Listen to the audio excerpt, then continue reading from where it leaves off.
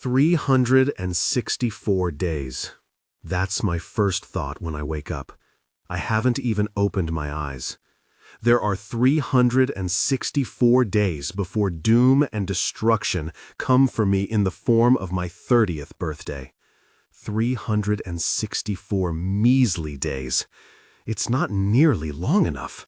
I'm practically already on my deathbed. I can feel my skin drying out and wrinkling as I lie here. My bones are getting brittle. If I slipped and fell, I'd likely snap a femur. Gone are the days of being carded at nightclubs. Everyone can see I'm a stone's throw away from the grave. I moan and pull the covers over my head. I'm 29, and I've accomplished nothing in my life. The end is looming. I'm almost 30. I might as well keep my eyes closed. Before I can give in to slumber, my phone rings. Curiosity drives me to pick it up. There are only two people who ever call me, my mom and my brother, and neither would ever dare to call so early in the day. I look at the name on the screen and sigh. If I ignore it, Megan will just call back. After pushing accept, I put the phone to my ear. Really? A phone call? Is your keyboard broken or something? Because seriously, who calls instead of texts? What? She asks, confused by my greeting. Perhaps she hasn't known me long enough to find my fussiness endearing. Nothing. What's up? Not much. I'm not working with you today, and I wanted to check up on you. It's only been 2 months since I transferred to Corinth Library, and yet it's been long enough for the extremely nurturing and extremely extroverted children's information specialist Megan Carter to have taken me under her wing. Though at times she teeters on overbearing, I find I'm quite fond of her. You seemed a bit down when you left the bar last night. Everything okay? Except for the quickly approaching occasion of my death, I'm great. Ah, brother, drama queen much? I throw the covers off and climb out of bed. Am I, though? Or am I a realist? Facing my inevitable annihilation head on? It doesn't sound like you're facing anything. You're lamenting, dramatically lamenting. Everyone gets older. Everyone turns 30. You still have a year before you do. Welcome to life, sister. I shuffle toward my kitchen as she talks, heading for the Keurig I bought myself as a birthday present. It's been 1 day, and I'm already in love forever. Don't you mean welcome to death? I put in a pod of southern pecan, push start, and wait for happiness to pour into my I am figuratively dying for a cuppa mug. Seemed to go with the topic of my mortality. Megan doesn't think the joke is funny. This is really bothering you, isn't it? Oh, God, I didn't really want to talk about my feelings. I sigh, a favorite pastime of mine. I don't know. I'm just missing something. There has to be more than this. From the kitchen, I look around at the 2-bedroom condo. I was able to afford the down payment by using the last of my inheritance from Grams, the rest of it having gone to pay for my humanities and Western civilization degree at the University of Kansas. My personal book collection is already close to outgrowing the space, but it's been all I've ever needed. Exactly what I've always wanted. Why does it feel so empty? You need a man, Megan says decidedly. I don't. That is not what I need. I mean it, too. But I do need something. I run my finger down the edge of the pamphlet that's been hanging on my fridge behind the rainbow china delivery menu since I visited the fertility clinic last month. Is this what I need? The cost for artificial insemination isn't as much as I'd expected. I could swing it, if I really tried, even on a librarian's salary. But a nameless father? My mother would go ballistic. Still, I'm mulling it over. Now the death is fast approaching, I should probably mull faster. You don't even miss sex? It seems like an innocent question, but from Megan, I'm certain this line of questioning is the kind that will lead to a blind date if I'm not careful. That's not the same. Listen, Livia, I'm going to give you some hard words. But I don't hear what she has to say. Because a series of beeps covers her speech, indicating I've received a text. Several texts. I pull the phone away from my face to read the messages. So, I think I'm in trouble. Like big trouble. Like really, really big trouble. Now the cops are here, and you might need to bring bail, 'cause my mom's doing a surgery and dad's delivering a baby. They can't come help me, but I did something. Livia, remember me when I waste away in jail. What if I miss the next season of Scam? They're from Ryan, a teen I work with a lot at the library. Now she's a legit drama queen. I put the phone back to my ear. Hang on a sec, Megan. Then I type Ryan a quick message. What's going on? Be brief. She responds with a panoramic picture of what looks to be the parking lot of her high school. I can't make out much of what's going on, except there are lots of cars lined up behind her, there's a police officer, and it appears Ryan has chained herself between two trees and has therefore created a barricade across the school driveway. Today, the drama seems to be warranted. After quickly saying goodbye to Megan, I shoot another text to Ryan. Be right there. I throw on some leggings and an oversized t-shirt that maybe should have been in the laundry instead of on the chair in my bedroom. Then I throw my hair into a messy bun and check Ryan's response. You are the best. Pick up an iced caramel macchiato on your way? 'Kay, thanks. I don't stop for the iced caramel macchiato. Traffic seems to be flowing okay when I arrive at Shawnee Mission East, Ryan's high school. I pull my car up to the parking space closest to the commotion and survey the situation before getting out. As the picture suggested, Ryan's blockade must have been preventing cars from rounding the circle drive for morning drop-off. The chains are gone, but traffic has been diverted to another entrance because she's still standing in the middle of the driveway. She's wearing a gold and purple cheerleading uniform and holding a sign with letters so bold I can read them from here. Your impure thoughts are not my problem. I'm starting to understand. Ryan's only 14, but she's already a social activist. She rarely misses an opportunity to protest when she feels a person or a group has been wronged. One day, she marched outside the library fighting for mothers' rights to breastfeed in public. Another day, she joined her church youth group at Civic Hall to protest the taxation of groceries. Once she handed out pamphlets at Crown Center about the plight of the sperm whales. Maybe it's because Kansas City is landlocked, but it turns out people in the Midwest don't care so much about the emotions of large sea creatures. Maybe that's just me, but I do care a lot about the emotions of this fiercely passionate girl. She's well-meaning and big-hearted. Whatever trouble she's gotten herself into, I hope I can help her out of it. I chug the last of my Southern pecan coffee. I'm so glad I thought to bring it with me. I'm going to need the caffeine. And step out of my car. Immediately I hear Ryan. Do I give you impure thoughts? She shouts to a group of tardy students as they hurry toward the school. Do I? Oh dear. Though class has surely started, there is a small crowd gathered near her. Several adult women are there, probably administrators, a couple of teenage girls, and a police officer. I head toward them. The cop is talking with one of the adults as I approach, his back to me. You're strong enough to pick her up, the woman tells him. I can tell you work out. She's flirting so hard I can hear it from yards away. CrossFit, the cop says with a shrug, 5 days a week. Oh, God, he's one of those. Cocky, conceited, cop-like. I know the type. I brace myself for our upcoming interaction. It's completely obvious, the flirter continues. Why don't you just move her yourself? Carry her fireman style. She's good at this. You really banned the cheerleaders from wearing their uniforms because a boy complained of impure thoughts? I ask incredulously. I hate to tell you this, but teenage boys are going to have impure thoughts no matter what girls are wearing. She's not wrong there, Officer Kelly admits. Certainly.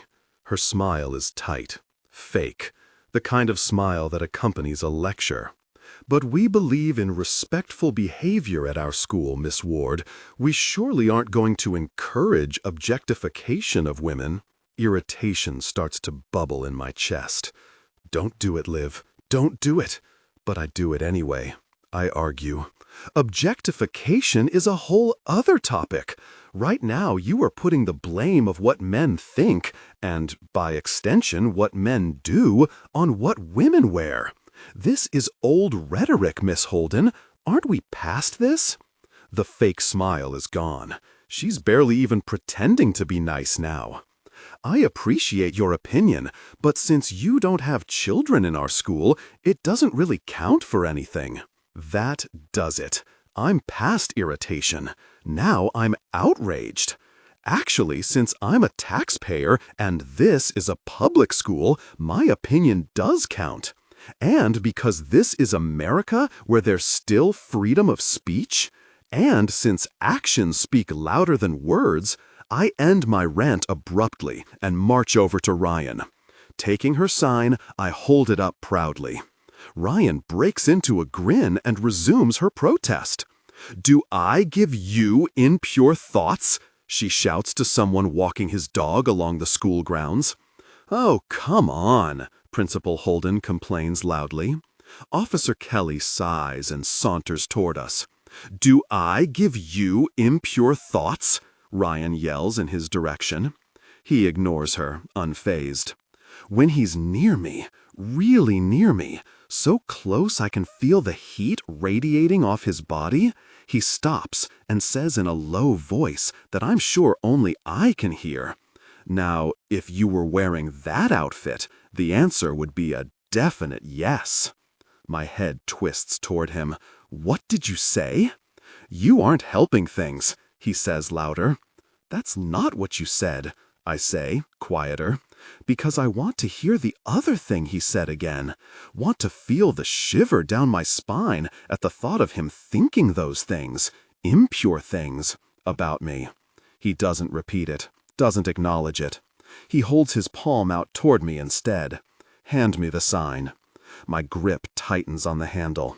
I'm helping her. Are you?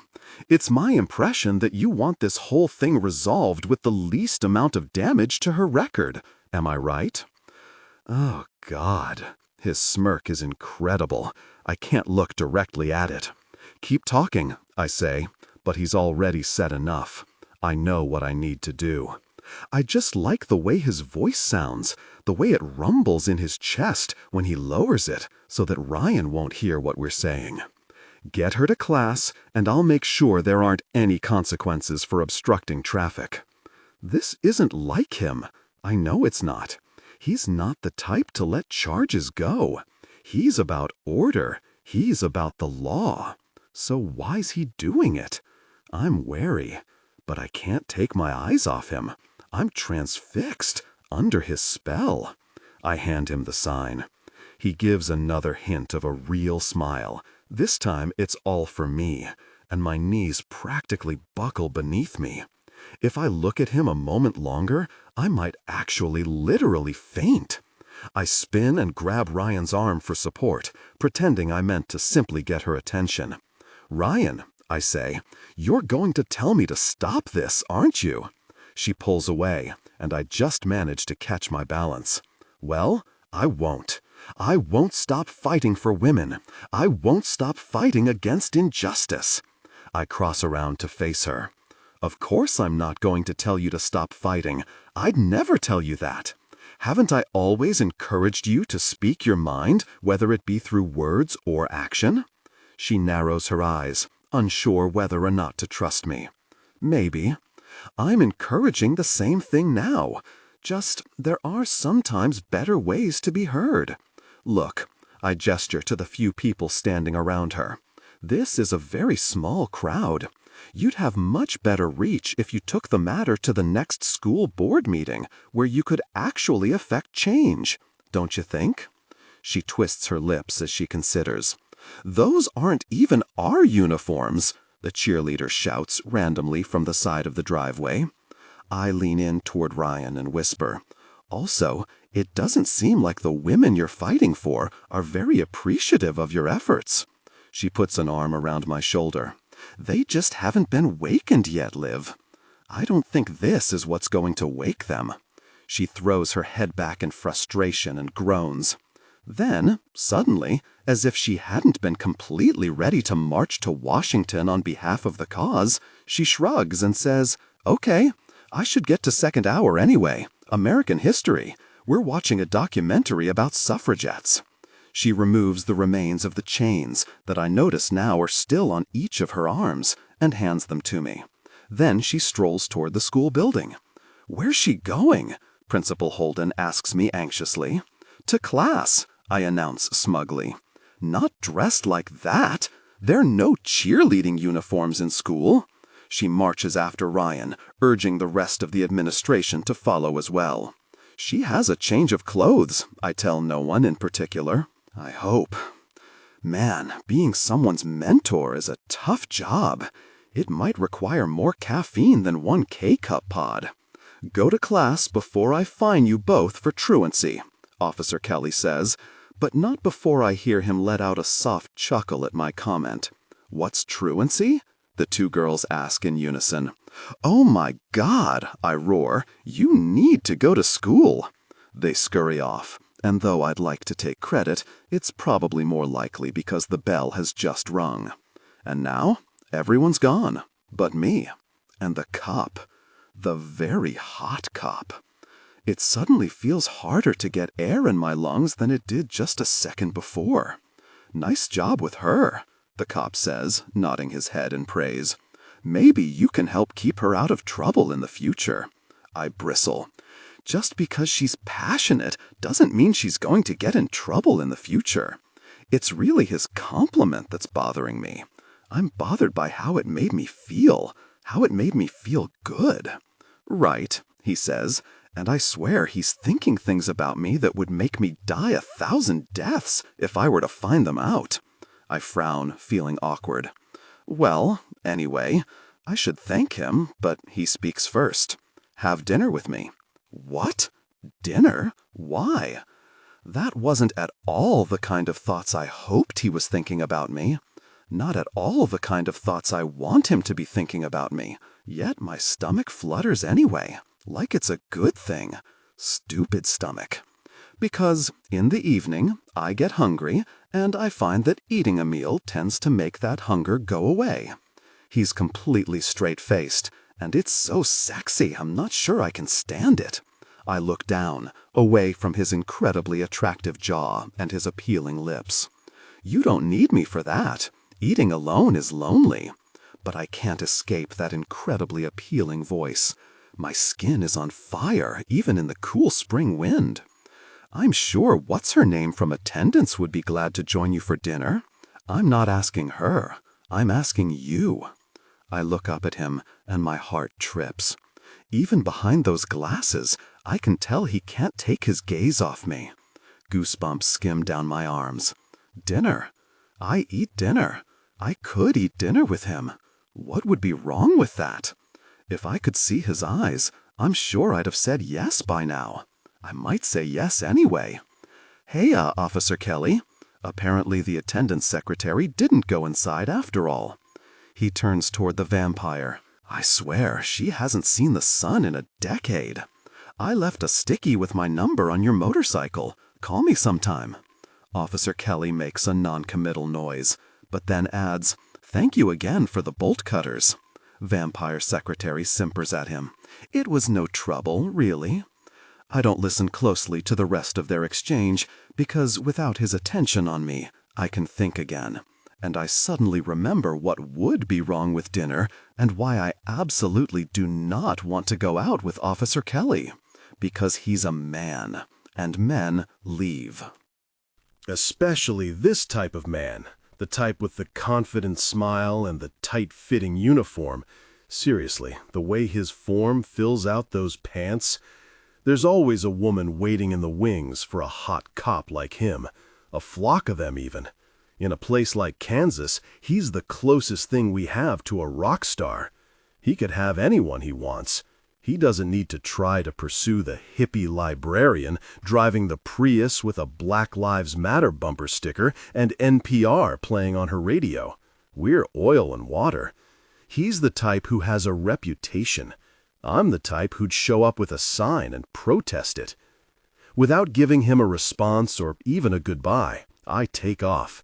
I bet I'm already at my car before he even notices I slipped away. Chase.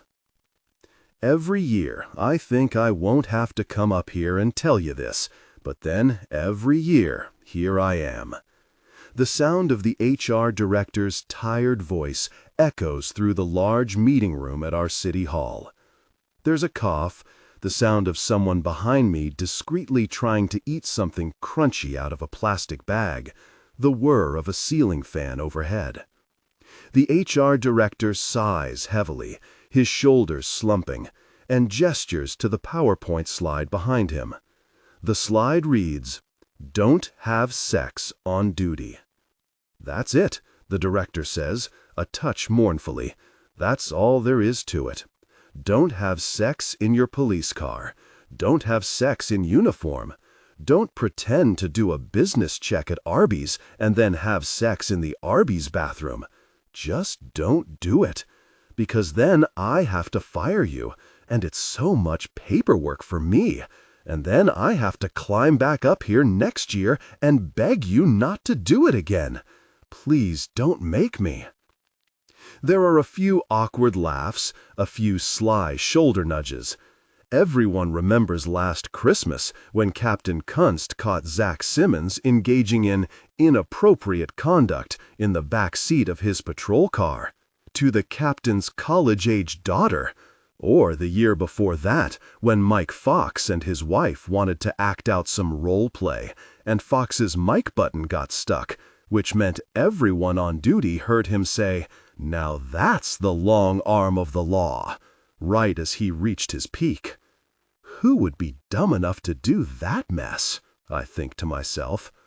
Aside from the fact that the back seats of most patrol cars are cramped vinyl shells that have been puked on, pissed on, and worse, it's against the rules, and I don't break rules.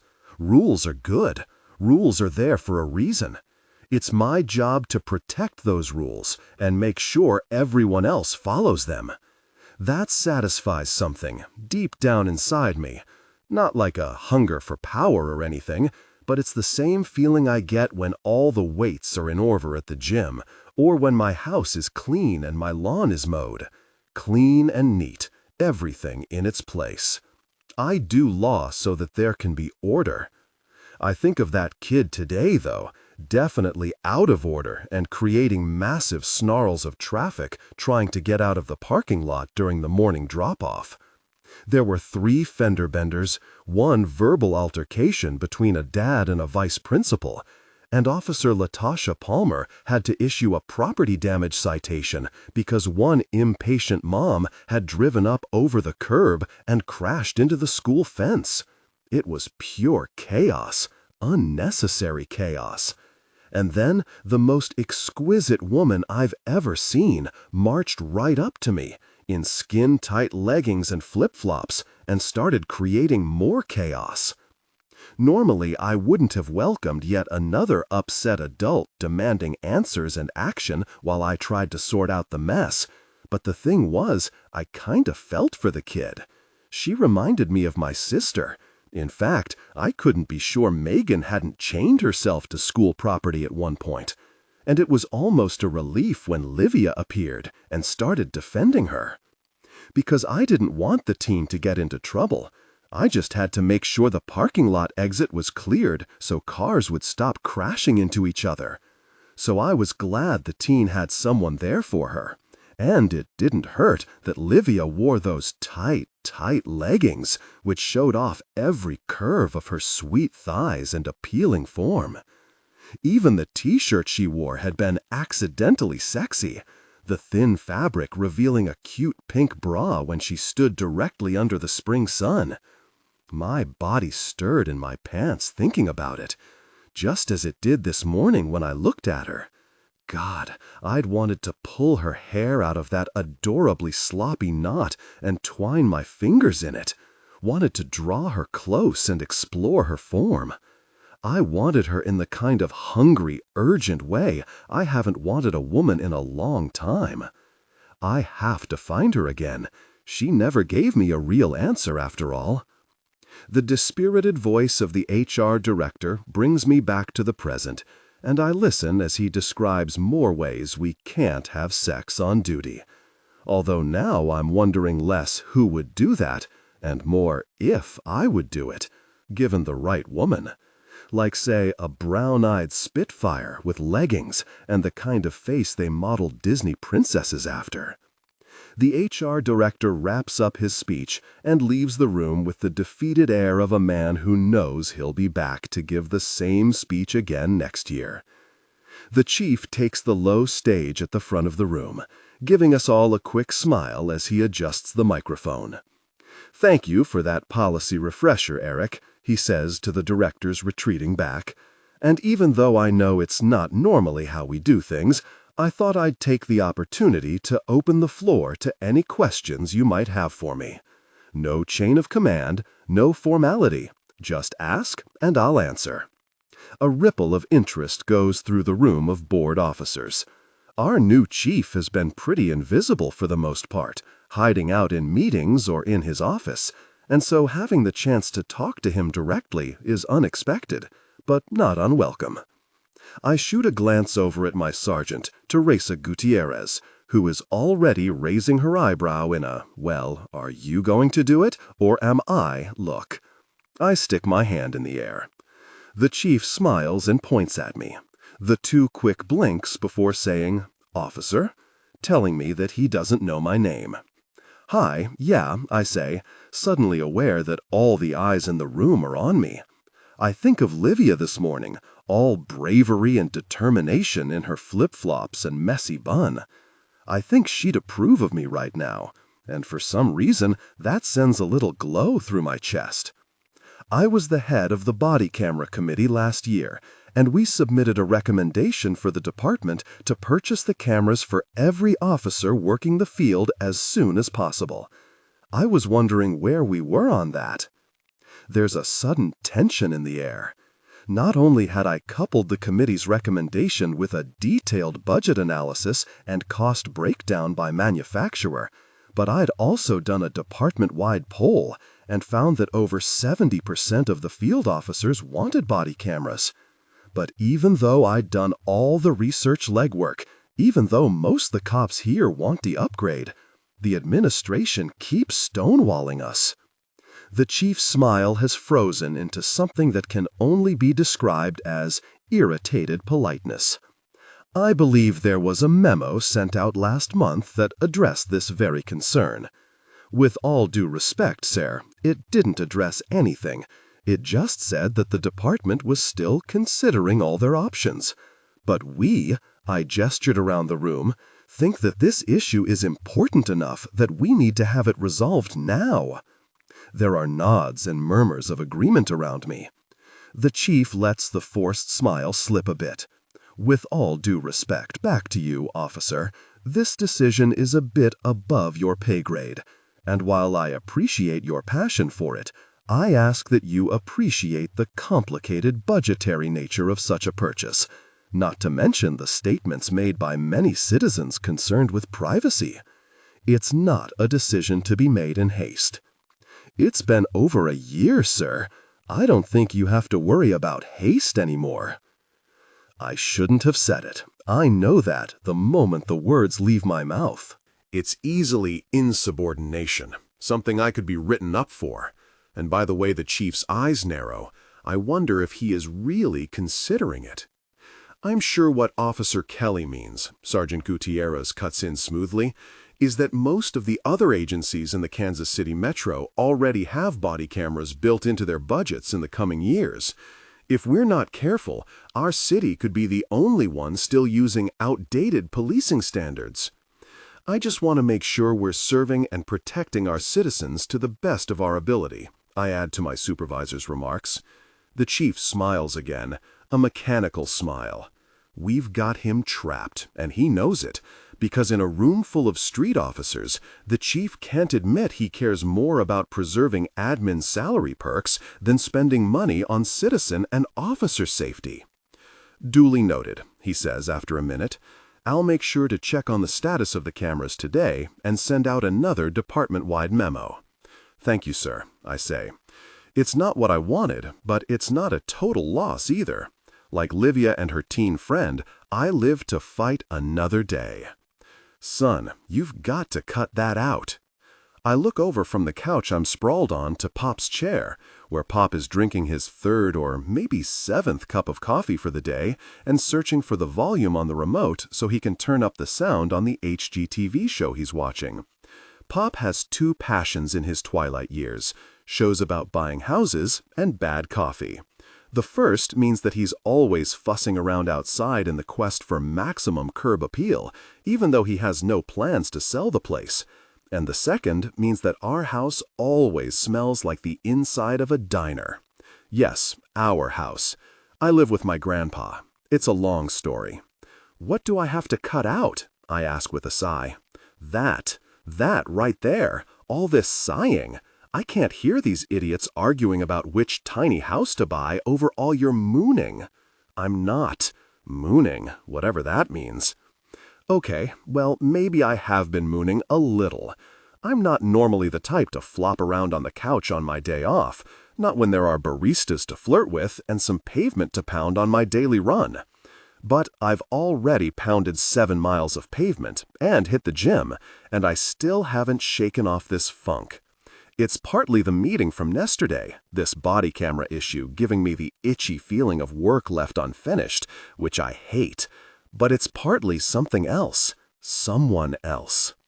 The someone else being the reason I didn't flirt with any baristas this morning or answer the texts I got last night from my latest crop of badge bunnies, Livia Ward. I couldn't take my eyes off her, and now, a full 24 hours later, it's like she's still in front of me, blocking my vision of everything else. I have to have her. Dinner, drinks, and the chance to truly connect. I need it all, the whole experience, probably at least 2 or 3 times. Maybe then I can start thinking like a normal human being again. Pop takes a sip of coffee and puts it next to his iPad mini, which is only used for mahjong and some game called Ant Smasher. Then he folds his knobbled hands over his belly and levels a cut-the-bullshit stare at me. I call it the Vietnam look. It's a look that says, I was in a really war. You think you can pull one over on me? Son, Pop says, still giving me the Vietnam look. You've been sighing all morning. You sighed before the gym, you came back and sighed after the gym. Now you're even sighing at the tiny houses, which don't deserve any guff from you. Is it a woman? Did you meet a woman? I meet lots of women, Pop. I'm not talking about the women you pick up going quail hunting. Quail hunting? Pop rolls his eyes. Hunting for chicks, finding a bird. I thought your generation was supposed to be smart. I blink at him. My point is, you don't sigh over those women, ever. So this woman must be special. Special. I think back to Livia's thick hair, the color of coffee after a dash of cream. I think back to her skin, smooth and clear, and the color of very light amber. I think of the way she faced down the swarms of teachers and me to protect her friend. And I think of those leggings, so tight and so flimsy, highlighting her captivating form. Yeah, Livia is something special, all right. Chase, my boy, you're mooning again. Okay, I admit. There was a woman yesterday on a call. And she was beautiful and feisty, and I search for the right word. Fragile? Pop shakes his head at me. Now, don't you go saving some damsel just because you think she's in distress. She probably doesn't need saving, especially from the likes of you. The doorbell rings once, then 4 more times in rapid succession, as if someone is really excited about the opportunity to ring a doorbell. And I know exactly who that somebody is. I swing my legs off the couch and stand as I ask Pop, from the likes of me? I'm a police officer. Saving damsels is in the job description. I don't mean as a police officer. I mean as a man who likes to go quail hunting. I open the front door as I mumble, I still don't get what quail hunting means. My brother-in-law, Phil, stands in front of me holding one very sleepy toddler and the hand of one very bouncy 4-year-old, who is almost certainly the manic doorbell ringer. "Ah, quail hunting," Phil says, dragging his sons over the threshold. "A beatnik slang term for dating, or more specifically, searching for women to date. See, you're the only one who doesn't know what it means, Chase," says Pop from the living room. My oldest nephew, Keon, runs right up to his chair and clambers on top of Pop's belly. He immediately grabs for Pop's iPad. "Ant Smasher," he demands, seriously.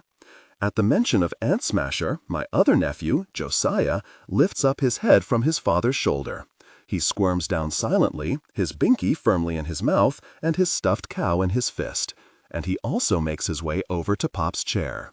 Soon, the two boys are arranged happily with the iPad balanced on Pop's belly between them, and Pop is even happier, snuggling with his great-grandsons and cradling their curly heads in his spotted and gauntlet hands.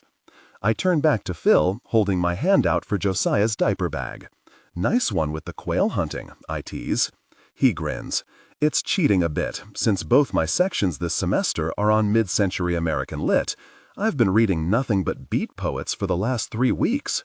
Phil teaches American lit at the University of Missouri at Kansas City, and Thursdays are the days that both he and my sister work evenings, which means Thursdays are my days to watch my nephews. Those boys are everything to me. Feisty, dimpled, squirmy balls of everything, and I would do anything for them. Which doesn't just mean being the best Uncle Chase I can be, but also the best Officer Kelly. You see, Phil is black, which means my nephews are black, which means this has been an occasionally uncomfortable few years for our family, with me also being a police officer. But I'm working on it, on learning and listening. Phil helped me write up my body camera proposal for the department, and I've gone out to his classes to talk about the nuts and bolts of policing. There've been hard parts, hard conversations, and there's still so much I don't know. But as a family, we keep trying. For Megan, my sister, and Phil's wife. For Keon and Josiah, who are currently squealing over the dead ants on the iPad and making Pop chuckle as they wrestle to smash the virtual bugs. Phil gives Pop a handshake and then gives me a quick inventory of the diaper bag as we walk back to the door. Jojo only wants grapes today, but if Megan asks, he had veggies and protein too. She's on a food pyramid thing lately. Got it. And if she catches me lying, I'm blaming it on you. Phil shakes his head. Grown man's afraid of his baby sister. Have you met her? Of course I'm afraid of her. After a pause, Phil admits with a smile, I'm afraid of her too. After my brother-in-law leaves, I stand for a minute in the doorway, thinking about my sister again. When Phil said her name, a little bubble of a thought had emerged. A bubble with dark eyes and leggings. Livia said her teen was someone she worked with at the library. Does that mean she works at the library? Surely not.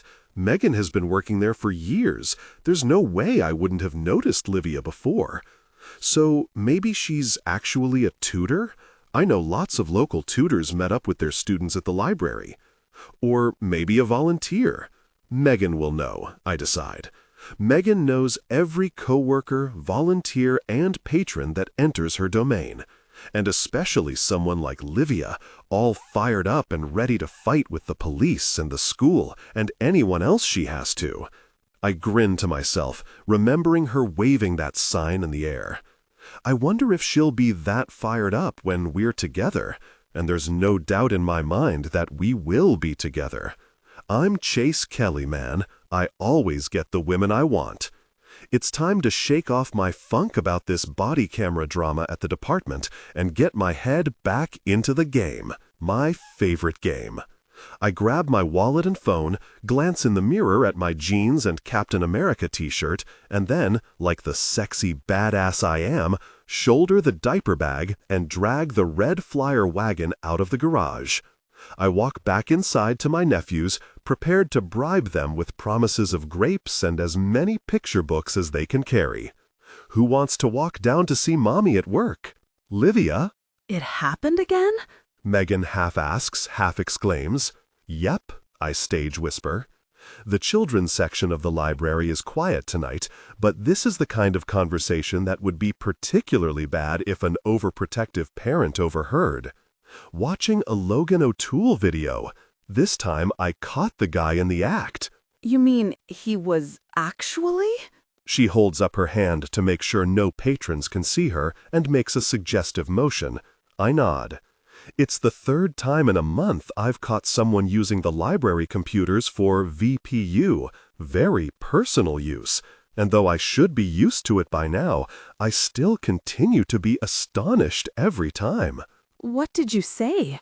Megan's eyes are wide. So far, this has been the only bit of excitement on an otherwise slow night. As the children's specialist, she doesn't generally have to deal with the VPUs anyway, which makes the tale extra enthralling. She did, however, once have a flasher, an old man in a trench coat, stocking cap, and white knee socks who loosened his belt in the middle of a storytime reading of Brown Bear, What Do You See?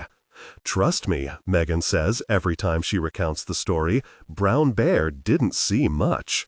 Though I've seen many VPUs in my day, tonight has been the first time I've actually caught a man engaged in such an act. I'm still a bit stunned, but I think I did well in the moment.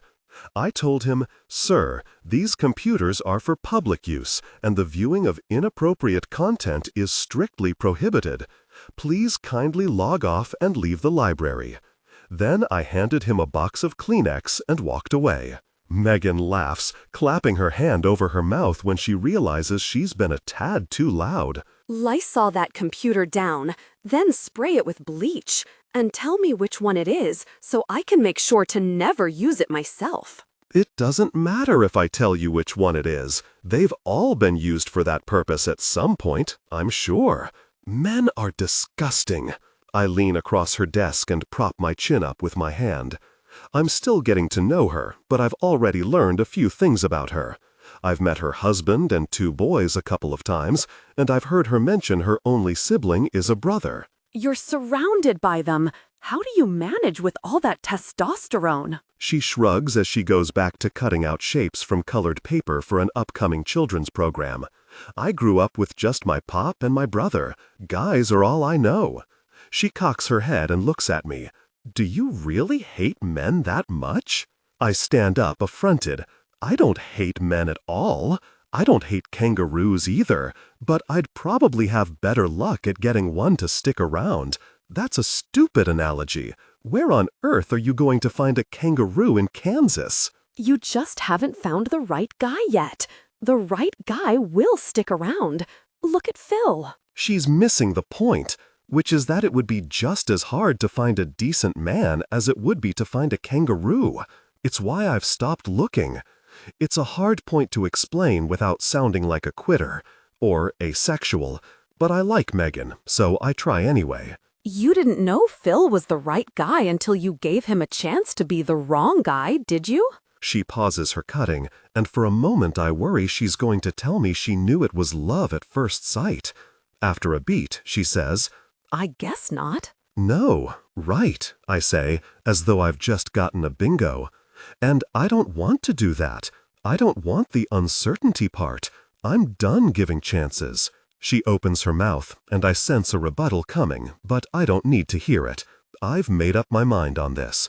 So I jump in before she gets the chance. Look, I've had 3 serious boyfriends. Not as many as some, but enough to learn that relationships are like playing roulette. Odds are the ball isn't going to land on your number. You got lucky with Phil, but how many times did the ball land somewhere else before Phil landed on you? She doesn't bother to hide her smirk. I don't know. Phil landed on me pretty quickly. I run 2 fingers over my forehead and sigh. I didn't mean. I know what you meant, she huffs. That's how life works, Liv. You don't get anything good without risk. I can tell by her tone that she's annoyed with me, and I hate it when people are annoyed with me. So much that, if I hadn't just turned 29, I'd tell her she was right, even though she clearly isn't in my case. But since I am now on the path to death, I feel bolder about the things I believe in, and this point is one I believe in particularly strongly. I prefer living without that heartache, thank you very much. I like the safety zone. Maybe the returns aren't as exciting, but I know what I'm getting. Megan's jaw tightens into a frown. Let me guess, you don't like going to Vegas either? Ew, no, I shudder. She shakes her head, unable to solve the mystery that is me. Well, if you're happy in your career, happy in your home, and you don't want a man, I don't know what you're missing. Maybe you need a dog? Her eyes light up, and I turn to follow her line of vision and see Keon, Megan's oldest son, running toward us. Behind him, Josiah, her youngest, toddles after his brother. He barely manages to cross the distance without tripping over his feet, his stuffed cow flapping at his side as he waves his arms for balance, and my chest fills and tightens with the overwhelming cuteness. Is this what they mean by intense attraction? Yeah, something like that, I reply, with no intention of getting a dog, but something, for sure. Josiah coos behind his binky as he nears his mom, and I'm grinning ear to ear when my eyes casually drift to meet those of the man who is following behind the boys. I'd expected it to be Phil, and so I'm surprised when it's not. Then I'm shocked when I realize who it is instead. Officer Panty Thief Kelly. Officer, I'm sexy in blue jeans too, Kelly. Officer, I'm not wearing my sunglasses, and now you must drown in my eyes, Kelly. His blue, blue eyes. They're pools of cobalt, and I forget to blink when I look into them. Forget how to breathe. Forget how to look away. Now this is what they mean by intense attraction. Mine is intense. It's overwhelming. Kaboom! His manly aura has sent signals to my senses and caused instant combustion. That's how hot this man is. And he's not even in his uniform. My mind raced with thoughts of him. Bad idea, bad idea. My knees buckle and I have to grip the counter. I tried to focus on his clothes again in my mind, but his physique was undeniable under that tight t-shirt. Oh gosh, I'm woozy. Too woozy to even question why he's here. Thank goodness for Megan. Let me guess, she says, gesturing with her scissors toward the diaper bag that I now notice is slung over Officer Kelly's shoulder. Phil forgot to pack something. However impossible, she seems completely unaffected by the cop's magic manliness and super blue death pools. Also, she's familiar with him, which is a good thing since it seems he's the one who brought her kids. I'm not usually this slow. It's just that body, that beard, those eyes. Speaking of those eyes, they dart over in my direction, sending sparks shooting like fireworks throughout my body, then return to Megan. No, everything's there. Kids wanted to pick out a book. He picks up Josiah, who goes easily into the cop's arms. Didn't we, buddy? Josiah grins and makes an sound behind his binky, kicking excitedly. Uncle Chase pulled us in the wagon, Keon says, tiptoeing so he can see over the edge of the reference desk. He said we can fill it with all the books. Only 5 each, Megan says in a rush. Which is plenty. Ah, that's hardly any, Officer Kelly says, triggering another elated burst from Josiah. Keon mimics the man. That's hardly any. Megan seems about to argue, but then glances down at her little boy's anticipating face. Yeah, well, if any of them get lost, it's on you, she says threateningly to the cop. And all I can think is how insane it is that a woman can talk to such a gorgeous man, let alone threaten him, when I can barely stand in his presence. Especially now that he's cuddling and cooing at these kids like he's shooting one of those charity calendars where the hot cops model with adorable children. And he's so freaking hot. And, really, my desire intensified. I'd thought about him several times in the day since I'd seen him. Not that I'd meant to think about him, but he'd been attractive, and sometimes attractive things can get stuck in the brain, the same way a catchy tune can. At least that's what I'd been telling myself. Problem was, I hadn't been remembering him properly. I'd remembered him hot, but not this hot. I hadn't known about the blue eyes and the broad forehead he hid under his cap. I hadn't realized his pacs were this toned under his protective vest. I hadn't remembered his perfectly sculpted chestnut hair or the black ink that peeked out under the sleeve of his t-shirt. "How about we compromise? How high can you count, Keon?" the gorgeous man asks. 10, Keon says, immediately demonstrating his counting skills by rushing through the numbers at high speed. "Great, then pick out 10 for you and 10 for Josiah. Got it?" Keon is already running off toward the picture books. The cop puts Josiah on the ground, and my lips break automatically into another smile as I watch him, wobbling happily after his brother. When I move my attention away from the kids, I find the cop's eyes waiting for me. My heart skips a beat. Or 10. I'd have Keon count if he hadn't just run off. "Officer Kelly," I say in greeting, because I don't know what else to say. Because I have to say something.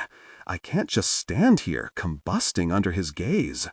He scans the length of me, slowly, burning every inch of my skin before returning to my eyes. "Ma'am, don't call me ma'am," I snap, as much upset about the way he makes me feel, a growing attraction, as I am about the way he continues to address me. I'm 29. I am not a ma'am yet. Though Livia believes that 30 is death, Megan snickers, so you can probably call her ma'am after that. I press my lips together and pretend I'm not scratching her eyes out in my head. Suddenly, her brows shoot up. "I didn't realize you two knew each other." "We don't," I say quickly, eager for her to know that I most certainly do not know this very fine-looking man. She studies me, then Officer Kelly. "Right." She drags the word out, and I'm not sure what she's thinking, but whatever it is, it's not good. "Miss Ward was a witness at an incident yesterday," Officer Kelly explains, his eyes never moving from mine. "Ah, so you haven't been properly introduced." With scissors still in hand, she points first to me while looking at the cop. "This is Livia.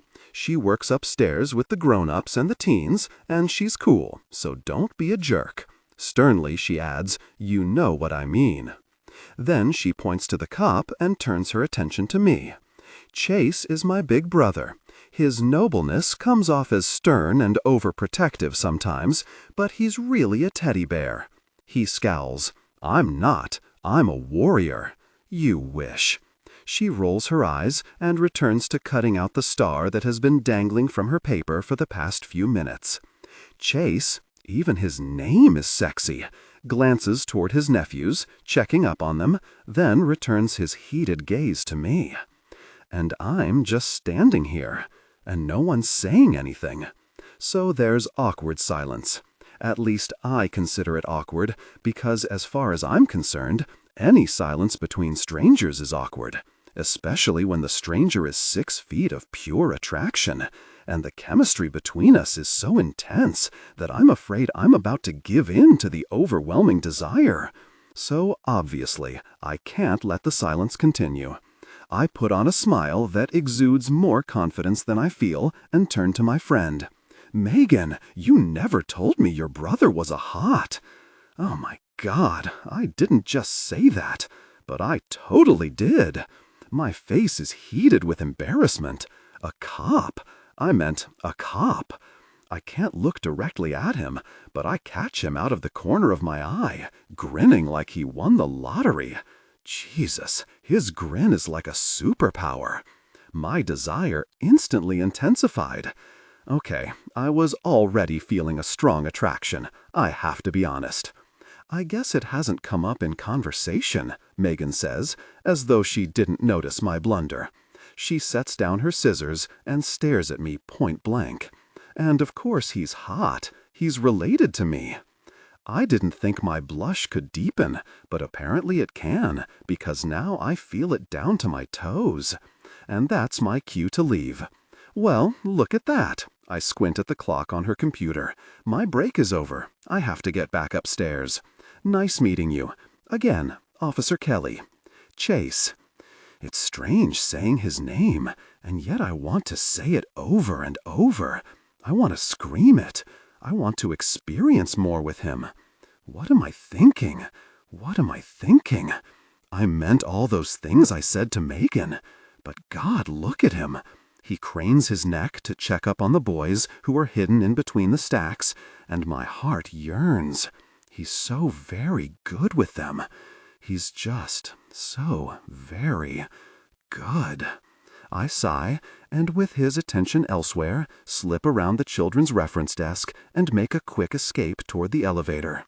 I'm inside the car and the doors are closing when a large hand reaches in and stops them. A large, sexy hand that can belong to no one other than Chase Kelly. 2 seconds later, he's in the car with me. The elevator is small, and it feels like he takes up all the room. I push the button for the top floor and then step as far to the side as I can. I swear he only spreads out wider. His body grazes mine, and goosebumps break out all over my skin. I huff in irritation. Where is he even going? Wasn't he watching the kids?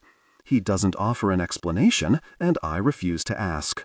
Fortunately, the ride is short, and I have work to do. As soon as the doors open, I rush to the cart I'd loaded earlier and start pushing it toward the fiction section.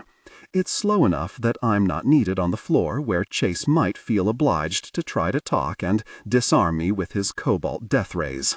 So yeah, I'm planning on hiding in the stacks. It's a good plan. Problem is, as soon as I start pushing, Chase starts following.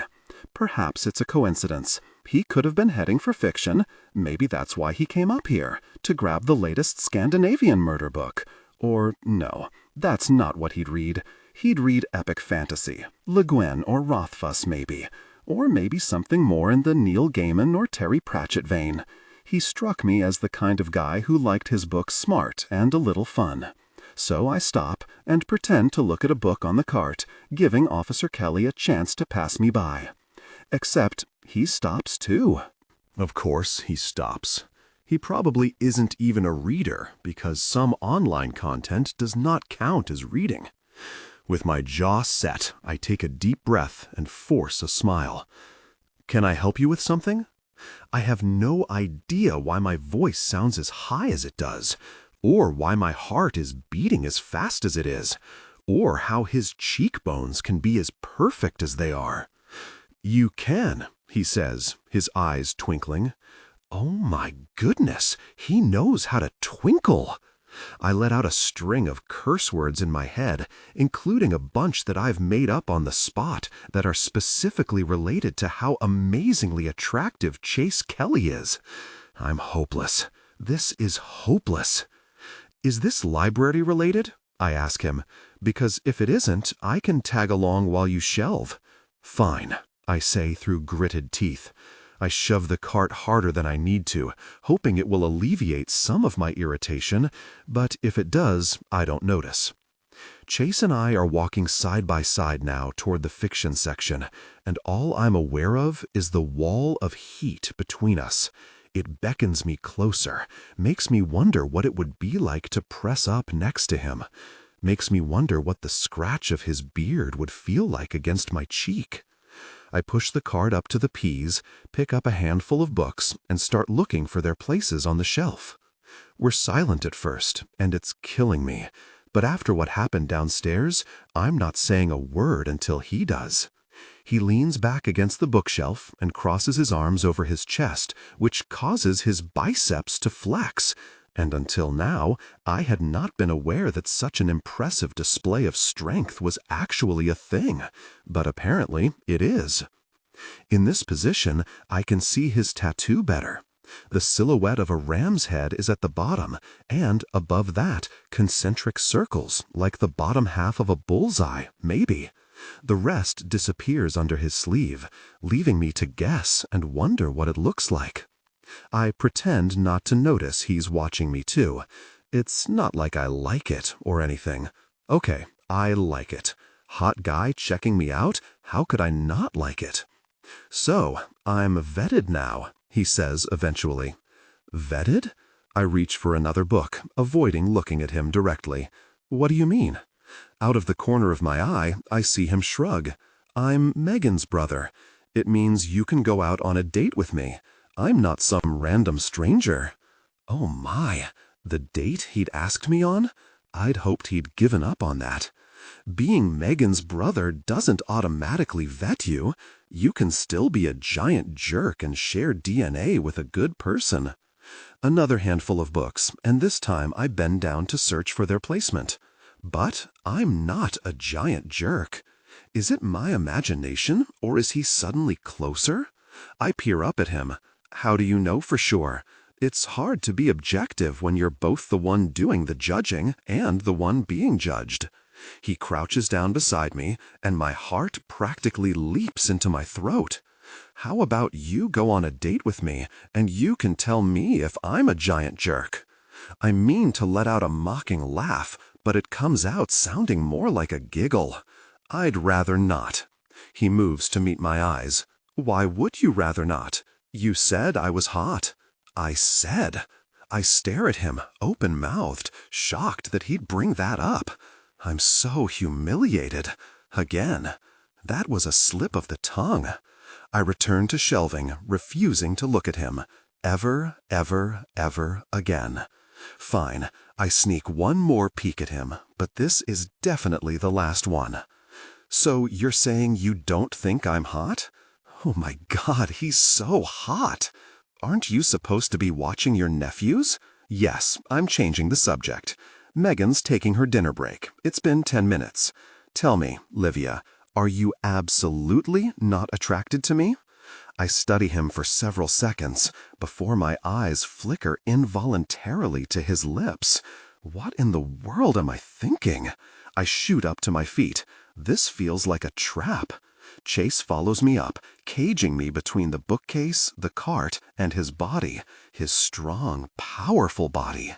It's totally a trap, he says, his voice low and husky. I'm swallow, but I can't get the lump out of my throat. He's close enough I can breathe him in. He smells like musk and sporty body wash, and faintly of baby bottle, which somehow makes him even sexier. My eyes wander back to his lips, and I can't help wondering what it would feel like to be kissed by him. I bet he kisses hard and deep. I bet his kisses are intense and passionate. His head tilts toward mine. For the record, the feeling's mutual. What feelings? It takes me a second to remember he's referring to me accidentally calling him hot, and another second to realize he's now calling me hot. Oh my God! I turn away, my skin so flushed I'm sure it's warm to the touch. Even with my back to him, I can feel him grinning. I'm so glad I amuse him. Is that his interest in me? Comic relief? I'll never know, because I'm never speaking to him or looking at him or thinking about him ever again. But when I reach for another pile of books, he says, "Hand me a stack, I'll help." And so I turn and hand him a stack as big as I can hold. He grips it easily in his large hand, and when the tips of my fingers brush his and my body starts to hum in response, I decide that maybe this is how it's going to be when I'm around Officer Chase Kelly, and maybe I should just accept it. Accepting it doesn't mean I'm going on a date with him, but he can certainly help me shelve a few books. We settle quickly into a routine, reaching around each other for a new stack, Chase placing the higher books while I shelve the lower ones, chatting while we work. "How come I haven't seen you around here before?" he asks. "I transferred a couple of months ago from Central." "Ooh, Central. Sorry." He looks around like he's about to tell me a secret. "You got a downgrade." "I don't know," I say a bit whimsically. "Corinth has charm." "If by charm you mean underfunded and falling apart, okay, yeah, I feel you." He's not completely off base. Central is where the administration offices are, and somehow the majority of the budget and programming attention gets allocated there. But Central is corporate, I explain. It's top of the line. It's buzz and hullabaloo. It's always having to learn new stuff in the makerspace and experiment with systems and come up with trendy branding and watch out for the big boss. And only sometimes does it feel like it's actually about reference or matching people with good books. You like that, don't you? I do, I say proudly, because not only do I like it, but I'm also good at it. I'm good at listening to someone tell me which books they've enjoyed, which they haven't, what they think they're in the mood for, and then finding just the right book for them to read now. Okay then, he says, his tone challenging. Go ahead, match me. We're standing next to each other, barely a foot separates us, and somehow I think he's not asking me to find him a book, which is good because I couldn't begin to think of a book to recommend right now. Okay, I say, anyway. Then nothing else. My breath quickens as he searches my face, his eyes landing on my lips before lingering on my form. I'm sure he can see the effect he has on me. Livia? His voice is ragged, and really, it's so sexy I can hardly stay standing. It's been so long since I've been attracted to a guy. I mean, really attracted. To the point where I'm sure that nothing else could compare with even what I just imagine about his touch. I meant what I'd said earlier. I'm not interested in men or dates or anything involving emotions. There you are. Ryan pops out from around the bookshelf, and I jump away from Chase as far and as fast as I can. Nothing. It was nothing. We were nothing. Shelving. I smile tightly, brushing back an imaginary hair behind my ear. Hi, Ryan. What's up? Just looking for you. She looks at me suspiciously. Then eyes Chase. Heya, Officer Kelly. Livia's not in trouble, is she? Liv, you should have texted. I would have been here for you. Paybacks and all. Nope, not in trouble, I say hurriedly. I'm blushing, and I know Chase is grinning his cocky grin, even though I refuse to look at him to be sure. What do you need? I ask again, desperate to get the attention off of us. Off of me. Cool, well, I have a paper due tomorrow. I know, I procrastinated until the last minute, but that's a long story, and I don't think that you'd really consider it my fault if you heard all the details, because I'm not the one who... I interrupt. Get to the point. Oh, right, American history. I have to do a paper on a woman who has shaped American history, and everyone else is already doing Susan B. Anthony and Betsy Ross and Hillary Clinton. I want to do something cool and unheard of, but I don't know who that would be. But I knew you'd know. Okay, normally this would be an easy one, but my head is not in the game. I'm still thinking about Chase, and his lips, and his eyes, and his... everything. Frances Elizabeth Willard, he says. Do a report on her. Who's that? Ryan asks. You don't know her? He feigns shock. She's your soul sister, a protester and suffragette, my kind of woman. Chase goes on to highlight Frances Elizabeth Willard's contributions to society, but I'm no longer listening. He's good with Ryan, like he was good with his nephews. Is that something a man's either born with or not, as much a part of his DNA as his thick hair and strong jaw? I think about Chase's good genetics. I think about the constant ache in my heart. I think about the growing desire within me, and an old idea starts to reform and become something new. Now, stop talking about it and get started, Chase says. Library closes in 2 hours, and you're going to need all that time. Better hustle. Aye, aye, Captain. She salutes, and, miracle of miracles, she actually goes off to work without further pushing. He's good. He's real good. Well, Chase says when he turns back to face me, and I'm sure it's because we were in the middle of something, but that was a bad idea. I have a better idea now, so I maintain a 3-foot distance between us and avoid gazing directly into his eyes. I do admit that I might have misjudged you, I concede, leaning against the bookshelf, my hands tucked behind my back. He raises a brow. Because I'm a guy and I know who Frances Elizabeth Willard is? Because you're a guy who supports your local library. I can't help myself. I meet his eyes. His very twinkling eyes. He grins, slowly, and I know that he knows he's got me. He leans against the opposite shelf. Dinner tomorrow, 6 o'clock, 7. He's got me, but he doesn't have me that easily. I work before that. Tell me where to pick you up. Tell me where to meet you. I'll drive myself. No way am I going out with him without an escape plan. He considers. I haven't decided yet. I'll text you. I haven't given you my number. Then give me your number. There's no way for me to have the last word on this one and win. There's either I give it or I don't, and if I don't, this is done. And I don't want it to be done. I give him my number. Because maybe there's something to what Megan said earlier. After all, you don't get anything good without risk. Well, I've decided there's something that I want, something I'm willing to take a risk for after all. And if I get it, I have a feeling it's going to be real good. Chase. When I settle into my patrol car the next morning, I decide that nothing can touch my good mood. Nope, nothing. Because tonight, Officer Kelly has a date with the captivating librarian. I'm looking forward to it. So the normal rounds of criminals, liars, and people who yell at me for giving them tickets don't bring me down.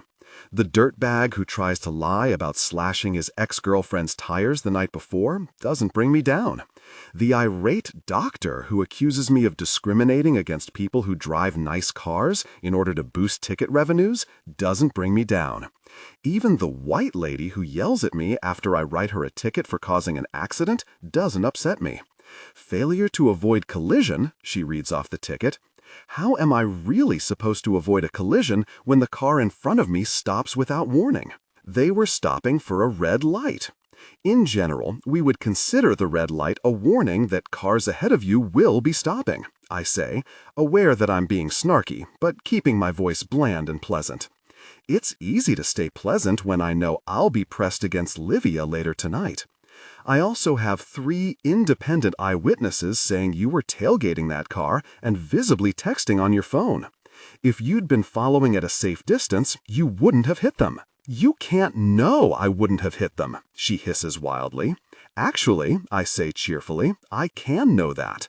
Given the incredibly short skid marks, and given that the coefficient of friction for dry asphalt is generally between a 0.7 and a 0.9, I'd say you would have only needed an extra 6 or 7 feet between you to have avoided the accident. Less than a single car length. She blinks at me. I flip over her accident report form and start writing out the formula for her.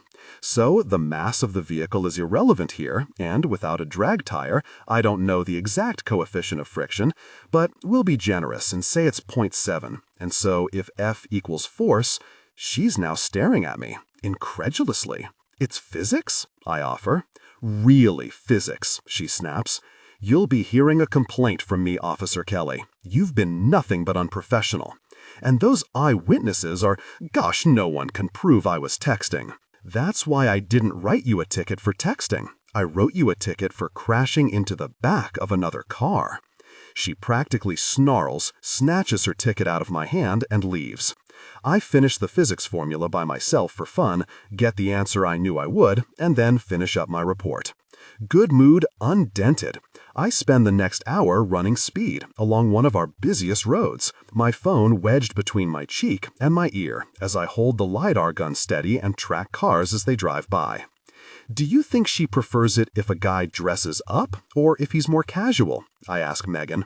I called her to not so subtly investigate Livia before our date tonight. I am very, very invested in it. My desires too. Let me guess, Megan says. It'll be the Kelly trio. Dinner, drinks, handcuffs. I finish for her. And don't knock the Kelly trio. It's very popular in certain circles. You mean the circles of women aged 23 to 27 who live within walking distance of a bar? Oh, come on. Face it, Chase. You have a type. Beautiful women? We're miles apart, but I can practically hear her eyes roll. Shallow women? Badge bunnies, the kind that get off on playing license and insurance and then afterwards are more than happy to hop on to the next officer. Livia's not like that, Chase. She's not impressed by your badge or those dumb sunglasses. Hey, I protest. My sunglasses are not dumb. And she's definitely not shallow. She's smart and passionate and determined. And she's sworn off men. So I don't know how you convinced her or hexed her into agreeing to a date with you, but it's probably not because you've dazzled the panties off of her. I think about that a minute, my good mood threatening to deflate the tiniest amount. Not because Megan told me Livia had sworn off men, since I'm pretty sure once I get her to myself, she'll decide to unswear off men for at least 2 hours, 4 if she has a hot tub. No, my good mood is wavering because my own sister is clearly wary of me dating her friend. Megan, you know that I'm not like a total jerk, right? I'm not planning on using her and leaving her. I'll be a gentleman. Huh, don't hum at me, I say indignantly. Maybe I didn't dazzle the panties off her, but she must have seen something in me she likes, even if it's just the promise of a fun night. Don't you ever get tired of being just a fun night? Being just Officer Good Times? The answer is so obvious that for a moment I think I misheard the question. No, I don't, baby sis. No, I don't. Again, I can hear her eyes roll. I don't believe you, dude. I make a scoffing noise as I adjust the phone and aim my LiDAR at a Lexus barreling down the far lane. You don't have to believe me, but I will tell you, I definitely wouldn't mind if I had more than one fun night with Livia. A few would be ideal. And do you think she'd wear those leggings if I asked her?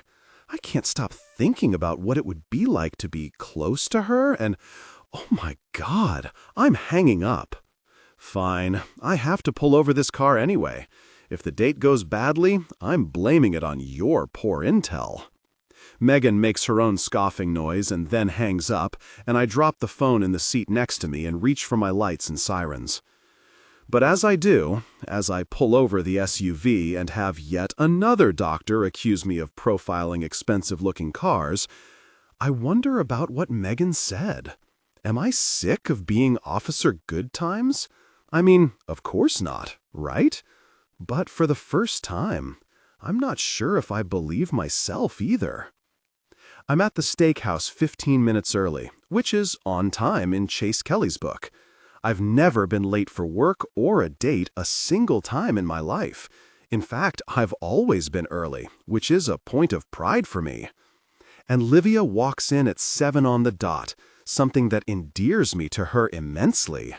Although the moment I register that I, Officer Kelly, am charmed, my mind goes blank. Just blank. There is nothing but her. She walks in on heels that make her legs a mile long, her long hair down in a tumult of soft waves. The maitre d' helps her take off her checkered wool coat, and then I am speechless. My heart hammers up in my throat as desire surged within me. She's wearing a bright red dress, so really short that I'd be able to be close to her easily if we were in a booth, which we tragically aren't. The red sets off the warm undertones of her bronze skin, highlights the deep brown of her eyes. The lines of it hug the delectable curves of her chest, which are just small enough that she can get away without wearing a bra. My anticipation grew as she begins walking toward me, and I can verify that she is definitely not wearing a bra. Oh God, what if she's not wearing underwear either? I bite back a groan and push back my chair to greet her as she comes to our table, tugging the hem of my sweater down in one smooth move as I unfold myself to disguise the effect her presence has on me. As I step forward to greet her, I notice the color high in her cheeks and the way her teeth dig into the soft coral of her bottom lip. She looks nervous. That gives me pause. I don't mind a woman meeting me cold or shy or overly eager. I don't even mind a case of the first date jitters, since first dates are pretty much all I go on. I see a lot of those. But nervous? Truly nervous? That bothers me a little. Do I make her feel unsafe? Is it my size? My job? In a split second, I change gears. I can be patient when it comes to the Kelly trio, And I find that the idea of wooing my nervous little librarian on date after date doesn't sound tiresome at all. It sounds delightful, actually. A challenge. A test to see if I'm worthy enough to remove all traces of trepidation from her face and fill her expression with eagerness and surrender instead. And get more time with this fierce, sweet bookworm all to myself. I lean in to kiss her cheek, careful to angle our bodies so that I don't press against her with 6 feet, 200 pounds of hungry cop. Instead, I anchor her with a firm hand at her elbow, pleased to feel the goosebumps that spread underneath my touch. And then I brush my lips against her cheek, making sure she can feel them, making sure she gets just the tiniest brush of my scruff as I accidentally on purpose slide my jaw against hers. She shivers. I look down into her eyes as I straighten up, and I'm suddenly aware that I'm supporting a lot of weight in my hand, as if her knees are weak from my kiss. Well done, Officer Good Times. Her eyes are wide, the pupils so blown and her irises so dark that her eyes are just huge, liquid wells of want. And I feel a familiar surge of attraction, knowing that I put that look there. "I forget how big you are," she murmurs, her head tilted up to look into my face. I give her my biggest grin and open my mouth, but she cuts me off, shaking her head. I know. I walked right into that one. But the ghost of a smile flits across her lips as I help her into her seat and push in her chair. When I sit across from her and we start looking at our menus, I notice the smile has vanished and the nervous look is back, along with a determined set to her shoulders. The combination of uneasiness and backbone intrigues and worries me at the same time. "I don't know what Megan told you," I say, but I don't bite. She looks up from the menu, her teeth back to digging into the plump flesh of her bottom lip. "Well," I amend, staring at her mouth, "sometimes I do bite, but only when I really, really want to." The color high in her cheeks intensifies, and she angles her menu to hide her face from me. "You're one confident cop, I'll give you that much." I reach over and pluck the menu out of her hands so I can see her face. The blush still darkens her cheeks, and, oh my God, her body reacted to the moment. There's a sharp pull of heat deep within me, a growing desire as I imagined intimate moments, how much her body would respond to my touch. Livia clearly has something else on her mind, though. I was looking at that. I tap both menus on the table until they are lined up evenly, and then put them on the edge of the table. "You're not a vegetarian, right?" She looks confused. "Right. Are you from the Kansas City area originally? Raised eating Kansas City food?" "Yes." "Then you're set. This is a steakhouse, Livia. Order a steak." She narrows her eyes at me. "You're trying to boss me around." "You were trying to hide from me," she sputters. "I don't hide. I'm not a hider. I'm very confident and outspoken, and I'm never." Her cheeks keep reddening as she talks, her fingers twisting in the tablecloth, and I lean back in my chair and study her. "And you flustered me is all, and I wanted some space to think without you being so, you know." She gestures helplessly at me. What does that mean?" "I'm so what?" I ask cautiously. I'm back to being worried that she feels unsafe around me. "Well, I can't say it," she whispers furiously. I keep my posture casual and my voice calm, speaking in my easiest, most non-threatening voice. "Livia, I don't want you to feel uncomfortable or unsafe with me. I understand that it's not enough for you to know my sister or know that I'm a police officer, so I'm going to give you a promise, and I hope that my words are enough. This is just dinner. If you don't like me, or it, or anything, you can walk out that door, and I promise I won't follow you or try to contact you again. If you do like it, and me, which I hope you will, then it can still be just dinner, and we can try it again another time. But I won't pressure you or try to wheedle you into something you don't want to do.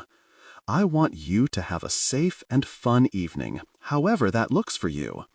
She stares at me, chewing on her lip. "And what do you want to have, Chase?" "What do I want to have?"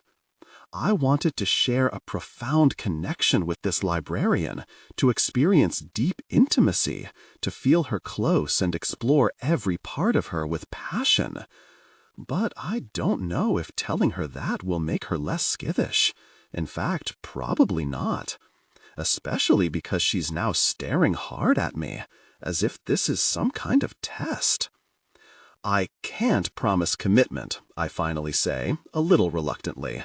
I never have to have this talk with the badge bunnies, and I'm a little out of practice, if that's why you're asking me. But I can promise that I'll be a perfect gentleman until you ask me not to be." "And then what will you be?" she asks in a low voice. I lean forward, letting my eyes burn and my voice edge into a growl. "Greedy." Her breath catches. There's a moment when the noise around us seems to fade away, when the gentle lights of the restaurant cover us in a soft glow, and she seems to bloom open. Her eyelashes flutter, and her body curves toward me. "I think I'd like to see you greedy," she says, her tongue running along her bottom lip. I feel her words everywhere, my bones, my skin, my surging desire. "Your wish is my command, kitten." I lean forward over the table, my eyes hot on her sweet face. "Are you wearing a bra tonight?" She licks her lips again, her breathing now quick and shallow. "No," she admits in a whisper. "The dress has a low back, and She trails off, looking at me with something between helplessness and defiance. It intensifies my desire. Panties? I can see the pulse hammering in her neck now. She gives me a quick jerk of her head from side to side. "No," she admits. My desire was intense now, imagining her soft intimacy so close to me, imagining her growing more receptive and eager as we sat here. "Would you like to show me?" I ask. There's a sharp intake of breath from her lips wet and parted, her large eyes blinking fast. "Show?" she repeats slowly, as if she isn't sure she heard me correctly. "Yes, Livia. Would you like to show me what your intimacy looks like?" The flush is now creeping up her neck, and she takes a small drink of water, as if to buy herself time. But when her eyes meet mine again, I can tell her hesitation isn't because she doesn't want to show me. It's because she does. "If I wanted to, how would I show you?" she asks, the faintest quiver in her lower lip. Gosh, I still can't really breathe. She's so much right now, so quivery and so big-eyed and so flushed. Her body was clearly responding, and she keeps smoothing this one curl over and over again around her finger. All I wanted to do was share a deep, intimate connection with her, to explore her desires until she was utterly lost in the moment. "Well," I say, once I can remember how to speak again, "you'd spread your legs under the table. I'd pretend to drop something, and then I'd duck under the tablecloth and see if you're telling me the truth about wearing panties." Something about the word truth seems to trigger a surge of rebellion in her. "I'm telling the truth," she says, with an indignant toss of that thick, silky hair. "See for yourself." And then she spreads her legs under the table. "So my little librarian is brave," I murmur. And then I hook my ankle around her chair underneath the table and easily yank her closer to me. And bold. She gasps as the chair moves underneath her, and I don't give her a chance to catch her breath before I knock both menus off the table. And then I bend down to retrieve them, my body half under the table, my hand making a pantomime of searching for the lost menus. all while I duck under the tablecloth and observe her readiness for our date. It's dark under the table, too dark for what I want, and so I move off my chair to one knee at the side of the table. The restaurant is dim, and our table is conveniently screened by enough plants and low walls that I'm not worried about being seen. As I grab for the menus with one hand, my other finds her ankle. She startles, glancing down at me with fearful delight. Chase? I couldn't see under there, I say, my hand sweeping up the firm curve of her calf to the bend of her knee. I needed to feel. Her thigh trembles under my hand, and then she spreads her legs even wider. Good girl, I whisper. Let me feel you. She holds her legs open for me as my whole hand slides under the hem of her dress, and then my fingertips brush against something impossibly silky and soft, and, oh gosh, revealing her readiness. The sensitive skin has made her extra sensitive, I think, because even the light ghosting of my fingers over her sends shivers through her. So, you weren't lying, I murmur. You came here ready for intimacy. Her voice is tight and breathless when she answers. I told you I was telling the truth. Did you do it for me, Livia? My fingers brush lower, finding the most sensitive part of her.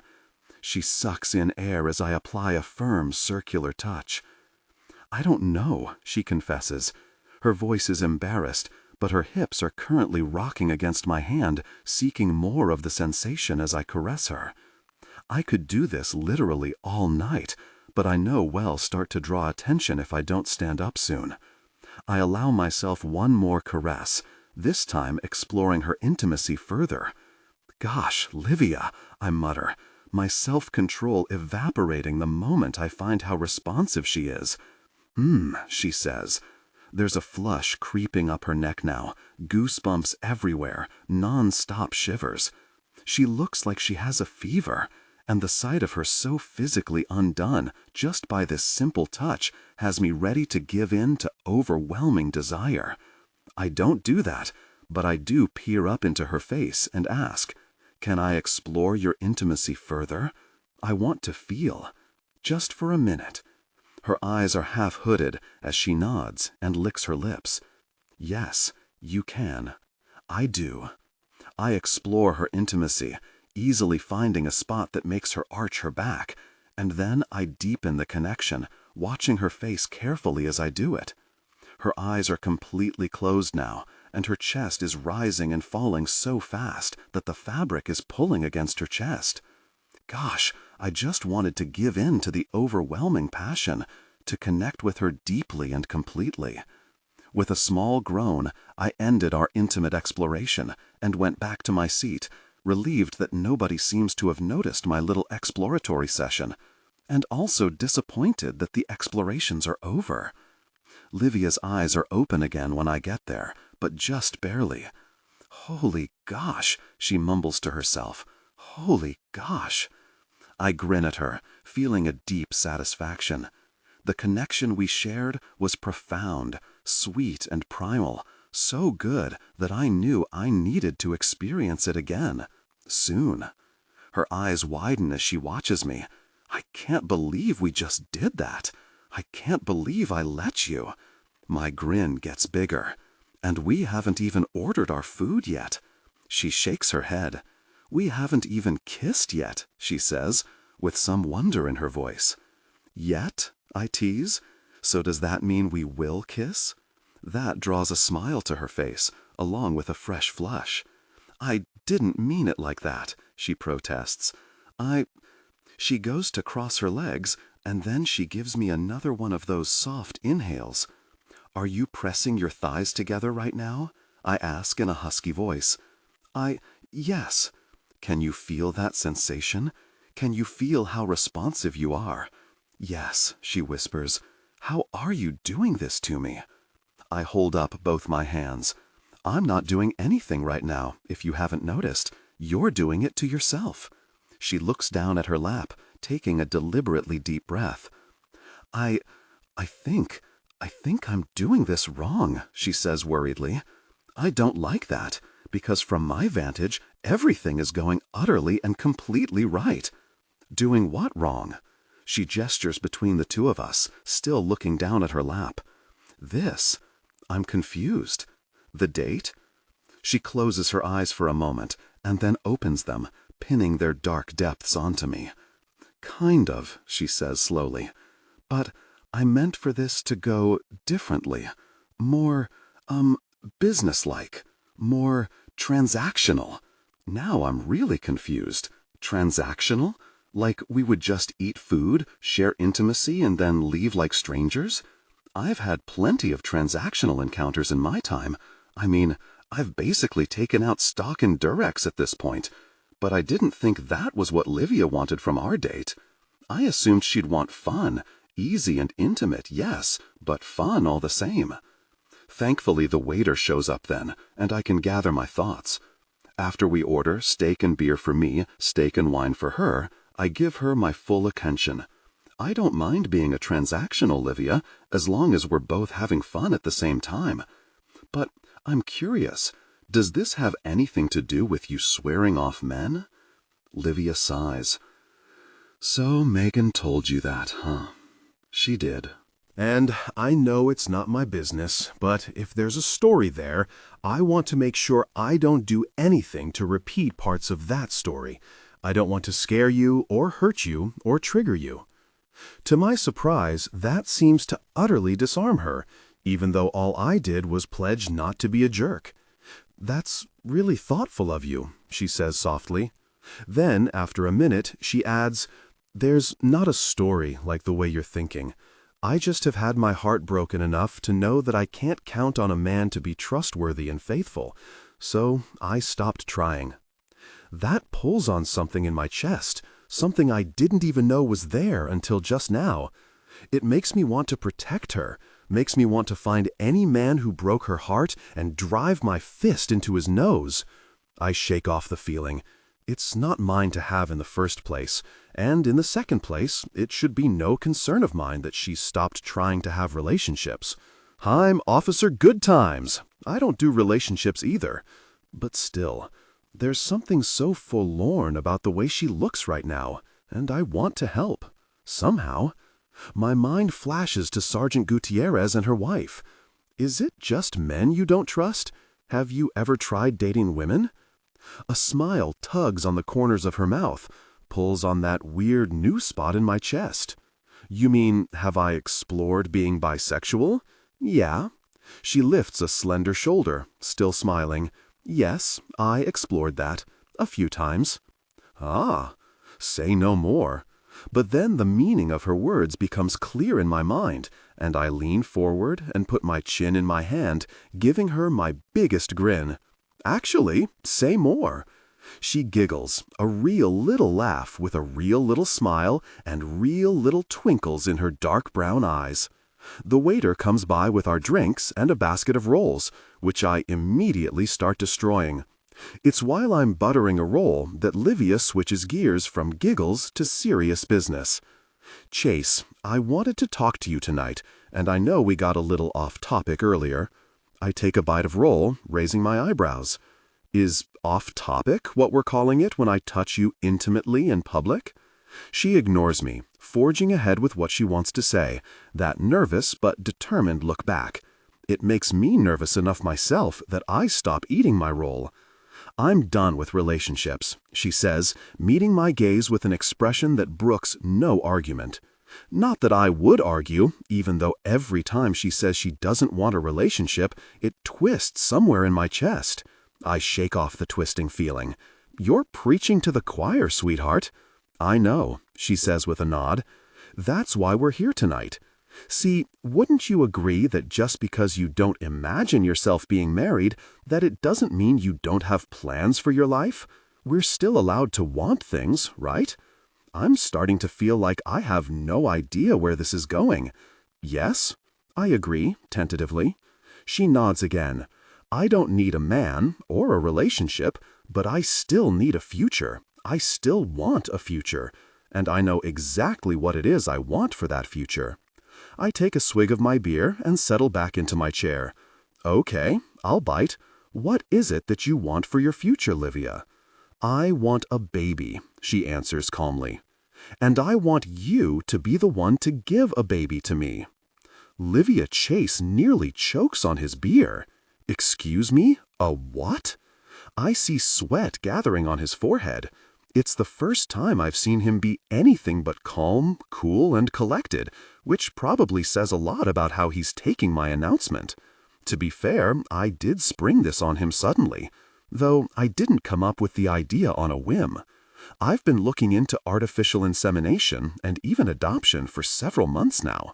Actually, for more like a year, since my last birthday, when I turned 28 and realized how close that was to 29, which is practically 30, and how the gosh could I be not even 30 and have my life be complete?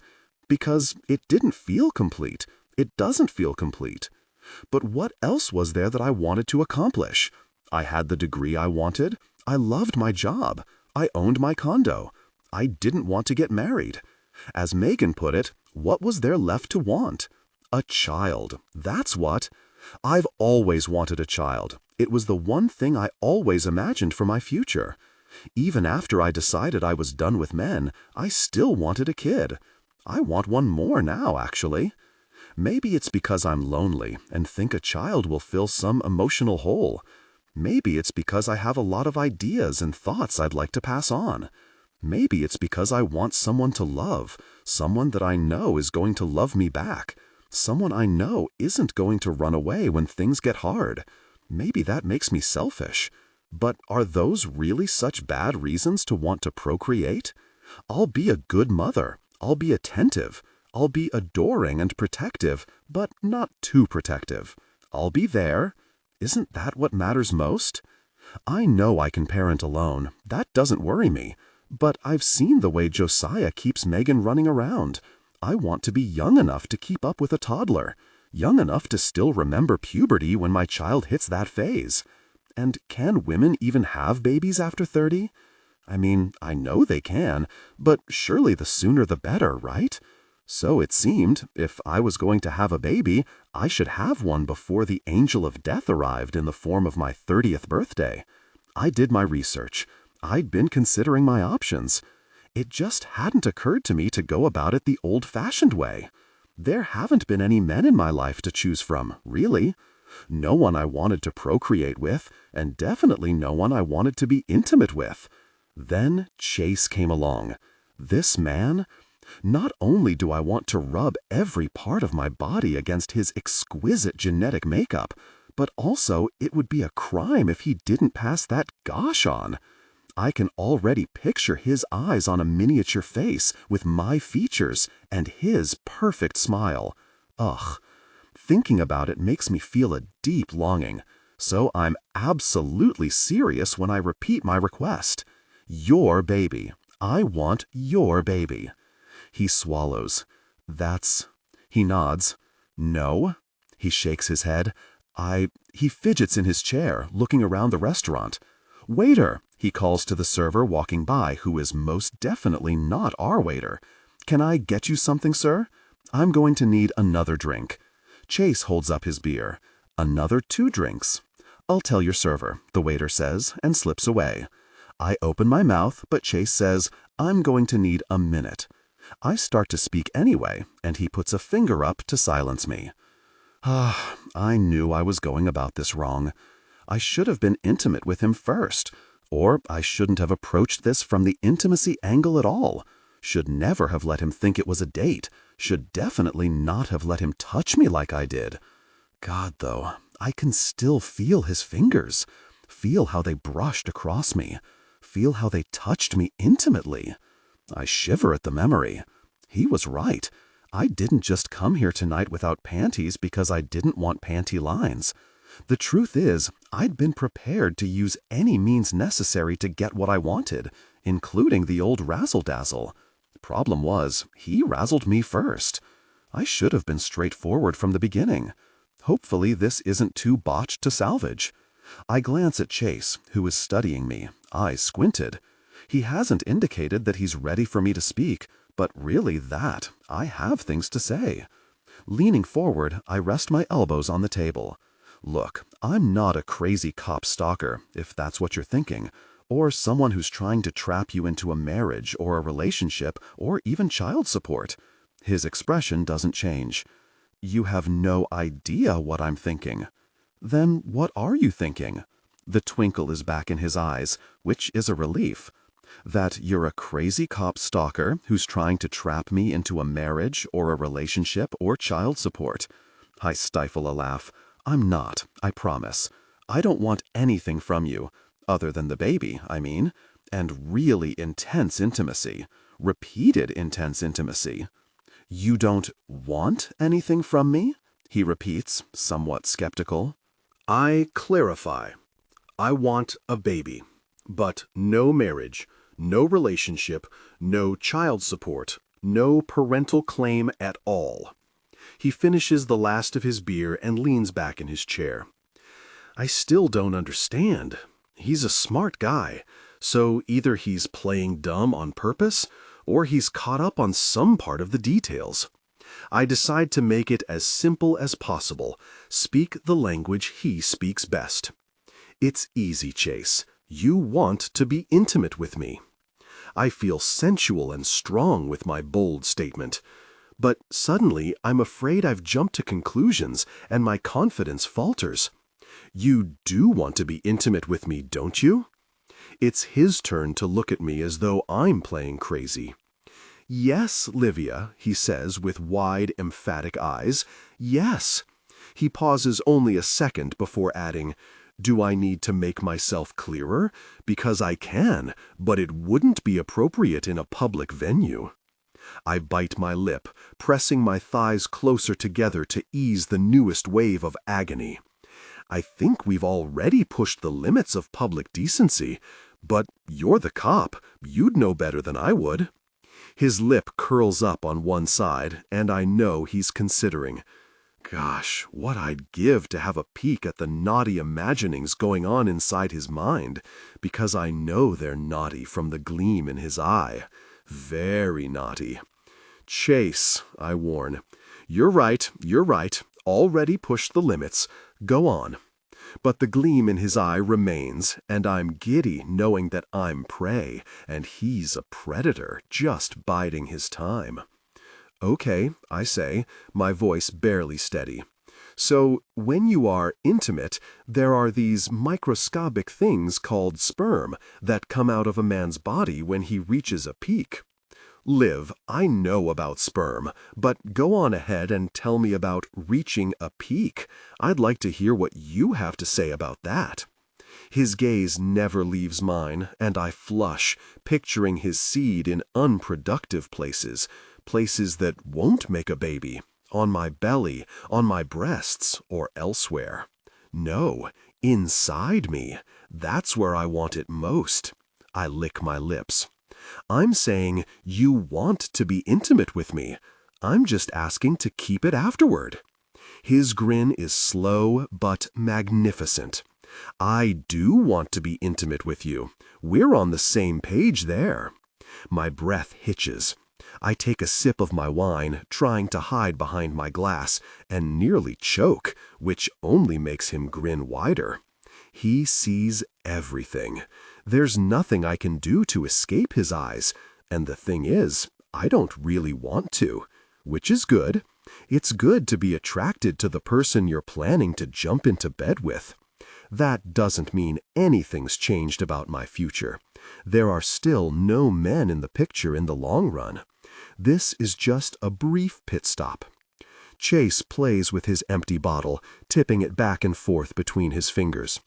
You really want to raise a baby by yourself? I shrug like it doesn't prickle me that he's asked. Does he think I can't do it? Women do it all the time, I say. What do you care? So maybe lots of people do this parenting thing in twos, but I've never known my father, and as far as I'm concerned, it hasn't hurt me in the least. My mother is a strong woman. She might have had it tough, but she didn't complain. If she could do it, I can do it. Good point. What do I care? He rubs his palms on his thighs, his expression unreadable. After a beat, he shakes his head. I'm crazy for even considering this. But why is it crazy, I ask, eager to push his consideration in the right direction. I run through rational reasons he might be against my plan. You don't have an STD or something?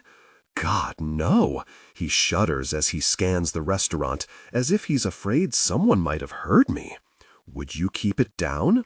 Something else that would make it irresponsible for you to procreate? Shh. He pats the air with both hands in a quieting motion. No one else needs to hear us talking procreation, he stage whispers. Babies are actually not a very sexy concept. Tell that to my exploded ovaries. I don't have to respond, though, because the waiter comes then with our dinner and chases next beer, promising to bring him another when he finishes the first. You can cancel that, he says, side-eyeing me. This one will be enough. I chuckle, placing my napkin on my lap before cutting into my steak as the server has asked to test the center. Perfectly pink and tender, Chase comments, looking at my plate.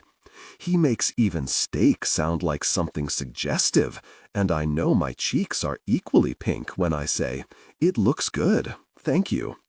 We eat for a few minutes in silence, the air between us just as charged as ever. But now it's also thick and tense, while I start to consider what I'll do if he tells me no. Will I still sleep with him without the excuse? What excuse do I have not to? He's cleared half his plate when he wipes his mouth with his napkin. You might not get pregnant right away. It could take a few months. He's thinking the same things I am right now, I realize. Thinking less about the product and more about the production. I clear my throat.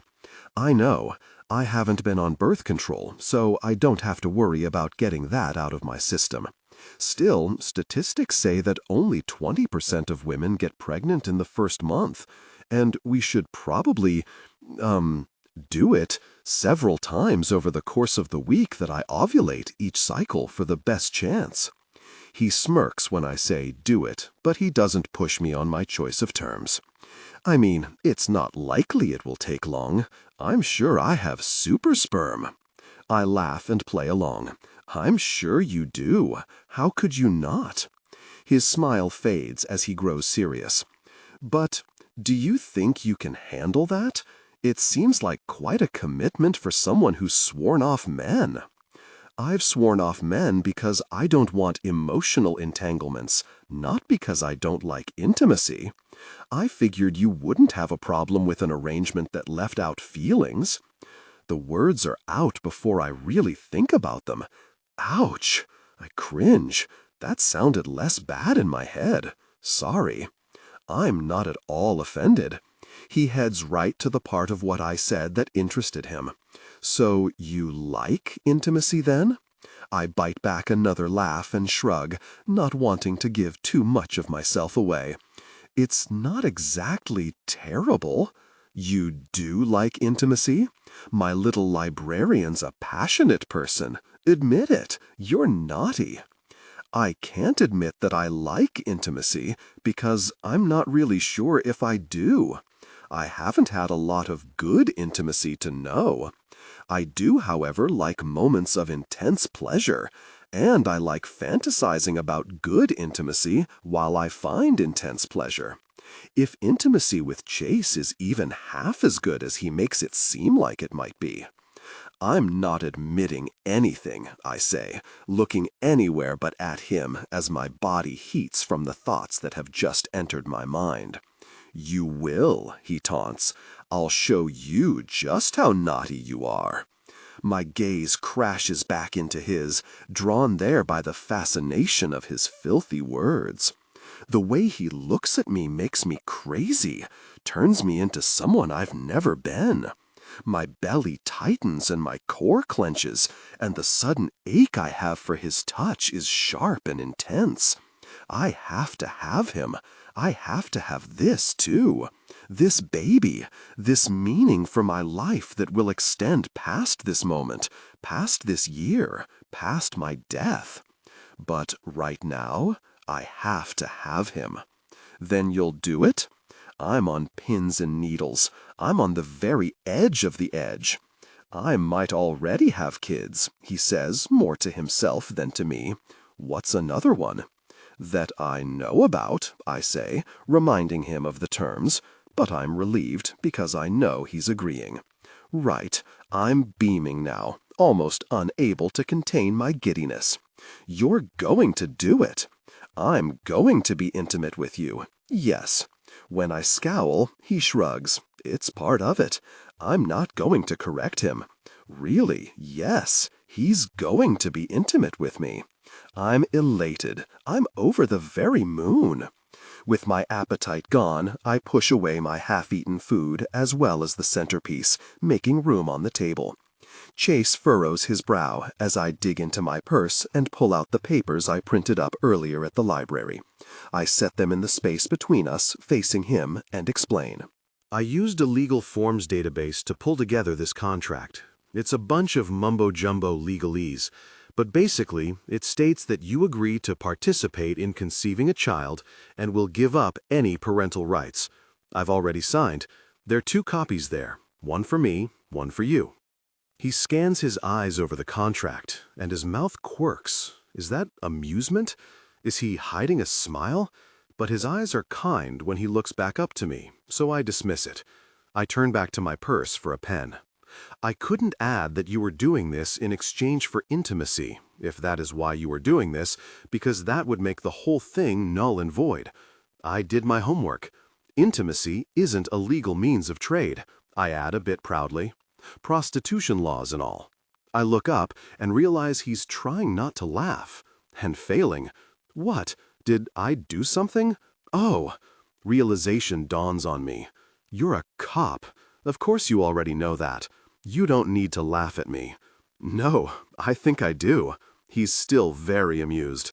I don't mind a bit of teasing, but this is serious. I worked hard on this contract, and this is a big deal to me. I stare blankly until he's pulled himself together. Sorry. He holds his hand out. Where's the pen? I'll sign. Thank you. My elation returns quickly as he signs his name in fine block letters. Underneath the 2 copies is a printout of my most recent health check, STD-free, as you can see. He flips through the pages and glances at the one I'm talking about. I'll need one from you, too, please. Before, you know. He hands my pen back. Not a problem. I'll get you my records. He folds the top contract into perfectly even quarters and puts it in his back pocket before handing me the rest of the papers. And it's done. He's agreed. Chase Kelly is officially going to be intimate with me to help conceive a baby. I'm nervous and excited all at once. There's just one last thing. You can't sleep with anyone else until I conceive, I say as I tuck the newly signed contract into my purse. That's cute. His face suddenly falls. You're serious? I need to be sure your STD screening stays current. I always use protection. I ignore the way my chest pinches at the idea of Chase sleeping with someone else and concentrate on the very real, very logical reason why I'm dying on this cross. But we won't be using protection, and I need to feel safe about this. It's a non-negotiable. He taps his thumb on the table rapidly while he thinks, but for the life of me, I can't tell what he's thinking. Is routine sex really that big of a deal for him? So much so that he can't miss a couple of weeks a month? My head says it's ridiculous that he can't control his urges, but my body says there's nothing ridiculous about it at all. My body likes how primal and base his desires seem. My body wants in on that. I can't believe I'm about to say what I'm about to say. If sex during the week I'm ovulating isn't enough, I swallow. Well, I suppose we can discuss some other arrangements between the 2 of us. I haven't even slept with him once, and I already don't know what I'm doing. It works, though. Okay, Chase says, suddenly amiable. You make a valid point. You need to know you're safe. From now on, I'm only with you intimately. I cross my legs tighter. Until I'm pregnant. Until you're pregnant. Pregnant. I'm going to be pregnant. If all goes well, I'll be having my baby before I'm 30. I need to double-check my maternity leave. On the topic of work, we can't tell Megan. No, he agrees immediately. Megan must never know. She'll try to make us into a couple, I say at the same time, Chase says. She'll try to tell you awful things about me. I tilt my head, curious. Awful things? I meant she'll try to make us a couple. But he can't look at me. What awful things, Chase? It's my turn to try to hunt his eyes down. My turn to wish he wasn't hiding from me. Nothing. Pretend I didn't say anything. You're going to be the biological father of my child. I think I should know, in case there's anything that might be passed genetically. I'm teasing him. I know what kind of awful things he's alluding to. I have a brother myself. She'll try to tell you about a toy I had when I was a kid. He shakes his head. His mind changed. It's stupid. I'm not telling you. Officer Kelly, tell me right this minute. When he doesn't give me anything but another one of his cocky grins, I pull out the big gun. Fine. I'll just ask Megan next time I see her, you know? No, he drags out the word like he's really adamant. Do not ask Megan. Then tell me. You're going to laugh. I won't, I promise, which isn't a fair promise. I might laugh. Okay, but if you do, I'm going to have to tease you later. His eyes darken. Or I can tease you anyway. Chase. Now I'm imagining his touch, imagining how his palm would feel on my skin, how he'd soothe the sensation away after. It's a good thing I'll be walking out of the restaurant with a coat on, because I'm so affected, I'm pretty sure the back of my dress shows it. He sighs, resigned. Then, with no trace of humor, he says, She'll tell you that I had a baby doll until I was 7. I can't help it. I laugh. Not because I think it's funny that he had a baby doll, but because I think it's funny that his manhood is so threatened by it. I have to tease him about it. Forever and ever, starting now. Chase Kelly played with dolls. Doll, singular, one doll. Lucy. I cannot believe I told you this. He's mortified, and it's payback for all the times he's mortified me. I had a baby sister. I saw my mother taking care of her all the time. It was natural to pretend. He cuts himself off. Don't look at me like that. I'm not looking at you like anything. I've managed to contain my laughter, but I'm grinning. He's a good guy. He's got good genes. He's going to make a good kid. I try not to wonder whether he'd make a good dad, too, because, at least as far as my kid-to-be is concerned, Chase won't be one. When we finish dinner, Chase helps me with my coat and walks me to my car, his hand pressed at the small of my back. Strangely, I don't have to direct him to my car. He already knows which one's mine. There are certain advantages to being a cop, he says when I confront him about it. It would be unwise of me not to use our databases to check out my date beforehand. What if you were a serial killer or a vegetarian? I roll my eyes. Your police database did not tell you that I wasn't a vegetarian. No, the Megan Kelly Carter database was useful for that one. I lean with my back against my Prius door and lick my lips before I realize what I'm doing.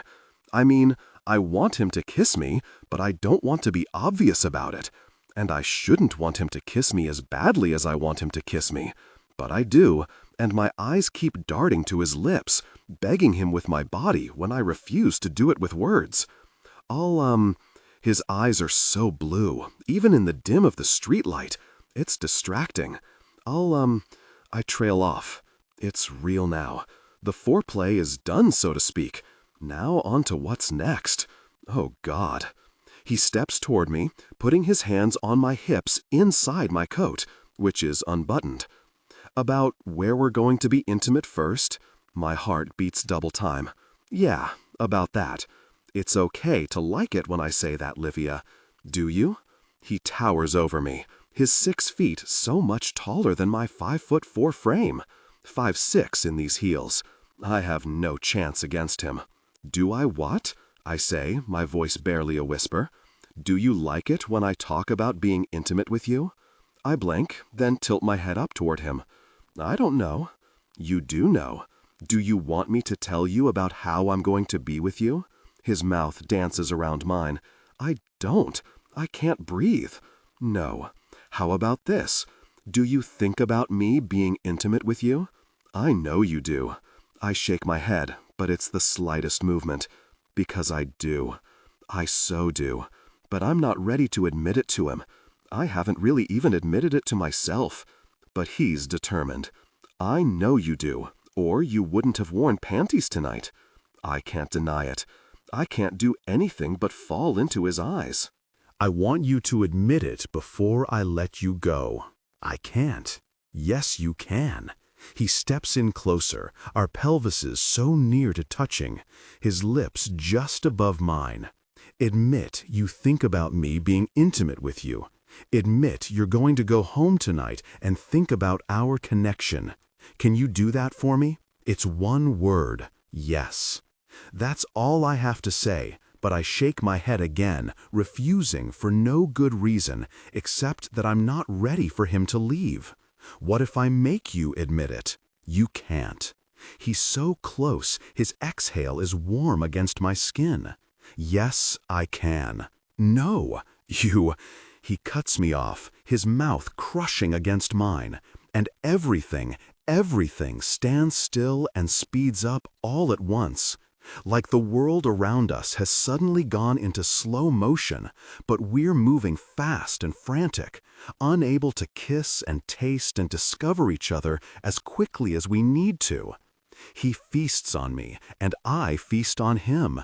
His lips devour every sweep of my tongue. His teeth are playful and nip at my jaw.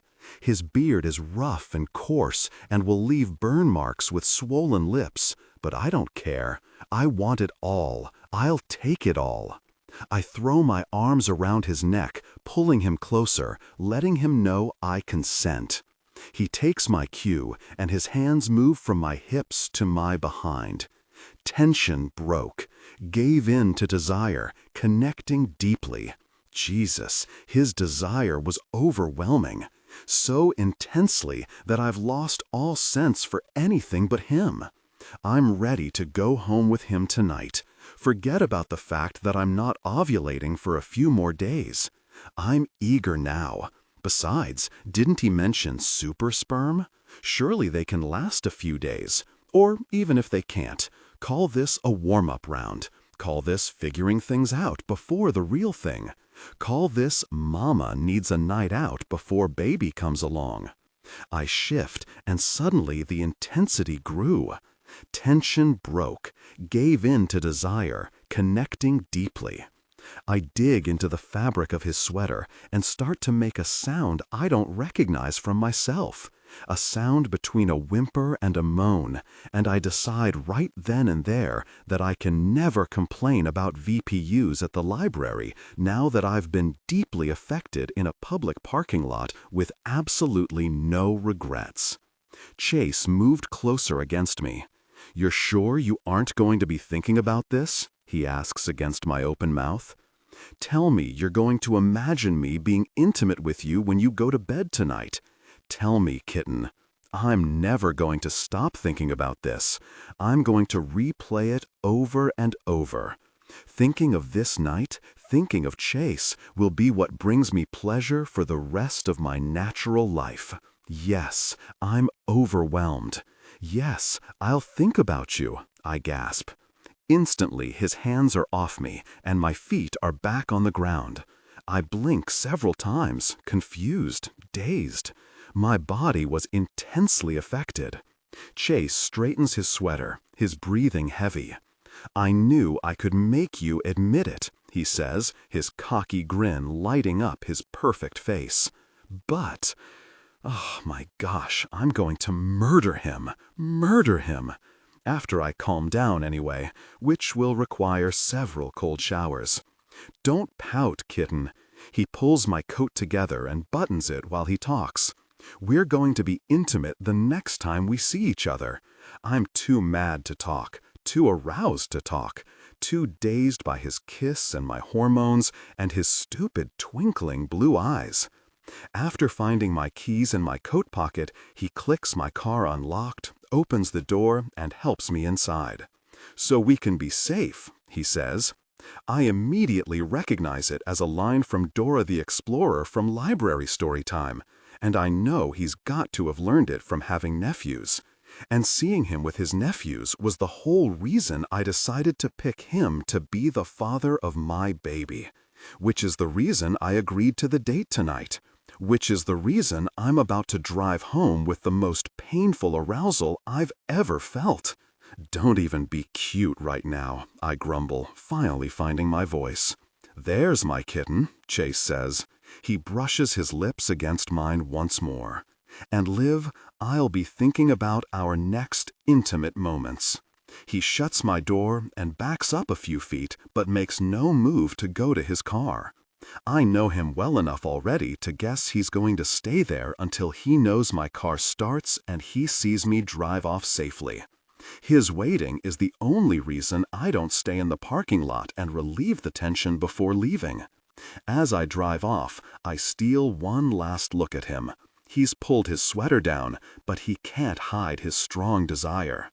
It's a minor consolation knowing that I'm leaving him in similar agony. And as he said, the next time I see him, we're going to be naked together. I end up smiling all the way home. Chase. Of course, I said yes. It was a simple question, and I'm a simple kind of man, just like Mama says to be in the Lynyrd Skynyrd song. A hot librarian wants to share intimacy with me, to connect deeply, and then walk away from all the consequences.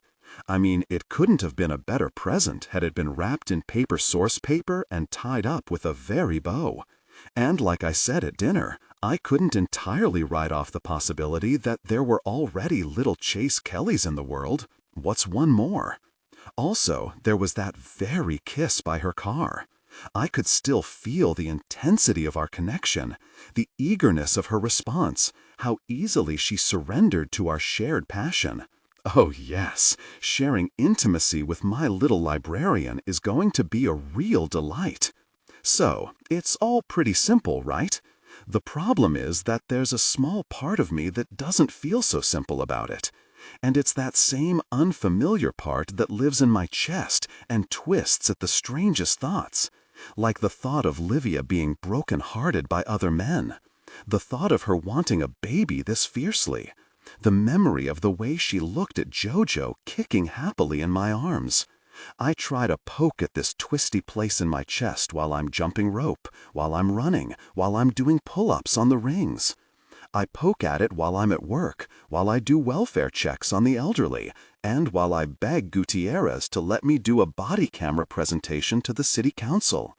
I poke at it while I watch TV with Pop, while we drink coffee, and later while we trim the hedges outside. After 2 days, I give up.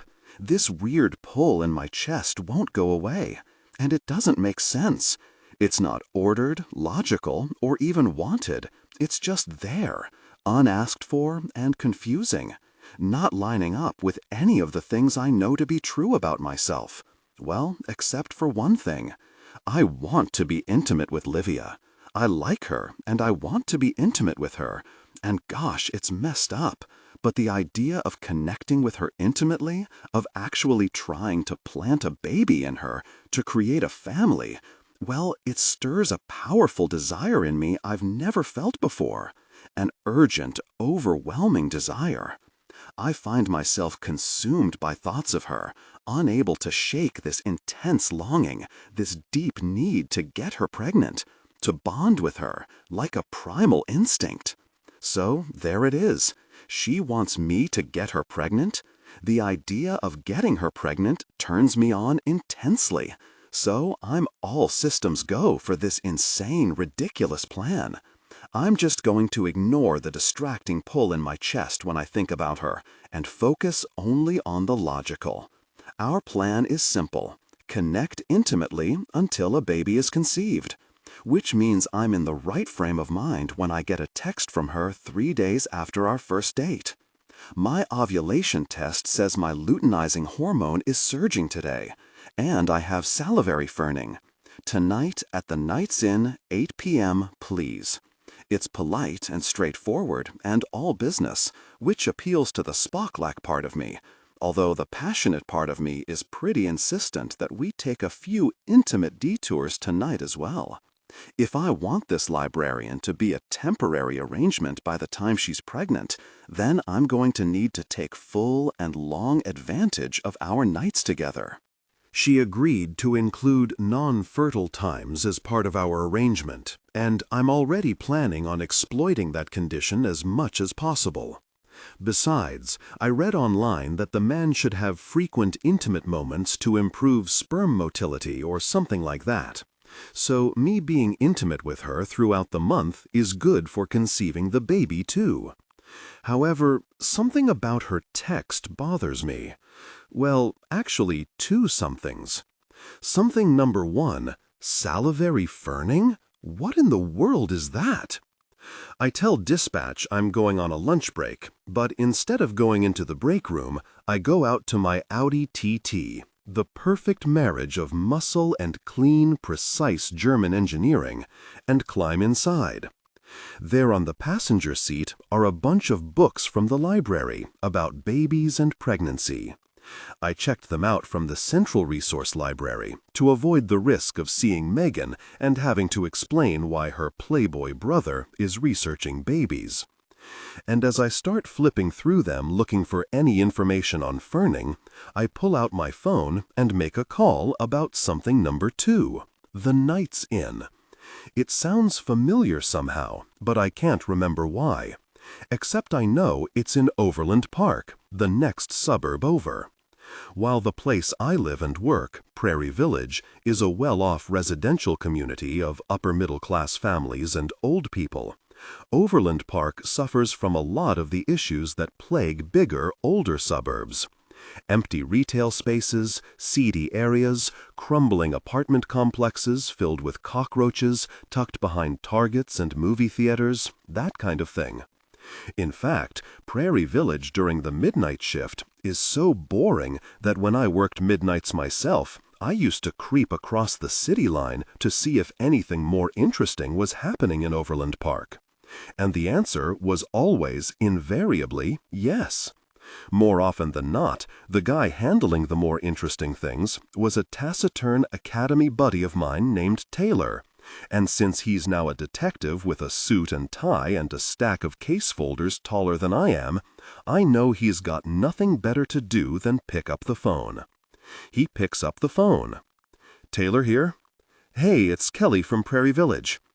A sigh. Do I need to chase you out of my city again? I smile, still flipping through the baby book. Those were the days, when we were just out of academy, working midnights. Ah, when we were young men. I laugh.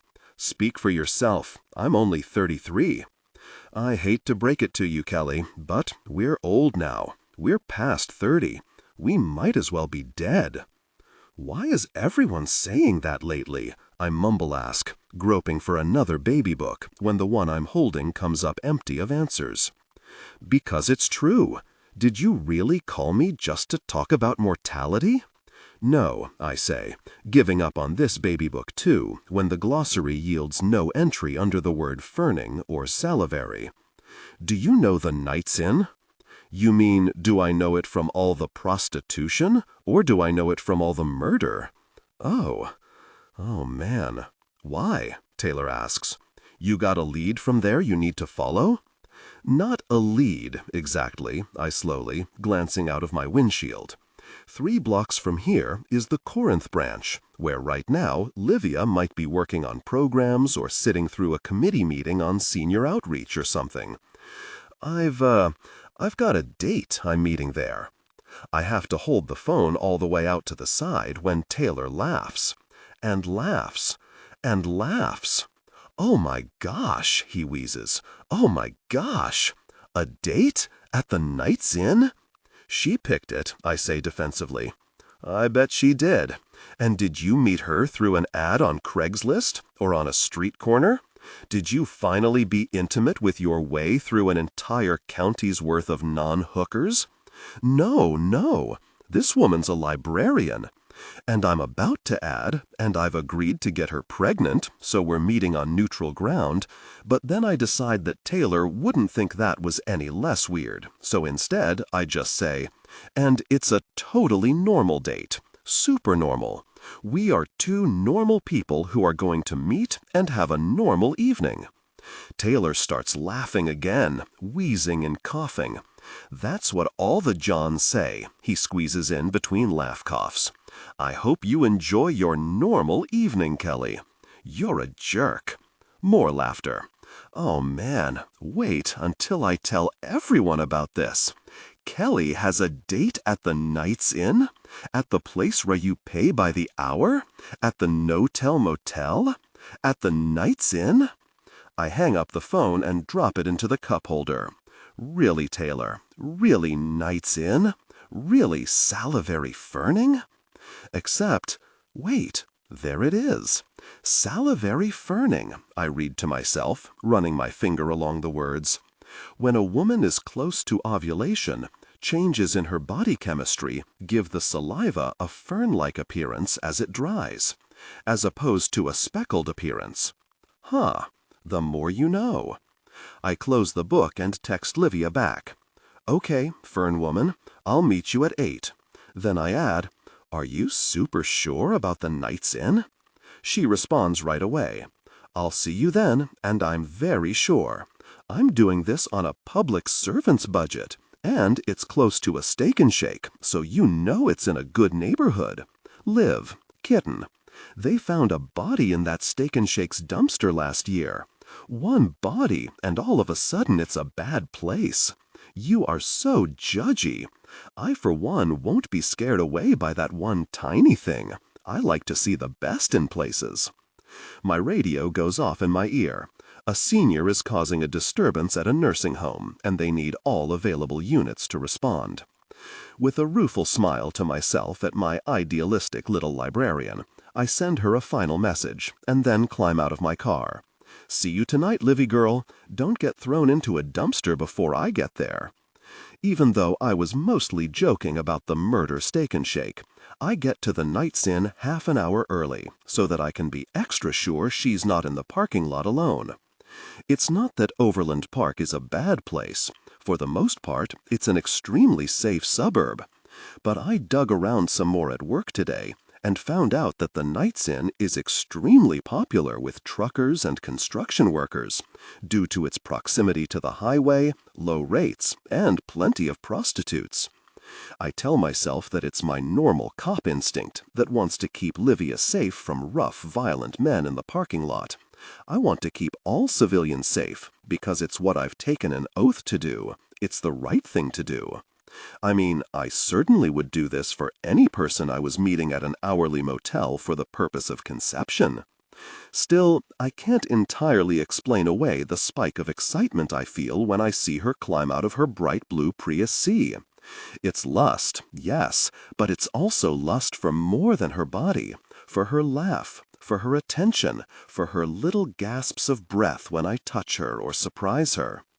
I lean against the back of my Audi as she approaches, not making a secret of the way my eyes trace her body, not bothering to hide my growing desire at the sight of her. The night is warm for March, and a pleasant breeze ruffles her blouse, a white buttoned affair with dainty gathered sleeves that probably have a special name. The blouse is paired with slim black pants and little ballet flats, elegant, classy, somehow all the sexier for how casually restrained it is. Her hair is back in one of those maddening librarian buns, and I have a brief vision of her close, her attention focused on me. "Hey," she says as she reaches me, not quite meeting my eyes. "Hey," I reply, watching her mouth. There's the faintest glimmer of lip gloss on her lips, as if she swiped it on quickly while she was driving. The idea makes me smile, and it makes me want to kiss the gloss right off her mouth. She looks up at me, her eyes huge and liquid in the dark, and then her gaze falls to my mouth too. I wonder if she's remembering the kiss from our first date, the feel of my body pressing into hers, a strong, hot sensation against her. And then her gaze drops from my mouth to my belt, where I know she can see my strong desire for her. Color floods her cheeks, and she struggles to pull her eyes back up to my face. I have to kiss her right now. I reach for her, catching her by the waist with both hands and swinging her around so I've got her caged against the car. I'm hungry for your mouth, I tell her, dropping my lips to hers. So hungry. She breathes against my mouth, her entire body trembling. Chase, she says, sounding dazed. We shouldn't. Why not? I say, nibbling at the corners of her mouth, at the bowed curve of her lower lip. Her lips taste like berries, sweet and ripe. Because, I've moved to her jaw now, kissing my way to her neck, where I bite and suck as much as I please, still keeping her caged against the car. Why, Liv? I ask, my lips tickling the shell of her ear. Because why? She is moving against me now, not in the struggling way, but in a way that seeks closeness. I give her my thigh, and she makes this little grunt of satisfaction that drives me absolutely crazy, moving against the strong muscle of my leg as if her life depended on it. Her fingers are digging into my biceps, and the heat of her on my leg is insane, even through our clothes. You like that, kitten? I whisper in her ear.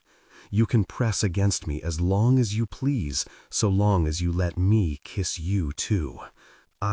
We shouldn't kiss, she says hazily. When I pull back to look into her face, her eyes are glassy and her cheeks are flushed. But I think you'd like it, I say, pushing my thigh a little harder against her. Her eyes flutter.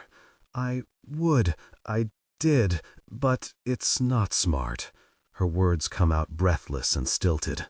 Because we should just focus on the, on the intimacy? The word from my lips seems to focus her attention, like laser focus. I can feel her trembling against me. Right, the intimacy. So you don't consider kissing a part of the intimacy? I'm genuinely interested in this. I've never met a girl who didn't want to have the breath kissed right out of her by me. And anyway, I really want to kiss Livia, like really, really, really want to. Want to feel those plush lips give in to mine, want to taste them, want to flick my tongue against hers. I've probably spent a lot of time thinking about the kiss after our first date, and the urge to have another passionate kiss like that with her is unbearable. But if she genuinely doesn't want to, then I'll abide by her wishes. After all, I'm a pretty creative guy for a cop. I can come up with 1,000 other ways to connect with her that will satisfy my desire. I just don't, She trails off as I rock my thigh from side to side, her hands moving from my biceps to fists in my leather jacket. Confused. It's too intimate. Kissing is too intimate, but trying to get you pregnant isn't? I ask. People get pregnant in doctors' offices with syringes. It doesn't have to be intimate, not like kissing. She tilts her chin up, a little show of defiance, but she's still pressing herself hard against me. I tilt my head quizzically. Are you calling my body a syringe? A small giggle escapes her, and I lean closer to run my fingers along her ribs to tickle her. She laughs harder. No, well, maybe. Kitten, they don't make syringes like what I possess. If they did, the doctor's office would be the most popular place in town. I didn't say it was a bad thing. I'm excited to use your syringe. Then she flushes even deeper, as if she can't believe she just said that out loud. I laugh too. She's so really adorable. I should stop bothering her about this kissing thing, but I can't help but ask, my voice laced with hope and caution. Is it something I can earn? She blinks at me, her body going still against mine. What do you mean? I mean, I want to earn it. If I prove myself to you, if I can prove myself a good man, can I earn it? Earn kissing you? She's trembling again, biting her lip, still clutching my jacket. She finally meets my eyes and gives me a single nod. Sweet. And in the meantime, so, for now, you want to keep our insemination appointments strictly about the insemination? I ask, already dreaming up some schemes. Yes, she replies, sounding relieved and disappointed all at once. Just keep it about the insemination. Well, I'm here for whatever you need, kitten, but I've been doing some reading online. After their intimate encounter, they were breathless and deeply connected. We shared intimacy, eyes darkened. Afterwards, breathless. "What are you doing?" she asks dazedly. "Why are you doing it?" "I'm keeping it all about the insemination, like we agreed. Just getting you ready for, don't even say it, my syringe." Livia lets out a groan and her head falls back. I regret saying that now. I regret letting you unbutton my pants. I regret everything. In response, I tug her pants back up her hips and button them, giving her a gentle squeeze as I do. "I guarantee you won't be saying that tomorrow morning. Now, are you ready for me to put a baby inside you?" "God, yes." Chase. 10 minutes later, we're standing in possibly the most disgusting room I've ever been in. And having been on multiple dead body calls and multiple elderly hoarder calls, that's saying something. "I think," Livia pronounces, bravely stepping deeper into the hotel room, "that it has a certain charm." She hits the lights. Only 2 bulbs buzz on, and then one of them promptly buzzes back off. There's a dusting of dead bugs inside the light dish, and several fluttering alive insects right underneath it. "You can't just say that really bad things have charm and make it be so," I tell her, exasperated. To prove my point, I flip back the covers on the bed. Something dark and beetle-like scuttles out of sight. I tug a miniature black light out of my back pocket. I lifted one from my duty bag after my talk with Taylor, and shine it on the sheets. In the dim light of the dying bug-covered bulb, we can see well enough that the sheets are covered in stains. Stains that glow neon bright, like a sign flashing, "Don't sleep on me." "This is worse," I mumble, backing away from the bed. Out of curiosity, I shine the black light on the walls. "Oh, God," Livia gasps in horror, both hands coming up to cover her mouth. "Was a pig slaughtered in here?" I step closer to the wall and squint at the stains, holding the black light up higher. Either that or someone had a very good night. I click the black light off and turn to face my soon-to-be baby mama. "Well," she says, squaring her shoulders and starting to unbutton her blouse, "babies have been conceived in worse." "What?" She gives me a very librarian look. "I mean, historically and globally speaking. It's only our modern Western sense of sterile hygiene that makes this seem gross." "Babe," I cut her off, "if you get in that bed naked, I guarantee you'll get pregnant. But it might not be mine." She looks back at the bed, considering. "In fact, it definitely won't be mine, because I am not getting in that bed naked with you." Her face seems to fall the slightest bit. I can't really afford something nicer, and it didn't feel right to suggest my place, and..." She trails off and shrugs, not making eye contact with me. I soften. Well, my heart softens. My body was still reacting strongly, especially since I can still sense her presence. "Look, Liv, I'll tell you what. There's about," I check my watch and instantly consult my mental baseball schedule, "40 minutes left in the Royals game. What do you say? We go grab some wings and some beer, watch the game, and I'll take care of the rest." She sighs. "Dinner? Drinks? That's not keeping it just about the insemination, Chase." God, I love it when she says my name, even with a sigh. I walk over to her and pull her into me, and to my surprise, she lets me, folding perfectly against my chest and burying her face there. I find my sweetest, softest voice and say, "I really want wings right now." She snorts against my chest. "And I want you to have your baby, kitten, I really do." "But," she says morosely, still pressed into my chest. I find her chin and tilt her face up to me. But you deserve better than this room. So does your baby. I know you think that every part of this has to be hard, and maybe lots of it will be. But this room, this is something I can make easier, okay? Let me help. She bites her lip, and I smooth my thumb over it, loving how soft it is against my skin. Why would you help me? You're basically forcing me into this anyway. I'm a little confused by the question. Because I like you? Too much for you to get bedbugs? Also, I don't want the bedbugs. She squints at me a second, as if it can't actually be that simple. It makes my chest squeeze, and something in my blood heat, thinking about the men before me who've made her so suspicious of the most basic of human kindnesses. Okay, she relents. Take me to Wings and Beer. I drop a kiss onto her forehead. And then I take her to Wings and Beer. I never pictured you as an Audi guy, Livia admits, reaching for my ranch dressing since she's destroyed hers already. She's so freaking cute, covered in barbecue sauce, that I don't even smack her hand away, even though ranch theft is a crime that brought about Megan and me as teenagers. We're at the wing place, the post-game analysis blaring in the background, 2 spent beer glasses between us, along with the empty wings baskets. Sad celery stalks languish, wilted and pale. Livia's chewing on one now. I pretend to be offended. What does that even mean? An Audi guy? She shrugs with an embarrassed smile. I guess I just figured since you were a macho cop, you'd have a macho car, a truck or a Mustang or something. I narrow my macho eyes into very macho slits. Are you saying an Audi isn't macho?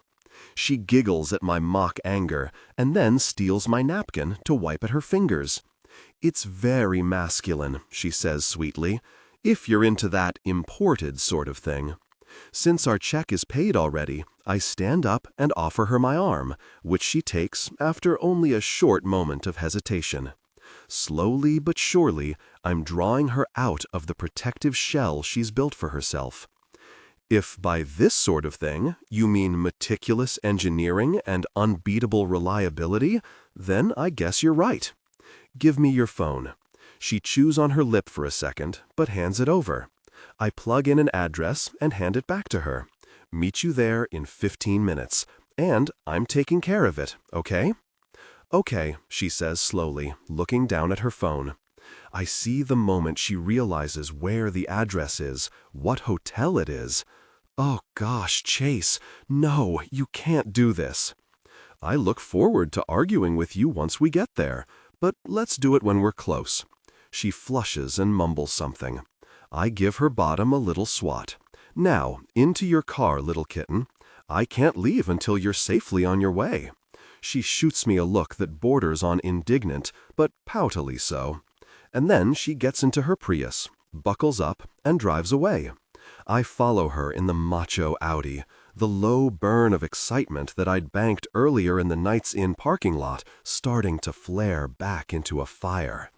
It's really going to happen, finally, having Livia close to me, connecting deeply. Bear.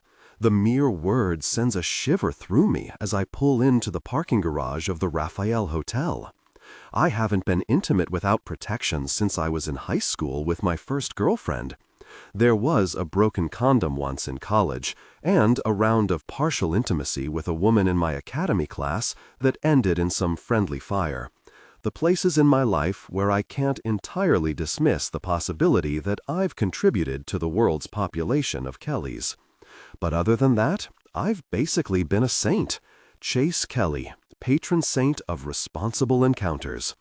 But not tonight. Tonight, I get to be selfish. Tonight, I get to be responsibly irresponsible.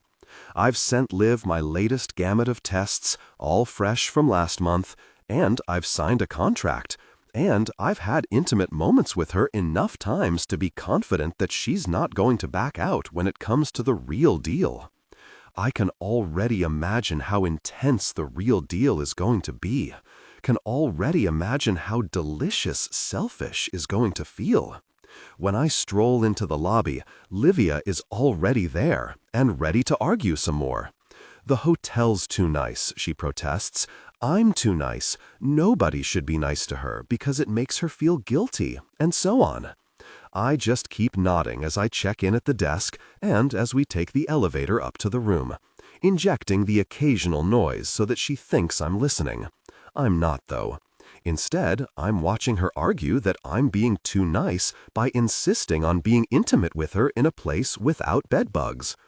It also has HBO, and free breakfast, and an oversized bathtub, and a Keurig. I mean, I have a Keurig at the station, but for some reason it feels fancier in a hotel. And I wonder how Livia got to the place where accepting any act of kindness, even if it also benefits the giver of said kindness too, pains her this much. Is it guilt? Is it fear of owing someone kindness in return? Is it some sort of rigid Jane Eyre-like independence that refuses to compromise for anything? And then I wonder if that's one of the reasons she wants a child of her own so much, if a parent-child relationship is the only kind of connection where she can imagine being completely unconditional, completely free of the fears that seem to bother her now. The elevator doors open and we're walking down the hall, Liv still arguing. And finally, I just cage her against the wall right there in the hallway and nuzzle my nose into her neck since she won't let me kiss her. I thought we were going to save this argument for when we were close, I murmur, still nuzzling. She shivers, tilting her head to grant me access to more of her neck. I just don't like feeling like I owe you, she mumbles, eyes fluttering closed as I ghost my nose and mouth over her earlobe. You made me sign a contract saying that we don't owe each other anyway, right? Right. And I hope you don't think I'm cruel enough to want something in return for a nicer hotel room? She bites her lip. No, I don't think that. I mean, I don't think it would be cruel for you to want something in return, but I also think you wouldn't ask it because you're already going to have sex with me anyway. She's pressing up against me, breathing fast, and I pull my head back to study her face with narrowed eyes. If I didn't know better, I'd think this librarian wants to owe me something. Not with the better part of her brain, certainly, but all this talk of owing and cruelty has her awfully worked up, and that has me worked up. I could be cruel, though, I say carefully, studying her face. I could decide that you owed me. And how would you make me pay you back? She whispers, pupils dilated wide and dark. Yeah, she's into it. Good, 'cause so am I. You've already promised me your intimacy, I say. But there are other ways. I run the pads of 2 fingers along her lips and then slide the fingers into her mouth. She responded to my touch, and I felt a surge of desire. Come on, I growl, removing my fingers and grabbing her hand. I practically yank her the rest of the way to our room, not letting go even as I dig for the key card and tap it against the lock. Once we're in the room, I don't waste any time noticing how much nicer it is than the one at the Night's Inn. I only notice her, only pay attention to her, to the high spots of color in her cheeks and the pulse thudding in her throat. I need to see you, I say, shrugging off my leather jacket and pulling off my t-shirt. Let me see you, kitten. Her eyes flare at the sight of my naked chest and torso, and then, unexpectedly, she seems to falter, to grow shy. She moves her purse from her shoulder and opens it up. I need to get dressed first. My brow wrinkles. Dressed? That's moving in the wrong direction, sweetheart. Then I have a thought. Is this like a coy way of saying you need to go brush your teeth or something? She swallows and shakes her head. I need to change, she elaborates. Change into what? She sets her shoulders back, lifting her chin with that proud look I adore so much. If you must know, I bought a thing. A sexy thing. Lingerie. Lingerie. Now that's the L word every man wants to hear. I definitely will require her to wear that for me soon, very soon. But not now. Now I need to be with her before my desire overwhelms me. I'm trying to think of a non-caveman way to express this, when she admits, in a voice that manages to be defiant and faltering all at once, "I wanted to make sure you were in the mood when the time came." I have no response to this. Does she think me groping her in the parking lot and again in the hallway means I'm not in the mood? Kitten, Livia, come here for a second. She hesitates, thinking, but then she takes a step toward me, and another, and I find her hand with mine and press it flat against my aroused form. You don't need to wear lingerie for me. You can if you want to, but this is how you have me, in slacks and a blouse that buttons up to your neck. You could be wearing one of those giant padded suits we use to train the police dogs, and I'd still want to take you to bed. I let go of her hand, but she doesn't move it from my body. Really, it feels good. She swallows. It's been a little while for me, and I'm worried that I've forgotten how it all works, how to make it fun for both of us. I lean forward, enough so that I can circle my nose around hers. She breathes in a jagged breath as I do, tilting her mouth up, but I'm careful not to kiss her. How long has it been, kitten? How long is a little while? Just some time. I give her jaw a little nip, not hard, just enough to send a shudder through her. How long? I repeat. 2, she whispers. 2 weeks? No. I frown, pulling away. 2 months? She draws herself up and meets my eyes with an expression I can't read.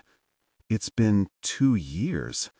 My mind goes blank. Her words don't make any sense to me, don't compute. 2 years without sex? 730 days? 730 and a half days, scientifically speaking? How? I ask. Her hand is still on my body, and I am finding it impossible to actually process this information. Well, she explains, the last time I had sex was 2 years ago. That's how. You're really gorgeous, I say, still confused. I wanted to tackle you and be with you right there in that school parking lot the first day I met you. Surely, even if you didn't want a relationship, you would have had no trouble finding a man who would. It just never felt right, she says. After my last boyfriend dumped me, I tried hooking up with a guy I met at a bar, and it was fine. But it still felt like being vulnerable. It still felt like opening up to someone, even though it was supposed to be casual. I don't want to open up, and I don't need to. I can take care of those needs on my own. I have a fantastic vibrator. But masturbating is not the same, I want to argue. Part of sex is the sweat and the sighs, the give of another person's flesh, the smell of their hair, the taste of their lips. But then something else occurs to me, and it wipes all other thoughts out of my mind. Does this mean I'll be the first man to share intimacy with you in 2 years? She nods, a shy smile on her face. I want to nibble that smile. I want to gobble her up.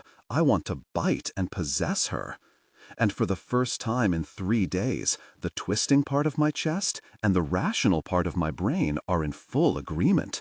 My body agrees too. We have to make this good for her. It's a huge honor to be the man she's chosen not only to father her child, but to make love to her after so long. She deserves for this to be good, better than good, perfect. Also, my body reminds me, there's something very exciting in the idea of being the first man to share such intimacy with her in so long, almost as if it were saved for me, as if it were mine to possess. I've been thinking about it all week, she confesses, what it will feel like, if it will feel deeply connected and fulfilling. I groan. You're killing me, Liv. Another shy smile. I can't wait to see you. Naughty kitten, I breathe. If I could kiss you, I'd kiss you until you reached a peak in my arms. But since I can't, I reach for her blouse, and she lets me, moving her hand from my body up to my exposed chest, which does feel pretty good. As I unbutton her shirt, she runs wandering fingers all over my chest and abs and shoulders and arms, her eyes wide and her lips parted. "I like you touching me like that," I rumble, "and I so really do. It's like having my ego and my body petted at the same time." "You're so strong," she marvels. Then she squeezes my biceps so tightly I feel her fingernails dig into my skin. I hiss, but it's a good hiss, and her voice is low and needy when she says, "Hurry, Chase." She doesn't have to tell me twice. I finish with the buttons and slide the silky fabric from her shoulders where it flutters to the ground. "Be with me," I mumble, drinking in the sight of her golden skin, the smoothness of her belly, the delicious weight of her breasts in her black lace bra. Her navel is a sweet little divot on that perfect stomach, a stomach mostly firm, mostly flat, but with some softness, some curve. I have to put my mouth on it. I drop to my knees and kiss her belly button, running my lips and then my tongue around the indent of it. My touch seems to surprise her. She jolts the second my tongue touches her skin. But her hands thread through my hair, keeping my mouth against her skin, making it clear she wants more. I give her more. I kiss and lick along the lines of her stomach. I nibble until it tickles and she's giggling breathlessly. And then, once I think I've got her relaxed and comfortable with me again, I slowly work her pants open, looking up at her from my knees as I do. "Is it okay if I finish what I started earlier?" "Yes," she murmurs. "I would like that." Once I have her pants unfastened, I lean back onto my heels and bring her foot onto my thigh, where I gently ease off her ballet flat. Then again on the other side. I run a finger along the arch of her foot before I set it down, not to tickle, but just to enjoy the feeling of her skin, to enjoy the way every touch of mine seems to light her on fire. Then I pull her pants down her legs and help her step out of them, so she's standing in front of me in her matching bra and panty set. Keeping eye contact, I slide my hands up the outside of her thighs to her hips, taking a moment to caress her form. And then I hook my fingers in her panties and drag them down, revealing her completely. My body ached the moment I saw her, and I felt an overwhelming desire. I could smell her, could see her intense arousal, and it made me want to give in to the moment completely. But no, she deserves better, which is why I stand up and reach around her with one hand and easily unfasten her bra. "You're really good at that," she says. Normally I would say something like, "Of course I am," or "I've had lots of practice, baby," but it doesn't feel right at the moment. Not like I'm ashamed of being Officer Goodtimes, just that I want to be more than Officer Goodtimes right now. I want to be the guy who made her first intimate experience in 2 years feel amazing. And I don't think reminding her of all the women I've been with before tonight will help that. I'll ease back on certain fantasies tonight. There'll be plenty of time for that later. So instead, I help her pull the bra off, and then I stand back and look at her. Just look at her. Completely naked for me. How did I get so lucky? "You're beautiful," I tell her in a husky voice. "Really gorgeous." Her breasts are perfect teardrops, with dark tips just begging to be kissed, and they're already puckered into tight buds for me. "I'm going to kiss those," I inform her, "just so you know." "Okay," she breathes. "A lot. Okay. It will be good practice for when the baby comes." "It's for the baby," she repeats, dazed. "Right, but right now, I have to finish something else." "Get on the bed for me, kitten, and on your back, please." She obeys, climbing on the bed, looking more like a kitten than ever. And then she slowly stretches out on her back while I work open my belt.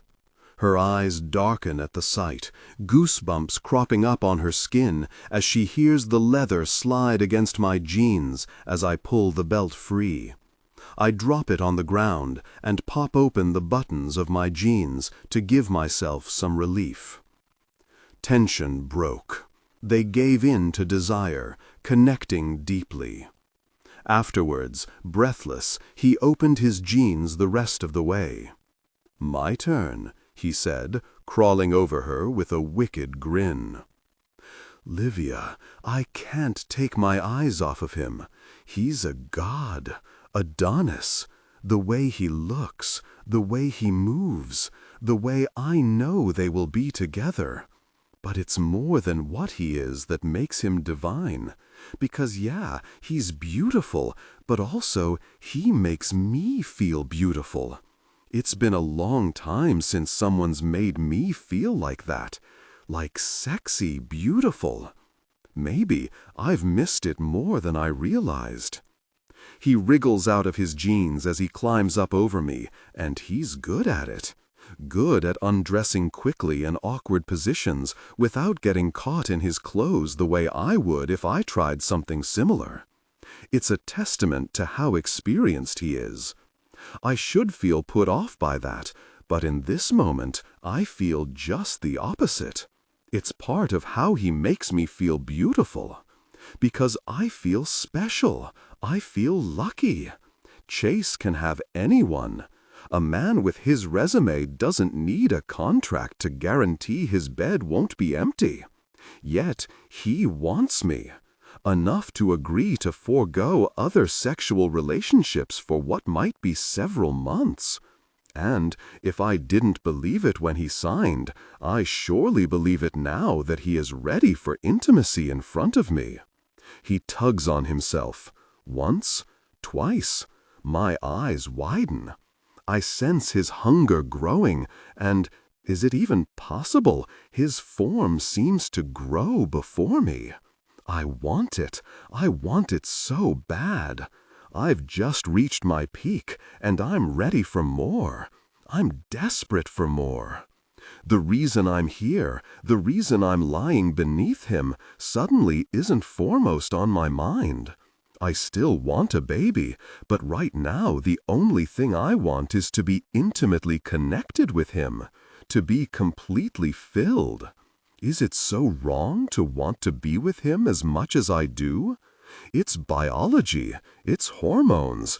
That's what I'll tell myself later. If our bodies didn't want sex, we wouldn't want to procreate. Desire is part of the process, and giving in to that desire is the step I'm on now. I've been waiting for this. Chase half mumbles, half growls, as he settles between my legs and bends to swirl his tongue around my peaked nipple. I tilt my hips up to meet him and feel a delicious jolt of pleasure as his body grazes along mine. But then he slides his form along my sensitive areas, knocking against a peak. At the same time, he sucks my nipple into his mouth, sending another electric shock to my lower regions. It's amazing and hot as hell, but not where I want him, not where I need him.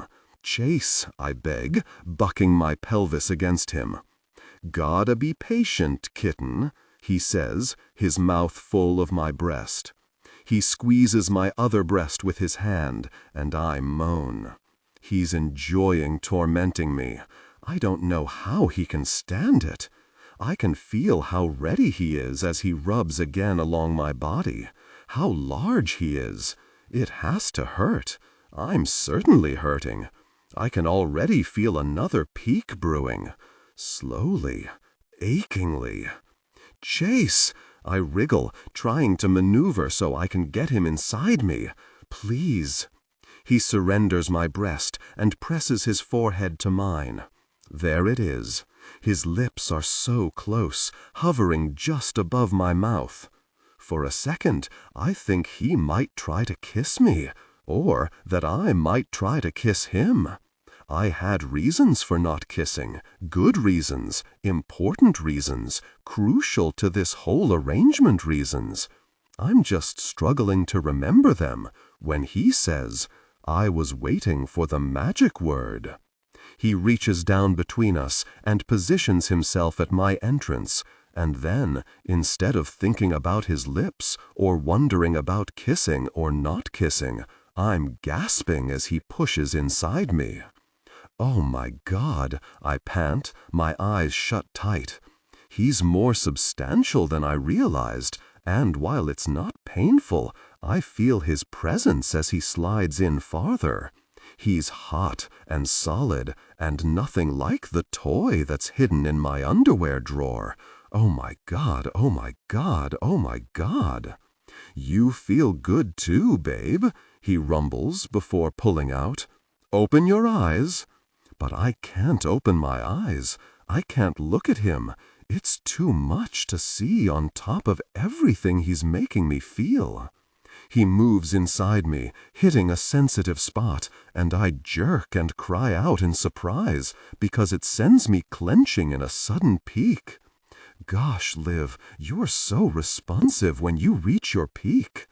I'm dizzy and dazed from this latest peak, but I'm aware enough to feel that he has to fight so that I don't push him out. He wraps his arms around me and pulls me with him as he shifts onto his knees, so that now I'm sitting on his lap. I open my eyes, and there he is, right in front of me. Something in my chest tightens, and the air is suddenly missing from my lungs. Chase grins, moving intimately with me at a leisurely pace. That's better. But this is not better, not for me. This isn't just biological desire anymore. This is, I don't know what this is exactly. It feels too intimate. It feels too much like connection. It feels too good. I don't like it, and I shift, trying to get off Chase's lap. Hold on, I'll fix it, he says. And however he's interpreted my restlessness, he does fix it by gripping my waist and moving into me with such force I have to clutch onto him.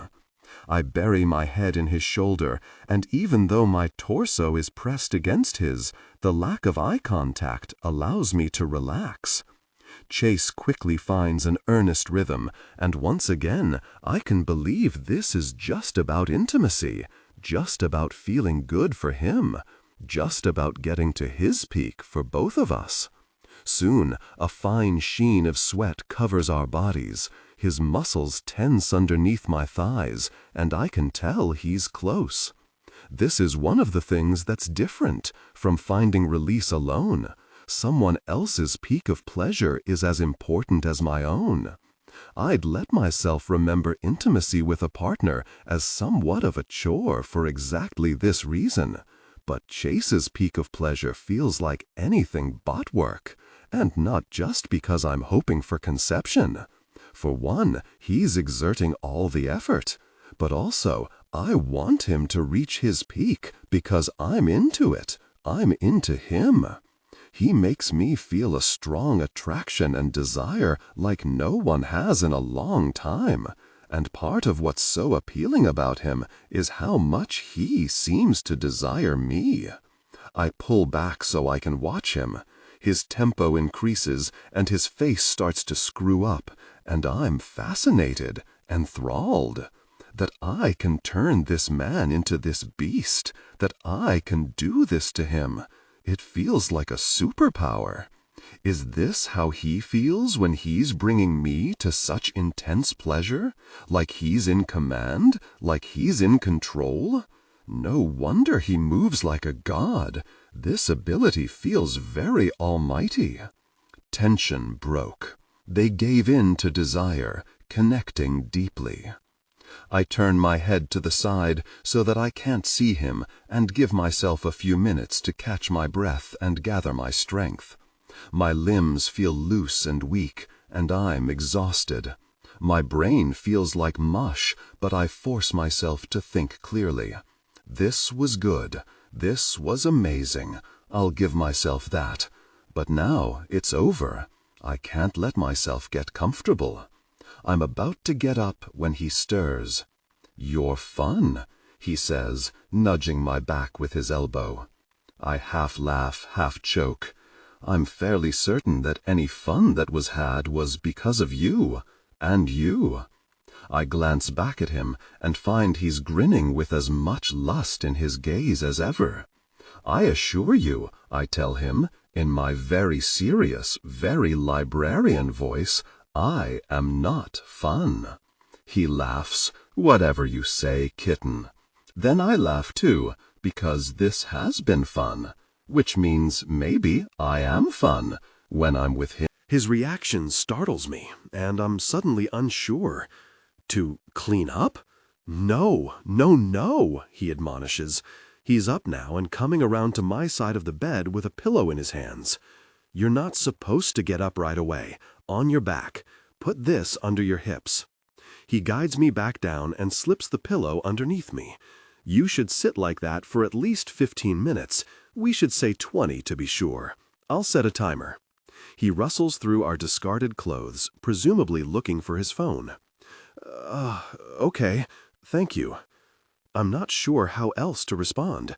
I'd been in such haste to get out of the room before things started to feel too intimate, I'd completely forgotten one of the best practices for conceiving is keeping the hips elevated after intimacy. More stunning is that this is something Chase knows. I'm impressed and touched that he cares enough to remind me. He's probably just concerned about his obligation to help me conceive. He signed a contract and all. The sooner it happens, the sooner he's back to pursuing other interests every night. I dismiss the jealous jolt that thought sends through me. I only feel that way right now because this was the first time we've been together, and the intimacy was so good. By the time I'm pregnant, I'll surely be over it. But while I'm still not over it, I shamelessly ogle Chase's bare form while he bends to grab a beer out of the mini-fridge. You want something? He asks when he catches me looking. Despite everything we've just done together, I feel my face flush. Water, I guess. Thanks. He brings me a bottle of water and tosses his phone on the nightstand, facing it so I can see the timer. Next, he picks up the television remote, and after flipping through most of the channels too fast to see what's on, he finally settles on ESPN. Then he stretches out on the bed by me, one hand cradling his head, the other holding his beer. He's still naked, and he seems to have no intention of changing that anytime soon. I gape, but he doesn't notice. I mean, what the actual heck is he doing? I'm obviously stuck in my position for the next 20 minutes, but he's not. He should be getting ready to leave, or at the very least getting dressed. Anything to get this situation back to some normalcy. I rub my eyes and take a deep breath. Maybe I'm being too rigid. It's 20 minutes. He should be allowed that time to enjoy his beer. I look over at him again. He's animated as he watches the recap of tonight's major games. It's so stereotypically male and surprisingly sexy. He's so relaxed, and I can't help but wonder if he needs this in his life. I have no idea what kinds of things he sees on a daily basis as a cop, but I once witnessed a terrible accident involving a semi-truck and a biker. The images of the mangled aluminum frame of the bike wrapped around the rider's body will never leave my mind. I'm sure Chase sees far worse. Watching sports and pursuing other interests are maybe necessary distractions to keep the bad stuff from getting the best of him. My insides feel gooey at the thought. I force myself to ignore it and concentrate instead on the quarter-sleeve tattoo that occupies the landscape of his bicep. I haven't had a chance to really look at it, so I study it now. At his shoulder, there's a series of numbers on top of a shield made of concentric circles. To the side are a couple of minions, characters from a popular animated movie. Then at the base is a ram's head. The design puts all the pieces together as if they belong, but I can't figure out the rhyme or reason. I twist my torso to look at it closer. What does your tattoo mean? He glances at me. Which part? Any of it. What is it? Well, he hits mute on the TV remote. Then he turns his bicep so he can see his ink, and with his left hand he points at the base of his tat. This is a ram, and this is the shield from... Laughing, I grab his finger and cut him off. I know that's a ram. I can tell what each of the individual parts are. But what is it all together? Why did you get it? His lip lifts in a slight smile, and his eyes drift down to where I'm still holding his finger. I blink awkwardly and let it go. Then I fold my arms over my chest, tucking my hands away in case I'm tempted to touch him again. There's no reason for touching now. There isn't any reason for getting personal at all, but I'm stuck here for the moment, so I decide this probably falls under the category of polite conversation. Chase makes a sound, as though trying to decide where to start. I got the individual parts little by little because they each meant something different. Altogether, it's me, I guess. He moves his arm closer so that I don't have to crane my neck or disturb the elevation of my hips. The ram is for my mother. She died when I was 15, and I wanted something to remember her by. Something that wasn't one of those tacky mom tattoos with the roses. That wouldn't have fit her at all. I wrinkle my face in polite confusion. And a ram does? He chuckles lightly, making the bed shake, and this arm graze against mine. It's her astrology symbol, April 3rd, Aries. I'm not huge into astrology, but I know a little bit about everything. I'm a librarian after all. Yeah, she was a true Aries too. Not that I believe in that stuff, but if I did... His brow furrows, as if he's trying to figure out what he wants to say before he says it. She seemed to fit all the character traits associated with the sign. She was energetic and courageous, impatient, spontaneous, generous, a leader, optimistic to a fault, even after she got sick. His voice is softer when he talks about his mother. It's tender, reverent almost, and it makes me want to know more, even when I shouldn't care. What did she have? I ask, against my better judgment. Ovarian cancer. It had already spread through her pelvis before we caught it. She never had a shot, but she fought anyway, just like a stubborn ram. I trace my fingers along his inked skin. That had to be hard. It was. Megan had to get through puberty with Gran as her guide. I catch his eye. It had to be hard for you, too. He shrugs, and I can tell that saying any more will threaten his manliness, so I change the subject and point to the numbers at the top of the shield. 898. What's that? Some superhero code I'm not nerdy enough to know? It's my badge number, he says proudly. Ah, it is a superhero code. I am nerdy enough to recognize the concentric circles underneath. The star in the middle gives it away. Obviously, that's why you got the Captain America shield, because you think of yourself as a cop superhero and all? Then what are the minions supposed to... Hold on. He sits up and shifts so he's facing me. No, it's not like that. What? I do not think of myself as a superhero, he says emphatically.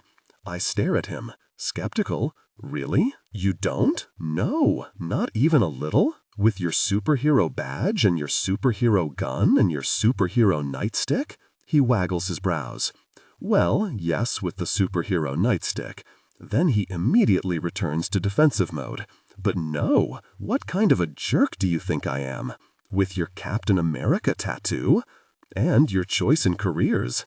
I'm teasing him now. It's too easy and too fun. I'm a cop because I want to stand up to injustice, fight for the good guys, like Captain America. That's all. He scowls, and it's sexy and adorable and funny all at once.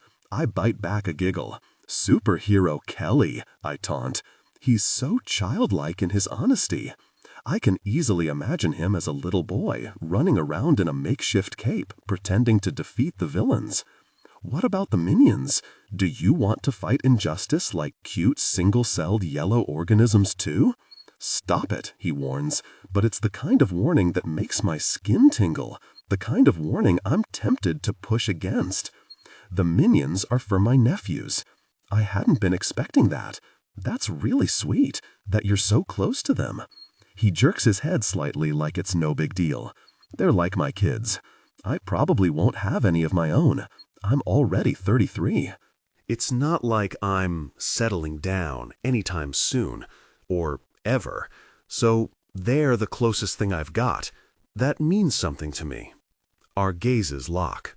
Or, you know, he says carefully, I probably won't have any besides yours, and that one won't actually be mine. So, the air suddenly feels heavy, tense. What if my baby-to-be is Chase's only kid? What if he never has any others? This man who would obviously make such a good father. Does that change things? Does that mean something to me? Liv, he begins, but whatever he's going to say is cut off by the buzz of the timer sounding from his phone. I need to go, I say, bolting up from the bed. I have to get out of here. I have to be somewhere that he's not. Somewhere where his presence and his life story won't tempt me to care about him or his future, or whether or not he'll ever be a dad. It's not my place to care. I refuse to let myself. Go where? It's late. We have the room all night. He seems truly surprised by my sudden desire to leave. I pause while gathering my clothes and stare at him incredulously. We can't stay here together, Chase. Sure we can. No, we can't. How did he not think that spending the night together would cross the line from baby insemination to way too intimate? This was supposed to be detached, sex, and nothing more. I should never have allowed the wings or the fancy hotel, or so many moments of intense pleasure. Somewhere I lost control, and I have to get hold of the reins and not let things happen like this again. Okay, maybe the moments of intense pleasure can stay, but the rest has to go. A beat passes, and for a second I'm afraid he's going to continue to argue. But then he says, "Okay, right, of course." Though he doesn't appear happy with my proclamation, he seems to get why I'm proclaiming it. "But you should stay. I'll go." He stands and grabs his jeans from the floor. "No, I couldn't do that." "Yes, you can." He's already got his pants half on. And now I feel like scum.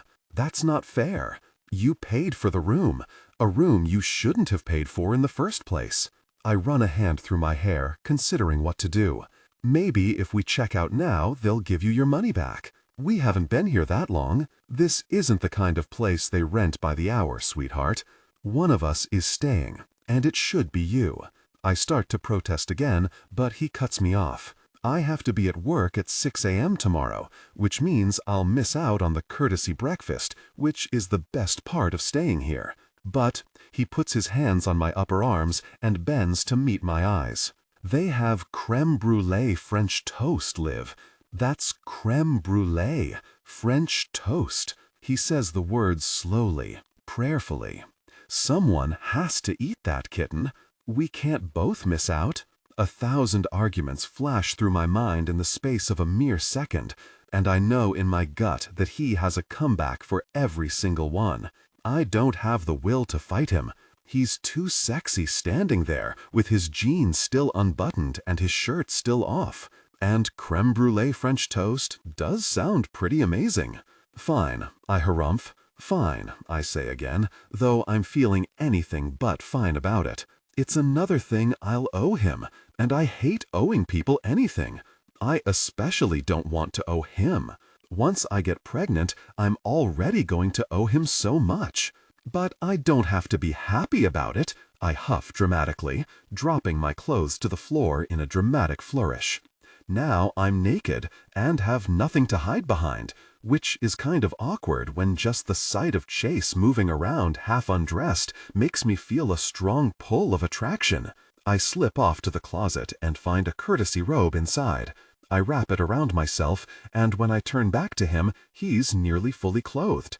I tell myself I'm not disappointed. We're going to have to do this whole intimate connection again. I'll still have more intimate time with Chase, just not tonight, and not so personal next time. He looks at me gravely as he threads his belt through his pant loops. Turn the deadbolt after I leave, okay? Okay, I say half-heartedly. This hotel has a good reputation, but I won't be able to sleep if I don't know you're safe. I'll lock it. I'm serious, he says, fastening his buckle. He starts for the door. I won't leave until I hear it latch. He's making me feel worse. He's too sweet, too good. I'm right behind you. You'll hear it lock. I follow after him, wishing I didn't want to invite him to stay, wishing it were easier to watch him go. He opens the door and pauses. Text me. With the next meet-up, or to let you know I locked the deadbolt? He narrows his eyes at me with the same warning that made my skin tingle earlier. Now it makes my thighs tremble. I know if he stayed, there'd be another round of intimacy, and I almost convince myself that it's a good idea, for conception prospects, of course. Except I want him to stay too much, which is precisely why it's not a good idea at all. His eyes flicker to my lips, then back to my eyes. You can just text. Anytime. No reason. Send pics if you want. I roll my eyes. I'm not sending you inappropriate pictures. I was thinking more like pics of that French toast. Grinning despite myself, I push him into the hallway and hold the door open with my shoulder. Shut up and go, I tell him, wondering if he can see how much I really want him to stay. Shut the door and lock it, he retorts. I shut the door and wait a beat before locking it, savoring the knowledge that he's still there, on the other side, until he hears the click. Chase, earth to Kelly. I squint up at Sergeant Gutierrez, who is standing outside my patrol car with her arms folded across her chest. One perfectly sculpted eyebrow is raised above the line of her sunglasses. I've been on a tear this morning, scribbing down every inch of my patrol car, wiping down every nook and cranny, with possibly more vigor and attention than is strictly necessary. But the city is quiet this morning, and I need to keep myself occupied. If I don't, there's real danger that I could end up thinking too hard about last night, about the wide-eyed way Liv looked at me as passion peaked, about the catch in her voice when she thanked me for the intimacy, about the way she asked me to leave, which I feel great about, by the way. That's how I normally roll. That's what I normally like. Having a good time and leaving. Officer Good Times. I feel so great about it that I've almost worn the vinyl off the dash from scrubbing. I feel so great about it that I've been checking my phone non-stop all morning. Itchy to text her, even itchier to get a text from her. I set my rag down and force myself to pay attention to my supervisor. Hey Sarge, what's up? I've been trying to talk to you for a couple minutes now. You okay? I'm glad I have my own sunglasses on and she can't see my face. Totally okay. Just a long night is all. The eyebrow above her glasses goes higher. I know what kind of long nights you have. I push the itchy feeling down and give Gutierrez a big grin. Yeah, you do. She punches me in the arm hard. Ouch. You wish, Kelly. And for the record, my nights with my wife are always longer. She gives me a grin even bigger than my own. And better. I have no comment on that. Good boy. And the chief wants to see you. Now. I stare up at her for a moment, confused. He wants to see me? Yep. Apparently he hasn't forgotten our conversation about body cameras at the meeting last week. And he just called me to tell me to send you his way. Ah, really? Yep. Gutierrez agrees. I grab my things and climb out of the car, steeling myself for whatever will happen. I've made the body cameras my mountain to die on, and honestly, I think it should be me who raises hell about it. As Megan has pointed out, as a man in a department where most of the administration is made up of men, I have the least to lose professionally by being a squeaky wheel. Good luck, Gutierrez says as I lock up the car. I give her a fake salute, and then I stride across the parking lot and into the station, stopping in the bathroom to make sure my brass is straight and my teeth are clean. Then I go to meet my doom. Kelly, the chief says as I walk into his office, not looking up from his computer screen. Sit, please. I sit.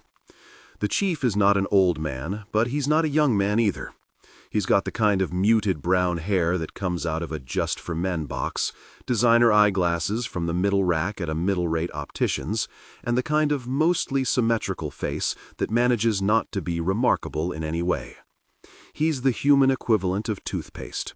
Serviceable, not unpleasant, but entirely forgettable once the experience is over. Except this is one experience I probably won't forget, especially if I get fired at the end of it. Chief Dinger, I start, not sure what he wants me to say, but he holds up a finger to quiet me and finishes whatever he was doing on the computer. Then he swivels his chair so he's facing me head-on.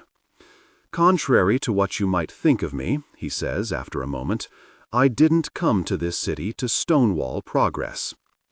This doesn't feel like the kind of thing I should respond to, so I don't, even though I have 1,000 responses ready and waiting." Chief Dinger sighs and looks out the window at the rows of parked patrol cars. "I don't want that reputation, not with the officers, not with the public. Sir," he stands up and I bite my tongue, which is so hard because I have so many things ready to say to him. Cajoling things, arguing things, angry things. Things I've practiced every day in my mind since I turned in the body camera committee's recommendation and got no official response. Dinger comes around and leans against the front of his desk. "You've got 2 things to battle here, Kelly. There's the budget, of course, but there's also this." He taps a finger on a small stack of papers next to him. "This is a petition from a local chapter of a group called Citizens Against the Theft and Negation of Individual Privacy." He gives me a meaningful look, as if I'm supposed to know what that means. "That's a pretty long name for a group," I offer. He gives me a long look. I try for more. "And their abbreviation is CATNIP. Son, this isn't a joke. I've got almost 500 signatures here, along with personal essays from most of these folks telling me they don't want videos of themselves winding up in the hands of strangers. I just got to this city last year, and I don't have any way to explain myself to the city council if this department gets taken to task for not properly vetting policies and our approach to new equipment." I'm shifting in my chair. "Sir, with all due respect, we have studies and data from all over the country saying that both citizens and officers are safer with this upgrade." Dinger interrupts. "Are you saying privacy isn't important? First Amendment rights? In Kansas, anyone can file a Freedom of Information Act for any record. Is it so boggling that people don't want footage of themselves being requested and then splashed all over the internet?" I'm a pretty laid-back kind of guy, so this doesn't rile me much on a personal level. But on a logical level, on a I passed college logic with a 118 level, I'm riled. "Sir, putting aside how extraordinarily rare such a thing might be, I think that these concerns are purely policy issues. I understand that they are important, but they shouldn't stop us from moving forward. It just means that we have to develop policies and procedures to deal with these concerns, not that we should avoid doing it altogether. There's too much scrutiny on police departments right now for us to charge into this without addressing citizen concerns. Some citizen concerns," I supplement quickly, "because there are just as many citizens, if not more, who would support us moving to the body cameras." Dinger nods after a minute. "Well said, Kelly. And though it may surprise you, I agree. There's a way we might be able to get around this, and I want you to be the one to help me." I sit forward in my chair. This is the closest I've come in a year and a half to actually getting somewhere with this change. "Whatever you need, sir." The chief hands me the CATNIP petition. "Get me more than 500 signatures. Get me a petition bigger than this, demonstrable proof that this city wants body cameras, and then I have a leg to stand on when it comes to the city council and the media. The headline cannot be 'Local Police Rob Citizens of Privacy.' Got it. Got it, sir. Good. Don't let me down, Kelly. Help me do this the right way." I have no idea how I'm going to pull this off, but I'm grinning as I stand. "Yes, sir." I'm feeling so good after my meeting with the chief. I'm not fired. I might be able to make this thing happen. That I pull out my phone as I walk out of the chief's office. I can't wait another moment to talk to Liv. And I have a good excuse, and after the way things ended last night, I need something. To be intimate with her, or talk to her, or just to be around her. I don't understand it, but I need it. "Hey, kitten. We talked about meeting up more than once during your fertile window. Would tonight work?" There. Businesslike, friendly, all about the baby. But I can't help but add, I still haven't forgotten that you owe me. And I press send before I can think too much about whether it's an insensitive thing to say or not. But hey, she seemed into it last night, and I am still very into the idea of connecting with her intimately. My phone buzzes a second later. Yes, we should meet again tonight. And maybe it will be more efficient if we meet at my place. I've decided you probably aren't a serial killer. I smile to myself as I walk out of the station, typing to her as I walk. Maybe we can move past the wall she threw up between us last night. Definitely not a serial killer. Promise. Sounds like something a serial killer would say. How can I convince you? Other than being a police officer, related to one of your closest friends, and the potential father to your child, I mean. Bring delivery food with you. I'll be just getting off work, and the food you choose will tell me whether you're a killer or not. 10-4, kitten. I'm full-on grinning as I walk out to my car now. Tonight might actually be the perfect night for the Kelly trio. Dinner, drinks, handcuffs. And she's trusting me enough to let me see her in her house. That sends a warmth blooming through my chest that I don't examine too closely. Once I get to my patrol car, I stop. No, it's too nice a day for the car. The sun is out, the breeze is ruffling faint and cool through the new spring leaves, the pavement is dry.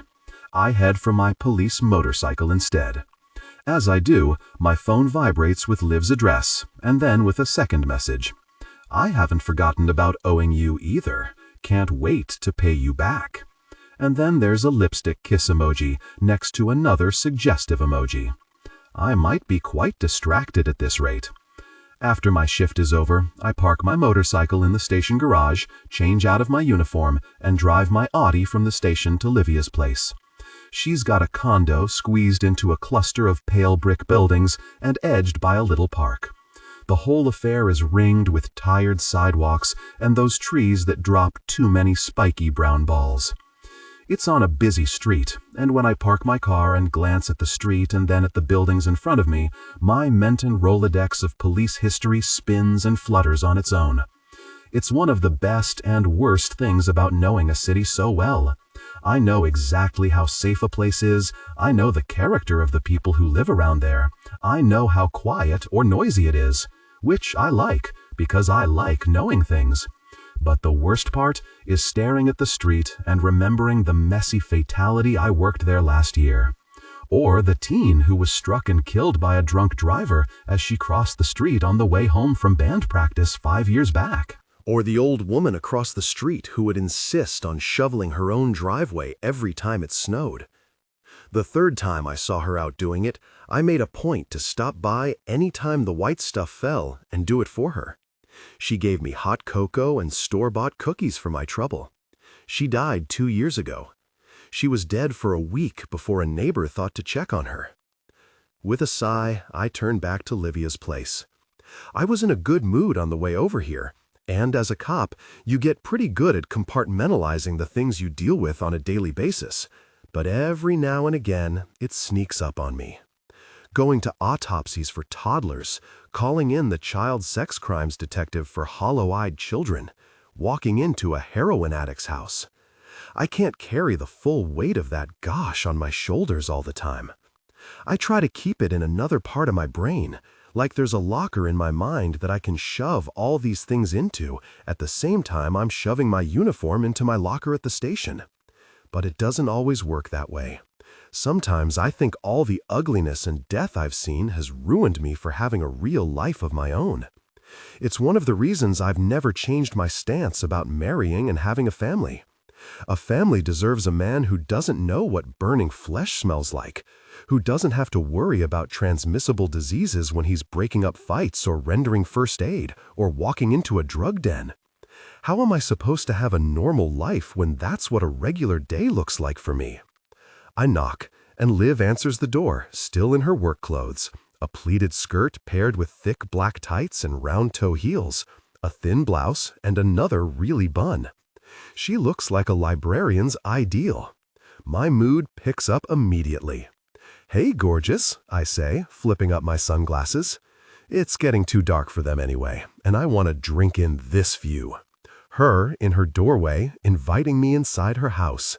Her smile as her fingers play with the side of the open door.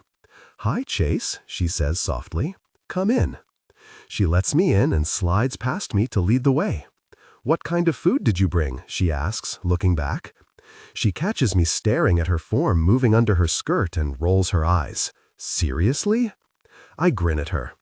We walk past the entryway and into the combined kitchen and living space. Even though these are probably the cheapest condos in the city, it's a fairly nice city, and so this is still a pretty nice place. Wood floors, updated kitchen, big windows. Liv's got IKEA furniture and a good eye for color and space, and so the whole condo feels clean and fresh. Except. I drop my bag of food on the kitchen counter and turn to face Livia. "Got enough books in here, princess?" She blushes and mumbles something as I go to inspect the bookshelves that are double and triple stacked with books, the shelves so heavy that they sag in the middle. There are books on her mantel, stacked next to her coffee table, stacked on her kitchen chairs in dangerously leaning piles. "There's a system," she says, a bit defensively, "and I keep the library books in my bedroom so they won't get mixed in." "You have library books too?" I ask. "Have you even read all of the ones you own?" She crosses her arms and juts her chin up, a gesture that's becoming very familiar to me. It makes me smile. "Well, not all of them, but I will someday, and it's my job to keep up on what's popular with the patrons." "Uh-huh." She sticks out her tongue at me, pink and wet, and she's the opposite of everything that weighed on my memories in the parking lot. She's playful and healthy and vibrant and alive. And I can't help it. I grab her and pull her into me, moving my mouth down at the last moment so that I'm kissing her neck instead of her lips. Her knees slump and she sags in my arms. "Chase," she murmurs. "The food, really the food," I growl, swinging her up into my arms. "Where's your bedroom?" "The door is by the couch," she says, lacing her arms around my neck. All of my depressing thoughts from earlier melt away. All my everything melts away with the feeling of her in my arms, with her giant brown eyes gazing at me as I walk us to her bed. "I have plans for us tonight," I say, tossing her onto the mattress and unbuckling my belt. "First, intimacy, then food, then more intimacy." "Okay," she agrees breathlessly. "Once isn't going to be enough," I say, preparing myself as my knees hit the edge of the bed. "No, it won't," she whispers, her gaze fixed on me. Her hand moved under her blouse, creating a private moment of touch. Oh, God, she's too really much sometimes. The pleated skirt and that bun, and then with that intimate touch like she can't wait for me to get to it myself. She's what every teenage boy imagined. She's what every teenage boy wished their librarian would be. She reaches up then, her hands finding me. I guided one of her hands to a sensitive area. She held me with the perfect amount of pressure, her palm the perfect kind of warmth, her fingertips grazing the sensitive spot just behind them. I have a moment when I wonder just how intimate Livia might get, but I push the thought aside for now. The only thing that matters is connecting with her and releasing the building tension. We can play games later. "Enough," I grunt, pushing her hands away from me. "I need to be with you." "Yes," she agrees, nodding fast. "God, yes." She reaches for the buttons at the side of her skirt, but I'm too really impatient for that either. "How much did these tights cost?" I demand.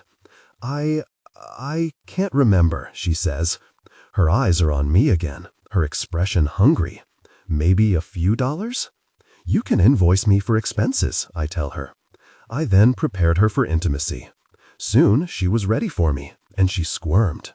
"Oh, God," she murmurs. Her hand is back to an intimate touch. "Oh, God, oh, God." "You can call me Chase," I say as I put a knee on the bed. She giggles at the old joke, and she's so really attractive, so really fun. And a small window opens up in my intense desire. A window to something else, another version of us.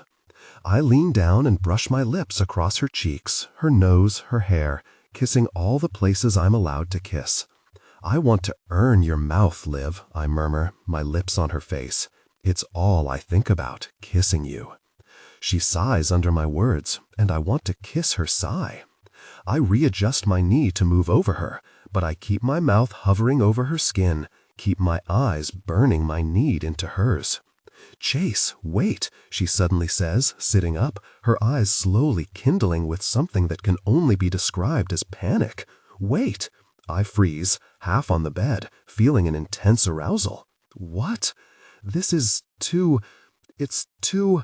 Her expression is pleading, as if she expects me to understand what she means even when she can't find the words for it. You're making it feel too what, kitten? I try to keep my voice open and receptive. When a woman says wait, you wait. But oh God, I can see she is ready for me. I can smell her. It feels too real, she admits finally, worrying her bottom lip between her teeth. Or too fast, or too easy or something. It's supposed to be easy, and I'll go slow next time, promise. I start leaning forward on the bed again, and she holds up her hand. Too intimate, she says. That's what I mean. It feels too intimate. You just waltzing in here and making me want you and sweeping me off to my room. But I thought that's what girls wanted before intimacy? The wanting and the sweeping off? Jesus, no wonder I've never had a successful relationship. I just needed to remind us, or myself, that it's to get pregnant. Only for that. So we're back to a clinical approach now? She closes her eyes. I didn't mean it like that. But yes, I'd feel better if it was more impersonal. I don't know why this bothers me, just like I don't know why her kicking me out last night bothers me. It just does. But you know what? Fine. Officer Goodtimes doesn't mind impersonal at all. Whatever you want, Livia, I say, sliding my knee off the bed. Her eyes are still closed. Thank you. But then her eyes fly open as I grab her hips and haul her to the edge of the bed so that her form is nearly off the mattress, and then I take her knees in my hands and position her. You want to make this clinical? I ask, and I can't help the coldness in my voice. Or maybe I can, but I'm too angry to help it, and I'm angry at myself for being angry. Why do I care how she wants me to be with her? I'm just here for the intimacy, however it happens. She turns her head away from me. Clinical is good, she says, and in her voice I hear resignation and regret and determination. Livia Ward, always so determined to have it her way. Then we'll make it clinical, I say, letting go of one of her knees so I can touch myself and bring it to her intimate area. Just pretend you're doing this the right way, kitten. Just pretend you're at the doctor's, waiting for some anonymous hands to give you some anonymous man's baby. I tease her intimate area. She's so really ready, it'll take nothing to connect with her. Chase, she says, but says nothing else. I can't tell if she likes what I'm saying, or she hates it, or both. You're just lying back and letting us connect, I say, and then I mirror my words, pushing into her intimate area, which parts from me. You're just waiting for it to be over, because all you want is the baby. I connect deeper, and her back arches, her mouth parting in a silent cry. It's so intense I could die. You don't care how you get pregnant. You don't care what it feels like. I drop my thumb to her intimate area, rubbing in the tight circles I've learned she likes. It's just a transaction, right? Just an impersonal transaction? I tilt my hips up ever so slightly as I pull out, making sure to drag against her sensitive intimate area. She gasps, her back arching again. I pull out almost all the way, and then I connect again, intensely. She cries out, her hands flying out behind her to grasp at her comforter. It's just a procedure, Liv, just biology. I rub those circles and move intimately with her, so really worked up. We are connecting through a hole in her tights, and her chest is bouncing under her blouse, and her fingers are twisting helplessly against her blankets. And she's so ready and responsive, so supple and so very close, all of it embracing me. And her hips can't help but move under my touch, with my thumb working the firm bundle of nerves at her intimate area, with my body connecting inside of her, both my touch and my movements hitting all the right notes. And yet, it's not enough. Her perfect intimate area, her perfect reaction to our connection, it's all not enough, and I don't really know why. Until I do. Look at me, I say, a command and a plea all at once. Look at me. She does, turning those warm brown eyes onto mine. Good girl, I mutter, staring down at her as I move intimately with her. That's it. I want to watch your face as you reach your peak. Because it doesn't matter how impersonal I make it, Liv, you're still going to reach your peak for me, aren't you? Her hands are still grabbing at her comforter. Yes, she breathes, I'm going to reach my peak. I go deeper, faster, moving intimately and breathing hard. Even if it's not intimate, even if it's not easy or real, you just can't help but reach your peak when I'm connected with you, when I'm touching that sweet, intimate area, can you? She moans, shaking her head. I can't hear you, I growled. I can feel the sweat on my face. I see the flushed heat in her cheeks. I can't help it, she confesses, in another moan. Can't help what, kitten? Her eyes are fluttering now, her body squirming in gorgeous taut lines. Can't help. Reaching my peak. Her heels are digging in the small of my back, her throat arched in a display of pained pleasure. You make me reach my peak. Really, yeah, I do, I breathe, connecting deeply. I feel the moment she trembles at the edge, like a leaf caught by the wind, and then she reaches her peak with a sweet cry, back bowing off the bed, toes curling, her thighs clenching hard, and her intimate area quivering around me in the most delicious caress a man can feel. And then I let go. I grab her hips and I move intensely with her, all sorts of depraved images running through my mind, sinful urges, lusts that go down to the very root of life itself, to mate, to breed, to connect until I fulfill my purpose inside her. She's still panting and clenching when I release and connect with her, fulfilling her as deep and full as biology demands, as my crude fantasy of her spread on a doctor's table demands. I feel the release flowing out of me fast and hard, and I hold her hips tight, keeping her intimately connected as I finish. Her eyes are on me the entire time. I give one last pulse, and then slowly pull out, loving the intimate release that follows. My release. Inside her, outside her, claiming. Mine. All mine. The moment the words enter my thoughts, I try to banish them. Livia's not mine, her body isn't mine, and this baby won't be mine except in the loosest sense. I don't get to claim her, in fantasy or otherwise. To hide my discomfort, I move away and grab a pillow from the top of her bed. Chase, she says. I ignore her, handing her the pillow and then helping her orient herself on the bed so she can elevate her hips. I pull up my jeans, and I'm about to leave her on the bed when she grabs my hand. Chase, she says again. I need to go figure out the food, I mumble. Really, the food, she says, seriously. Liv, I want you to stay in here with me, she interrupts. Please. I pause and let myself look down at her. She looks beautiful and open and vulnerable right now, her hair coming loose from her bun and her clothes torn and rumpled. And God help me, I like the way her hand feels holding mine. I like the way her voice sounds making such a naked and honest request. I sit down next to her, but she doesn't let go of my hand. Instead, she tugs me so that I'm turned and she's able to see my face. I'm sorry, she says. I shouldn't have said those things, not while we were about to be intimate. Don't say sorry, I tell her. I don't mind, promise. I'm lying, and I don't know why. She sighs and lets go of her hand so that she can move the pillow under her hips. I mind, though. It wasn't fair to you, and I shouldn't make my neuroses your problem. It's really fine, kitten. You reached your peak. I connected with you. Which was the whole point. Everything happened the way it should. No, she says, shaking her head. When she does, her bun loosens even more. No, it didn't.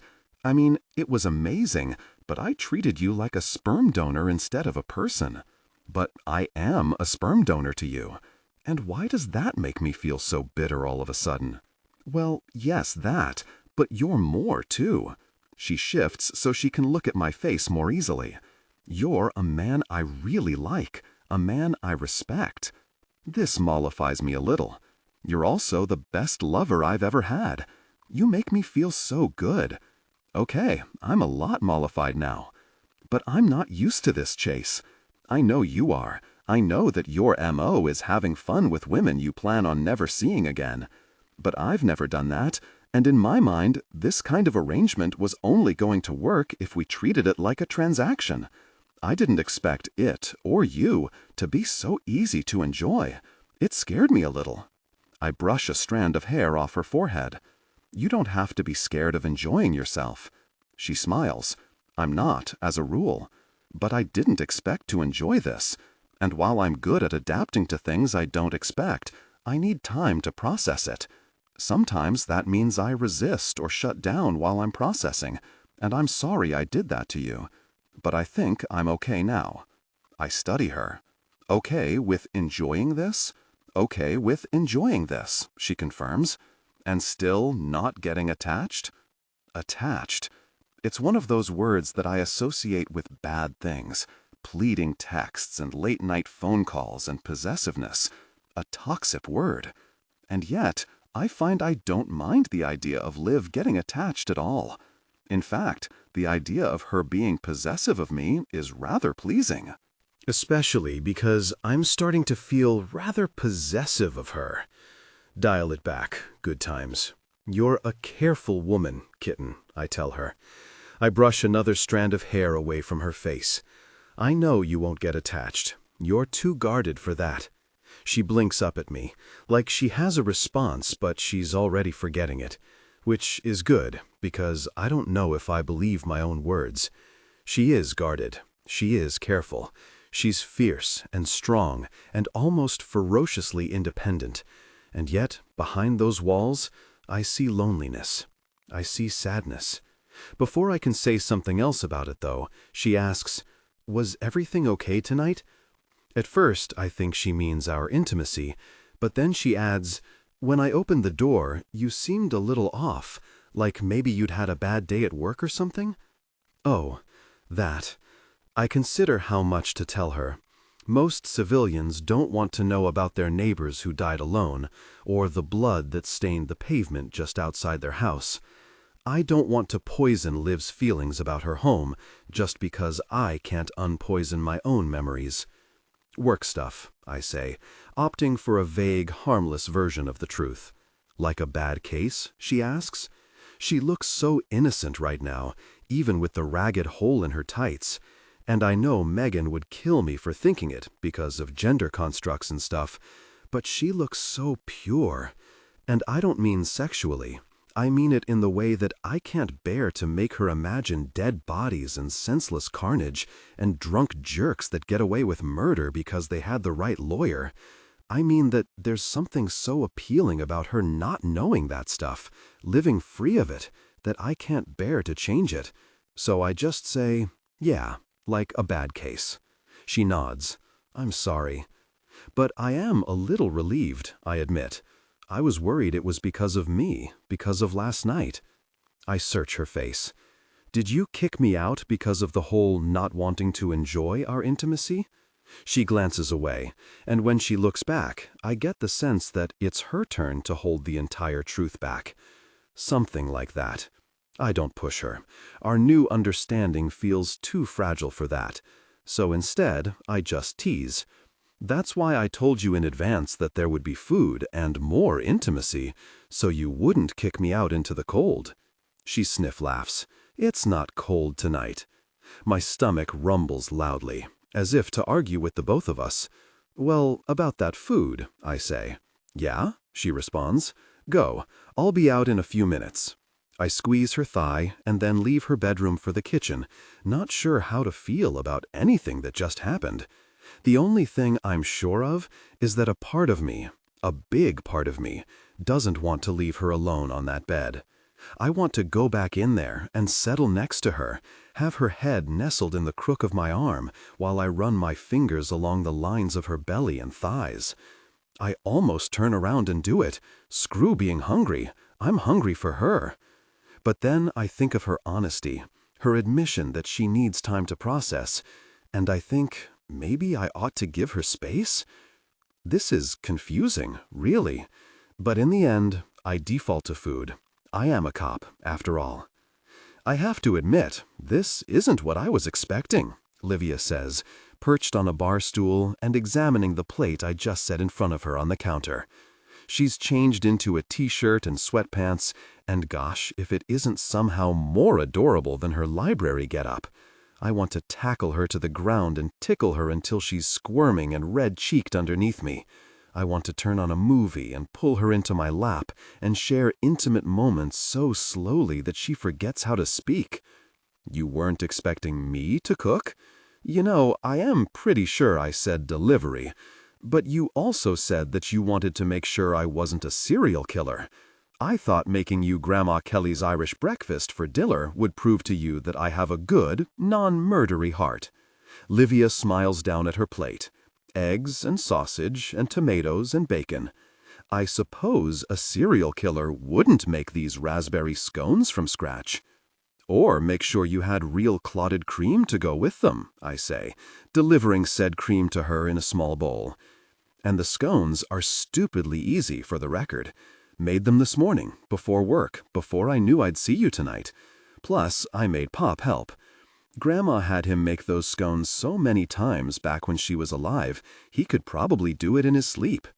Pop? My grandpa. Then I add, because she will need to know if we ever use my house as a space for impregnation, and also my roommate. She puts her hands together. That's adorable. Sure, I say, bringing over a French press full of fresh coffee.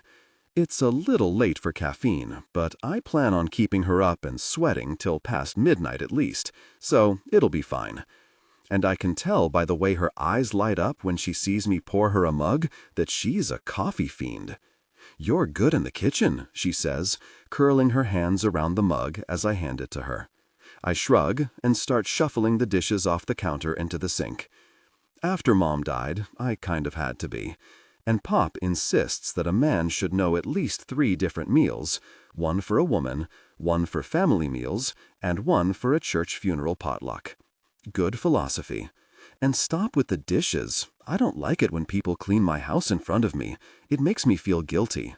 I ignore her, load the dishes from the food prep into the dishwasher, and wipe off the counter. With the kitchen clean, I finally turn to my own plate of food, standing at the counter so I'm facing Livia as we eat. It's as I'm eating that I catch a glimpse of a library programming sheet for all the county libraries. Liv has highlighted an event with local legislators. I stare at it for a moment, letting it sink in that the library is hosting something like this. And I have an idea. I put my fork down and look at her. Do you think the library could host an event where we could get 500 signatures on a petition?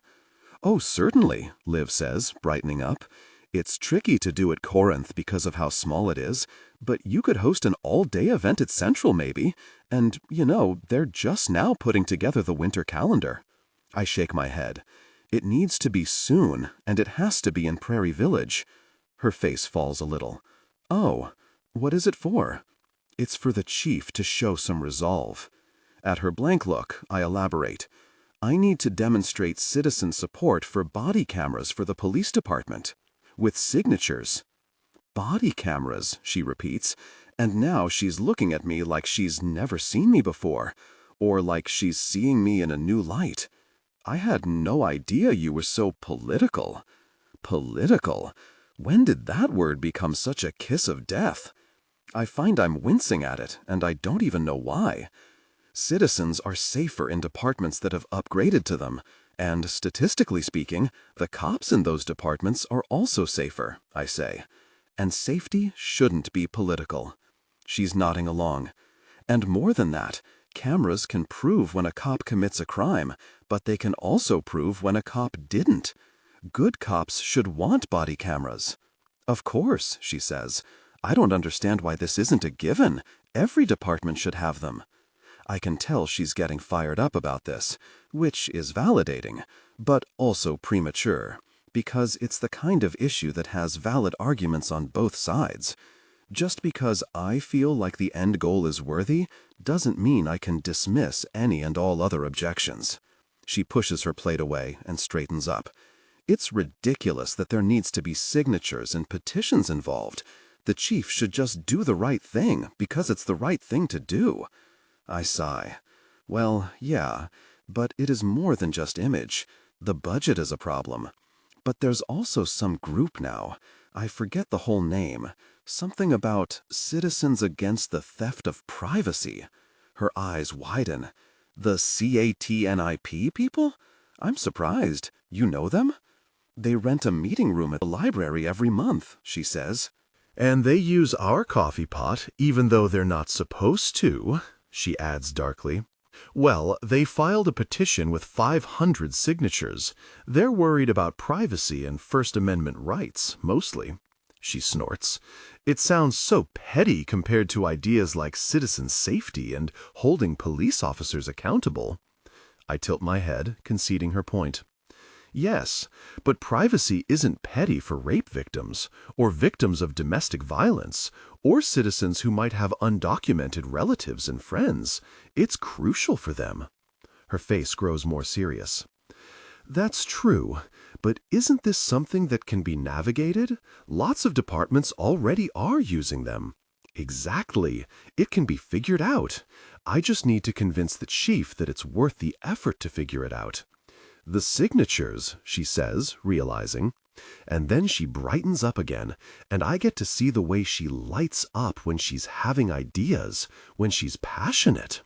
Okay, it may take some convincing, but I think I might be able to get my manager to let me host something. Really? She nods, getting more and more excited. We could do a big civic event right when it's getting warm. We could use the parking lot, bring in local businesses to donate food and drinks, and invite the other agencies, fire and EMT. We can structure the event around the community, and you can give a presentation about body cameras there. We'll have the petitions circulating the whole time. People will come for the free ice cream and for their kids to play on the fire trucks, and then we'll present them with this chance to make Prairie Village a better, safer city for everyone. She stops and beams at me. What do you think? I think she's the sexiest, smartest woman I've ever known. I come around the counter and pull her into my arms, loving the way she wraps her legs around my waist as if it's the most natural thing in the world. I think you're really perfect to go another moment without us sharing intimacy. She flushes under my praise and laughs. I thought we had plans for intimacy tonight, remember? I'm already carrying her to the bedroom, my desire intensifying.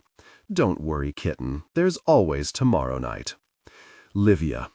I can still smell Chase on my sheets when I wake up the next morning, still feel his presence.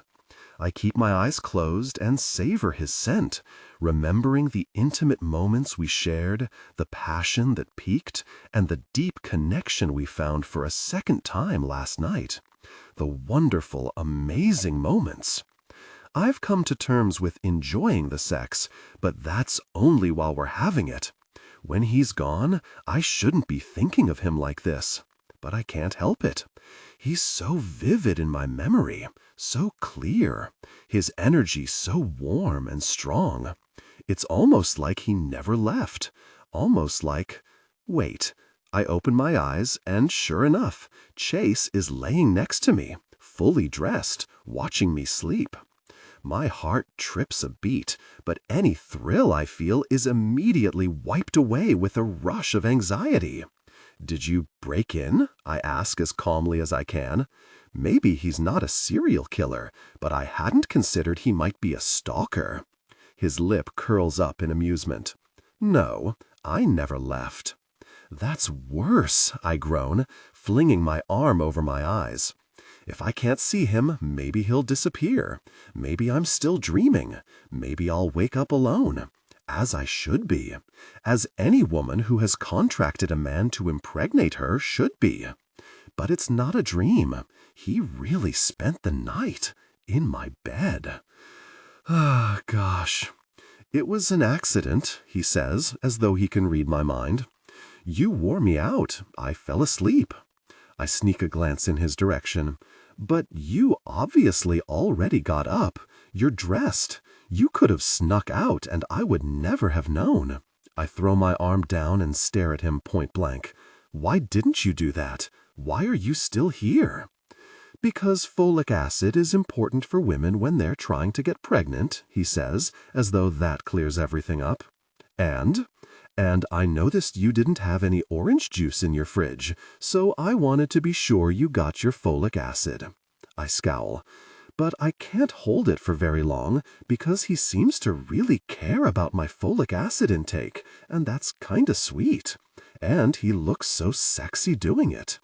And because my thighs still ache from the previous night's activities, so maybe I'm letting my hormones get the best of me, but I am ovulating. That sounds dirty when you say it, I say, resigned. Resigned to him being here and being hot and me feeling more desire than I want to admit. Everything sounds dirty when I say it. Come on. He pulls the sheet off of me and swats my behind. Get up. Get dressed. Why? I groan again. As long as he's here, we could get in another round of intimacy, but not if I'm supposed to be getting dressed. Because you can't leave the house naked, he says, standing up. I personally wouldn't have a problem with it, but I'd have to arrest you for public indecency. And though I want to see you in my cuffs, it's not going to be any fun if you're behind bars. Goosebumps erupt along my skin at the mention of his cuffs, but I hug myself, pretending it's because I'm cold. We're leaving the house together. I sigh and resign myself to this now as well. Where are we going? He rolls his eyes in exaggerated annoyance. To get some folic acid? Haven't you been paying attention to anything I've said? With a shake of my head, I climb out of bed and shoo him out of my room so I can get ready. I put my hair up in a messy bun and take a quick shower, then throw on a green cap-sleeve knit dress patterned with chemistry formulas. When I come out of the bedroom, I smell coffee, and before I can ask, Chase hands me a travel mug with room for milk at the top. I didn't know how you took it, he says. I thank him, and he watches as I doctor it up with the right amount of milk and sugar. Then I grab my purse and hesitate, my hand hovering over the hook by the door where I keep my car keys. I look at him, questioning. Do you trust me driving you someplace? He asks. If you'd rather take your car and follow? But we aren't going far, and that's kind of a drag. I drop my hand. You can drive me. I trust you. Ish? I trust you. Just. This is stupid. I trust him. I do. It's myself I don't trust. I might be able to manage sex without attachment, and I'm only barely sure I can manage that, but I'm not at all sure I can handle spending real time together. But I'm already crossing all the lines of precaution, venturing into territory that makes our every interaction more complicated and our lives more intertwined. I can stop. I know I can. The truth is, I don't know if I want to. At least I don't want to before breakfast. With another sigh, I nudge him toward the door. Take me wherever you're taking me. This better be some very good folic acid. Less than 10 minutes later, we're pulling into the driveway of a 2-story house with yellow vinyl siding and an American flag mounted by the front door. The yard is landscaped simply but earnestly, and even though it's early spring, the lawn has been attended to. It's cute, not too small, exactly the kind of house I'd love to raise my kid in, but could never afford on my current salary, not in Prairie Village anyway. The problem is, I can't think of any good reason that Chase would bring me to someone's residence, unless it's his house. He already has his door open, but I don't move. Your house, Chase? Seriously? God, I hope I've guessed wrong. But I haven't. Where did you think I was taking you?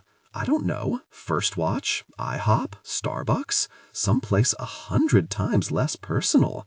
And oh my God, he lives this close to me? I shouldn't know this. I so wish I didn't know this. My house is better than all of the above combined. He tugs on the sleeve of my dress. Come on, I'll make you the best lemon brown sugar blueberry pancakes you've ever tasted. And if you're good, I might even let you have some of my sausage. I sure hope that's not a euphemism, because I'm not happy. And also, now I want sausage. I set my empty travel mug in his cup holder, though, and reluctantly get out of the car. "What's so terrible about coming to my house?" he asks as I come around his Audi and meet him on the front stoop. Chase unlocks the door and holds it open for me. I rant while I walk inside. We're not dating. We're not supposed to be hanging out. We're not supposed to be getting to know each other or spending time together. We're supposed to be intimate, and that's it.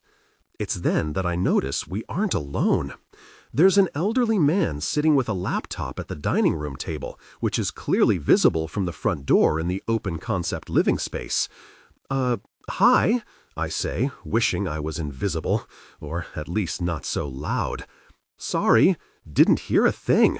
He gives us a sidelong glance and then turns back to his screen. I'm just working away on this stupid computer here, trying to figure out how the very thing works. His choice of words isn't an accident. He obviously heard me. I exchange looks with Chase. I'm sure I'm beet red. I want to die. I want to die, I mouth to Chase. Laughing, he beckons me to the dining room. Pop, this is Livia. She works at the library with Megan. He looks at me, searching. I don't say a thing, but I think several things in his direction.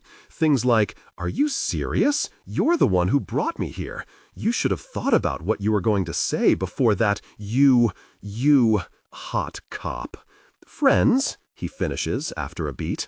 I shoot daggers with my eyes. We are not friends, though I'm not sure what else he could have said. Even if he wasn't contractually obligated to keep our deal a secret, I'm her sperm donor probably isn't the best way to introduce a woman to your grandfather. Livia, this is my grandpa, Dennis, but I promise he won't answer to anything other than Pop. Hi, I say, grinning awkwardly and too widely. Again. Nice to meet you, Livia. Pop studies me, and I study him. He's leathery and wrinkled, but it's obvious he was very handsome when he was younger. He's still handsome now. His bone structure is exceptional, and the deep creases by his mouth and eyes are the kind earned from a good-humored person. It's obvious Chase comes from good genes, that hell age well, which I'm glad to know, for the baby, naturally. Though it doesn't matter what his opinion is, I can't help but wonder what Pop sees looking at me. Chase doesn't usually bring his women home, he says after a moment. You must be special. I'm not his woman, I say definitively. He doesn't bring friends either. His eyes twinkle in the same way that Chase's do, and my chest tightens at the old man's words. Is Pop right? Am I special to Chase?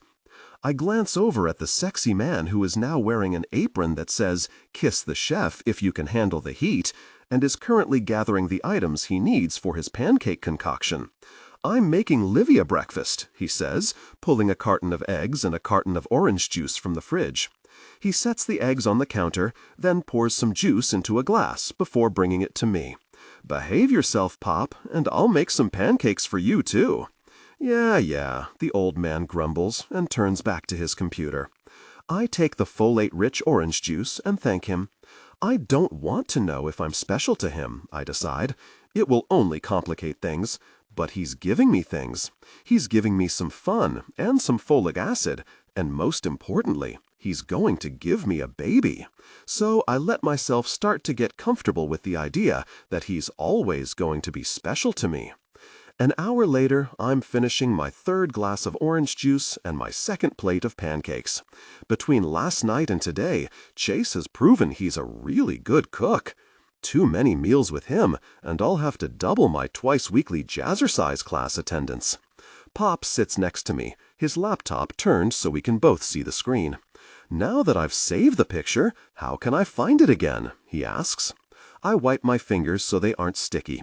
"Since you remembered to save it in the Photos folder this time, like I showed you, all you have to do is pull up your folders list, like this." I demonstrate for him. And there it is. Double-click on the thumbnail to open it. Though I'd tried to help prepare breakfast, it only took Chase 2 minutes to discover I wasn't any good in a kitchen, and he quickly banished me to the dining room table with his grandfather. Wanting to feel useful somewhere, I've ended up helping Pop figure out a few things on his new computer. He's slow on the uptick, but not any less guidable than the teens I work with at the library. "Hey," Chase says, taking my empty plate from me. "You're good with him. You should teach him how to use it for real. Give him some regular lessons." I throw him a glare. Normally, this kind of volunteer project would be right up my alley. But this man will be the great-grandfather to my baby-to-be. I can't be spending time with him. "I'm sure I don't know anything more about computers than you do," I say, not wanting to hurt the old man's feelings with a simple no. Chase doesn't seem to pick up on the reasons for my hesitation. "Yeah, but I have no patience for the man." He stacks his grandfather's plate on top of the others in his hand and takes them to the sink. "Correction, son," Pop interjects. "I have no patience for you." I cough and cover my mouth to hide my laugh. Yeah, Chase says, rinsing the plates, when the doorbell rings, then rings again, and again, then several more times. "Gosh!" Chase turns off the water and turns to face me. His face is pale and his eyes wide. "What is it?" I ask. I knew nothing about this, I swear. He's apologetic and concerned. I stand up, my alarm growing. Knew nothing about what? Before he can answer, the front door opens, and Megan walks in with a tote bag over her shoulder, Josiah asleep on her hip, and Keon in tow behind. And now I understand the reason for the panic. There's no time to move, though. No time to react. No time to do anything but stand there and wait for the disaster that's about to happen. "The doorbell is not a toy," she says to Keon. "You ring it once only.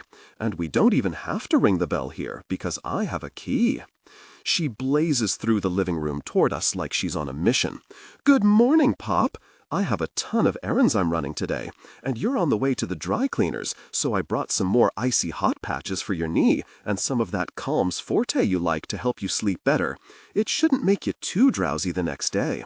Chase can help you with the bottle if your arthritis is bothering you. Nice to see you, brother of mine, and oh," she finally takes a breath, finally sees me in the room. "Liv." She looks from me to Chase, then back to me again. "Good morning." Hi," I wave like an idiot. Keon runs to Pop and pulls at his leg. "Ant Smasher! Ant Smasher!" The old man lifts the little boy up to his lap, and my heart melts imagining this exact thing, but with Chase's child. "Nope, kid, not on this machine. What we got on this beast? Solitaire, I think. Let's find out." Pop pushes some buttons, and whatever he manages to find, it seems to entertain the both of them. With their attention occupied, Megan resumes darting her eyes back and forth between me and my sperm donor. "So," she says after several seconds pass in silence, "is someone going to fill me in?" "There's nothing to fill," I say, then blush because I'm a bad liar and because Chase has been keeping me quite occupied. Megan narrows her eyes. "Are the two of you—" "No," Chase and I say at once, like that's not obvious. "I'm helping Pop with his computer," I say in a rush, eager to make this situation seem anything other than what it is, though at this point I'm not sure what it is.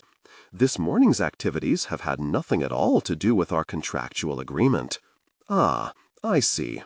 Megan doesn't seem convinced, but she turns to her grandfather anyway and says, "I told you Phil would help you with that, Pop."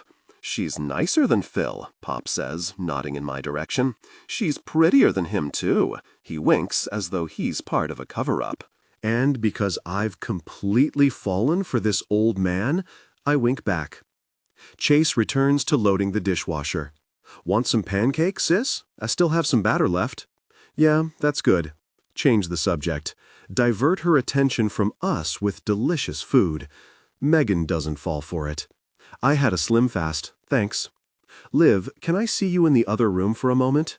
She turns and walks out of the dining room, not waiting to see if I'll follow. I give a final look to Chase, who mouths, "Good luck," before I proceed after his sister.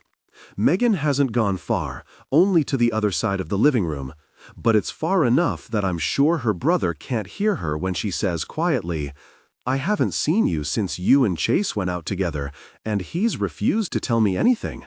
That's gentlemanly of him. It's nice to know he's kept his side of the bargain and not said anything. Josiah murmurs in his sleep as Megan shifts him to her other hip. Then, did something happen? She wants details. And she's my friend, so details would be fair if I were into Chase for real. But I'm not, so I tell her the truth, sort of. Nothing happened on our date. I've sworn off men, remember? But you're here at our house for breakfast. She blinks and corrects herself. His house. She corrects herself again. Pop's house. I am. I know exactly how it looks. It looks intimate. This was why I was against coming here in the first place. I take a breath and attempt to paint a better picture. It's no big deal.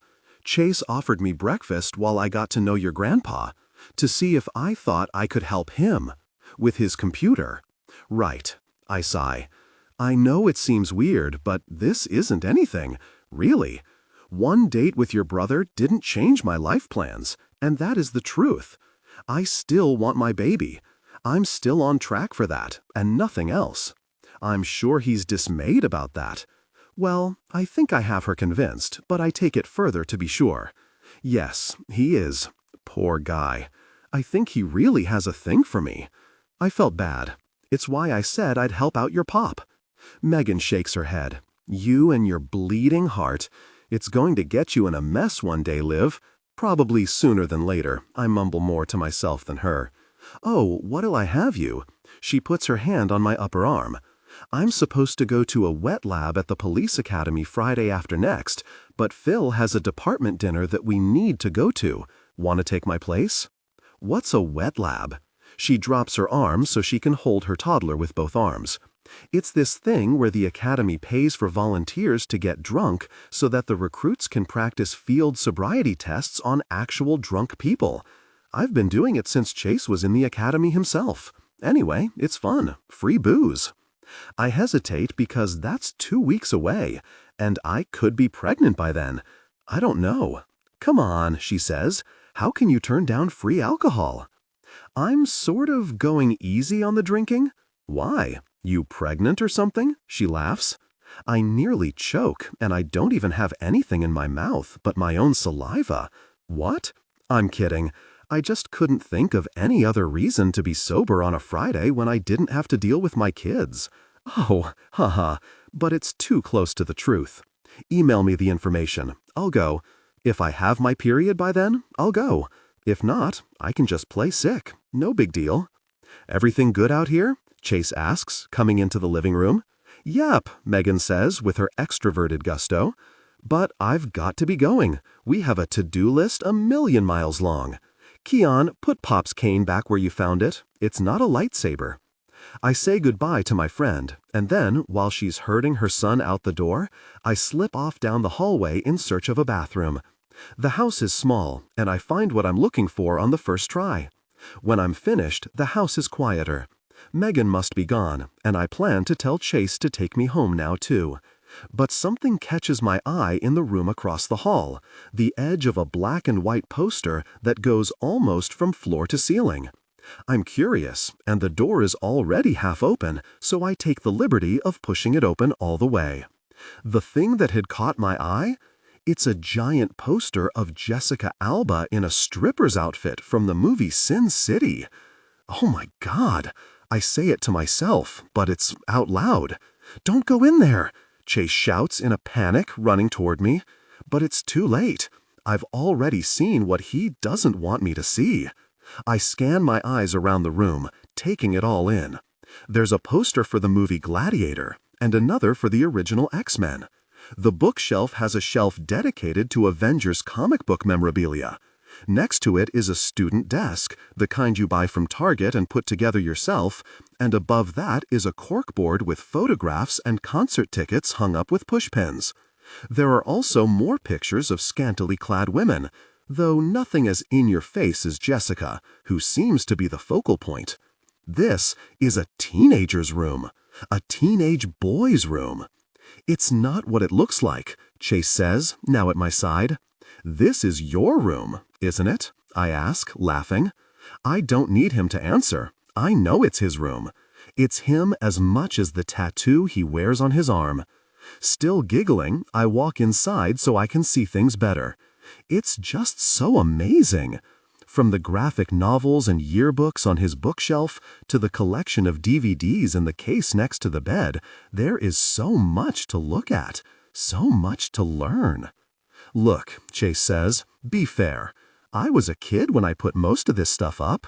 I raise a brow. "Most? All," he corrects hastily. "All of this stuff. And you're 33 and just haven't gotten around to taking any of it down yet?" I already know I'm never going to let him live this down. He throws his head back in frustration. "It's been like this since I moved out for college, okay? Pop wasn't concerned about redecorating, and I didn't have any reason to come back and do it, so it's been a sort of museum of my teenage years. I only moved back in about a month ago when Pop had his knee surgery, and no, I haven't gotten around to taking any of it down yet. But I'm planning to. Soon." "Right," I say skeptically. I cross to his bookshelf and skim a few of the titles. There's some Alistair Reynolds and Stephen King and Ray Bradbury. I wrinkle my nose at a Beastie Boy autobiography, but the beat-up copy of American Gods makes me feel remorseful for assuming he only read certain magazines. Honestly, I'm grateful to be wrong. I actually tried to convince Pop to take my room so he wouldn't have to deal with the stairs, but he's too proud and stubborn. I lift a shoulder nonchalantly. Or maybe he likes his bedroom. Maybe it has memories for him just like yours has for you. I can feel his eyes on me as I wander over to the corkboard. The photographs pinned here seem to be from various occasions in his life. In some, he's a teenager. He's thinner and beardless, but still attractive. Still as cocky, if I'm interpreting his expressions correctly. In others, he's younger, and I wouldn't recognize him if it weren't for his nose and eyes. Then there are pictures of family. "Is this your mother?" I ask, pointing to a woman with a round face who looks like a cross between Megan and Pop. Chase moves up next to me, presumably to see what I'm looking at. "Yeah, that was not too long before she died." "And after she died, you moved in here?" He nods. "Dad was killed in a car accident when Megan was just a baby. I don't even remember him. So when Mom died, Gran and Pop took us in." "When did your Gran pass?" "A few years ago. That's her with Keon." He points to a photo of an elderly lady with Chase's chin holding a newborn baby. There's something so sweet about it, something so honest. It makes my chest pinch, and I have to look away. I find a picture where teenage Chase has his arm around a blonde with her hair in retro cinnamon buns, circa 2000. "Is this your high school girlfriend?" "One of them." "You jealous?" "No. I'm a little bit jealous, which is stupid. But I remember being that age. I still believed in relationships back then, still believed in happily ever afters." What would it have been like for us if I'd met him back then? Butterflies stir in my stomach, the kind that have less to do with lust than they do with infatuation. They haven't stirred in so long, I barely recognize the feeling. "Did you ever bring girls back here?" I ask, broaching dangerous territory. I'm thinking dangerous thoughts, having dangerous fantasies, wanting dangerous things. "Never," he says earnestly. "Yeah, I don't believe you. I cross over to his DVD case by the door, pretending to be curious about what he liked to watch when he was a teenager, and I am, but really, I just need to have some space from him before I let this crazy Twitter-pated feeling get the best of me. But Chase follows me. I'm dead serious. Pop has a shotgun. He was always threatening to shoot me if I knocked a girl up. Scared the gosh out of me. I laugh nervously, keeping my eyes on the movies. And here you are trying to knock a girl up now. You must have gotten over your fear. Pop has arthritis. He'd have too much trouble loading the gun. There's a soft thud of a door closing, and I look up to see that he has shut us in, and I have always regretted the lack of action this room has seen. My heart rate picks up, and immediately I feel a rush of desire. I'm already half fantasizing about what it would have been like to be his teenage girlfriend, sneaking around, fumbling and sharing intimacy behind my mother's back, convinced that he and I are meant to be forever. But all this is wrong. The fantasy, the location, the motivation. Chase. I shake my head insistently. No, we can't. We can. We should. His eyes darken, and he starts for me. Facing him, I back away. Your grandfather's just in the other room. He's taking his morning nap. My backside meets the desk behind me. I'm trapped. I have nowhere to go. A thrill runs through my body. With a wicked grin, Chase moves in until he's nearly pressed against me. What if we wake him up? I ask, already breathless. He has his hearing aids out. He can't hear a gosh thing. Chase pushes up my dress, and his touch becomes intimate through my panties. I gasp. I guess this is still within the window of ovulation. Exactly. Why we should, he agrees.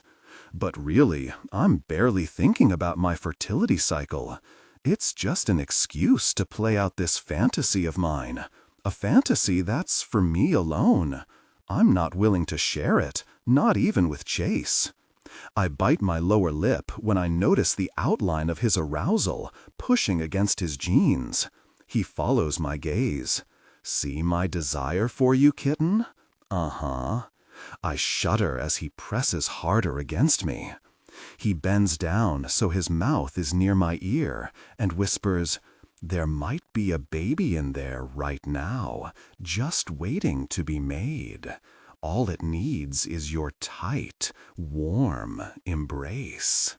Really, I'm done for. Fingers shaking with anticipation, I start working the button of his jeans. "Turn around," he commands urgently before I've gotten his pants unzipped. I turn and gather my dress around my waist and hold it in place with my elbows. Then I lay my palms flat on the desk, bracing myself for what I know is coming. Passion peaked, came together intimately, deeply connected. If I'd have known you when I was a teen, I'd have been consumed by desire, he says, moving with vigor. I'd have imagined sharing intimacy with you just like this. Keep talking, I pant. Oh, you like that, do you? I knew my librarian was a naughty girl. He slows down ever so slightly so he can snake an arm around me and up my dress. He tugs the cup of my bra down, and his hand becomes intimate. Teenage Chase would have had to have you. He'd have shared all sorts of passionate moments with you in the back seat of his Acura Legend. Even as I'm gasping from pleasure, I giggle at the image of Chase in what was likely his first car. I would have loved to have done that too. Sneaking around without my mother knowing, sharing intimate touches in his car when we're supposed to be at the library or the school play or the game. For you, I would have found a way to bring you back to my room instead, he says. God, he's so there with me, putting all my naughty thoughts into words. Really, Pop and his gun. I would have told him that I was helping you with your physics homework, and then I would have shared intimacy with you against this very desk. I close my eyes and moan, picturing our open textbooks falling to the floor as he moved with me from behind. My belly starts to tighten and pull. I'm so filled with desire, I'm already feeling the crest of my peak approaching. But teenage Chase wasn't the passionate lover he is now. I'd have to ask you what you wanted. You'd have to tell me how to touch you. His touch became intimate along the skin of my intimate parts. Right here, kitten? Like this? Yes, I whimper. More. There. I can't talk in multisyllabic words. Show me, baby. Touch. Intimate. Tension overwhelming. We reached a peak together. As soon as I reached my peak, he focused on pursuit of his own, moving wildly as he praises and adores me. Jesus, Liv, you're so sexy, so intimate, so gorgeous. Right there, right there. We're reaching our peak, kitten. We're reaching our peak. He stills, reaching his peak, and I wonder, as he grunts and relaxes behind me, if we were both young and stupid, would I have hoped for a deeper connection then too? The way that teens in lust that they think is love often do? Not to trap him, but to solidify what we had, to hold on to it for as long as possible. I almost wish we really were that age, just so I could feel that way about him, and not worry about the things I know now about love and relationships, and men who don't stick around. I'll say it again, Liv, Chase says, kissing the back of my neck before pulling out. You're fun. I don't argue this time. I simply smile and put my dress back in order while I scan the photographs in front of me a final time. It's kind of a shame all of this is going to come down. It gives a pretty vivid picture of your youth. I've committed as much as I can to memory, though, recording what might be useful when I'm raising his offspring, no other reason. Chase buttons his jeans and glances around the room. Well, not all of it's coming down. Jessica will stay. All right, I chuckle. Of course. Silly as it is, I find myself wishing I was Jessica Alba, wishing that I, too, could stay. Livia Stairwell at Corinth. I hit save on the entry I've just added to yesterday's date in my Google Calendar. Then, after thinking about it a second, I click the entry again and hit Edit. In the Notes section, I add one word. Twice. I hit Save one more time, and then click on View so I can see the entire month at once.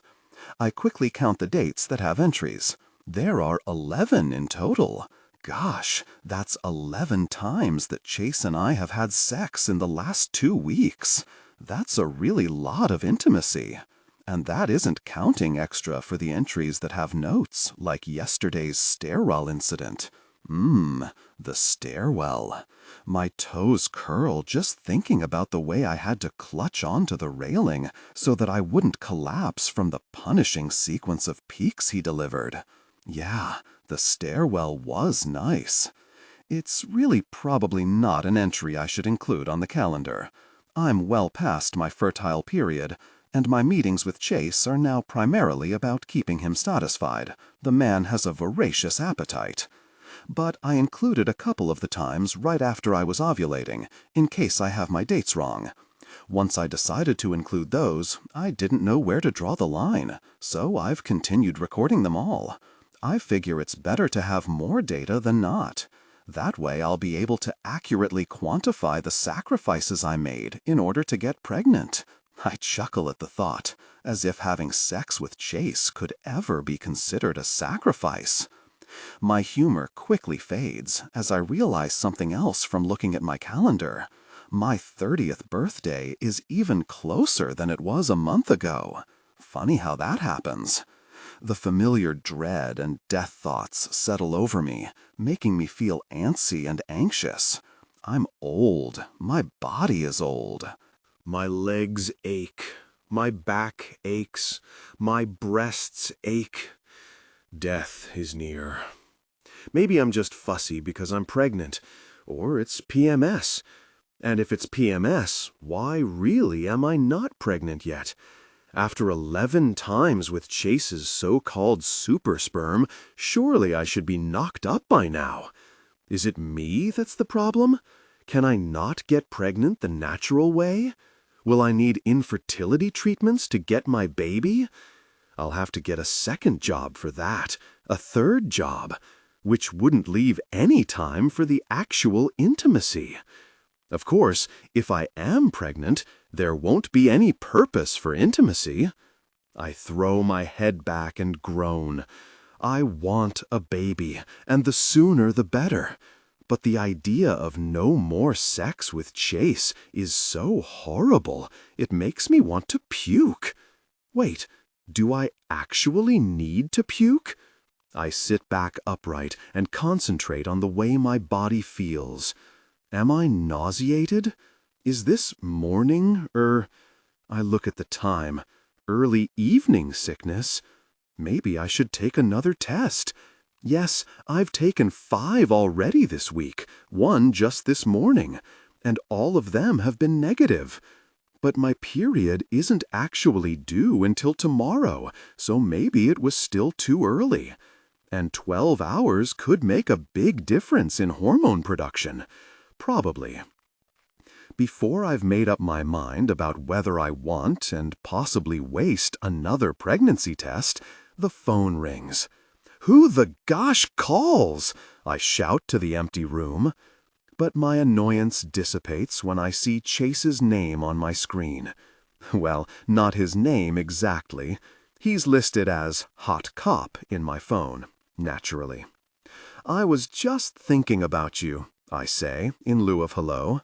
It hasn't slipped my attention that Chase is the only person in my life that I don't harass about calling me. He doesn't do it that often. Most of our communication is via text, as all communication with decent people should be. But sometimes, when he's driving or working out, or he needs a quick answer to something, he rings me up instead. And I've decided that's fine. It's a temporary relationship, anyway, and the calling thing has been useful. No wonder you sound so happy. His voice alone gets my body reacting. My heart races, and the blood starts flowing to my lower regions. Not that I'd ever admit it. I curl my feet underneath me and shrug, even though he can't see me. Actually, I'm moody today, and my breasts are tender to the touch. It's either PMS or I'm pregnant. No period yet, but the symptoms, it turns out, are pretty much the same as being knocked up. How the gosh am I supposed to know the difference? How did anyone ever stand the waiting in the old days? I'm sorry. You said something about touching your breasts, and I missed everything you said after that. Did you say you're not having your period? Normally this would elicit a laugh, but like I said, I'm moody. No, I'm not. Jerk. Good. I need you. You need me? I know what he means. I just can't believe he needs me again so soon. I'm outside your door in 3, 2... My doorbell rings. Shaking my head, I click End on the phone call and jump up to let him in. After a couple of steps, I turn back to shut my laptop. Chase doesn't need to see my tracking notes. Then I run to answer the door. You need me again already? I say when I see him face to face. Looking him over, it appears he's just come from the gym. He's carrying a duffel bag, dressed in sweatpants and a polyblend shirt that appears to be the type designed to stay dry. His body's drenched from his workout, and it reminds me so much of the times I'm lying underneath him that my stomach clenches in automatic response. I stand back to let him past me. Hello to you too, sexy pants. He waggles his brows as his eyes wander to my chest, and after I shut the door, I confront him. You're checking out my breasts, aren't you? It comes out irritated. And maybe I am. I don't know. I'm not irritated with him exactly, just irritated in general. Chase shrugs. You said they were tender. I was just trying to decide if they looked bigger. Bigger could mean pregnant. My enthusiasm kindled. I thrust my bosom out for his inspection. Well? He studies me more overtly, hovering his hands above my breasts as though trying to compare size. I think I need more input, he says. I need to feel them a bit, caress them. I press my back against the closed door and heave out a dramatic sigh. We just came together intimately yesterday. I don't know why I'm whining about it. I liked our intimacy yesterday, loved it even. I'll love our intimacy today too, like I always do. Chase closes in on me, resting his hands on my hips. We totally did. When your boss walked out and I had to put my hand over your mouth and pull you behind the stairs so she wouldn't catch us? Yeah? I ask, slightly breathy from the memory. That was really hot. It was. So hot. Desire grew thinking about it. I thought it would hold you over for a while. You are quite insatiable. Are you complaining? I'm simply stating an observation. But my tone sounds a little like I'm complaining, even to my own ears. Chase pulls back, as though he might leave. I can go find someone else to take care of me, if you're willing to amend the arrangement. My chest twists unexpectedly. Really? I can't tell if he's serious or teasing. He shrugs noncommittedly. If that's what you want. I frown. It's not. It's not what I want at all. That's why I told him up front that he had to remain monogamous. That's why it's in the contract. I'm not amending the arrangement, and I'm not complaining. That's what I thought. He grins and moves in again, until I halt him with my palms. But you're all sweaty and gross. Take a shower first. I say this last part as he says, I'll hit the shower first. Yeah, good idea. He picks up the duffel he brought in and slips off to my bedroom to use the ensuite shower. I watch him leave because he has a nice backside, even nicer in those sweats.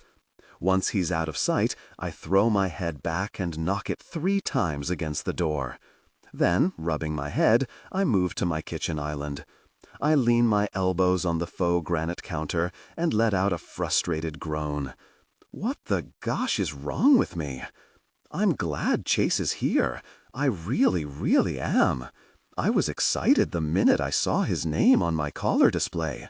And despite my fussing, I desire him too. I actually always feel more desire when I'm premenstrual, so maybe I am about to bleed. Of course, I've read that can be a symptom of pregnancy too. But as happy as I am that he's here, the anxiety I was feeling before his arrival has tightened into a thick knot in my chest. First, there's his needs. While I agreed willingly to be there for him, even outside of my fertility window, there is a part of me that is bothered by the amount of intimacy we've had that hasn't been for the explicit goal of procreating. Or, more accurately, it bothers me how much it doesn't actually bother me. What does it mean that I want to be intimate with him as much as I do simply for the sake of being intimate with him? I don't have an answer, but it feels complicated. It feels like I'm connecting with Chase on levels I never meant to. Like he's connecting with me. Except now he's mentioned finding another woman. This isn't the first time we've had intimacy outside my fertile period, but it's the first time he's mentioned going elsewhere for release. Does he want someone else? Of course he doesn't. I was giving him a hard time, so he responded in kind. Except, maybe that's not true. Maybe I'm just telling myself that so I'll feel better.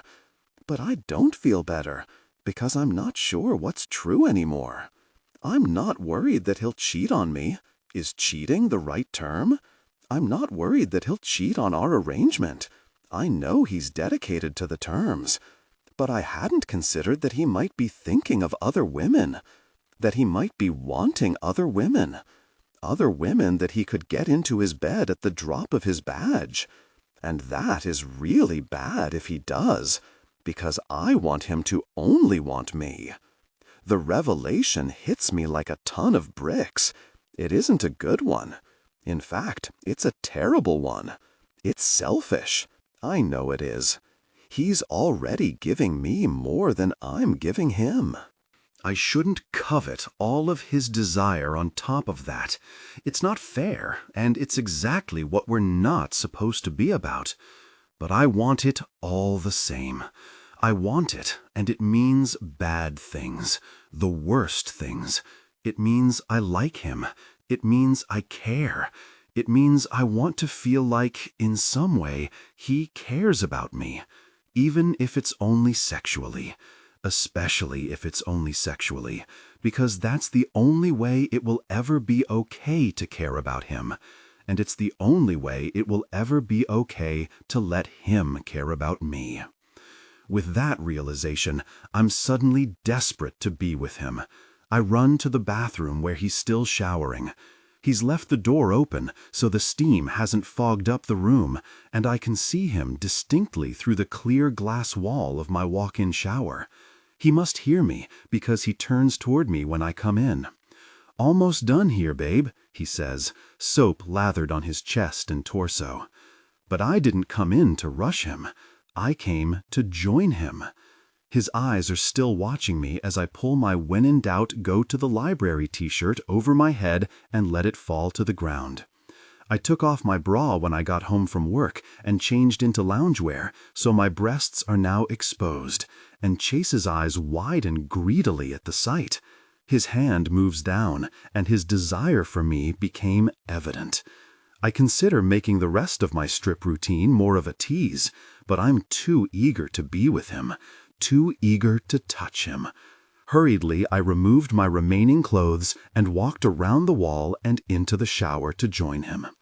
"Liv, you've just made me a very happy man," he says, turning his back to the spray so he can face me.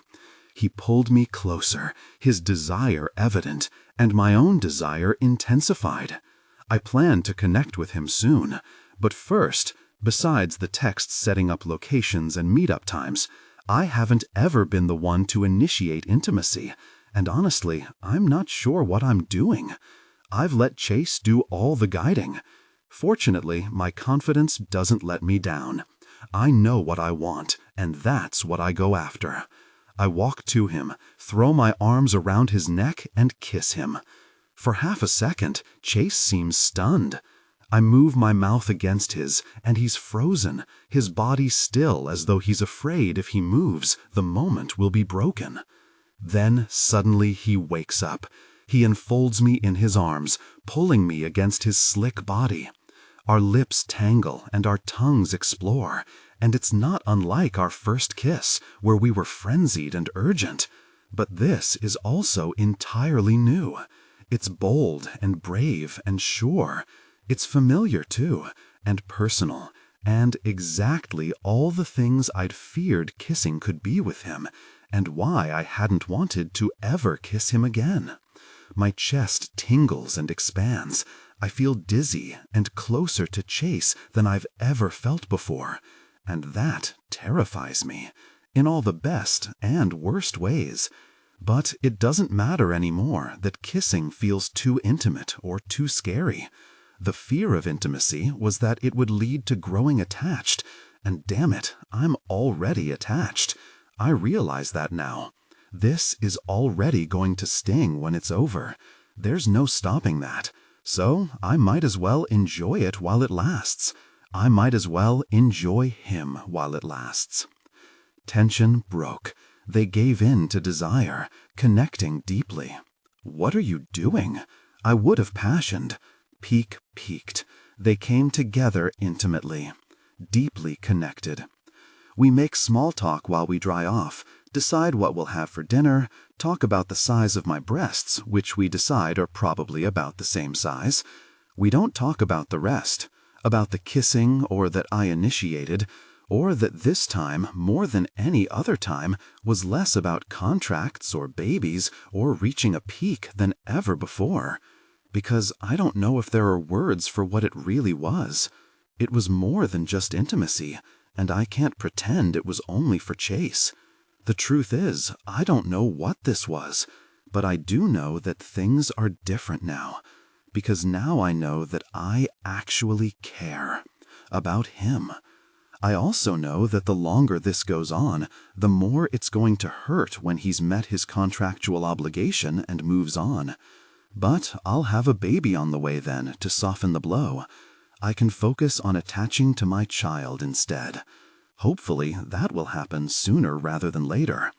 And yes, I'll miss this. I'll miss the touching and the teasing and the moments of intense pleasure. Gosh, the intense pleasure. My libido wouldn't mind if this month ends up with no viable bun in the oven. Denying it is pointless, but I'm praying that the kisses we shared tonight were the last. I'm not sure my heart can take much more time together than it already has.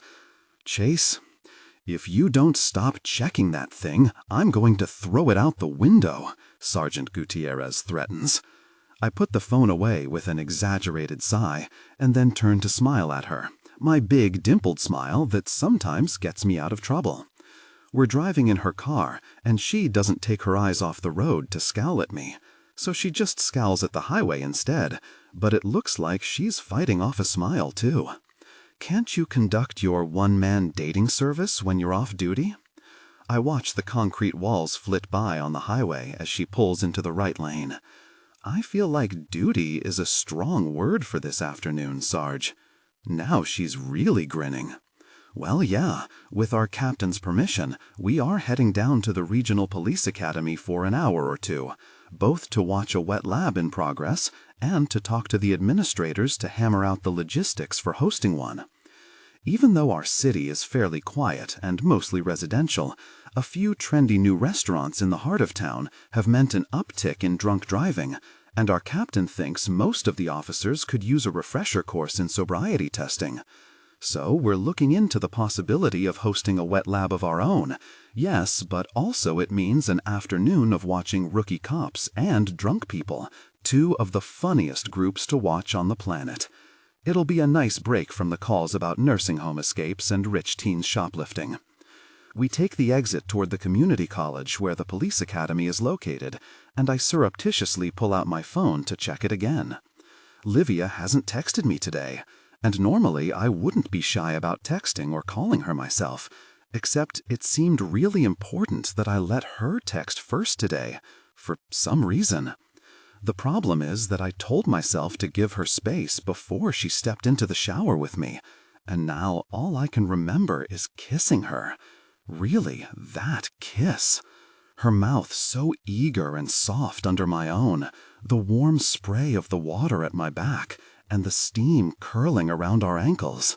The damp hair clinging to her temples as we came together intimately against the wall. Her soft cry as she reached her peak, echoing off the bathroom tile and sending bolts of possessive desire straight through me. I shift in my seat, my body responding. I'd said that thing yesterday about finding another woman to take care of me, mostly to tease her, but partly out of embarrassment at my own intense desire for her all the time. I've never needed someone like this, insatiably, constantly. It's driving me crazy. Why hasn't she texted me yet? I check my phone again. Kelly, Gutierrez barks, stop with the phone. How many different women do you need to talk to in a day anyway? It's actually just one. The same one for almost a month, actually.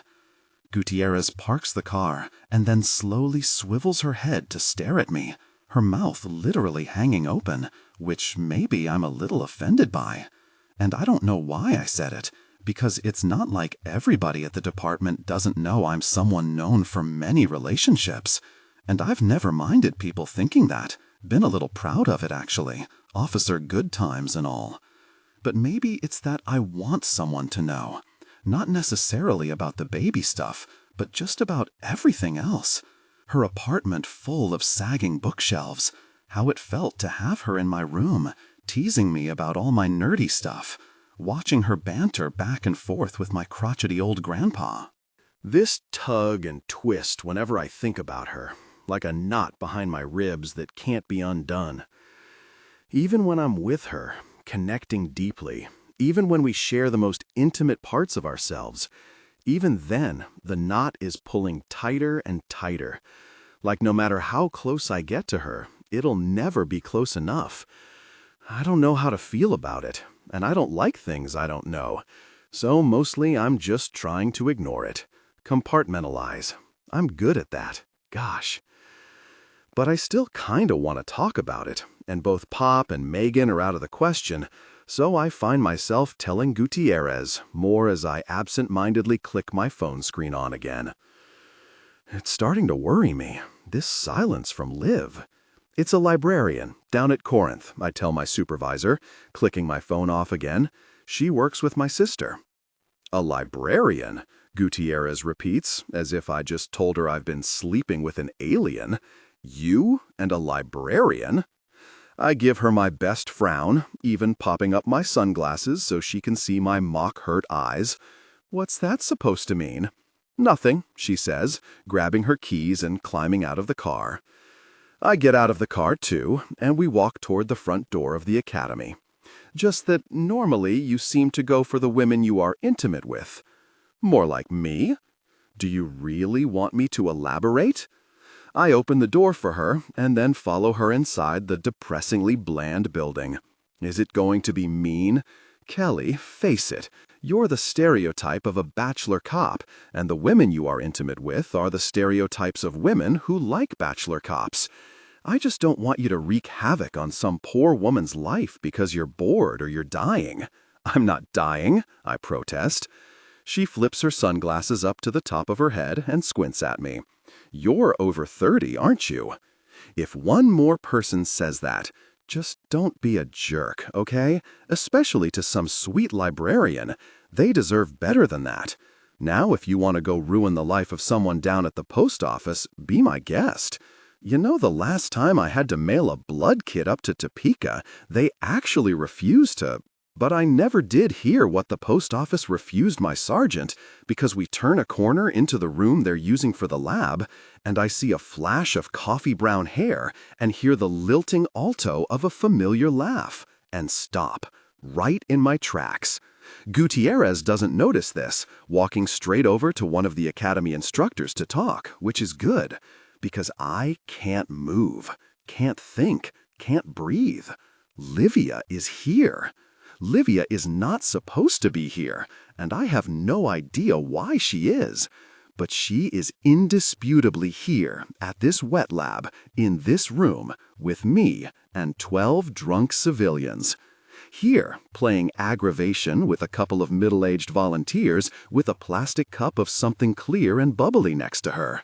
Here, looking gorgeous, in tight jeans and an oversized Hamilton sweatshirt with the neck cut out, so that it exposes the bright blue line of her bra and the elegant, edible curves of her shoulder. Her hair's up in a sloppy knot, with tendrils wisping down over her neck and temples, and really, even dressed down and casual, she's still the sexiest thing I've ever seen. It's effortless how she does it.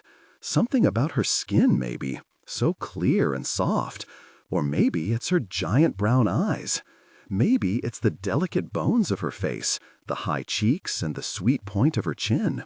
Or maybe it's something about the way she holds herself, her shoulders curving in slightly, but her head high, as if she's trying to protect herself but is too proud to admit it. I want to protect her. I want to watch those shoulders uncurl, that mouth smile without reservation, and I feel a surge of pride for her as I remember how she was last night with me, brave and fearless and bold, taking something she wanted, trusting me to accept her gift and cherish her for offering it. I'd finally earned her mouth, the kiss I'd been dreaming of, and I have to admit, I'm a little proud of me for doing that. She's here, even though I have no idea why, but now it's okay that she hasn't texted. Just seeing her makes my chest feel light, And so, it's with nothing but happy anticipation that I walk up to her and give the knot on her head a gentle tug. "You come to this bar often?" I joke. She turns at the sound of my voice and the feel of my hair and stands up. And for a minute, I think she's going to give me another kiss, and I wouldn't mind one bit. Technically, it probably would be against some policy or another, but the wet lab volunteers are almost always former cops or family and friends of cops, and so there's usually some informality going on. I grin down at her, and then she growls at me, like actually growls. I can't decide whether I want to tackle her and kiss the growl right out of her, or if I want to run and take cover, but I don't get a chance to do either. She takes a step forward and sticks a finger in my face. I catch a strong whiff of alcohol. You are the last person I want to see. I blink. That was not the greeting I'd hoped for. The light and airy thing in my chest sinks, and I'm filled with a nagging itch of worry. Did I miss something? I rack my brain, trying to think of anything that could have gone wrong between yesterday and today, because the last time we were together, she was limp and boneless with deep connection. She narrows her eyes at me. "You did miss something, Chase, but I didn't. I got nothing. I have no idea what's going on." I look past her to her table, where her board game friends are valiantly trying to pretend they're not watching our exchange. In fact, I have a feeling the rest of the room is doing the same, even though everyone is still going about their business of chattering and playing cards and drinking. They still haven't brought in the recruits to test the volunteers, so our audience is mostly just drunk people for now. Which is good, because I have to get to the bottom of this. I can't have my kitten mad at me. The thought of her being angry with me, of her not wanting to be around me, actually hurts. That's normal, right? I mean, I'd probably feel that way about any woman I was trying to start a family with. "Hey," Livia says, jabbing a finger into my chest and breaking me out of my thoughts, "pay attention to me." And then she pokes my chest again with a frowny pout, a puzzled little line between her eyebrows. She pokes harder, her finger pressing into the stiff wall of the Kevlar I wear under my uniform.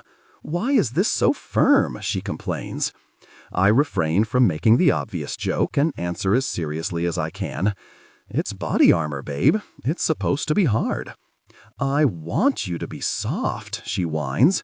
"Well," I say, "tough gosh." Cue an epic pout from her, all soft lips and long eyelashes. I lean in and add, "Nothing simple around you, doll." Suddenly, another finger in my chest. "No," she says angrily, "you don't get to be all flirty with me. Not today. Not after what you did." What I did? I scan her face, currently aglow with indignation, and that itchy worry grows itchier. But I force myself to stay cool, stay light and fun, because if she sees how much she twists me up inside, I'm afraid I'll scare off my shy girl. This girl who made me sign a contract explicitly promising not to care too much about her. Okay, Chase, light and fun. Act like you don't care. "What did I do?" I ask, lightly and funly. "You lied, Mr. Officer Blue Eyes. You lied to me." "Mr. Officer Blue Eyes," I repeat with a smile. Her cheeks are flushed with heat, and her eyes are sparkling with hot irritation. If passion took over right now, she'd scratch and bite, and suddenly that's all I can think about. Except, I probably shouldn't be intimate with her right now.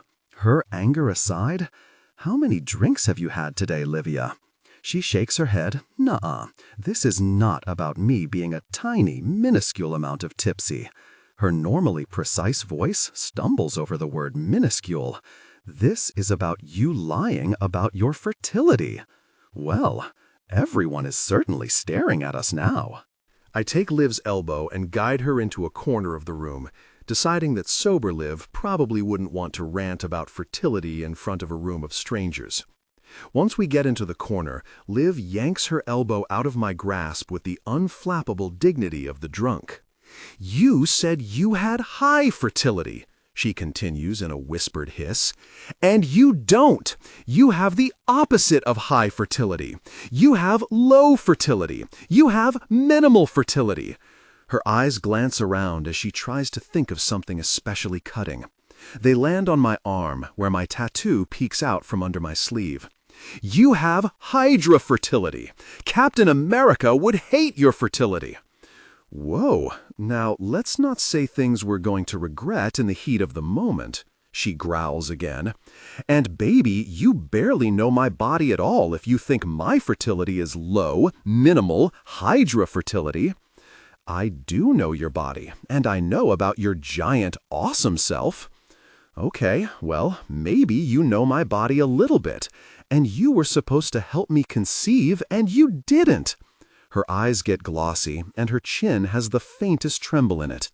And for some reason, seeing her chin quiver is like being punched in the chest. I can't stand it. I'm already pulling her into my arms when she manages in a teary whisper, "I got my period this morning. I'm not pregnant." "Oh, Liv," I say, cradling her tight to my chest. "Oh, kitten." And I'm a freaking jerk, because this was the reason yesterday. Chase wanted today to give Livia some room, wanted to let her take the lead today, instead of me barging into her life and demanding intimacy like I basically have been the last 2 weeks. She told me yesterday that she was nervous about getting her period today, and like the desiring jerk I am, I forgot about it the moment we shared intimacy. Way to go, idiot. It's not like this is the most important thing in her life or anything. "I'm so sorry," I tell her. "I'm so really sorry." And I am. I'm sorry I forgot. But more than that, I'm disappointed and sad for her, because I know how much she wants this. And maybe I'm a little disappointed for me too. I don't even know why. Maybe just a natural male instinct to want to make a woman pregnant? Maybe I really wanted to believe I had super sperm? It's definitely not because I've already caught myself imagining what Liv's stomach would look like, all curved and heavy with my baby. Definitely not because I've wondered if the baby would have brown eyes or blue, and how they would look blinking up at Livia as she nursed. And it's extra definitely not because I can still remember the coos and chirps my nephews made as sleepy, chubby newborns, the way they felt dozing on my chest while I watched HGTV with Pop. Or because I miss it, and the idea of it being my little boy or girl to snuggle makes my chest glow with warmth. It's definitely not because of any of those things. I'm sure of it. It wouldn't even really be your baby, jerk. Livia doesn't want you around after you knock her up. Livia keeps her face buried in my chest, her hands sliding up to press flat against the Kevlar, her shoulders trembling as she sniffles into my uniform. "I knew it would take time," she says, her voice muffled. "I knew it would.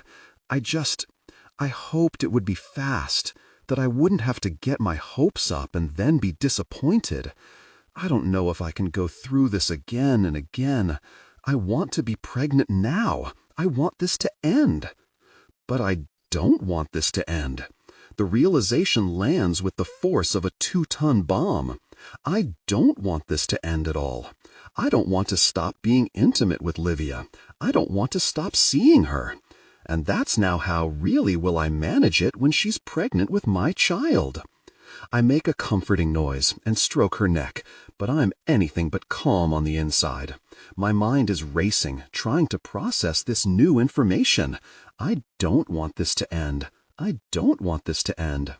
Livia pulls back with another sniffle, wiping at her face with the sleeve of her sweatshirt. "I'm okay," she mumbles. "I'm done crying about it. Maybe they have more vodka. These cramps are killing me." I look down her eyes and nose red from her tears, her messy bun even messier now, her sweatshirt too big, and her shoulders hunched in, as if trying to guard her heart. And I remind myself that Livia does want this to end. She asked me to help her in one very specific way, and she made it clear she didn't want commitment or a boyfriend or even casual sex. simply for the sake of casual sex. I'm a means to an end for her, a physical connection to an admittedly great body. She just wants me to be Officer Good Times, Mr. Officer Blue Eyes, not the guy who gets attached, not the guy who can't stop wanting her. Except there is a way she lets me want her, that I think she even likes me wanting her. And if it's the way I get to keep her wanting me, then it's the way I'll go, because I'm not ready at all to say goodbye. So I take a breath, swallow down all this stuff I don't understand, and go back to being the kind of guy who can make Livia happy, however temporarily. I know another way to help those cramps, darling, I say, leaning in close. You let the nice policeman help you relax, She bites her lip, staring at my mouth. But it's, all sorts of things. The hungry look in her eyes had me heating up. We were already in a corner, and so it only took a couple steps to get her backed against a wall, my hands braced on either side of her so she couldn't move. We shared an intimate moment, the tension overwhelming. Liv's breathing fast now, her pupils growing wide, and color rising to her cheeks. I have a brief moment to congratulate myself on distracting her from her sadness, and then the door opens and the rookies shuffle into the room with all the nervous, hesitant energy rookies have. I step back from Liv right as the lead instructor tells the recruits to circulate through the room to practice the field sobriety tests on the various volunteers. I try to look casual and cop-like, and not like I was just telling a hot girl that I wanted to be intimate with her. Ready? I ask Liv. She glances down at my hand, no, my fingers, and blushes even deeper. For the sobriety tests, I clarify, with a grin. And then I beckon a few of the recruits over. Here's a good one, I announce, as they shyly come forward. I look at the awkward cluster of them. Tight ponytails on the women, acne still on the faces of some of the men. They're all holding tiny notebooks and pens, and they're practically shaking at the prospect of having to do actual police work on actual people. God, it's like they get younger and younger every year. Now, this lady is pretty drunk, I begin. I am not, Livia protests from behind me. I ignore her. And she's getting belligerent. You'll get those from time to time. The secret to handling a drunk is ask, tell, make. Let me demonstrate. I turn to Liv, who currently has her arms folded tightly over her chest and her body leaned against the wall. Ma'am, I'm going to run you through our field sobriety tests. Will you step away from the wall, please? Livia glances warily from me to the recruits, and I can tell she's weighing her options. After all, she came here to act as the drunk guinea pig for the rookies, but she didn't come here to get teased by me. You come over to me, she says finally. I'm not moving. Ah, see, I tell the recruits. Now we will make a demand. Ma'am, step away from the wall. This fires Livia right back up. I don't have to do anything you say, she pronounces with great poise, because of the Fourth Amendment.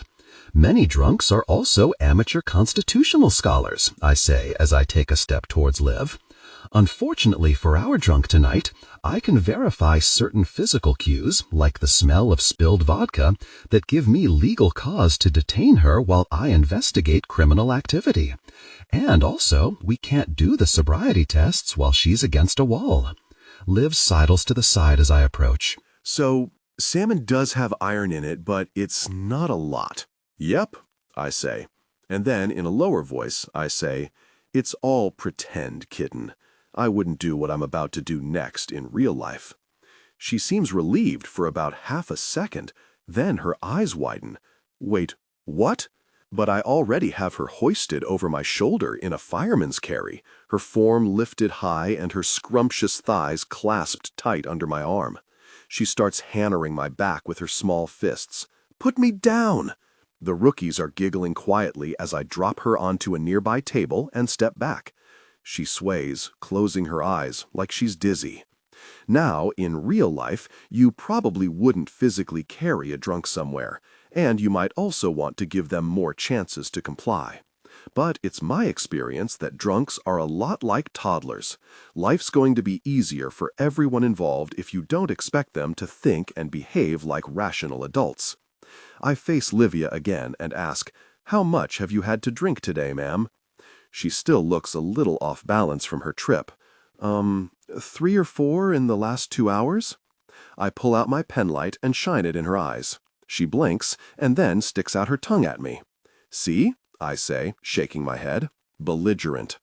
One by one, I have the recruits come up to see Livia's pupils and how slow they are to react to light changes.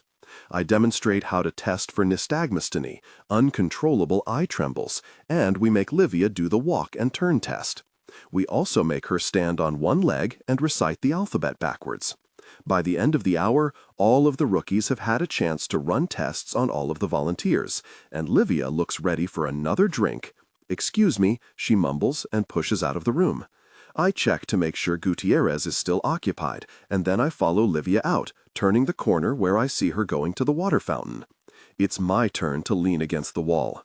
With both hands on my belt, I watch as Livia bends at the waist to get a drink of water. Her form was captivating. I felt a strong desire. She straightens up and catches sight of me. "Officer." "Drunk lady." She gives me an appraising look up and down. It's equal parts hunger and something else. Respect, maybe? "You know a lot of things about your job," she concedes as I unlean myself and walk towards her. "I'm glad you think so, kitten." She sighs. "And about next month." A tiny bell of panic begins tolling in my mind. Is she about to tell me that she doesn't want to continue our arrangement? I can't have her bail on me. I just can't. And I decide right here and now exactly how I'm going to convince her otherwise. I step in close to her and she takes a step back. "Before you get started about next month," I murmur, taking another step and pushing her against the bathroom door. "I believe I was going to help you with something." "You were?" Tension broke, gave in to desire, connecting deeply. "What are we pretending?" she manages. "How about you're a tipsy librarian and I'm the bad police officer who's going to detain you with 2 fingers?" "What do you mean with 2 Oh, gosh." Her head drops back against my shoulder as I began to touch her intimately. "Chase, you shouldn't." She doesn't sound like I shouldn't, though. She sounds very much like I should. "You can invoke your Fourth Amendment rights any time, Princess," I whisper, my touch becoming more intimate. She shivers and shakes her head. "I won't," she promises. "Good girl," I murmur, pressing down and my touch intensifying. My other hand reached for her other wrist so that I had both her wrists gathered in my hand, and I kept her that way, for me, maintaining our intimate connection. She lets out a long moan as I adjusted my touch to get the right amount of pressure for her. "That's it. Let me make you feel good."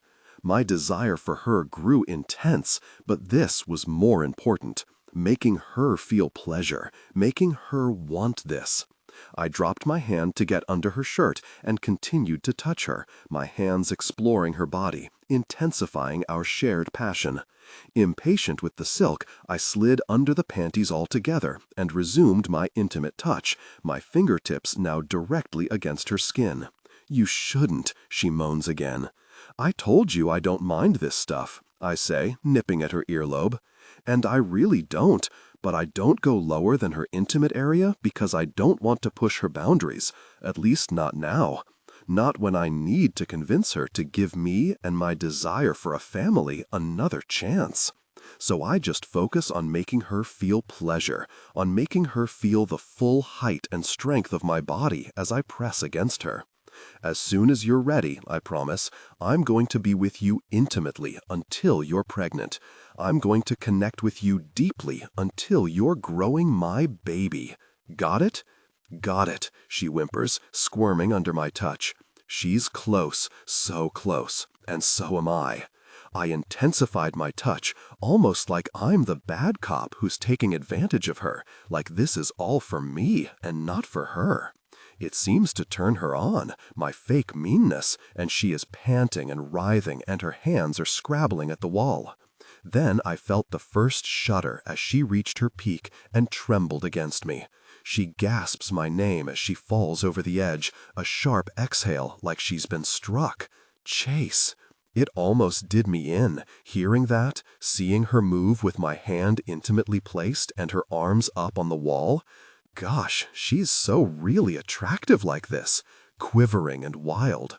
I pressed her completely against the wall as she continued to pant, kissing the back of her neck. And then, when she's finally still and quiet, her eyes closed and her breathing more even, I stepped back. "This month," I growl, "I'm knocking you up." She turns and faces me, her expression a little dazed. She nods. "Yes, this month. We're going to try harder."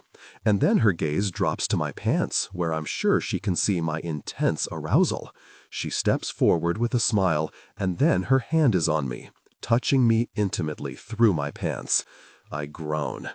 "But if we're going to try this again, we have to do it right," Livia says seriously, as if we're at a library meeting and not like she's touching me intimately through my pants. I want to make sure I'm giving this the best possible chance. Her grip is really perfect, a little firm and touching me intimately, and it's making it difficult to think. Sure, baby, me too. Which is why, this month, you're going to save all of your peak moments for me. Her other hand is now touching me intimately, and I have to lean a hand against the door or I'm going to fall over. I already am, I say. I haven't been with anyone else since the day I met you. She smiles and squeezes me. My eyes roll into the back of my head. I know you haven't, Chase. I'm not talking about that. I open my eyes and stare at her. Then what are you talking about? And then her words really sink in. All my peak moments? She can't possibly mean no more self-pleasure while I look at my Jessica Alba poster? No self-pleasure looking at the poster, she confirms, or in the shower, or anywhere. You save it all for me. You sure you want that, kitten, feeding my full appetite? She nods, squeezing me again.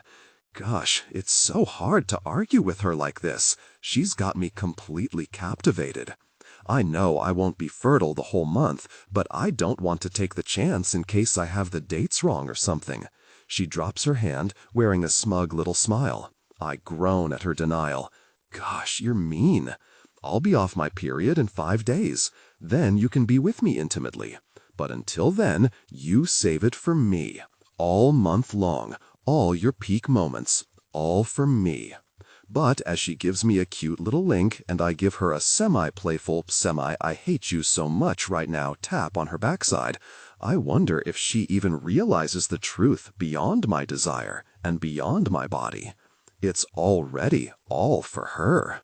"Livia, that's my mom," Ryan says, nodding at the car approaching on the opposite side of the road. I wink. And it is a game, but also I really want to know. I want to know what he comes face to face with every day, what women offer him, what his temptations are. But the minute I touch him, Chase is on the defensive. "Stand back, ma'am. I don't have to move since he's already stepped away. Now turn, please, and place your palms on the vehicle. Are you arresting me?" A tremor of excitement runs through me. This game suddenly got fun. On what grounds? I turn around and put my palms on the car like he's asked, pretending I'm put out, attempting to bribe an officer of the law.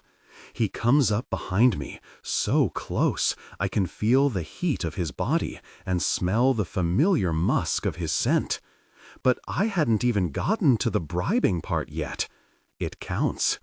He patted me down, and I'm pretty sure it's nothing like how officers really pat people down, or there would be a lot more people talking about it on The View. His touch became intimate, and the tension was overwhelming. "I have nothing to hide," I say breathlessly as his touch deepened.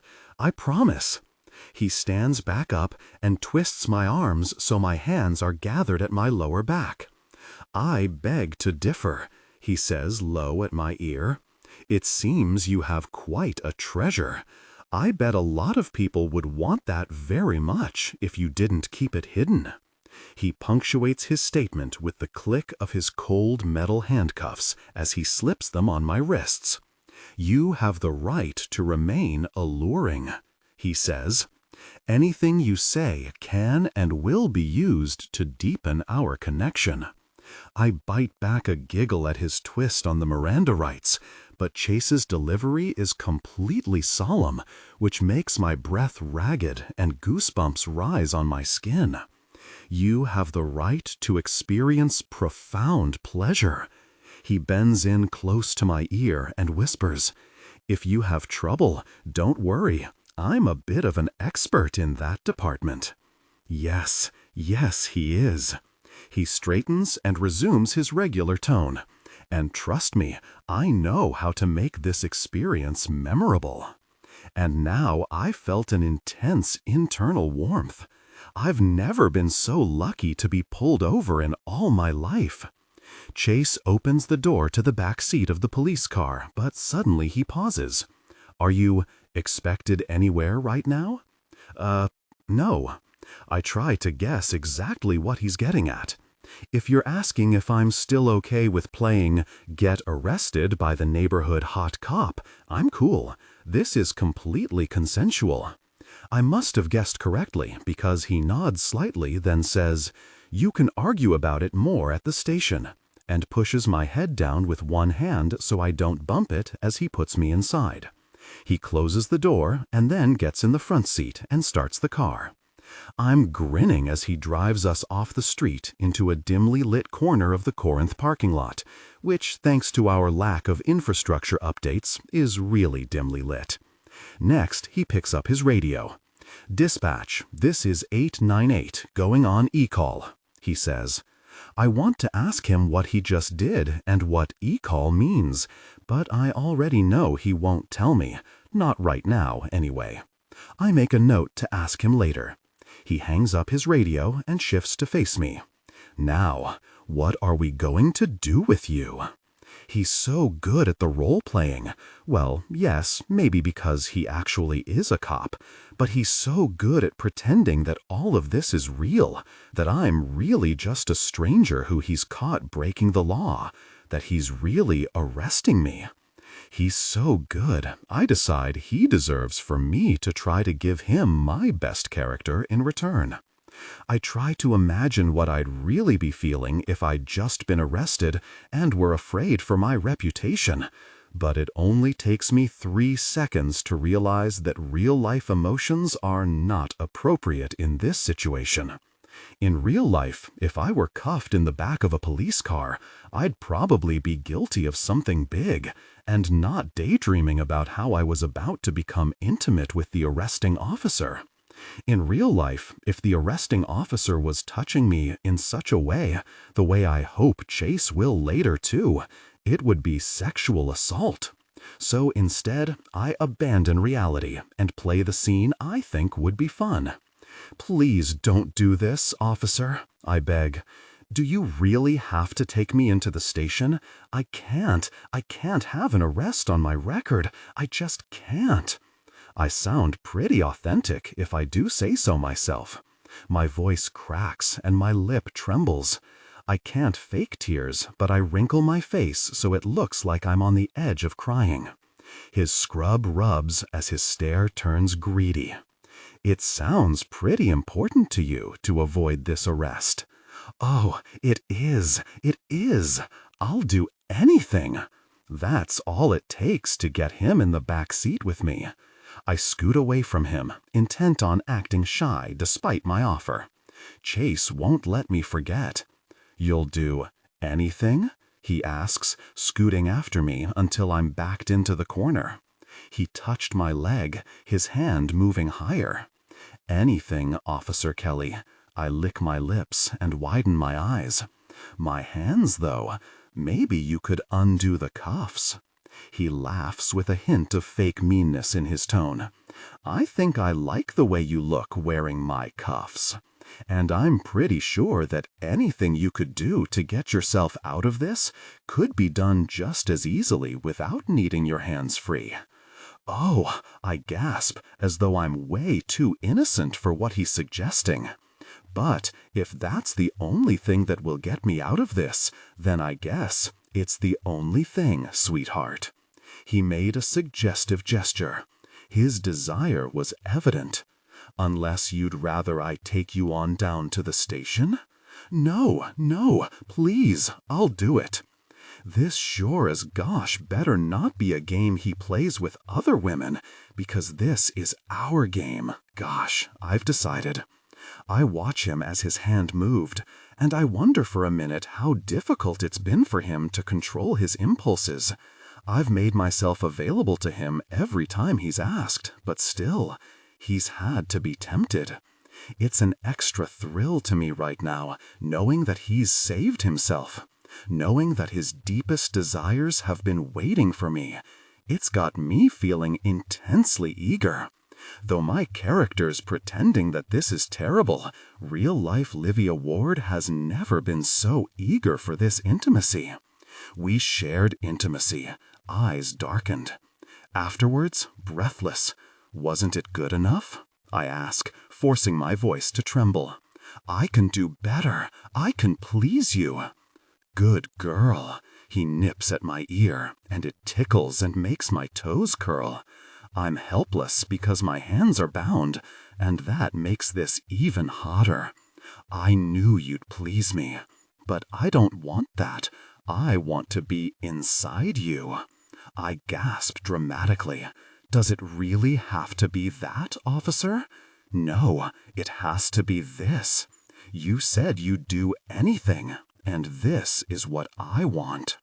Touch, intimate, tension, overwhelming. God, I really do. I'm antsy with how much I desire him. But I give him a final objection. I'm not on birth control, and I could get pregnant. He laughs. Sounds like a personal problem. I have to bite my cheek so that I don't laugh too, though for some reason it doesn't really seem as funny as it once might have. I don't have time to ponder on that because Chase is moving on with our scene. After pushing me back against the door, he pulls my legs out from underneath me. "You're going to sit back and be a good girl while I take off your panties," he says. "Next, you're going to get on my lap and you're going to move with me until we reach our peak.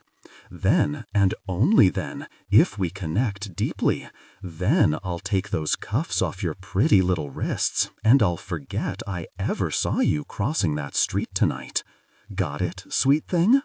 I press my lips into a pout and nod. I pretend to struggle as he removes my panties and pockets them, and he pretends to reprimand me, telling me the harder I make this for him, the worse trouble I'll be in when this is over. Passion peaked. Came together intimately, deeply connected.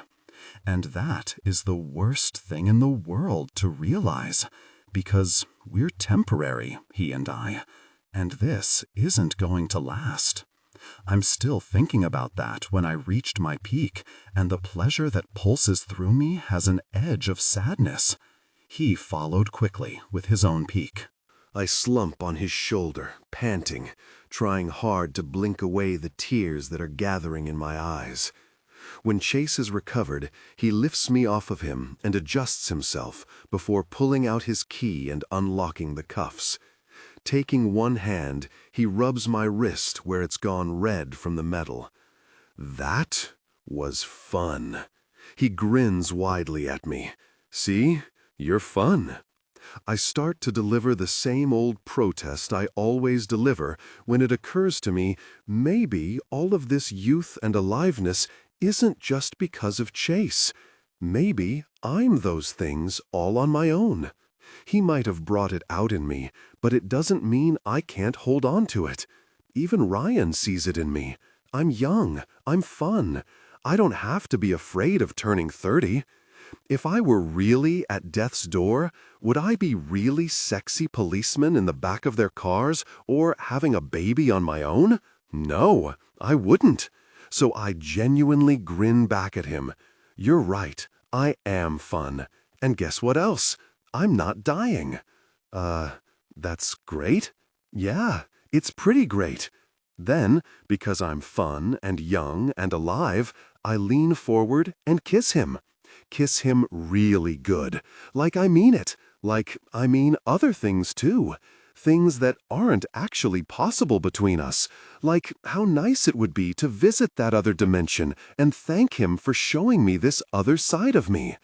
Things that are maybe too nice to say to just a guy who I've contracted to impregnate me. But it's okay to say it like this. As long as I only say it like this, in a kiss. His eyes are shining when I pull away, and he can't seem to stop looking at me. "Where's your bike, anyway?" I ask, trying to get the attention off of me. "In for maintenance." He hasn't let go of my hand. I notice that now. And what's e-call mean? I was signing out for emergency-only calls. Basically, I was taking a dinner break. He's still staring at me, still studying me like he doesn't want to stop. I push a strand of hair behind my ear, suddenly nervous from this strange new tension between us. "Is that what you call this? Dinner?" He shakes his head slowly, as though not quite sure of himself. "I don't know what to call this. I've never done this before." My heart speeds up for no apparent reason. Which part? Never had sex in a patrol car? Never really someone I was pretending to arrest while on duty? Never really anyone at all while on duty? His lip curls guiltily. Now, I have used handcuffs. I can't deny that. How could you not have used them? They're your main prop. Exactly. The humor dissipates, and the air between us feels stretched and thin. It's not uncomfortable, just fragile. Then Shay says, "But I've never done anything quite like this. There's never been anyone like you, Liv. There will never be anyone like you." And now I can't breathe. Because those are words that other dimension Chase might say to other dimension Liv, and they might be beautiful, and they might mean everything. But in this dimension, Livia Ward knows that beautiful words never mean everything. They're only a prelude to a packed suitcase and a lonely bed. And whatever I'm thinking is crazy sauce. We've been role-playing all night, and my head's a mess, that's all. He didn't mean it how it sounds. I clarify to be sure. Of course, there's no one like me, because I'm the only woman you've ever been contracted to impregnate, right? I throw in a laugh to make sure the mood is light, like it's supposed to be. "Right," he says, smiling in return, "because you're the only woman I've ever been contracted to impregnate. Of course. It's dark, though, and it might mean nothing. But I'd swear his smile doesn't reach his eyes." "Chase, are you touching yourself?" There's a breath, a pause, and another breath. "Yes," Liv finally whispers. "I am. We're on the phones. She's at her house, and I'm in my car on my way from the station. The past 4 days have been a mess. I got called in for a fatal car accident that's needed a lot of follow-up, and Liv's been working a few extra shifts while one of her coworkers is away, and I had double babysitting duty this week. And so it's been the better part of a week since we were intimate, since I've reached my peak at all. And I am about to explode. This morning, I felt a strong desire pouring a cup of coffee because it reminded me of the long silken tresses of Liv's hair. Yesterday, it was from eating a scone, remembering the quick pink dart of Liv's tongue as she licked scone crumbs off her lips. And don't even get me started on the back seat of my car. Every time I see it, I'm hit with the full, really force of what we did there 2 weeks ago.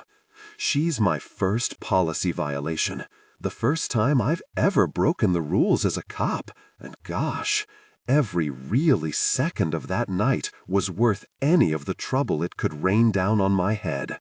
And now my already strong desire is painfully intense, just remembering her moving over me with her hands cuffed behind her back. The rub of my jeans as I shift gears in the Audi is almost too much. I have to find release with her before my body revolts. Keep preparing yourself, I tell her over the phone. I need you ready when I walk through that door, baby, because I'm not going to be able to wait. Okay, she says, in that breathless, absent-minded way that lets me know she's starting to prepare herself in earnest now. I thump an impatient hand against the steering wheel. Gosh, I want to be there now. Want to see the glide of her fingers. Except in this state, I'd be too impatient to watch for long. I'd push her fingers out of the way and make her use me instead. The drive is only a few minutes, but I'm a wild man by the time I get to her place. I'm still listening to her whimper and pant over the phone as I pound on the door, my body tense with anticipation. I don't even let Liv get the door open all the way before I'm on her, pinning her to the wall in her foyer and kicking the door shut with my foot as I find her mouth with my own. She's wearing nothing but a sundress right now, barefoot and flushed from her preparations, and when I reach for her hand, I find that her fingers are warm. I hold them, fluttering my tongue against the pads of her fingers until she's moaning and rocking her hips against me. I'm so ready for you, kitten, I murmur. I move her hands down to my belt, which she fumbles excitedly with. Once my fly is open, she touches me. I respond to her touch, moaning. It almost hurts being this tense. I haven't gone this long without release since I started having intimate moments, actually. I am going to die if I'm not with this woman within the next heartbeat. I'm sorry, I say, holding her close and carrying her over to her little dining table with her legs wrapped around my waist. Our bodies brush as we walk, and I nearly lose control. I can't wait another second. Me neither, she whispers as I set her on the edge of the table. I've been waiting for this all day, I grunt, moving close to her. Her body is ready, like the petals of a flower. My hands are shaking, and we both inhale the moment our bodies align. God, I really need it. It's yours, she breathes. Take it. I do, as the good woman says. She cries out, but I don't give her time to adjust. I just move deeper, connecting fully. And then I groan. She's so ready that I can hear our bodies move together and apart as I begin our rhythm. And she's so warm and close. I'm sorry, I mutter, grabbing her hips and changing the pace. The table shakes. Her body responds under her dress. Don't be, she gasps in between movements. Feels so good. I grunt in response, my eyes as hungry and Livia starved as my desire, taking in every detail of this. Her wild hair, her parted mouth, the easy connection of our bodies. I try and try to take my fill of her, the sight and sound and feel of her, but I can't get enough. And it's now, embarrassingly soon, that I feel the twisting heat at the base of my spine, and with the table against the wall, I unleash a series of brutal, fast, deep movements that leave me fully connected with her and leave her gasping and clutching desperately at my shirt. Gonna reach my peak, I mumble. Gonna reach my peak so intensely. Give it to me, she demands breathlessly. Give it all to me. Gosh, yes, I'm gonna. And I do. The first wave of sensation, like getting my guts torn out. It's so sharp and so strong. I practically roar, and then I sink my teeth into her shoulder as my body pulses with release into the deepest parts of her. Over and over again, and I've never experienced release like this, so much and so fast and so hard, and it takes forever to find completion with her. It feels like minutes and hours, keeping her pinned with my teeth and connected with my body as I empty myself. Until finally, my body tenses one last time, one final surge, and then stills. The hurricane of need is finally sated. My body sated, mind slowly clearing. I can finally think, finally feel something other than the soul-deep need to be intimate. I stop biting Liv's shoulder, giving the shallow teeth marks a soothing lick and kiss, and then straighten up and look down. "Look, baby," I say. "Look at our connection." She follows my gaze down to where we are joined, her eyes going dark at the sight of our shared intimacy, and I swipe a little with my thumb and use it to start touching her.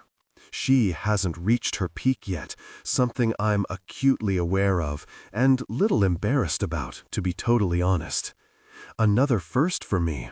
I've never been so desperate for my own release that I haven't made sure my partner reached her peak first. I rectify that now, touching her in the firm circles she likes while we are still connected. And it's while she's staring down at the intimate aftermath that she tenses and reaches her peak with a low, sweet moan, her head falling back as she grabs at my shoulders. I can see the fluttering muscles in her thighs and feel the gentle squeezes around me as she finds her release. But it's her face I really watch, open and vulnerable and happy. She's happy with me. She trusts me and opens to me, and that means more to me than I can even really explain to myself. I remember the stupid contract. I remember her words, so unintentionally cutting coming from her mouth, even though I've thought them myself 1,000 times. Of course there's no one like me, because I'm the only woman you've ever been contracted to impregnate. But I can't think about this. Not now, not ever. Liv has made her wishes known, and anyway, I'm not that guy. I'm not the hearts and flowers guy. I'm not the guy who's made for couples book clubs and wine of the month clubs and other mundane couple stuff. Even though I know with Livia it would never feel mundane. Ever. Stop it, Kelly. Think of something else. Liv is still breathing hard when I ease away from her, relishing the shared intimacy as I do. I could stare at that for ages, but instead I do the polite thing and go get her a warm washcloth from her bathroom. It's as she's cleaning up and I'm trying to push back thoughts of trust and happiness and contracted pregnancies that I remember what day it is. "Hey, you're due for your period soon, right?" She looks up and a small smile spreads across her face. "You remembered." I downloaded some kind of period tracker app on my phone, I admit. She laughs at that and stands up, tossing the used washcloth in the sink. "I bet now your targeted internet ads are all messed up." "You're telling me. Every time I log into Facebook, I get ads for those period panties on the side. I used to get ads for bullets and beard grooming supplies. What are you doing to me?" She adjusts her dress with a smirk. "Maybe it'll be good for you to live outside your masculine bubble for a while. So have you taken a test yet?" I clean myself off with a paper towel from the kitchen and button up my jeans. "I know it's early, but how can you stand the wait?" "I'm not actually due until tomorrow," she says, the smirk sliding off her face. It's replaced by a look I can't quite parse. "They have those tests where you can test up to 5 days before your period.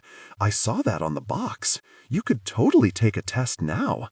I'm starting to feel a little excited. For her, of course, all for her. Liv makes a non-committal noise and goes into her bedroom, returning with a fresh pair of panties. I follow and hover like a bearded shadow. "Don't about this. Let's go to the drugstore and get a test now. You could take it tonight." Okay, maybe I'm feeling a lot excited, which is stupid, because if she is pregnant, then it's that much sooner that she dumps me, if dumping is even the right word. And that possibility fills me with dread. But even with that dread, I can't help but want to know. I can't help but feel a spark of excitement at the potential spark of life inside my librarian's belly. Liv puts on the underwear slowly, as if buying time for a response. And even though she's not trying to be sexy, I start to feel a familiar stirring again at the sight of the thin lace moving up her legs, at the flash of her perfect form as she lifts her dress.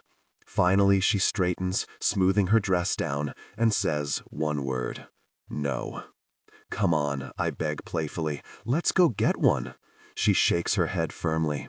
There's no point in taking one at night. It needs to be the morning because HCG levels are highest in the morning. I know. She narrows her eyes. You know about HCG, the pregnancy hormone? Megan's been pregnant twice, Liv. You know how unafraid she is of body talk.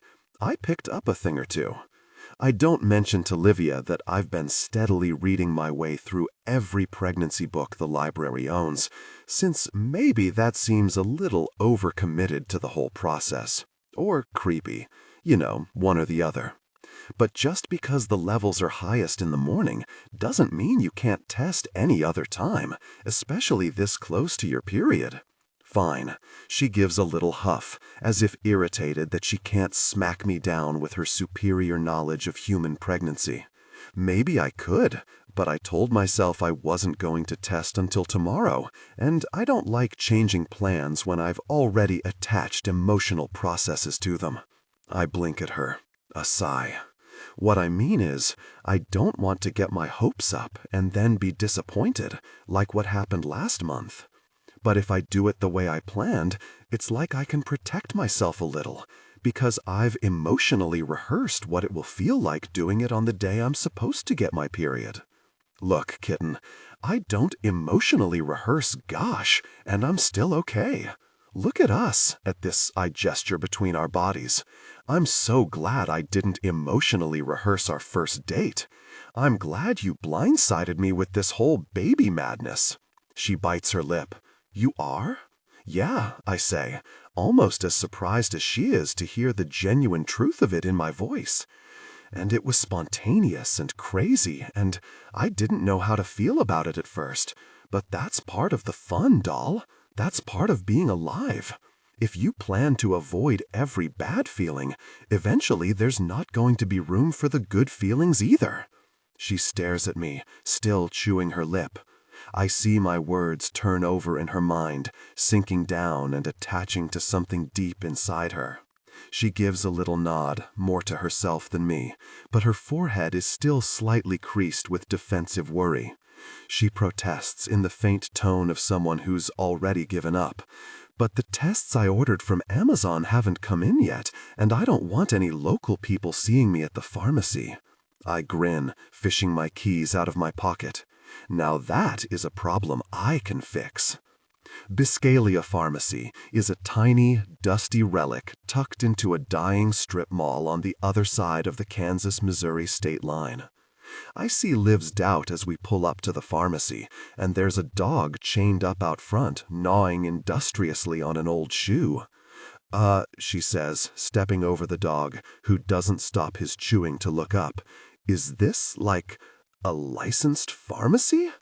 We're in Missouri now, Princess. This is what gosh looks like here. Liv shoots me a look as we walk through the door, which is propped open with a rabbit-eared television set, and into the dimly lit pharmacy. You know, it's not nice to be geographically snobby. I lived on the Missouri side of Kansas City until Mom died, I tell her, so I feel a little entitled to some trash talk. Also, this place was my first job, so I'm double entitled. Liv glances around the store, paneled in fake wood and lined with shelves of probably expired food and packages of medicine with handwritten labels. There's also no other living being in sight other than the German Shepherd outside. This place had employees? I laugh a little as I lead her over to the corner where the condoms are kept discreetly behind a display of Dr. Scholl's shoe inserts.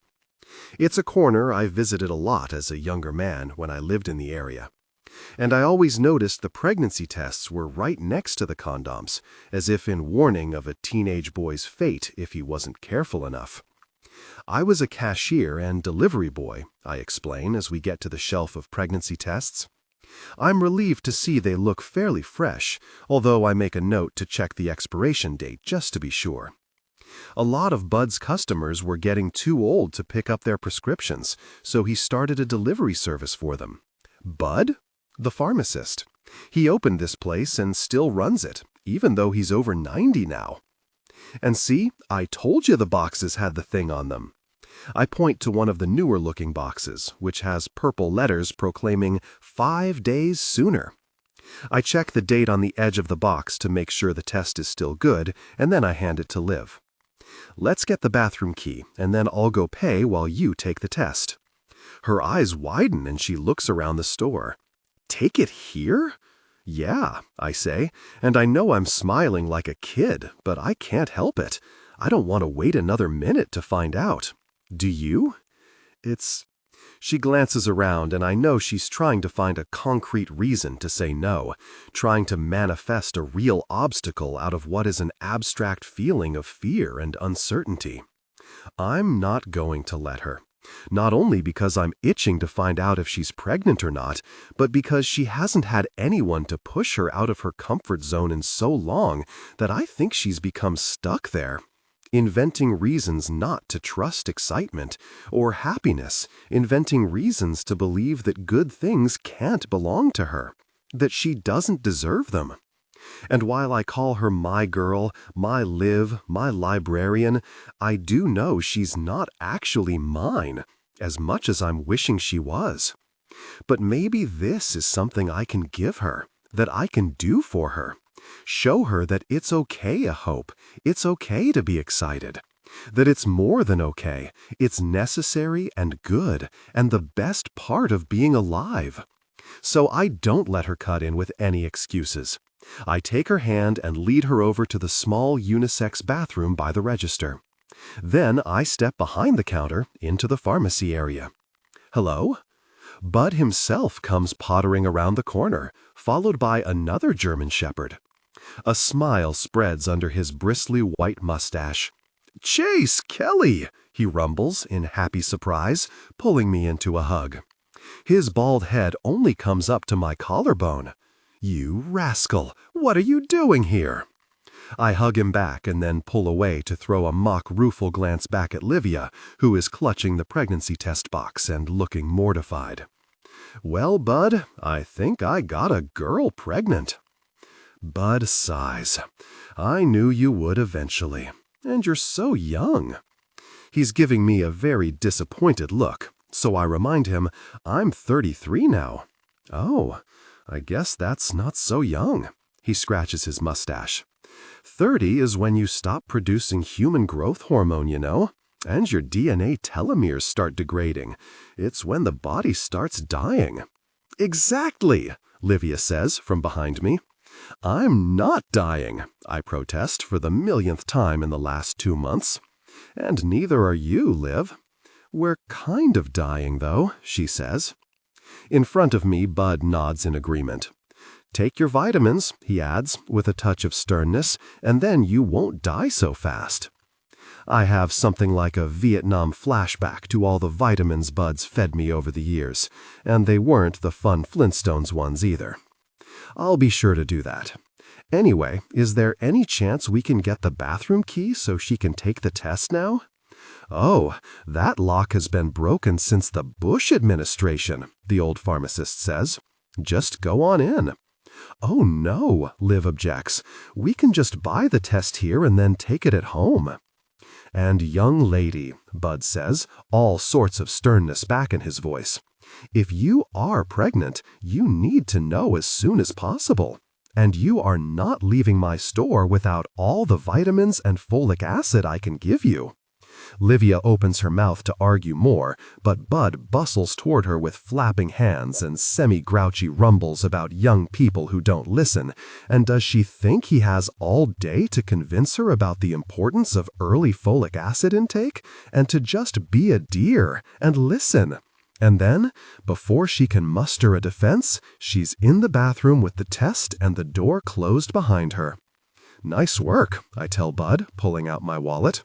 He waves my money away. "It's on the house. I'm happy to see you settling down and starting a family. When you were younger, I was worried you'd be one of those young men who never built a life because they were too busy chasing skirts. Quail hunting, I say, thinking of Pop. Now that's a term I haven't heard since I was young, Bud says. He pats my shoulder. She's a good girl. I can tell these things. Now, are you going to give that baby your name? Marry the girl? I open my mouth to tell him no, that I'm not actually settling down, that I'm not done chasing skirts, that this is just a skirt that wanted me for my sperm and nothing else. Except, I don't want to tell him that, because I don't want it to be true. For just a moment, I want to pretend that Liv really is my girlfriend, that I'm really on the precipice of fatherhood, that I've got a ring stashed away in my house somewhere, just waiting for the right moment. Yes, I pretend. I'm going to make her mine. We're going to be a family. The words sound so good. They feel so good. A weird heat prickles in my eyes, balls into a huge knot in my throat. That earns me another pat on the shoulder. Good boy. And then, with a second pat, Bud trundles back off into the back to fill more orders, his dog following obediently after him. As soon as he's out of sight, I squeeze my eyes shut to stop the burning there. I clear my throat. I remind myself of why I chose not to have a family, why I can't have one. I can't drag a perfect woman and an innocent child into a life of late-night call-outs and emotional baggage from rough calls, and the daily stress and tragedy I live.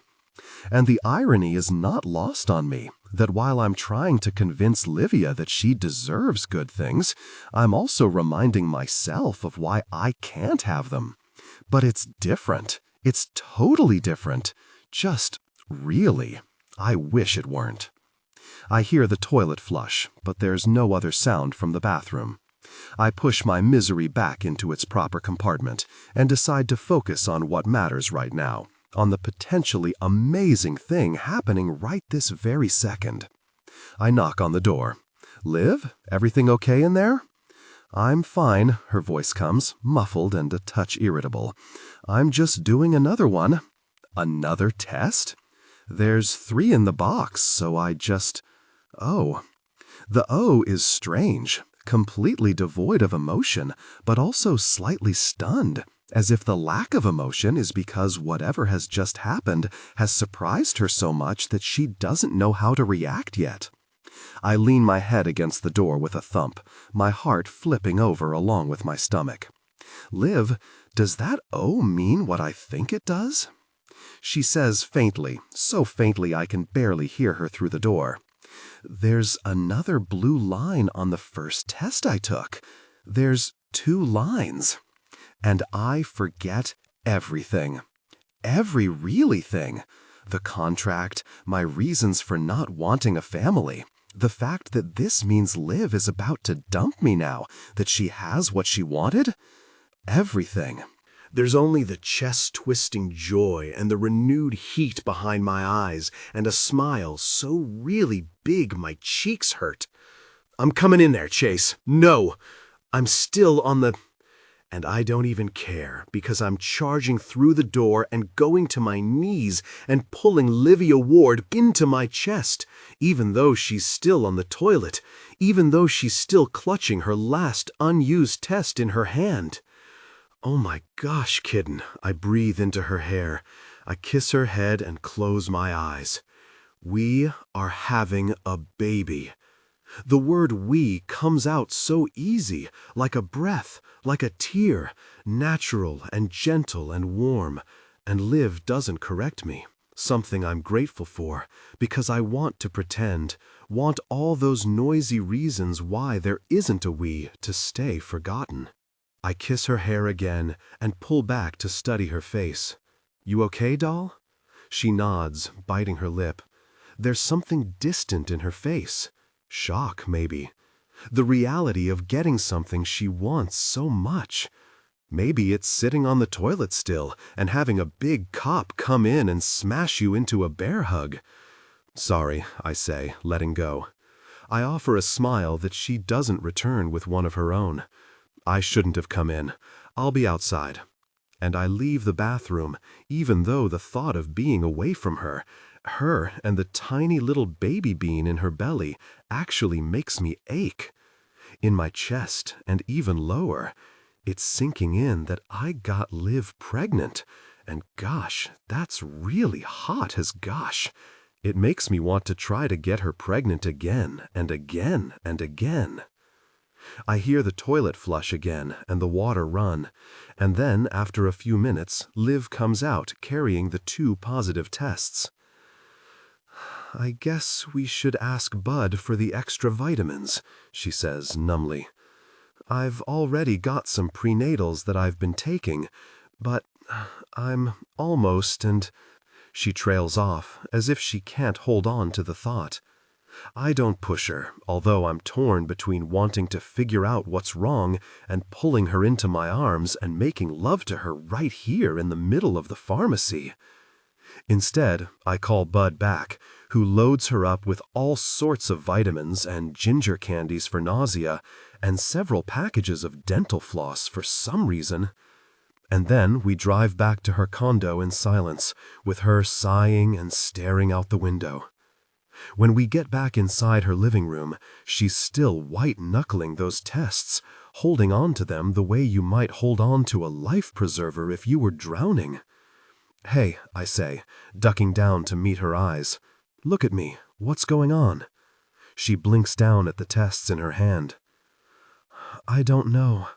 I don't know how to feel, what to think. I wanted this so much, and now that it's happening, it's like it doesn't even feel real. I set the bag of vitamins and floss down on the table, and then come back over to her and take the hand that's not currently clutching 2 used pregnancy tests. Come here, babe. I lead her over to her couch, and then I sit, pulling her down onto my lap. And then I slide my hands up her thighs to reach her stomach under her dress. She sighs again, this time one of pleasure, and I feel her flicker back to life under my touch. I rest my fingertips well below her navel, right where her panties meet her warm, soft skin. It's real, Liv. This is real, right now. She looks at me, finally really looks at me, and I see all the unguarded fears pressing up against the inside of her. In the dusk-lit apartment, her eyes are huge and dark and pleading. The last 2 months have been like some kind of dream, she whispers. I don't know if I remember what real feels like. Her words twist something inside of me. Suddenly, I know I feel the same way, like this whole fantasy we've been letting ourselves act out has somehow become more real than the things we told ourselves we wanted at the very beginning. And I don't know what that means. Although, as I slide my hands up to stroke her waist and the taut skin above her navel, I realize that it doesn't bother me like it did before. The not knowing, the chaos of new feelings, the messy implications of how I feel about Liv and how I feel about this little life sprouting inside of her that's half me. I can't stand it anymore. The woman who's pregnant with my child is straddling me, all soft and gorgeous and everything I want, and I just can't stand it anymore. I withdraw a hand from her dress to reach up and thread my fingers into her silky dark hair, and then I pull her mouth down to mine with an urgency that surprises even me. I devour her mouth, I claim it, I lick inside past her teeth, and I bite at her lips, and I keep her face tight to mine as she moans and kisses me back, just as fiercely, just as urgently. This is real, I tell her, and now I don't know if I mean the pregnancy, or if I mean this, the chemistry, the connection, the us. We're both too afraid to acknowledge even to ourselves. This is really real. Yes, she pants against my mouth. Her hands are down at my belt, her fingers brushing against the ridged lines of my stomach as she fights to work it open. They came together in passion, connecting deeply. This is real. This is real. This is real. Livia, a Danish study says that frequent sex can prevent preeclampsia. I stare at the text I've written. Then, before I can talk myself out of it, I push send and set my phone on the library cart. The ache between my legs is intense, but this text is not only an excuse to see Chase, there's legit science behind it.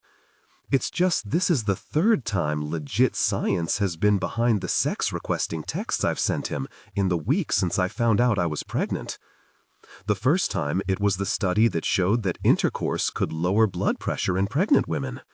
The second time, I'd read an article that intimacy was helpful for strengthening the muscles used in labor. Both times he'd responded without delay or argument. Both times intimacy was shared. This time seems to be no different. My phone is already vibrating between the computer and the edge of the cart. Preeclampsia is way bad. I'll be there in 15 minutes. No, I'm at the library, I respond. Then, as desire pulsed with reminding need, I send another right after. You better make it 30. It's slow today. Surely we can slip off somewhere for a quick, intimate moment. Suddenly feeling guilty, I hide my phone behind the computer and look around to see if anyone's watching me. As if anyone who saw me would know what terrible thing I'd just done. Ugh, I curl my hand into a fist and bang it against my forehead a couple of times. What am I doing? What am I doing? And why am I doing it? I drop my hand and stare blankly across the library. My arrangement with Chase is absolutely definitely supposed to be over, and it absolutely definitely will be. Soon. Super soon. It's just that being pregnant hasn't felt the way I've thought it would. It's exciting and wonderful, but also strange and staggering. And Chase is steady. He steadies me, keeps me solid and in place when it feels like the rest of my world has tilted. Reminds me what's real, like he did with the words he whispered in my ear the night I found out I was pregnant. That night he was so convincing, I almost believed he meant things about us, deeper things, permanent things. But, of course, he didn't. With a sigh, I lean my head against the screen of the computer. Who am I fooling? I like him. I mean, the intimacy. I like the intimacy. I want the intimacy. That's all. Nothing else. I want the intimacy. And not permanently. Just for an unknown extended time. Oh, gosh, I'm an addict. An intimacy addict. Is that really what this is? I open up the web browser on my computer and type in Intimacy Addict in the search box. The first article that appears lists characteristics of addicts, and thank the Lord, none of them sound like me. Well, except for maybe having delusional thought patterns. Does this count as a delusional thought pattern? I groan inwardly. Whether I'm actually an intimacy addict or a Chase intimacy addict, there's no question that I'd be better off ending this as soon as possible. Pull the Band-Aid quick and all that. Except, is there really any harm in a few extra rounds of intimate connection? Yes. The harm is that it's even harder to quit him later on. I groan again, this time out loud. The old man who's been camped out in the armchair all evening looks up from his book with a frown. My apologetic smile doesn't seem to make him any less grumpy. Great. Now Chase is interfering with my job. Wait, I think interferes with job was one of the characteristics on the sex addict list. This was exactly what I'd feared about Chase's kind of sex. Intimate instead of clinical and straightforward. I'd have no problem saying goodbye if our intimate moments had been like any one of the men I'd been with in the past. Chase made it too good. Chase made me into him. Into it, the sex. I'm not into him, I'm into the intense pleasure. They've seemed to feel even better since I've gotten pregnant. I wonder if there's something to that. Now I type pregnant and feeling a strong desire in the search box and hit return. Before I have time to scan the results, a woman approaches the cart. I minimize the browser at lightning speed. Maybe this wasn't a search I should have conducted at my workstation, and give the patron my full attention. Rephrase. I attempt to give her my full attention.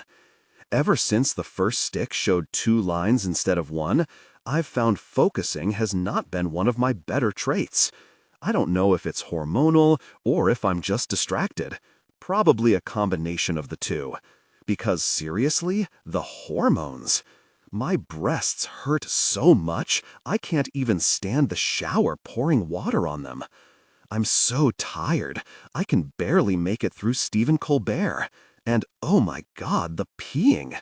I finally had to lie and tell my manager I had a bladder infection because I'm in the bathroom at least once an hour. But also, I'm completely distracted. There's a baby inside me. A baby. A baby I wanted and planned for, but now it's actually here. Growing, living, being. And the wait to meet him or her seems so eternally long, while the wait to prepare for his or her arrival seems so ridiculously short. It's a lot to think about, and I find that, no matter what I'm doing, there's always a part of my brain dedicated to thinking about the huge, minuscule thing going on inside me. Like now. The computer says it should be on the shelf, the patron says. I've already forgotten what book it is she's searching for. But when I looked, I didn't see it there. I say politely. Because 9 times out of 10, when the patron looked, they looked wrong. It's the Dewey Decimal System. It's not hard, but it baffles a lot of our patrons. Note to self, my baby will know the Dewey Decimal System as early as she knows his ABCs. Let's go take a look. It was probably misshelved. I totally don't believe it was misshelved, but I do believe in the customer is always right philosophy, even though the customer is generally always wrong. So I'm placating. I leave my cart to help the patron find the book, and sure enough, the book is exactly where it's supposed to be. Not only do I find it immediately, but I also find it while wondering if I should stop drinking coffee altogether, or if I can go ahead and drink 2 cups a day. I've found varying opinions on the internet, and while I definitely intend to ask my doctor when I see him, I don't have an appointment for another week. I could quit until I see him just to be safe, but I'd hate to waste a week of Keurig enjoyment. I swear it wasn't there when I looked before, the woman says when I hand her the copy of The Modern Maker, Men's 17th Century Doublets. It was pushed back really far, I lie, easy to miss. Is there anything else I can help you find? She kindly says no and thanks me for my help, and I head back to my cart, thinking about how soon I should stop wearing heels and start wearing compression hose to avoid varicose veins. And I don't even blink when I see Megan standing at my computer. Hey, I say, genuinely glad to see her. I haven't seen you in a few days. Well, I'm not pregnant and feeling a strong desire, so I think my day isn't half as bad as yours is. She turns the monitor toward me, her brow raised in a gotcha expression. I keep my features schooled even though I feel my face heating as I glance at the webpage. According to the list of article titles that showed up from my earlier search, Very Desirous During Pregnancy, Help, I'm Desirous and Pregnant, Increased Desire During the First Few Weeks, Support for the Desirous Pregnant Woman, Increased desire during pregnancy is definitely a common problem. This is good news. That Megan has discovered this is not good news. Not good news at all. But I don't need to panic. I know how to solve this. I was doing a search for a patron, I say, somewhat confidently. It's false confidence, but it counts. Oh, really? She clicks to a new tab, this one listing the browser history from my shift. Ah, really? Megan's been standing here a while. I scan through the list, my cheeks getting redder as I read each new line. Pregnant and desirous. Sex addict. Coffee and pregnancy. Your baby at 5 weeks. What to expect? The first trimester. So you've missed your period.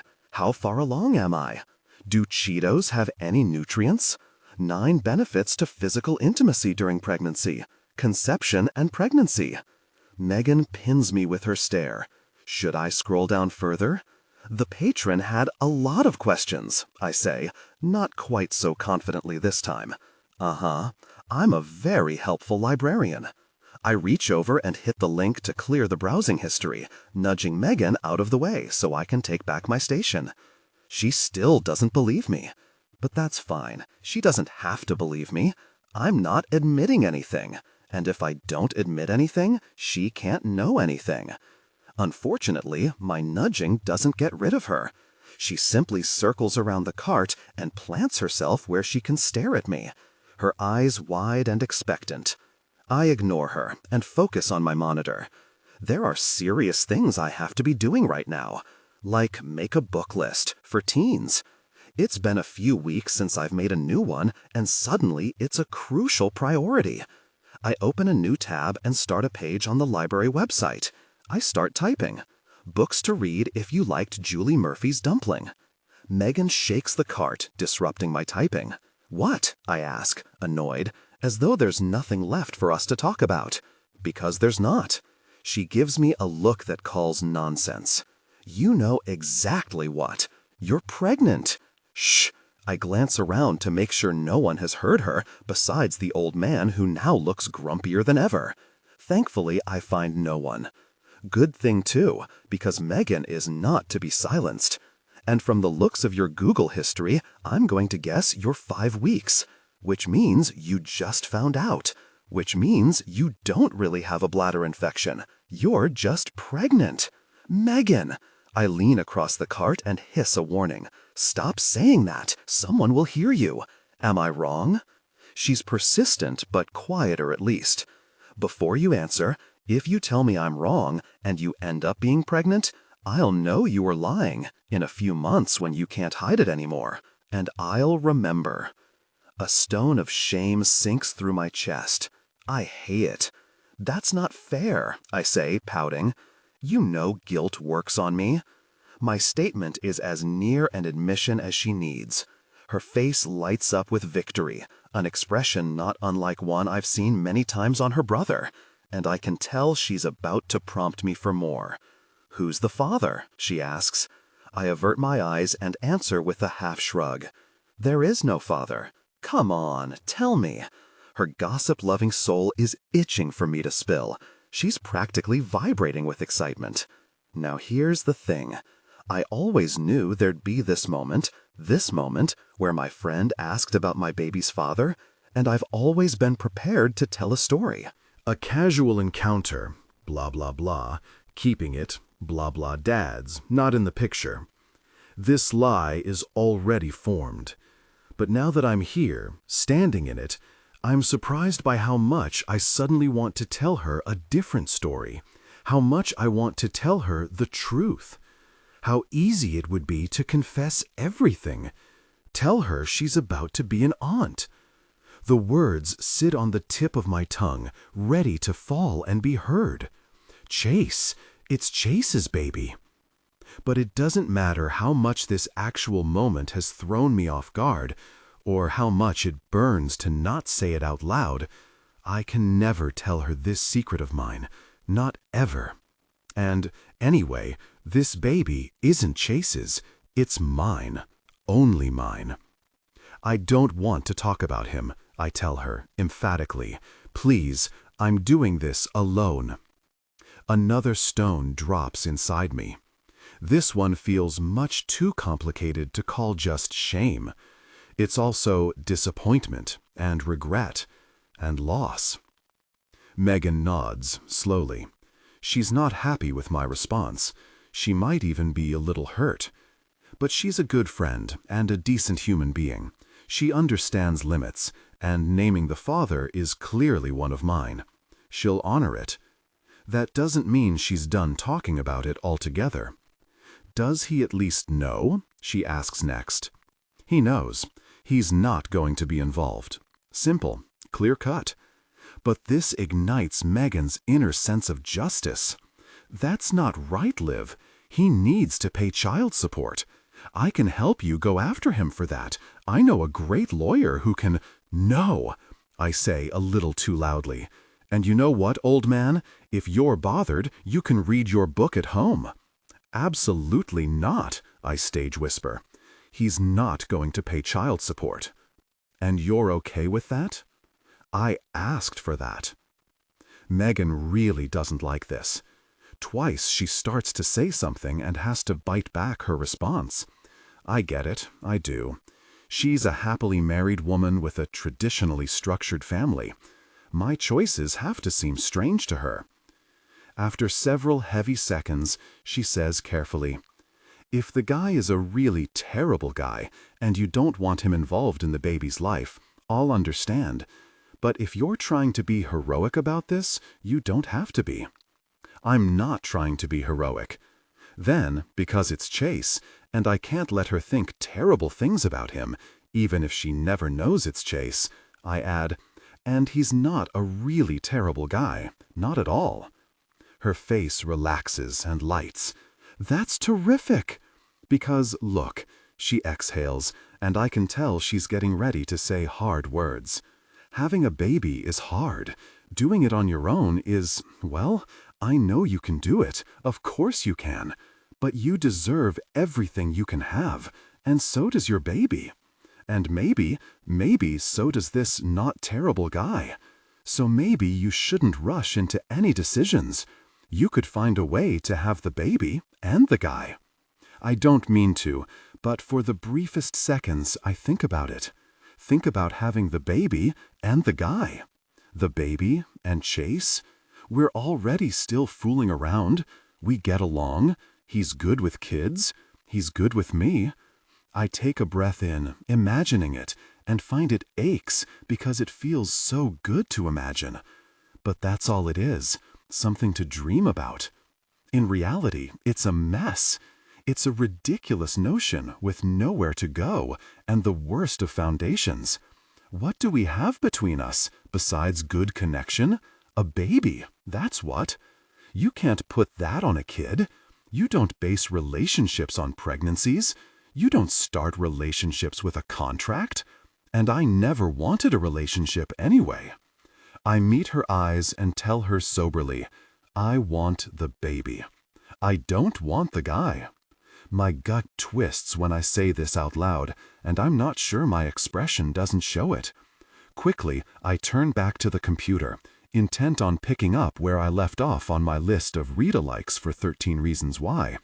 But my eyes are suddenly watery, and gosh darn it, if I cry in front of Megan, I'm going to be really unhappy about it. "Who's the father, Liv?" she asks softly. I shake my head. My voice is a whisper. No one. Do I know him? I stop typing, and before I look up at her, I gather my frustration and aim it all at her. Megan, there's nothing I want to say about him. I don't want to talk about him. Ever. Okay, sorry. A beat passes, then another. Then she's coming around the cart, her arms open wide, a big smile on her face. But what I should have said was, "You're going to have a baby! Oh my gosh! Congratulations!" Thank you. I hug her, letting my watery eyes spill now. Over her shoulder, I watch the old man pack up his books and, after throwing us a cutting glare, move deeper into the library.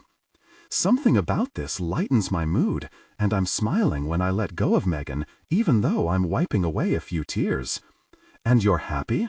These are happy tears? So happy. And I am. I really am. I'm still adjusting. I only found out a week ago, and it's kind of overwhelming. Kind of, she repeats sarcastically. You know those sci-fi stories about aliens taking over people's bodies and turning them into crazy creatures who go around killing everyone? I'm convinced they're based on women's first pregnancies. That's terrific, she laughs. It is, actually, terrific and terrible all at once. She raises a suggestive brow. And the hormones are getting to you already, yes? They are, but I don't quite catch her drift. pregnant and experiencing strong desires? A person with intense needs? Oh, yeah, that. I sigh. That was... I trail off. It's not exactly like I can tell her I'm just addicted to intimacy with her brother, who only slept with me to begin with because of a contract. I know exactly what it is, Megan says. And now that I know you really are into men, this won't be a problem. Let me pull out my contacts. We've got to fix you up. Oh gosh, I hadn't expected this problem. I'm not into men. I told you. Obviously one was into you. Well, that was Chase. That was Chase. The ache returns inside. A one-time thing? An accident? You were going to the mailbox to pick up your latest barnesandnoble.com order and slipped and fell into a situation? Of course she doesn't bother to lower her voice, even when speaking about such matters. Thank goodness the old man moved. I glare anyway. I was going to say complicated. She bumps me with her shoulder. Nothing gets you over complicated like rebound intimacy, especially if you're pregnant and experiencing strong desires, you person with intense needs. Rolling my eyes, I turn back to the cart and the computer screen. I don't need rebound intimacy, especially not when I'm still having the complicated intimacy. Oh gosh, the complicated intimacy. I glance at the clock on the computer. Chase will be here any minute. While I check my phone to see if I'd had any texts from him, Megan continues her argument. You should at least do a rebound date, and I know the perfect guy. Of course you do, I say, half listening. One text message from 10 minutes ago. On my way. Be ready. Yeah, Chase will definitely be here any minute. I glance as nonchalantly as possible toward the front doors. He's not here yet. Good. I have time. I type the word mission abort into my phone. Phil's friend David is coming in town Saturday after next, Megan says. You have to do dinner with us. He's a blast. He's an author, newly single, and I know you'd love him. It would be so much nicer to have a foursome. I glance up from my screen. Did Megan just suggest I go out on a double date? She totally did. I really don't think I want to start something with this baggage. I look down at my belly, emphasizing my specific baggage. Megan tusks. It's just one date. David doesn't even live in town. It's not starting something. It's dinner. Even one date seems like a waste of everyone's energy. I don't want to go on a date with a random friend of Megan's. I'm not interested at all. And somehow it feels like a betrayal, though for the life of me I don't know who might be betraying. I glance back at my phone to see if Chase has gotten my text, and realize I never hit send on my message. Kicking myself, I do it now. If you're still hung up on your baby daddy, Megan says casually. And something inside jerks into reaction. I'm not hung up on anyone, I say quickly, because I'm not. And anyway, that's the day we're doing the event to help Chase get signatures for his petition. She grins, delighted. I'm going to be here for that too, so it will work out perfectly. We can leave for dinner straight from the fair. I'm about to interject with another reason this is a bad idea, or simply tell her flat out that I don't want to go, when she says, unless you think it will bother Chase. The hair on the back of my neck stands up. What? Why would it bother Chase? There's nothing between me and Chase. And then, as if drawn simply by the force of his name, Chase appears behind her at the library doors. Really? I mean, seriously, really? But he sees us, sees my panicked look, and then glances down at his phone as if he's just gotten a buzz from an incoming message. Gosh darn it, Verizon in Prairie Village. The service coverage is always so gosh darn it slow. Chase, however, doesn't seem as concerned about the situation as I am, which is really kind of sexy, actually. The way he remains poised and together. the way he acts like a secure anchor in a rocky sea. Right now, while I'm sweating buckets, he nods reassuringly in my direction and then disappears down the stairs. Down the stairs, not out of the library. Why didn't he leave? I want to follow after him, but Megan's staring at me as if waiting for an answer to something, and she might have said something while I was focused on Chase, but I can't even remember what exactly we were talking about. Oh, wait, she wants to fix me up with someone.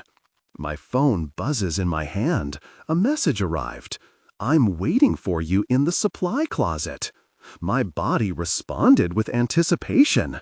Okay, fine, I tell Megan. I'll do it. I'll go on the date. Because like she said, it's one date. And at this point, I'll do anything to get rid of her and end this uncomfortable conversation so I can get downstairs and meet Chase. And sure, I should probably be 1000% not into being intimate with him now that Megan is super detective about who the father of my baby is, but I've already come to terms with the fact that I'm pregnant and experiencing strong desires, and that's what's ruling my life at the moment, my pregnant womanly needs. At least now I realize it's just a hormonal thing. I'll order myself a new supercharged device, I think, as I rush down the stairs, and I can put an end to being intimate with Chase for good. After this time, anyway. Livia. They came together in a moment of intense passion. The connection between them was overwhelming, and the world outside faded away. Afterwards, breathless, they knew this intimacy was profound. I picture myself covered with Chase, marked by Chase. That's all it takes. They came together in passion. Afterwards, breathless. Because this is the last of him I'll get. It has to be. When I'm settled and my panties are on again and my dress straightened, I turn to scowl at Chase. I only agreed to meet at your house today because you said Pop would be here too. Hey, he puts his hands up like he's innocent. How was I supposed to know he'd want to take the kids to story time? I look pointedly at him. Maybe the big red circle on the calendar hanging on your fridge with the words, "Take kids to story time"? Chase grins like he has no regrets. I guess I didn't notice.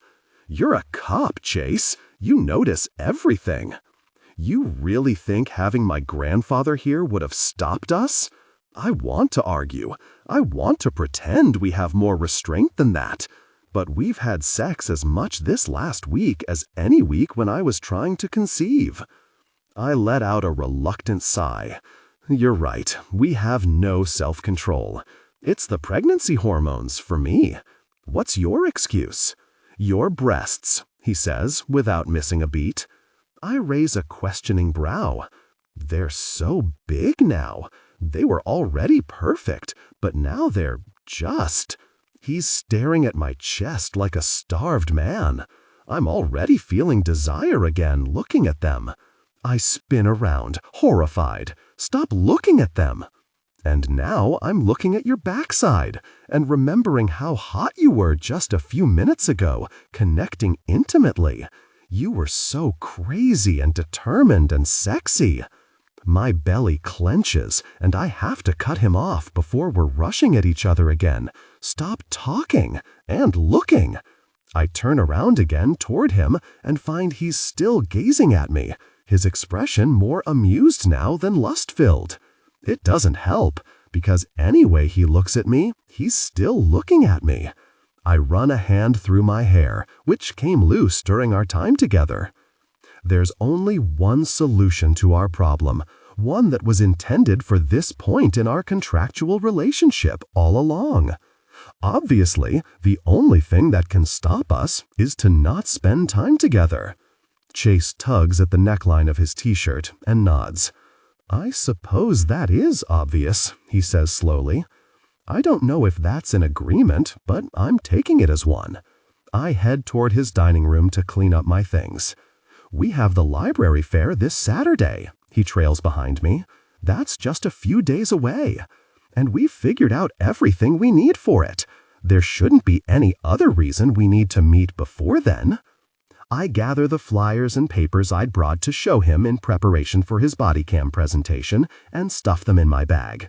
Exactly, he says, handing me my notebook. So, we're good. This can really be the last time if we want it to be. I glare. It was the last time, Chase. He's lucky that I don't chuck the notebook right back at him. That's totally what I meant. But he's grinning again, and I can't decide if it's because he doesn't really care one way or the other if we stop, or if he just doesn't think we ever will.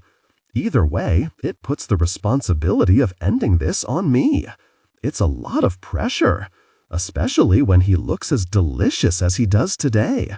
All casual and guy-like in his faded jeans and Deadpool t-shirt, his blue eyes doing that gleaming thing he's so good at.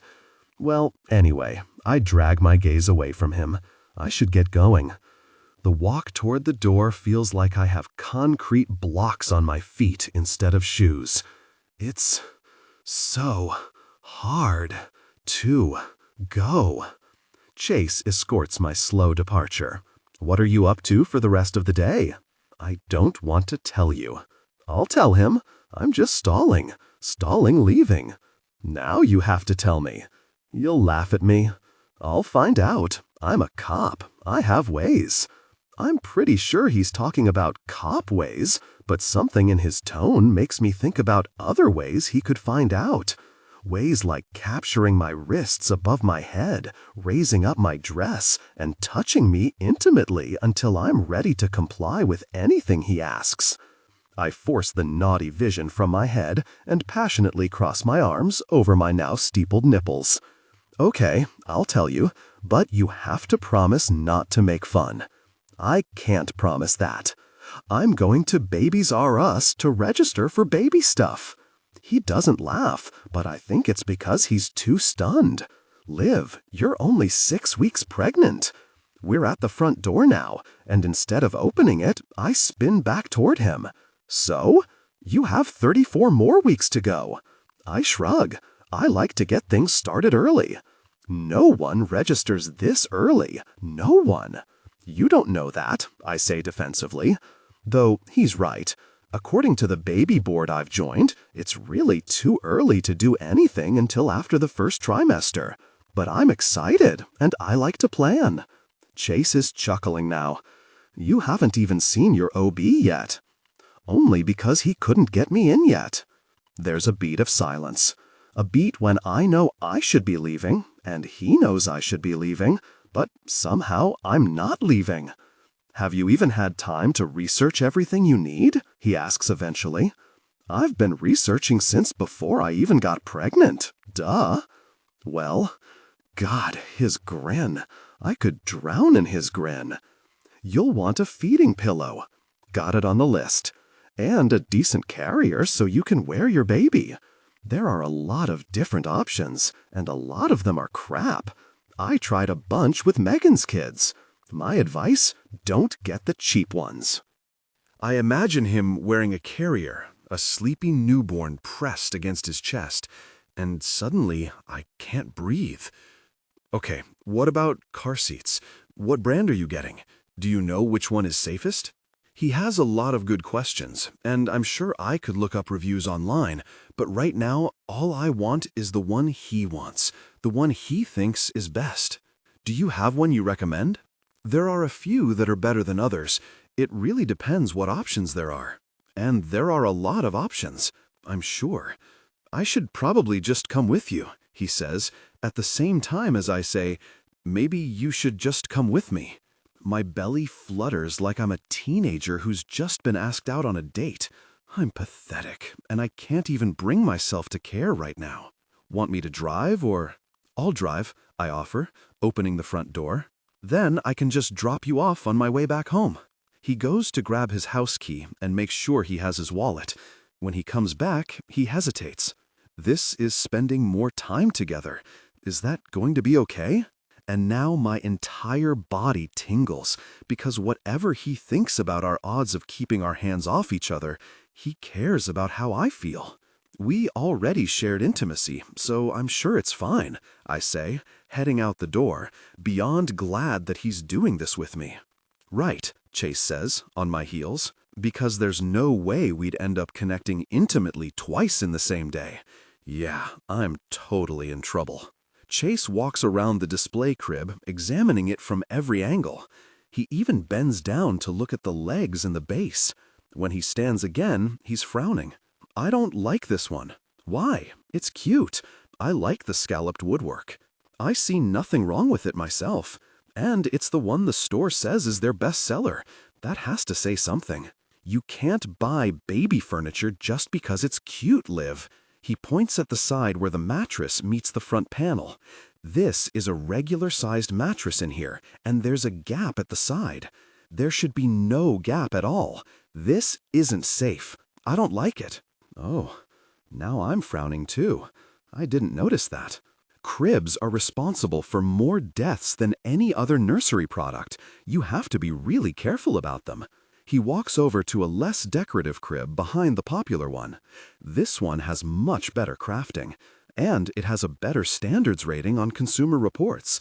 I looked it up while you were going gaga over the bedding with all the books. He's referring to the Land of Stories bed set I'd found. I wasn't gaga. It was just a cute idea.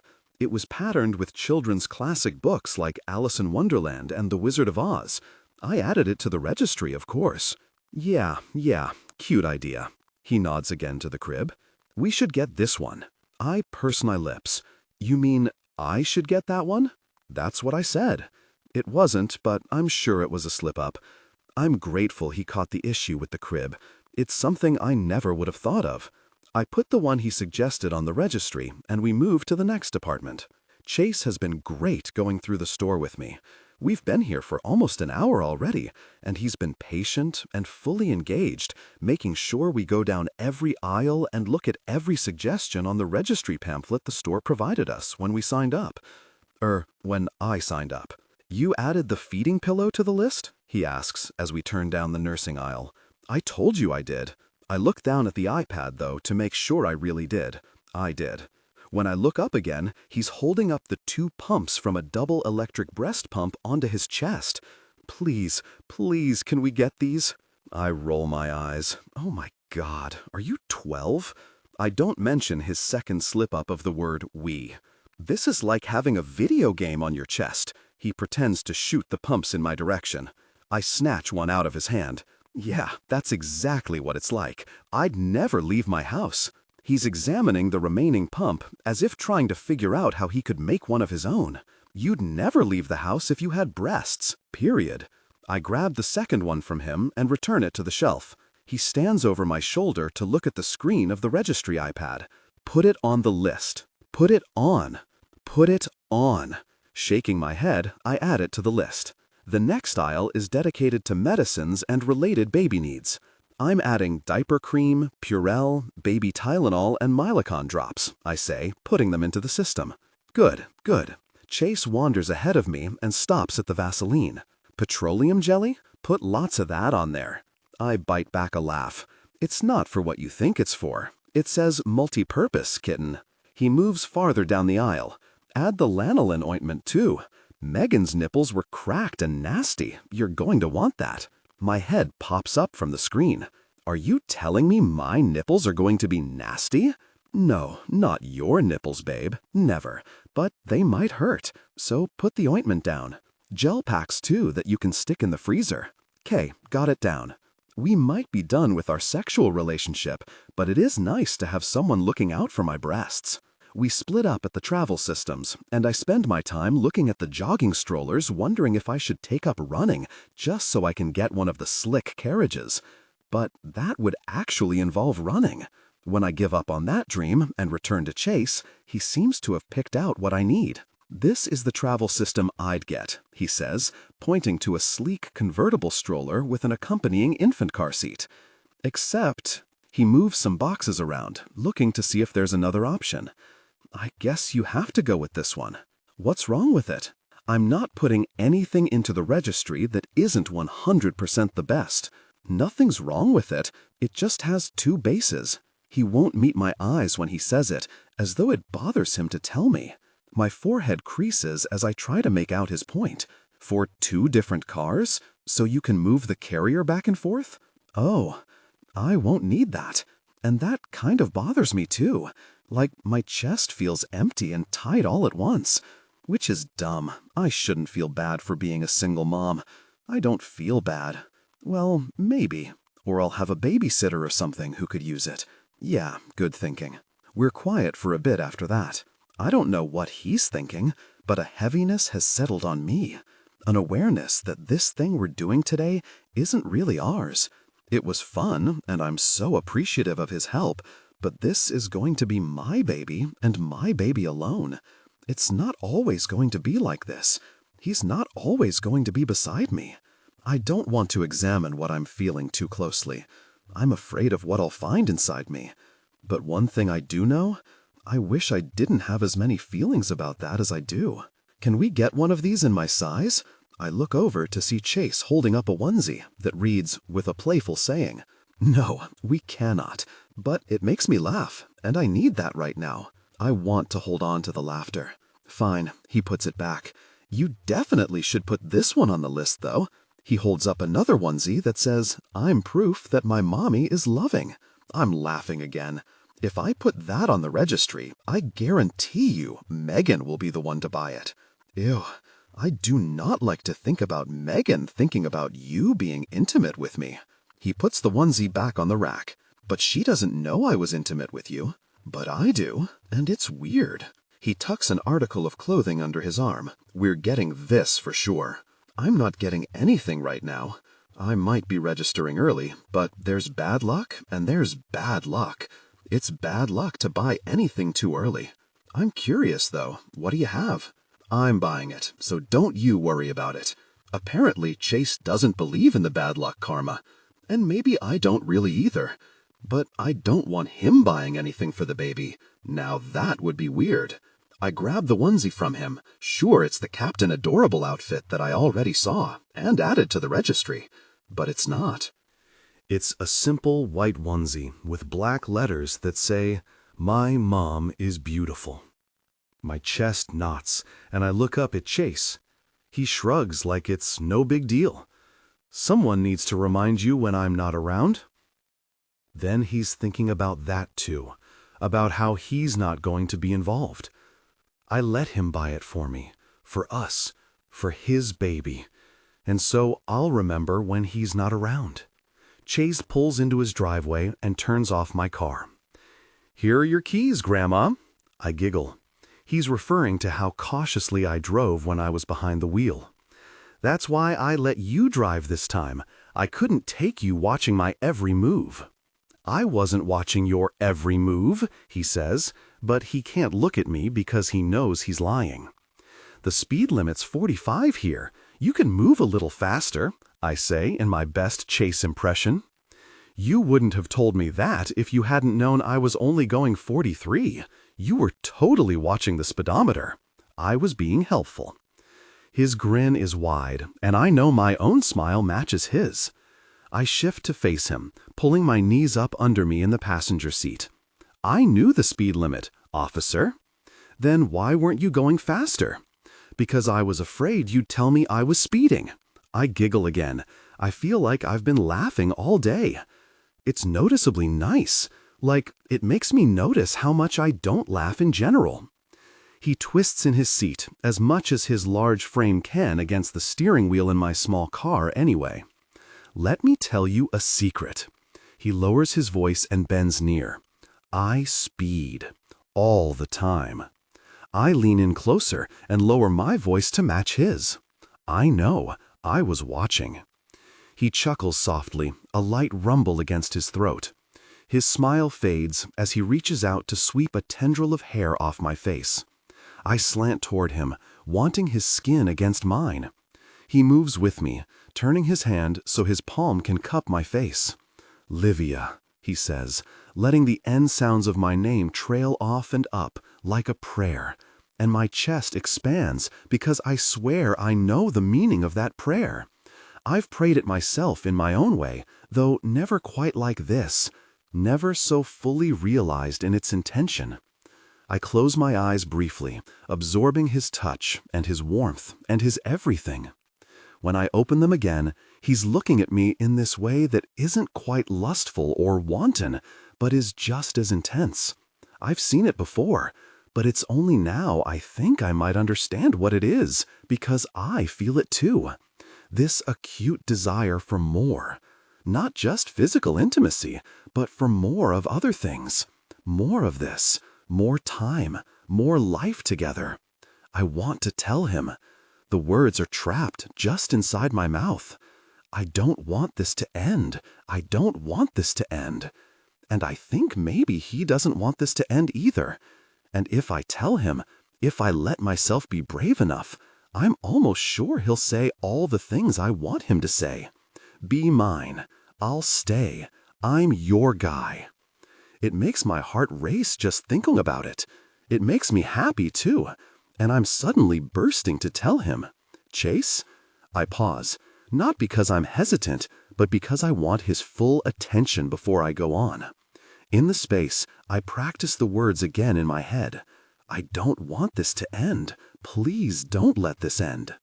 Yes, kitten, I'm listening, he says, reassuringly, as if he knows what I'm about to say. That I'm about to change everything. And then his phone rings. He groans in frustration. I'm sorry, babe. Gotta get this. It's work.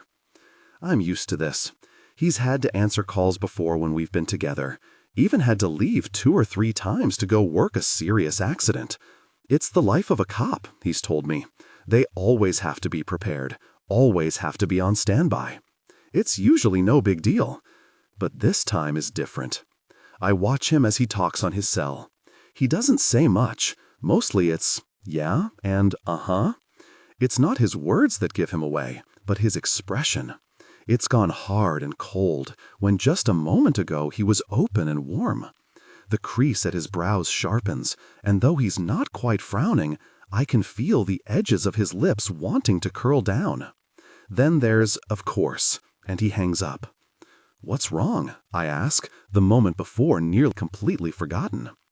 His head shakes dismissively. Nothing. Something at work. He pockets his phone, taking the opportunity to not look at me. He's trying to bottle it up. I can see it. He's putting whatever this is behind a stony mask, compartmentalizing, hiding from me. It's a punch to the gut how much that hurts. The more that I want includes this, all of this, all of him. The things that bother him, the things that sting. I want to crawl into his lap, grab his shoulders, and shake it out of him. I want him to look at me.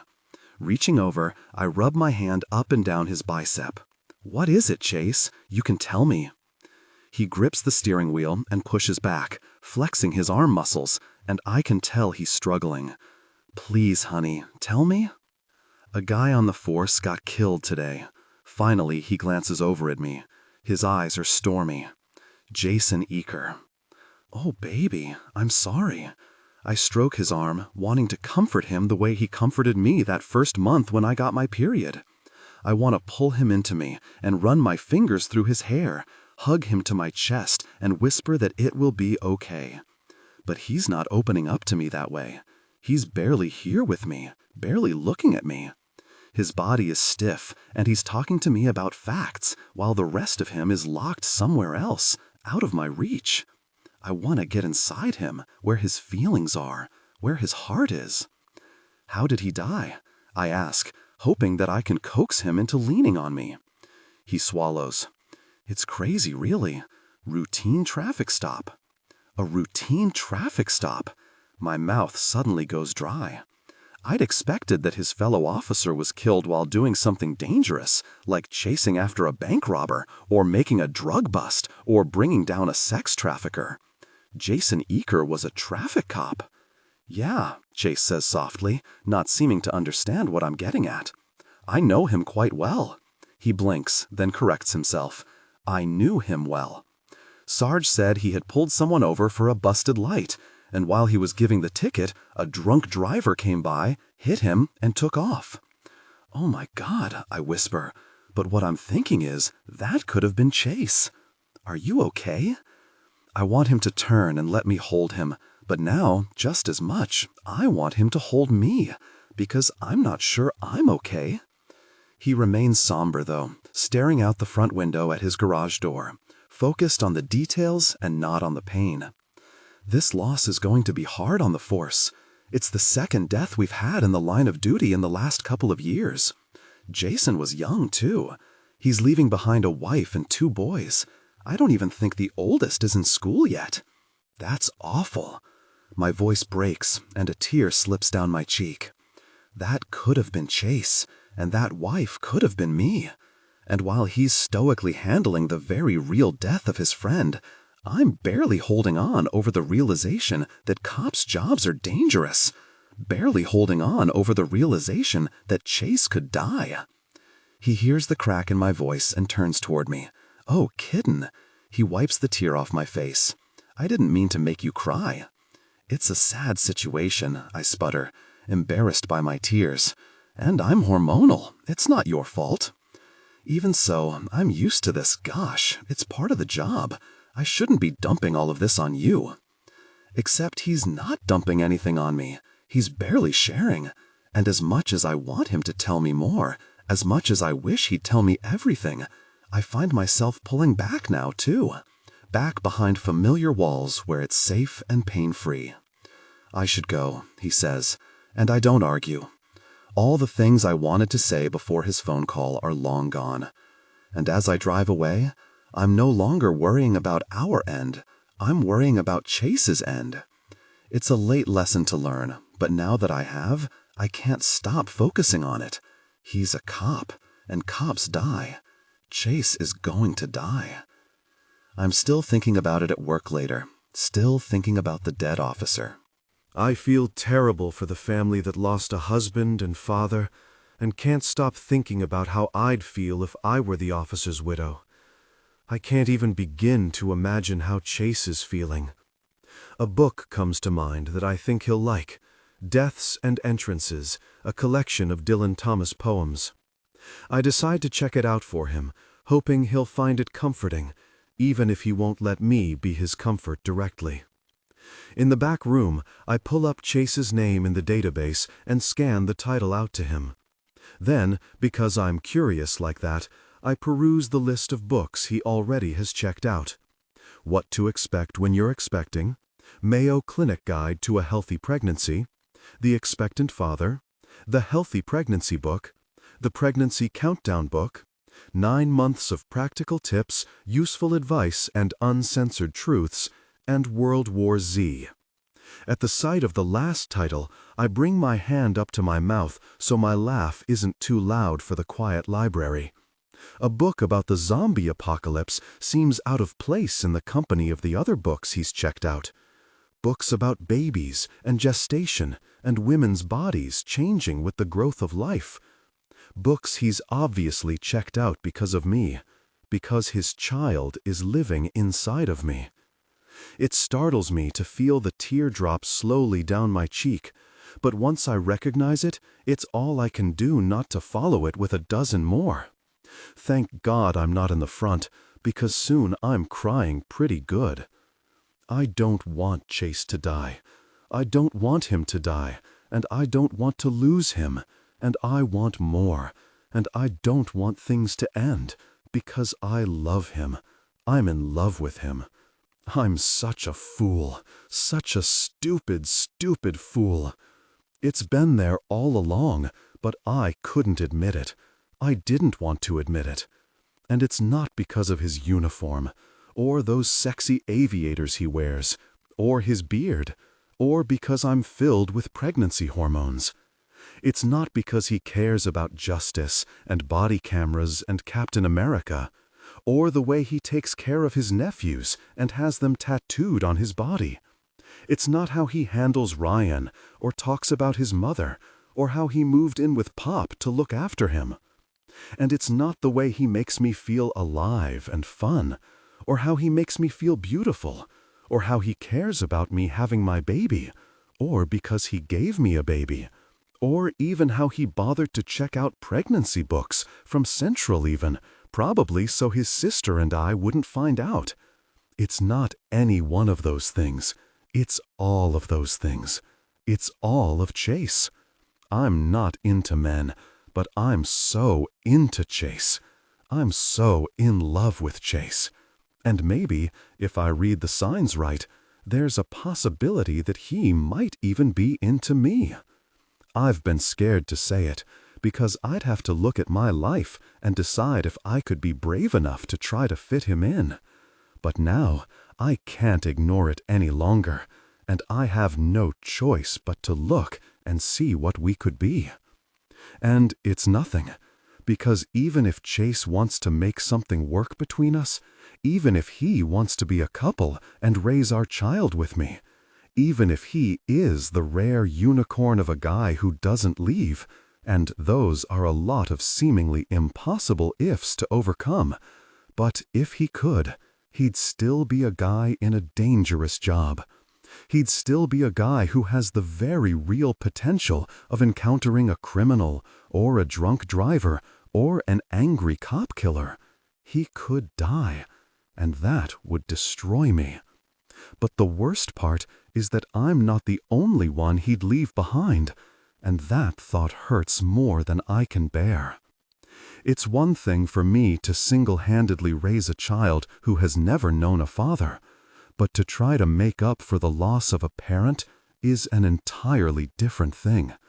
I can't stand the idea of my kid with that kind of wound. I can't imagine the hole that Chase's absence would create if he orphaned a child while in the line of duty. I can't handle the thought of comforting that kind of heartache in someone else, let alone in myself. So, the words I said this morning have to stand. We can't see each other after Saturday. We have to be done. Done shopping for baby things together. Done dancing around emotions we don't want to face. Just done. Chase. The civic fair at the library comes together perfectly. Of course, because Livia Ward is perfect and amazing at her job. And also, this little city can step pretty lively when it wants to. The Corinth parking lot has been cleared of cars and is currently hosting fire trucks, ambulances, police cars, and several stalls from local businesses, handing out coupons and ice cream and balloon animals for the kids. I was nervous about my presentation at the beginning of the fair, even though I'm generally pretty confident when it comes to these kinds of things. But usually if I'm giving a presentation, it's at a meeting full of city employees and other cops. Not in front of real, honest-to-God civilians, and not in front of my sister, and not in front of the woman who is pregnant with my child. The woman I can't get enough of, no matter how hard I try. The woman who is breaking down every single really wall I have. Plus, it's a high-stakes issue for me, especially after Eker's death. I have to present my case for body cameras in a compelling enough light that I get 500 signatures out of this fair. And while there are easily more than 500 people here, a majority of them will definitely need to sign my petition if I am going to hit my target number. Despite my nerves and the beautiful distraction in the form of Livia Ward in a pencil skirt, the presentation itself went fairly well, with me standing on a platform in the parking lot in my uniform, the newly leafy trees providing enough shade for me to use a projector screen to exhibit data points and hammer home the salient information. And at the very end, I pulled up a picture of Jason Eker, smiling with his family outside his son's preschool. This is Officer Jason Eker. He was 35, in the Army for 6 years before he went blue, and he has 2 children. I rode in his funeral escort yesterday. A sound rippled through the people in the parking lot, a collective exhale of sadness at the mention of his death. I appreciated the sadness, the real and tangible expression of it, and yet sadness on its own wasn't enough. He was working a routine accident on 75th Street when he was struck and killed by a drunk driver. It was a hit and run, and because he was riding his police motorcycle that day, he didn't have a dashboard camera to record the events. The hit and run driver still hasn't been found, but maybe if Jason had been wearing a body camera, we would have footage. Maybe his family would have some closure. People were nodding by this point, and I continued. This isn't meant to supersede other reasons why getting body cameras is imperative. A police officer's life is not worth more than a civilian's.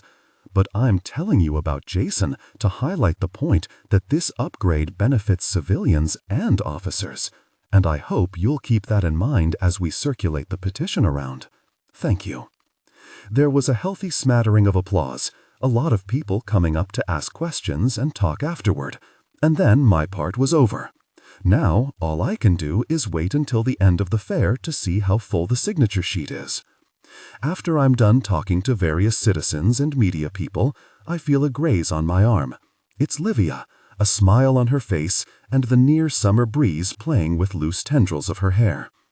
I have a bit of post-presentation adrenaline, and she's so really beautiful, and it's been 3 days since our last intimate moments, and so I slide an arm around her to yank her in for a kiss. To my surprise, she pushes me away, casting a nervous glance around. "Jace, Megan's here." "I don't care," I growl, because I almost don't. In fact, I actually don't. "I care," she protests, still looking around. "And remember, we said that last time was the last time." I give her a martyred look. I need one more last time. She heaves a giant sigh, but a smile is pulling at her mouth. She looks like she's about to answer, and I can tell it's going to be an answer I'll like very much. But then something in her face closes up. I turn to see Megan, who, like all the Corinth employees, has been drafted to work the fair, walking up to us. Livia makes a noise that can only be described as a squeak of panic, and then squeaks something else about checking on the children's section, and then hurries off before Megan reaches us. Megan stares after her with narrowed eyes, and then turns those narrowed eyes to me. "What did you do?" I hold my hand over my heart. I was a complete Boy Scout, except for the part where I told her I needed to be with her again. Megan isn't buying it. "Uh-huh," she says slowly. "Sure." I try to make an innocent expression, but it must not be successful because nothing about my sister's face changes. "Well," she says, still looking as if her nonsense meter is rightfully beeping, "Phil has got the kids here to see the trucks and stuff, and I was wondering if you would mind taking them tonight after the fair winds down, just for a few hours?" "Of course," I say, already wondering if I could rope Liv in with my plans. "We could go get ice cream with the boys, maybe go see the latest Disney movie, and irritate Megan because we'd kept them up too late. We could feed them popcorn and hot dogs and take them home and snuggle them on the couch. And the minute I picture spending an evening with the kids and Liv, I want it. Suddenly nothing seems more attractive than playing family with her for a night." "Excellent," Megan pronounces. "Phil and I are going on a double date. His friend David is in town, and I don't really absorb the rest of what she's saying because I'm watching Liv as she approaches the double doors of the library, and she's being intercepted by Phil and the boys, and a guy so handsome he looks like a really GQ cover model. Dark black skin, high cheekbones, a smile so dimpled and toothy that it even makes my pulse race a little, and I'm pretty much the definition of straight. And Phil is introducing Mr. Gorgeous to Liv, and Liv is blushing, because who really wouldn't in front of this guy? And I am actually seeing red, like scarlet bloodbursts of raw jealousy flowering behind my eyes. I want to hit something, scream into the air, grab Liv and carry her off like really Tarzan, so everyone really knows she's mine. Mine. Mr. Gorgeous doesn't stop at a smile either. He leans in and gives Liv a hug, a real appreciative hug, where their chests touch and his hands move gently on her shoulder blades, and he drops a kiss on her cheek. I practically bellow at this. I almost roar like an angry lion. And then I start towards them, nothing in my mind but getting between them, staking my claim. But by the time I'm halfway across the parking lot, Phil and the kids and Mr. Gorgeous are drifting over to the face painting station, and Liv is walking back into the library. Megan is keeping pace with me, and I realize she's talking. "Sorry, what?" I say, trying to pull the frustration out of my tone because she doesn't deserve my bad mood. But also, oh my God, watching Liv get hit on by that guy and enjoy it, like punched in the gut, kicked right in the stomach. Megan lets out a noise that is both long-suffering and also, I do not suffer fools gladly. I was saying that Liv was talking to David just then. He's her date tonight. My legs make it 2 more steps before my mind absorbs the words. Then I stop, like my feet are bolted to the asphalt. What did you say? I can tell immediately by Megan's expression that she's already explained this to me while I was in my jealousy coma. David's in town, and I thought I might try to hook him up with Livia, since she needs a good man to shake her out of her no-man funk. And since he's a novelist, and since she's a librarian, I thought they'd be a good fit. Also, he's super really hot. I might actually snarl at her. She holds up her hands. Whoa, Tiger. Livia is going on a date tonight with Mr. GQ cover model tonight. I don't say it like a question. I say it the way I say things to criminals and addicts and adult children who don't check on their elderly parents. Bitingly matter of fact. Yes, she is. She's not really going on a date, not with some other guy. Don't even start with me, Chase Kelly, Megan says, grabbing my arm and making us stop. She steps in front of me so that I have to look at her. You had your chance with her, and you blew it. And besides, you aren't interested in anything more anyway, right? You give a girl the Kelly trio and get the hell out. Why do you really care what Livia does? Because she's mine. Because her baby's mine. But no, it isn't even those things, or at least it's more than them. It's because I love her. The thought, with that one word, like a flashlight swinging in the darkness of my mind, nearly takes me out at the knees. I love her. I am in love with Livia Ward, sexy and careful and stubborn and fragile as she is. I am so really crazy in love with her. I want her, and I love her, and no one else gets to have her. There's something in Megan's face right now that unsettles me, because it's almost like she's not angrily demanding answers, but that she sees all of my conflict, all of my vulnerability, and the big brother in me is both irritated and a little nostalgically grateful for it. I finally say, it's not important. A lie, but I don't have time to explain the truth to her, and Liv might kill me if I did anyway. Megan folds her arms across her chest. I care about that woman, Chase, so it is important to me. Tell me you're not going to upset her. Tell me you're not going to go in there and make things more complicated for her. I can't tell you that. My sister huffs a tiny bit. At least tell me you're not going to be a jerk. I run my hand through my hair, impatient, crawling with the need to find Liv and just hold her, touch her, tell her that I love her and that she's really mine. Megan searches my face, going so far as to reach out and push my sunglasses to the top of my head so she can see my eyes. Megan, I say, but nothing else. I can't tell her anything else, not about the baby or the contract, or that I am addicted to Livia and to the smell of her hair and to her giant dark eyes. I just have to hope my sister loves and trusts me enough to let me go after her friend. With a sigh, Megan steps to the side. Don't make me regret this, she warns me. She better be on that date with David tonight.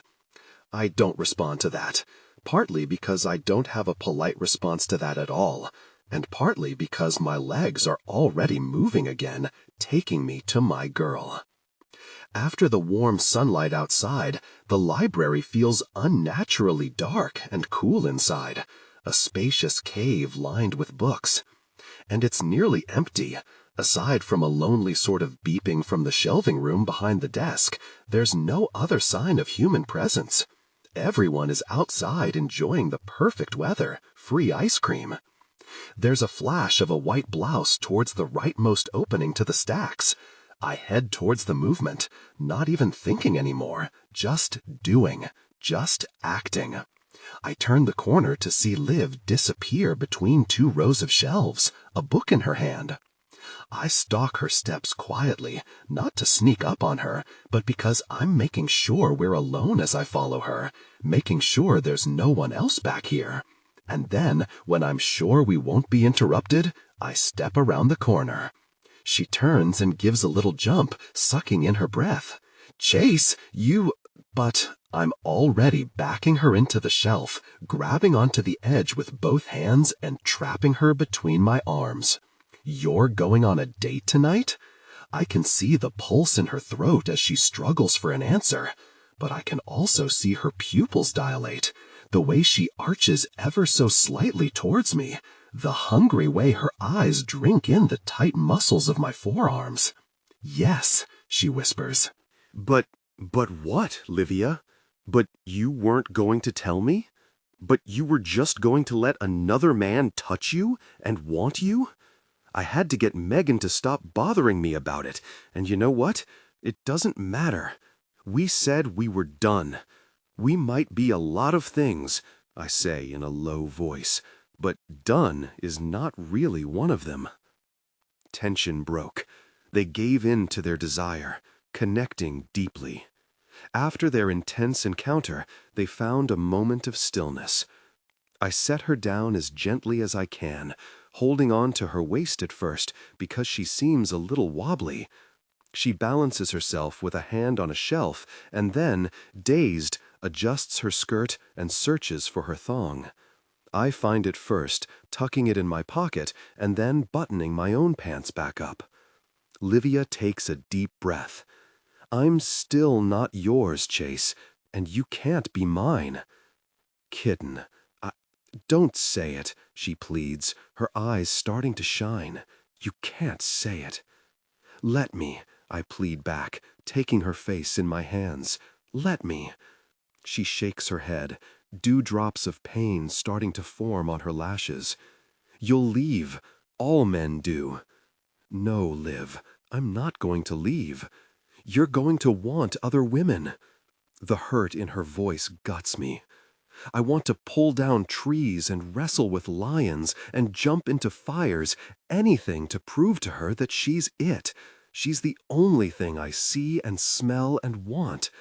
No, I breathe, begging with my face and my hands and my voice for her to see. It's you, baby. I choose you. There's no one else after you or beside you. There's nothing I want other than our real thing. She swallows and blinks away, tears spilling out of her eyes now. You're going to die. Everyone's going to die. That doesn't mean we stop living.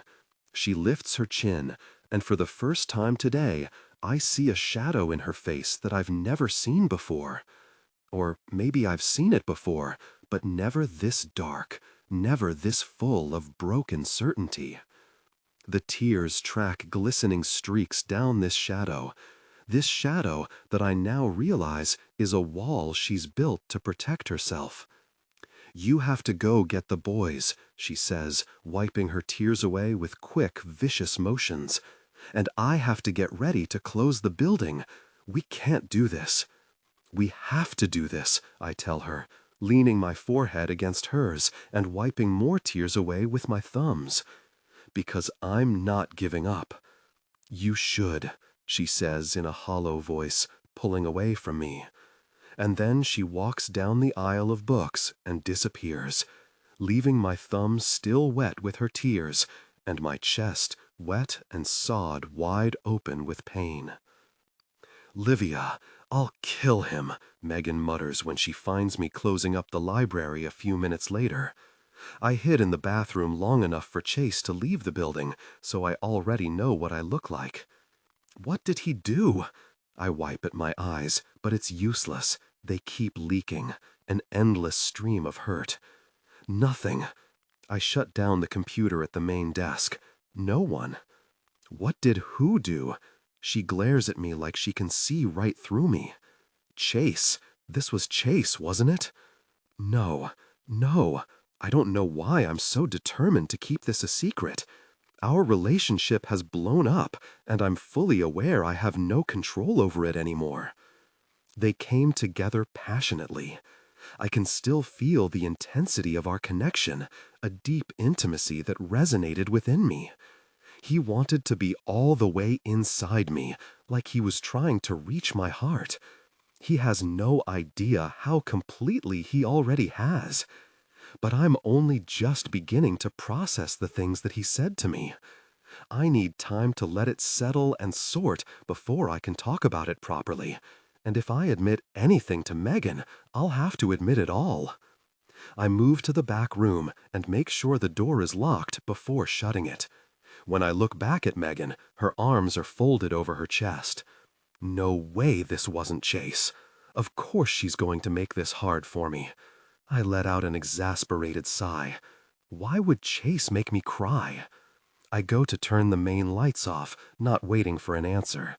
If she thinks she knows something, she can just come out and say it. I'm too exhausted to play this game. She follows behind me.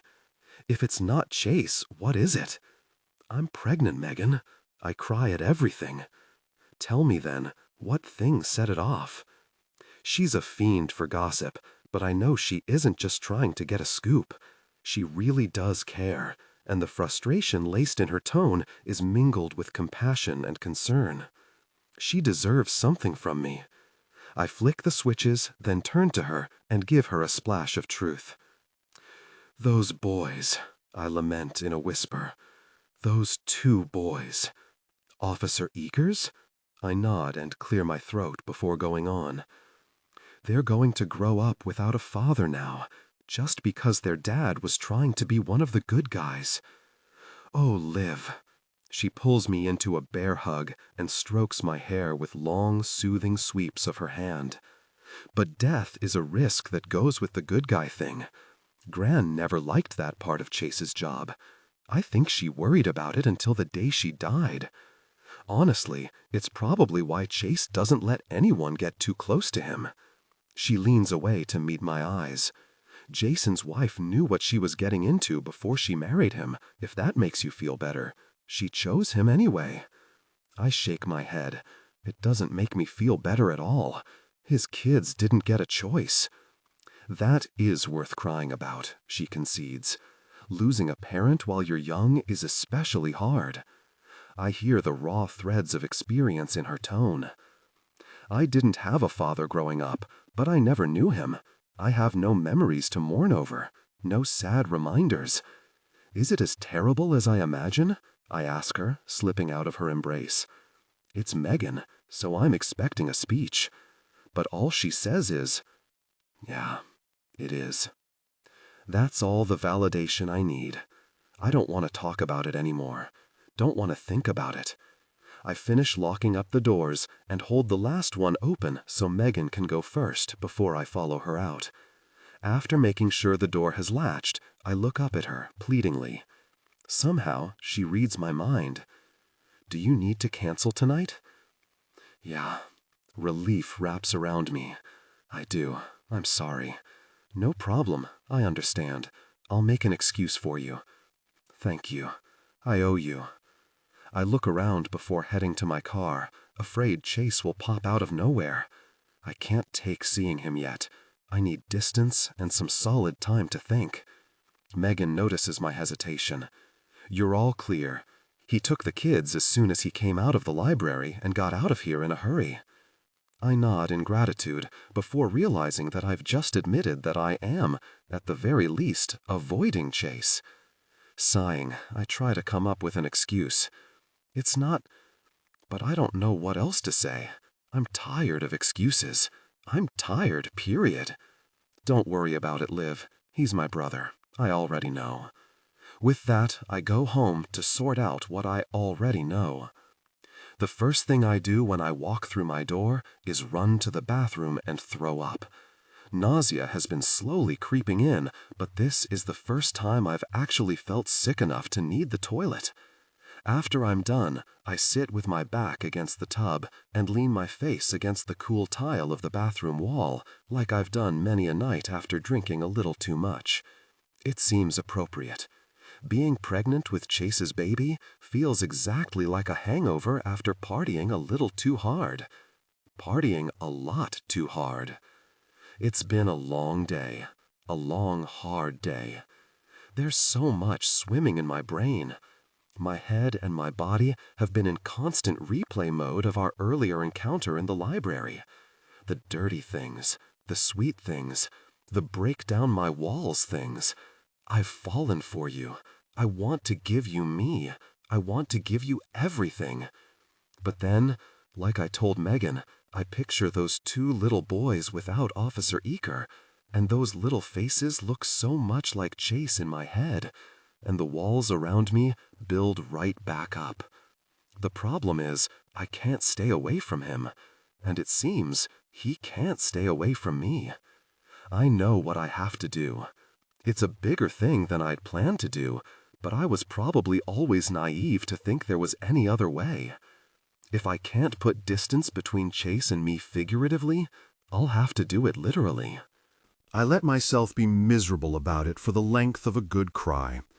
Then I get up off the floor, brush my teeth, and go call my realtor to tell her I want to put my condo up for sale.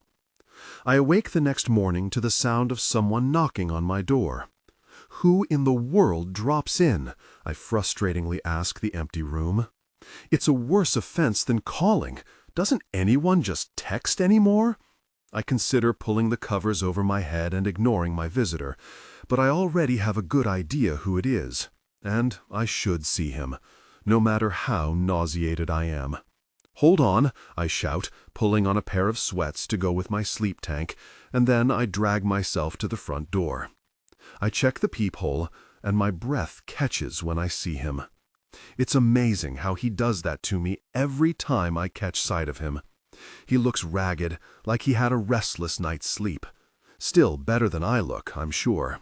I don't need a mirror to see that my eyes are puffy and red-rimmed, and though I don't need to throw up, I'm probably pale from the morning sickness. Well, this is me. No use pretending it's not. I've barely opened the door when he's pleading with me. Don't shut the door, please. I need to talk to you.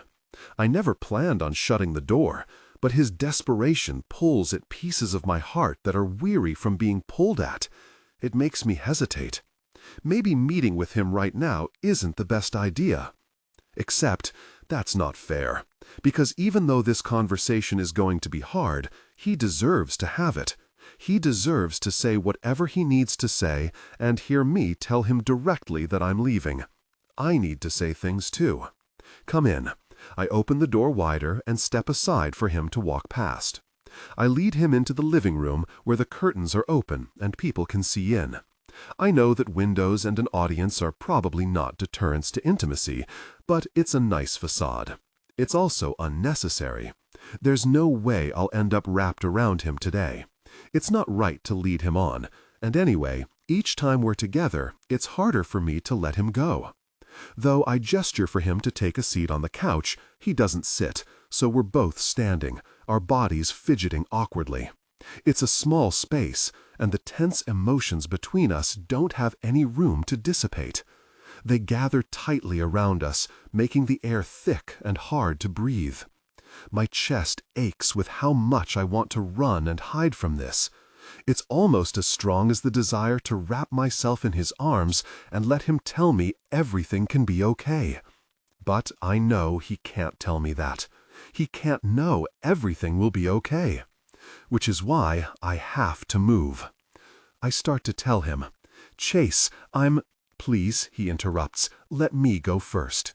It would be easier if he would just let me nip this in the bud, but it's too late for that, I suppose.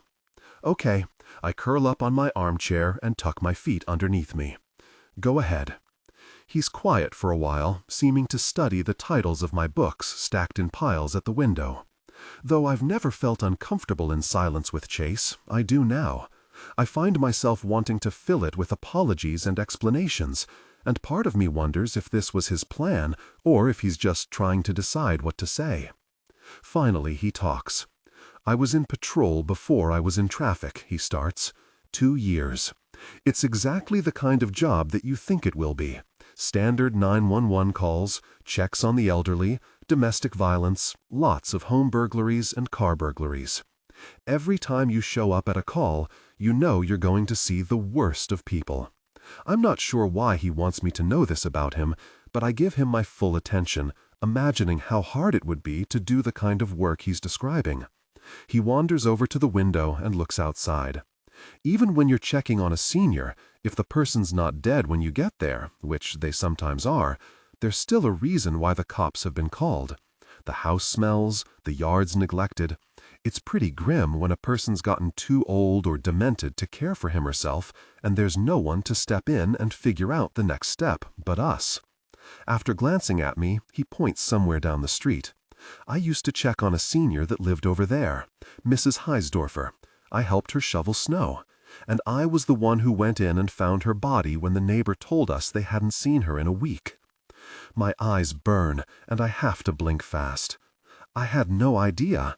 I'm so sorry. The first time I came here, you asked me what was wrong. Do you remember that? I nod. That was who I was thinking about, Mrs. Heisdorfer. You should have told me, I say, wishing sincerely that he had. There's that kind of story everywhere, though. Every street, every corner of the city holds an imprint. I couldn't unload all of that on you. I want to argue, but it's probably pointless now.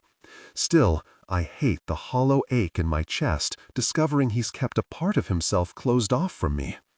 It's not good for you to carry this all by yourself all the time, I say. Please don't think you always have to. I talk to Pop sometimes, he says, and while I'm glad he has that comfort, the ache inside me intensifies, knowing that it should have been me he leaned on. It does start to wear on you. It gets under your skin and in your blood. You start to think it's all you are and all you're worth, the awful things you see, the terrible things that people do. I uncurl, animated in my protest. That's not all you are, Chase. There's not a bone of awful in him, not a bit, and I can't stand the thought that he thinks any different. But he puts a hand out, silencing me. You're right, and I'm getting there, I promise. I frown and sigh, then fold my knees up under me again, waiting for him to go on. It's better in traffic, I should tell you, but you're never pulling someone over to tell them they're an excellent driver. And there's a lot of accidents, Liv. He lowers his voice soberly. You see a lot of death. I can't imagine. Except I can imagine, and that's what scares me, that I can so clearly imagine his death. This isn't, I know, he says, cutting me off. I'm rambling, but I have a point. He turns and looks at me directly. I was only 22 when I got out of the academy. I wasn't thinking about families or kids, and when it came time, when other guys started settling down and getting married, I couldn't understand how they were able to do that, how they could take everything awful that the job was and is and bring it home to a spouse, let alone kids. I decided I could never do that. I'd never have kids. I'd never have a wife. I made sure my life didn't allow for those things to even be options. I inhale sharply. His declaration should make things better because we're both on the same page, but for some reason it hurts to hear him say it. Quickly, I look away, desperate to hide my anguish. that was a smart decision. No, that was a stupid decision, Liv. His sharp tone draws my focus back to him. It was the stupidest decision, because I let the job define everything I am. But like you said, I'm more than that, kitten. I have more than that to give to you. To our kid. Chase, I warn, it's not our kid. It can't be. He raises his voice to speak over me, and I'd forgotten that until I met you. But I remember now. You make me remember that I'm a whole person, and I want to be that whole person with you. He crosses to me and sits on the ottoman at my feet, so he's close now. Too close. I love you. Don't say that, but it's too late. He said it, and I heard it, and it fills me everywhere like a light cast into a dark cellar.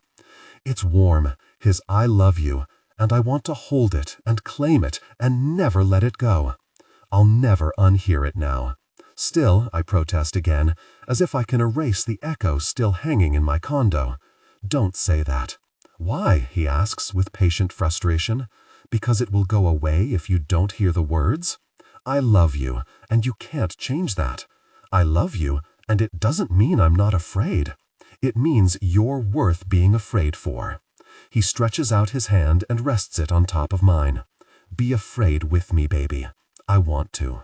There's nothing more that I want than to be afraid in his arms. But even with his touch burning into my skin, his words from before burn deeper. The descriptions of his job, the ways he has to shield himself from what he sees, the reminder that he's surrounded by death.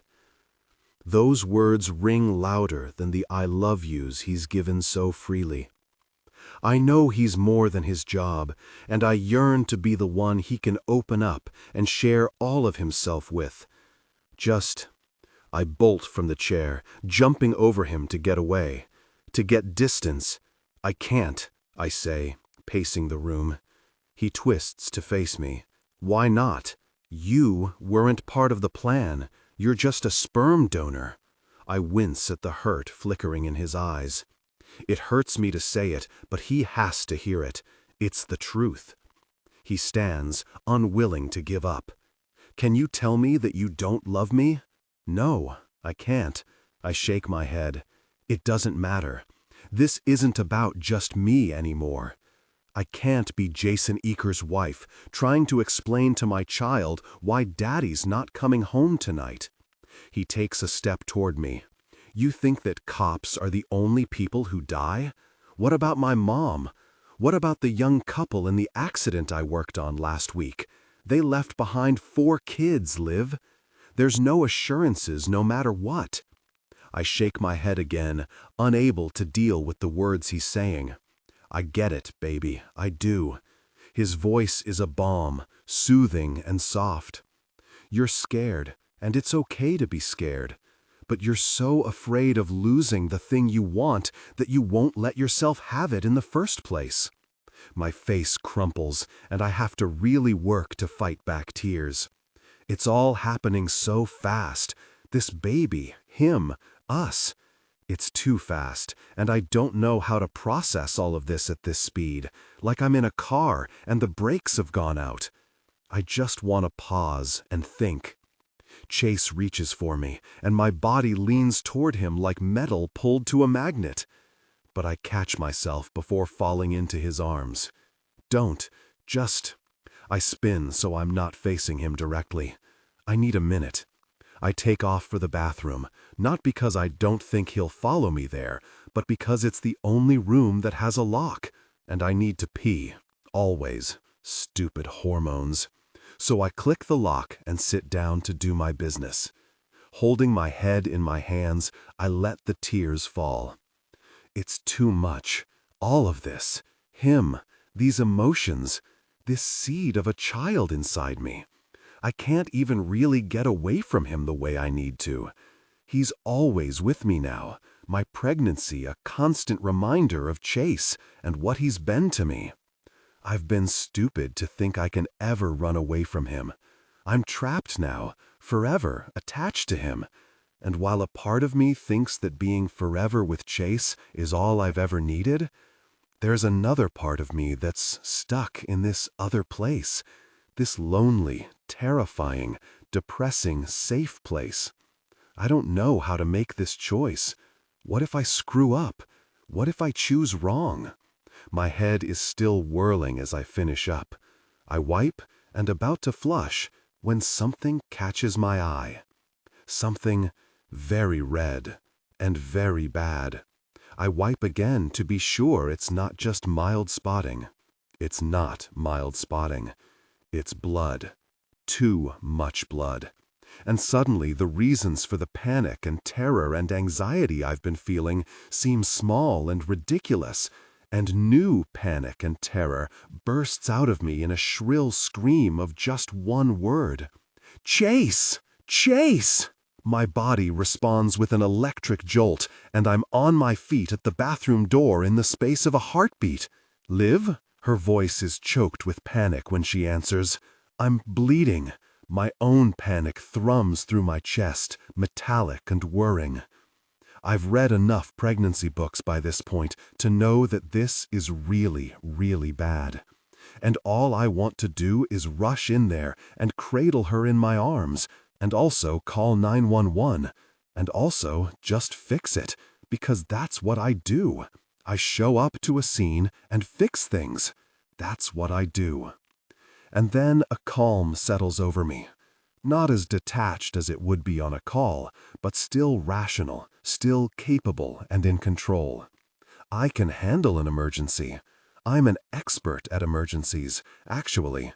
And it's never mattered more than in this moment, when my heart is on the other side of a bathroom door, from my body, bleeding and scared. Liv, I need to come in there. May I? Hurry, she says, her voice quiet, and I hear the lock slide open. I open the door. She's on the edge of her tub across from her cabinet, which is open and spilling forth a pastel pile of wrapped pads. She has one in her fist, but she's not moving to put it in her panties. She's not moving at all. I recognize the look in her eyes at once. It's the same look I see on the faces of people who've just been in car accidents, their bodies and thoughts still vibrating from the unexpected collision. The same look I see on the faces of family members when I tell them a loved one has died. I squat down and brush her hair away from her face. We have to go to the ER, sweetheart. We have to go right now. She doesn't respond, except the trembling in her hands increases. I cover them with my own and get all the way to my knees. I need you to be strong for the baby right now, okay? And for me, I want to add. But I don't, because it's my turn to be strong for her. Does it hurt? I ask. She shakes her head. It feels like nothing. No pain. Just blood. I breathe out a small sigh of relief. Bleeding is bad, but bleeding without cramping is slightly better. I've already mentally mapped routes to all the nearest hospitals and decided it will actually take less time for me to take her in the Audi than to wait for an ambulance. She finally looks at me, her eyes starting to gloss over. What if the baby's dead, she whispers. What if I only got to have it for such a short time and it died? Then we hold on to the feeling that we got to love a baby, no matter how briefly. I squeeze her hands, and then I stand up, helping her stand too. But this baby's not done fighting to live, and neither are you, which is why we're going to the hospital right now. She moves slowly, jerkily, like a marionette with tangled strings, but my words have roused her a little. Should we call 911? She asks as she unwraps the pad and puts it in her panties. It should feel nice that she's doing something so private in front of me, but it worries me instead. She must be terrified if she's letting her walls down, especially when she seemed so determined just 5 minutes ago to build even more walls between us. It'll take them longer to get to us and get us to an ER, and they won't be able to do much for this kind of thing anyway. She pulls up her pants and nods slowly. Okay then. I pull her into a tight hug. Do you trust me? She nods against my chest. Yeah, I do. Then I'm going to make it okay. I take her hand and lead her out to my car, and she lets me. I break almost every traffic law I know of on the drive to the hospital. At a safe speed, obeying all lights and stops, it would be a 10-minute drive. But with Liv silent and bleeding next to me, and my hand gripping the gear shift like it's keeping us alive, I get to the hospital in less than 5 minutes. This ER has valet parking, thank really, because there's no way I'm leaving Livia alone, even for as long as it takes me to park a car. I pull up to the curb and climb out of the driver's seat, and as I do, I feel the light bite of something against my thigh.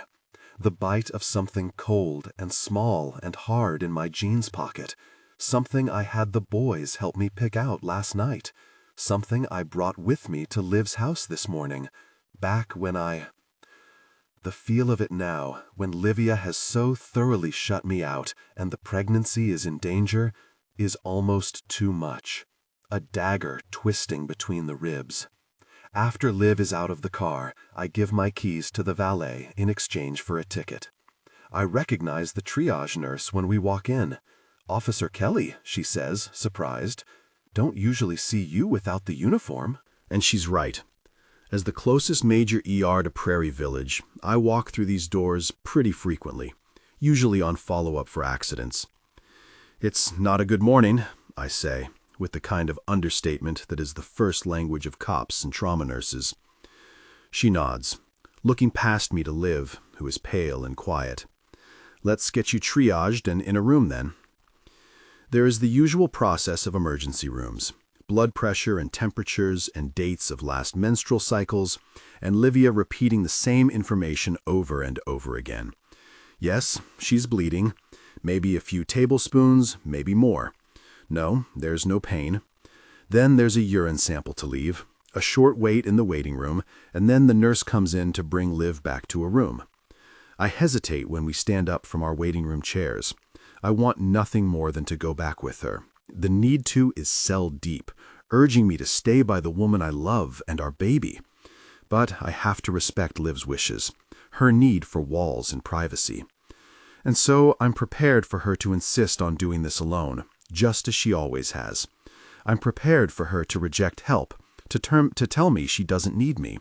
That's Livia Ward, lonely and beautiful and determined to suffer rather than open herself up enough to ask for help.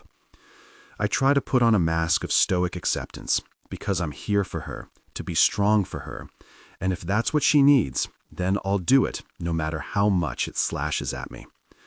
But that's not what happens. Liv reaches for my hand and refuses to let go. She doesn't say anything, but the nurse's gaze flicks between us, assessing, and I can tell I'm already locked into the role of baby's father in her mind. If Liv doesn't say anything, the staff will assume that I'm welcome back there. "Liv?" I ask. I try to sound solid, stable, but my heart is pounding. I want to go back there.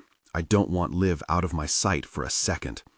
Liv doesn't answer, but she squeezes my hand. I squeeze back, hoping it tells her all the things I can't, that I'll be by her side as long as she wants me, that I'm here for all the ugly and scary parts, that I'm here to be strong for her. "If you guys will just follow me," the nurse says. Liv and I walk together back to the room, Liv leaning into me. I have to remind myself that it doesn't mean all the things I want it to mean. It just means that Liv wants someone with her right now, not that she's moved on from all the things we talked about earlier this morning. But God, I want it to mean everything. It's a Sunday morning, and so the ward is as quiet as I've ever seen it. But Livia still seems a little overwhelmed by the slow bustle of nurses and techs wheeling machines around and the low sound of someone moaning from a room. I've been in this ER, with my hand clamped over a woman's gashed artery. I've tackled violent drunks who've attacked nurses here. I've accepted a stale donut from a nurse while we watched the other nurses forcibly catheterize a man who refused to willingly leave a urine sample after he mowed down an elderly man gardening by his sidewalk. I'm not overwhelmed by the Sunday morning ER. We get into her room, and the nurse asks her to change into a gown, and then whisks out through the weirdly patterned curtain all ER rooms seem to have. Liv takes a deep breath, and then another one, and before she can ask, I put my hand on the curtain to leave too, so she can dress in privacy. "Stay," she says quietly. "Please." My chest collapses inward with a pained gratitude. Of course. I still turn to give her space as she dresses, and then I feel a small tap on my arm. "Will you help me with the ties and back?" she asks, and there's a note of something in her voice that adds to the collapsing with gratitude feeling. Like she's asking for something more than having her gown tied. Like she's admitting she doesn't want to do everything on her own anymore. Like she's admitting that she wants me. I try to squash these thoughts down and seal them away. The only thing that matters right now is being strong for her, being whatever she needs, and right now, that's having her gown tied. After I tie it, she arranges herself on the bed, and I step forward to unfold the blanket, which is still warm from the mysterious blanket warmer hospitals have. She looks up at me in surprise as I silently spread it over her legs, and then a look of relief and comfort passes over her face. "Thank you," she murmurs. "Feels nice." I squeeze her knee, but I don't answer. I don't know if I can. There's so much in the air between us right now. The painful things I admitted to her, her rejection of me, the danger the pregnancy is in. The thing in my pocket that she doesn't know about. After a minute or two of silence, she says, "I have something for you. In my purse." Now it's my turn to be surprised. "A present?" She blushes a little. "Well, no. It's a library book. I checked it out in your name." That sends a weak chuckle through me, and the way her eyes brighten at my laugh and smile remind me of how little I've smiled today. I smile again as I stand to get her purse, and I'm rewarded with a small smile of hers. "It's the gray book," she comments, as I open her purse to see that she has not one, but 3 library books wedged inside. A glow warms my chest. Livia working in a library is like an alcoholic working in a liquor store. Except it's so really adorable, I can't stand it. My bookworm, my librarian. I get the gray book and go back to my chair, flipping through it. It's a book of poems, and even though I generally don't read poems unless they're in the middle of an epic fantasy novel, there's something about these that capture my attention right away. They aren't the choppy poems about plums I had to read in college, or the dense, rhymey sonnets from high school. There's a music in the words that leaps off the page, a playful melody and force of vision that capture me right away. "It's Dylan Thomas," Liv says, as I flip through the pages. "The Do Not Go Gentle guy?" I realize that maybe I did read him in college after all, but I think I was too busy hitting on the TA to absorb much of the actual poetry. "Yes," she says, "and also, he was an alcoholic and chronically unfaithful, and not a little emotionally manipulative. But his words are magic. And this last week, after Officer Eaker died, I thought of his poems, how they're sad and somehow energizing at the same time. He writes about death the way it should be written about." I'm tracing the words of the last poem in the book as she talks. The poem is called Fernhill, and it's as musical and poignant as all the others. But it's the last 2 lines that capture me, that make me sad and trapped and happy and free all at once. I read them aloud for no other reason than I need to. "Time held me green and dying, though I sang in my chains like the sea." "That's what we are," Liv whispers. "Green and dying, all at once, both." I look up, feeling the words and something else coursing through my veins. "Green and dying," I echo. "I think I've been thinking about the dying more than the green," she admits with a rueful twist of her mouth. "And maybe it's weird to feel different now, with the bleeding and everything that could go wrong. But I want to sing in my chains like the sea, too. I don't want to be afraid anymore." She puts her hand low on her belly, and I know she's thinking of the fear we both have right now, that our baby might not make it, that we might never get to meet the new life we created together. "The collection is called Deaths and Entrances," she continues. "Somehow, That feels more important than calling it deaths and births. Like maybe new things aren't just births, but new chances, new people. My heart is thudding in my throat because I think I know what she's building herself up to saying, and I want her to say it. I need her to say it more than I've needed anything in my life. She swallows and meets my eyes. Her eyes that dark, rich liquid color I can't really resist. Chase. Before she can finish, the curtain yanks sharply to the side and someone in scrubs is wheeling a sonography machine into the room. Livia closes her mouth, pressing her lips together as if whatever words she was going to say are still fighting to get out. If it weren't for my gut-deep fear about the baby, I would shove the machine and its tech outside and make her finish, because I have to know what she was going to say. I have to know how she feels, and living any longer with this uncertain agony twisting in my ribs might actually kill me. The sonotech, oblivious to the strained silence she created, hums to herself as she sets everything up. Then she turns to me with a polite smile that is more non-nonsense than it is polite, really. "Do you mind stepping out so we can have some privacy?" she asks. I glance at Liv, who still looks caught in the moment of talking to me, and then, with as much grace as I can muster while my heart is tearing itself out of its chest, I stand up to go. I'm just the sperm donor after all. "He can stay," Liv says softly, and I freeze. She clears her throat so she's louder. "I want him to stay." There's a pause, and then she adds with a shy smile, "He's the father." Her eyes meet mine, and I don't think I'm imagining the shine to her eyes, but it's kinda hard to tell because my own eyes are burning, probably just allergies or the gusty air conditioning or... really? Yes, I'm crying. I'm the father. The sonotech shrugs as she rolls a condom onto the sonography wand. I tearfully frown at it as I pull a chair up next to Liv's bed. "What's that for?" I ask. Both women give me patronizing smiles. "It's for the ultrasound, dummy," Liv tells me. I've seen people torn open on the pavement. I've seen EMTs jam giant syringes into near-comatose diabetics.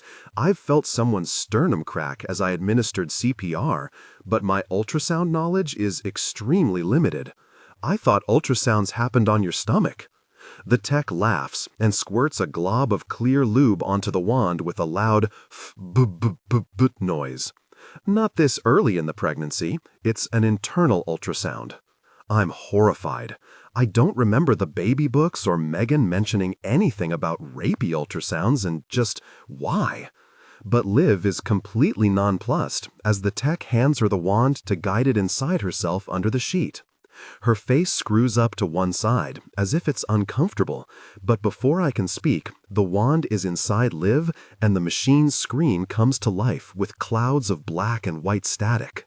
I have no idea what the hell I'm looking at, whether it's good or bad, but the sonotech taps on her keyboard and moves the wand and adjusts the knobs, and suddenly a dark oval appears, a dark, empty oval.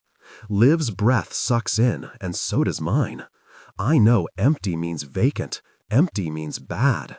I take her hand and hold it tight. I'm here with her no matter what, and no matter what, we'll make it through this. Green and dying, deaths and entrances. Then the sonographer moves the wand just a little more, and I see it. A little bean curled up in a sea of dark, and then a whump, whump, whump sound comes through the machine. "There's the heartbeat," the sonographer says with a smile. "Baby is doing just fine in there." "Oh, thank God," I breathe. Next to me, Liv bursts into tears. The tech takes a few pictures and then adjusts some more knobs and moves the wand again. The baby bean, with its strong heartbeat, disappears and reappears on the screen, like a picture coming in and out of focus. But the third time it happens, there's something else on the screen too, next to our baby bean. In fact, it looks like nothing more than a second baby bean, suspended upside down in Livia's belly, thinking little, silent baby bean thoughts. Liv and I look at each other with wide eyes and then back to the screen. Womp, womp, womp goes the machine again. And there's the second heartbeat, the sonographer says, as if it's the most casual thing in the world. You're having twins. Livia, twins. The word feels wrong in my mouth, as though I've mispronounced it or said the wrong thing altogether. But I see the picture on the screen as clear as anything, and even if I didn't, the ultrasound technician confirms it. Twins. Let me take some measurements, and then I'll print some pictures for you to take with you. I know my eyes are wide when I turn to Chase. Twins, I say, dazed. His knee is bouncing with nervous energy, and his hand is clutching mine as tightly as mine's clutching his, but his entire face is lit with excitement. Twins, Liv! Told you I had super sperm! A giggle escapes through the bubble of terror that has surrounded me since I first saw the blood. Exactly. This is your fault. I giggle again. I can't stop giggling as I return my gaze to the monitor. Back to my babies. What? Chase asks, chuckling too. It's hard to talk over the fit of giggles. It's even harder to explain this incredible, overwhelming, brutally tender joy that I'm feeling. I'm just happy, I say, finally, tears brimming at my eyes. Yeah, Chase says reverently. Me too. The tech types something into the computer. It looks like baby 1 is measuring at 7 weeks 2 days, and baby 2 is measuring at 7 weeks exactly.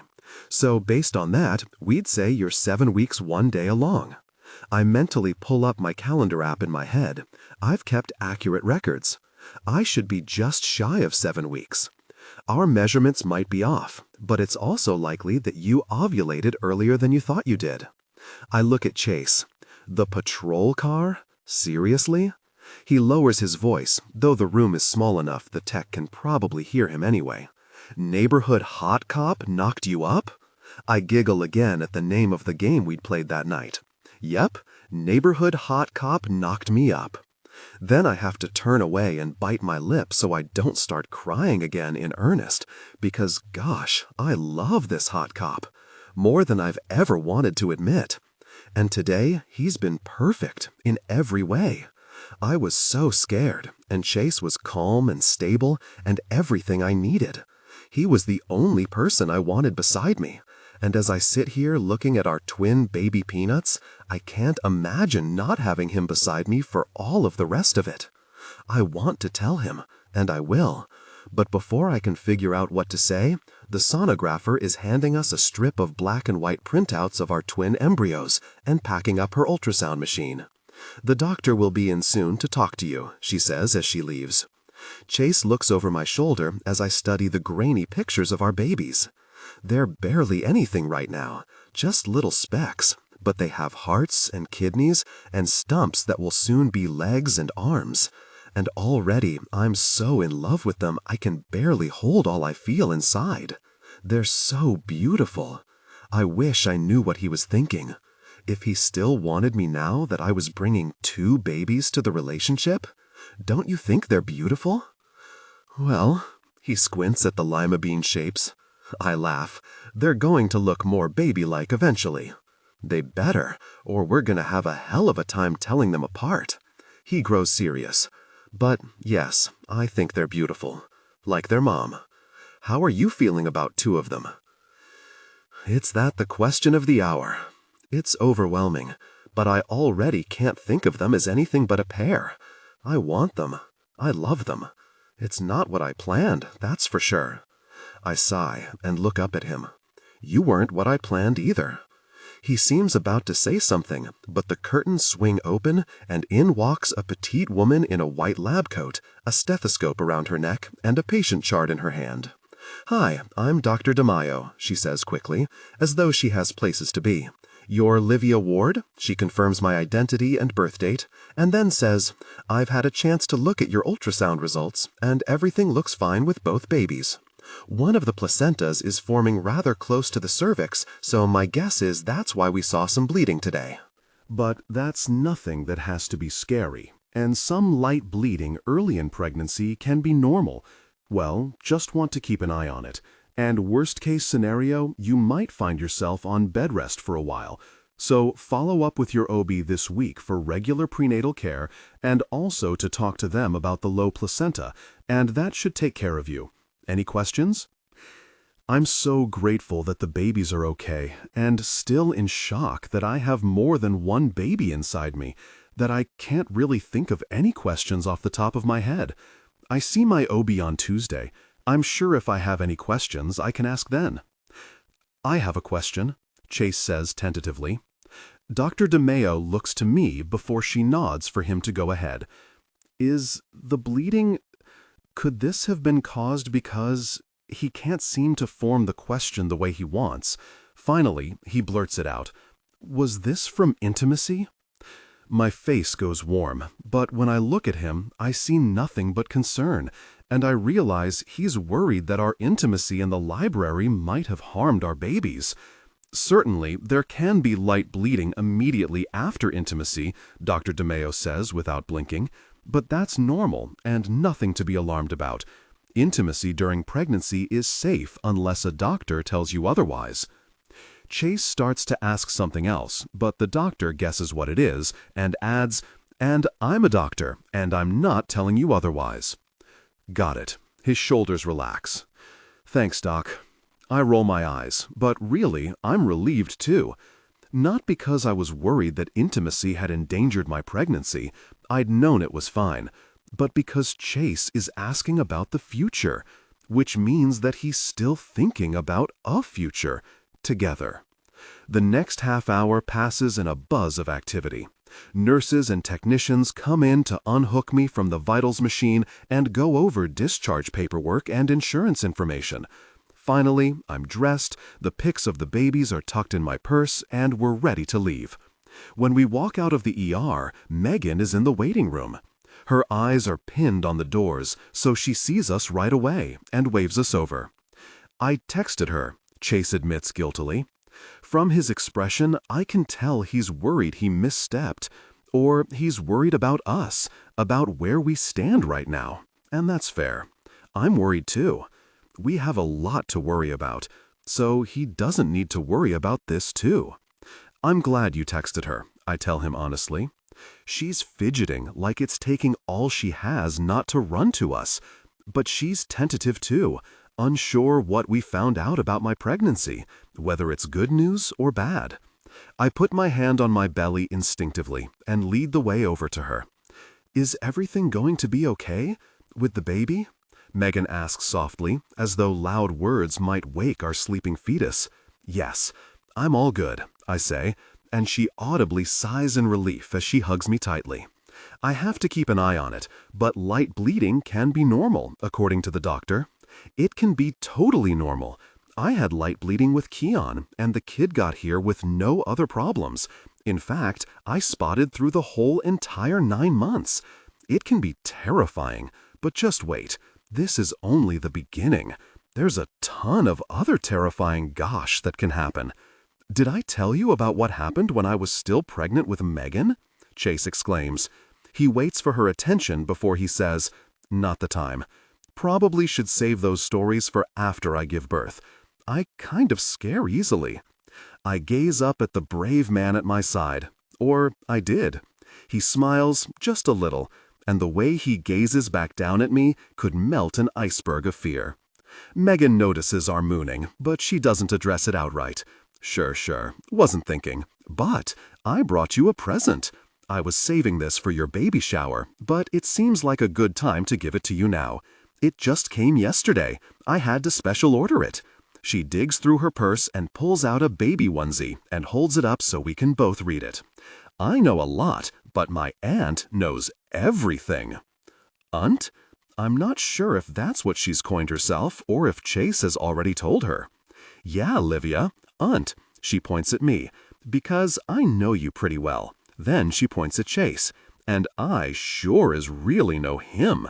And there's no way this baby isn't his. He's been moony-eyed and dazed since the minute he brought the kids to the library, out of the blue, on a weeknight, to hunt down the cutie he'd met on a call. So yes, I'm an aunt, and I know everything. Admit it. I'll admit you're kind of a difficult person, Chase says, seemingly as irritated as I am that she's figured out our secret. Well, you don't know everything, I scowl, and you're gonna have to get a second one. Megan's eyes dart from mine to her brother's. I'm not following. I nod to Chase. He should be the one to tell her. She's his sister, and these are his babies. He lights up when he says it. We're having twins. It sounds so good to hear him say we, like it's natural, like there couldn't be any other way, and there couldn't be. He was always meant to be their dad. From the very beginning, I picked him partly because he was so amazing with Josiah and Keon and even Ryan. And no matter how many times I told myself it was because I simply wanted those good genes in my child, the truth is, part of me always imagined him like that, with our kid. Smuggling our kid against his chest, pulling our kid in a wagon, taking our kid to the library, helping our kid with homework. Now I just have to expand the fantasy to include 2 kids. And me. If he'll still have me. We spend the next several minutes talking about the babies and their health and what I'm supposed to do over the next few weeks, which mostly ends up being Megan telling us what she thinks I should do based on her own experiences with her pregnancies. Finally, Chase suggests that we should leave the medical advice to the doctors, and she gets huffy and says she should go and check on Pop then, since no one else is looking after him at the moment, and at least there her advice is wanted. Tolerated, Chase corrects. Her eyes narrow, but before she can explode, I bring her in for another hug. I want your advice, Megan. All of it. Not today, maybe, but I'm coming to you for everything. I'm glad you are into my brother, she says when she pulls away, her eyes glossy. Or rather, I'm glad you let my brother be into you. All righty then. Chase pushes her not so gently toward the doors. See you later, sis. I'm glad too, I call after her. Thank you for coming to the hospital. And for the onesie. Yes. Thank you, Megan, my hot cop shouts, before turning to me. Then we're alone. Well, not exactly alone, because there's all sorts of people buzzing around us. Other patients and nurses and doctors and a security guard, and these 2 little peanuts wrapped snugly in my womb, with heartbeats so strong I got to hear them with my own ears. But it's alone enough to feel the weight of all the unsaid things we carried into the hospital with us this morning. Silently, we stare at each other, with these boulders of unspoken words on our backs, and it doesn't feel awkward, but it feels heavy, like we're both carrying such a tremendous load, and both of us are so sure that there has to be a way to make it lighter, if we can just find a way to carry it together. I'm the one who speaks first, since I think it's my turn. I throw the ball right back at him, though, because I'm braver than I was, but not that brave. Yet. I still need him to guide me. Still need him to help me be strong. So, what now? Obviously, he's going to give the ticket to the valet and they'll bring his car around, and that's what's now. But that's not what I'm asking, and I think he knows it because he doesn't answer right away. He puts his hands in his pockets and rocks back and forth on the balls of his feet. Well, he says, stalling, I think you get to choose your own adventure. Okay. I tilt my head, imploring him to go on. When I was a kid, I loved those books. You know, the ones where you read a few pages and then at the bottom it says, if you want to rescue the princess, go to page 74. If you want to stay and fight the boss, go to page 58. Yes, I say smugly, I know those books. Right, you know books, he chuckles. Anyway, right now, you get to choose your own adventure. You can either have me drive you back to your home, and you can do this all on your own. Raise 2 kids with as much or as little help from me as you want. I can be there for them if you let me. None of your choosing has to be about them. Or, he takes a nervous step toward me, you can let me drive you to my house so we can tell Pop together that he's going to have to stop being stubborn and take my bedroom. And then I can move my girl and my babies in with me where they belong. There's a master and 2 bedrooms upstairs, Liv. It's perfect for all of us." My breath catches, and there's a ball in my throat the size of my heart. I have so much to say and don't know where to start, and I'm not even sure I can speak coherently, but I try anyway. "The thing I wanted to tell you earlier, at my condo," I swallow, trying to find my voice because what's coming out sounds small and shaky, not like mine at all. "I thought I needed to be as far away from you as possible. I couldn't be around you and not want you. So I called a realtor last night to put my place up for sale. I was going to move." They have to be hard words to hear, but his gaze remains steady and hopeful. "And now? I guess I'll still need the realtor, if I'm moving in with you and all." My eyes are wet and cloudy, but I can still see Chase perfectly when, in front of everyone in the ER waiting room, he falls to his knees in front of me. Well, one knee. "What are you doing? Get up!" But my heart is racing, and I'm really crying now, and there's no way I actually want him to get up because he's digging into his pocket and pulling out a diamond solitaire ring. "Liv, marry me, raise our babies with me, grow old with me and watch bad movies with me, and talk dead poets with me, and go shopping with me, and watch the KU games with me. Let me love you and share intimacy with you and hold you when you're scared." He grabs my hand and clutches onto it. "Hold me when I'm scared. Be afraid with me." I wipe tears off my face with my free hand, but it's useless. New ones replace the ones I've removed. "You're really ready to trade in the Kelly trio for a Ward trio?" I glance down at my belly in case he doesn't understand what, or who, rather. "How do you know about the Kelly?" He realizes where I must have heard it. "Megan," he mutters like a curse under his breath. And yes, I'd trade anything for the Ward trio. Everything. Actually, I think we could keep the Kelly trio. I step in closer so I can bend and whisper at his ear. "As long as I'm the one that gets the dinner and drinks." "Only you, kitten." He lets go of my hand and wraps his arms around me. I run my fingers through his hair. "And I'll tear up that stupid contract." His eyes twinkle gently. "Oh, Liv, that contract was never real anyway." "What do you mean? You're a fantastic librarian, but you'd make a terrible lawyer." "But you signed it anyway?" "I was going to honor your wishes no matter what I did or didn't sign, so it didn't matter to me, and it seemed important to you," he says. His eyes twinkle more. "Also, I really, really wanted to be with you intimately." I pout. I put a lot of time into that contract. But he kisses me, so I can't hold it for long. When he lets me breathe again, he meets my eyes. "So, is all that a yes?" I'm nodding when I answer. "I choose you, Chase. I choose the adventure. I'm tired of being scared and alone and safe. I've been so afraid of dying, I've forgotten to live. I want to be alive and green with you. I love you so much." Then he's kissing me again, and he's so happy he stands up and takes me with him. My feet dangle off the ground while he kisses me, but then we have to stop kissing because we've drawn a crowd, and no one knows yet what I've answered, until Chase sets me down and shouts, "She said yes!" Our onlookers clap and cheer. A few know Chase personally, and they call out specific congratulations, but it all fades into background noise as he takes my hand and slides the ring onto my finger. "I love you, Livy kitten," he says, his gaze hot on my face as I stare at my new beautiful diamond. "And I love you." He bends to kiss my belly. Then he kisses it again.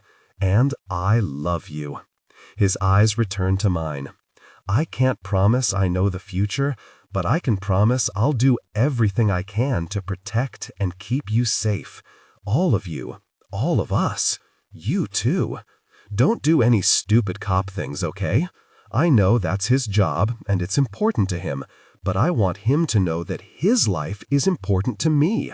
No stupid cop things, only regular cop things. He runs his knuckles reassuringly down the side of my neck. I'm a safe cop, Liv. The people I'm supposed to help come first, but after them, I'll do everything I can to make sure I come home to you. I know you will. I don't know what will happen in the future either, and it's still scary, but I trust him, and I love him, and that's worth being afraid for. Our little family is worth being afraid for. I gaze down at my ring again, and suddenly can't wait to show the rest of our family. Megan and Pop, at least, are waiting back at his house. Let's go home now, okay? Home, he says, closing his eyes as he drags out the, that sounds good when you say it. It sounds good when he says it too. Like we're both turning to the same page in our very own Choose Your Own Adventure. And I already know it's going to be the best story I've ever lived. 1 year later. We sought intimacy, our desire for each other overwhelming. We came together, connecting deeply, lost in the moment. A loud, angry wail crackled through the baby monitor on the end table. We both froze, caught in the moment. Another angry wail, now joined by a sleepier, more confused cry. Underneath me, a small drop of milk ran down the side of Lydia's breast. I glanced down at us, our intimacy interrupted, her all mussed and sweaty, with her breasts now leaking milk for our babies, and I laughed. We were ridiculous and sweaty and milky and full of longing, because between two needy twins and a grandfather who's only just moved into a senior living apartment in the last week, real, unfettered intimacy had been hard to come by. Most nights, we're lucky if we can sneak in a quick moment in the shower. But tonight, by some miracle, the twins had fallen asleep early, and we thought maybe we could make up for some lost time. Rookie mistake. But I wouldn't trade this life for anything, not the crying, or the intimacy interrupting babies, or the days so busy and packed with laundry and spit up and washing breast pumps and bottles that Liv and I barely have time to climb under the covers before we're asleep. It's all so very precious to me. So it's with a smile that I lean down and kiss the drop of milk off Liv's chest. She shivers. "Tell me we'll finish this," she says, looking up at me with needy eyes. "We'll finish this," I promise, in a husky voice, giving her chest one last kiss. "Do you want me to release you first?" She sighs and shakes her head. "Angie's too hungry to wait. Put her in bed with me so she can start eating while you get me free." We both groaned as we separated, and then I went to find a pair of pajama pants. "Be right back, babe." Angie's worked herself up to a 5-alarm fire by the time I walk into the nursery. She's just gotten the knack of sitting up on her own, and right now she's sitting in the middle of crib, chubby fists clenched in fury, screaming. I flick on a light and heft the chunk up into my arms, where her screaming abates a little. She knows I'm transportation to Mommy, and therefore extends me the grace of lowering her bellows the tiniest bit. I can't resist giving her a little squeeze like a stuffed sausage in her footy pajamas and giving the blonde curls on her head a big kiss. Then, with the ease born of lots and lots and lots, did I mention lots? I carry her over to the other crib and scoop Dylan out with one hand so that I've got both babies tucked into my elbows.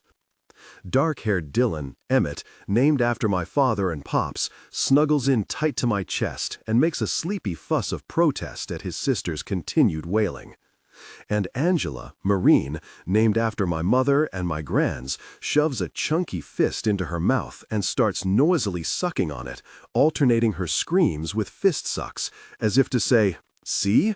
See what you've reduced me to by starving me so cruelly?" I croon to her wordlessly as I hitch Dylan up a little higher, and we go to find Mommy.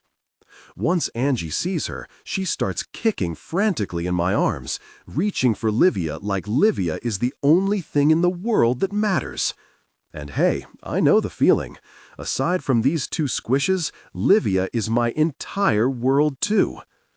I set Dylan down in a bouncy chair, turned the vibrations and songs on with the edge of my foot against the switch, and then set Angie on the bed facing Livia, who's got enough give in her position that she can mostly lie on her side.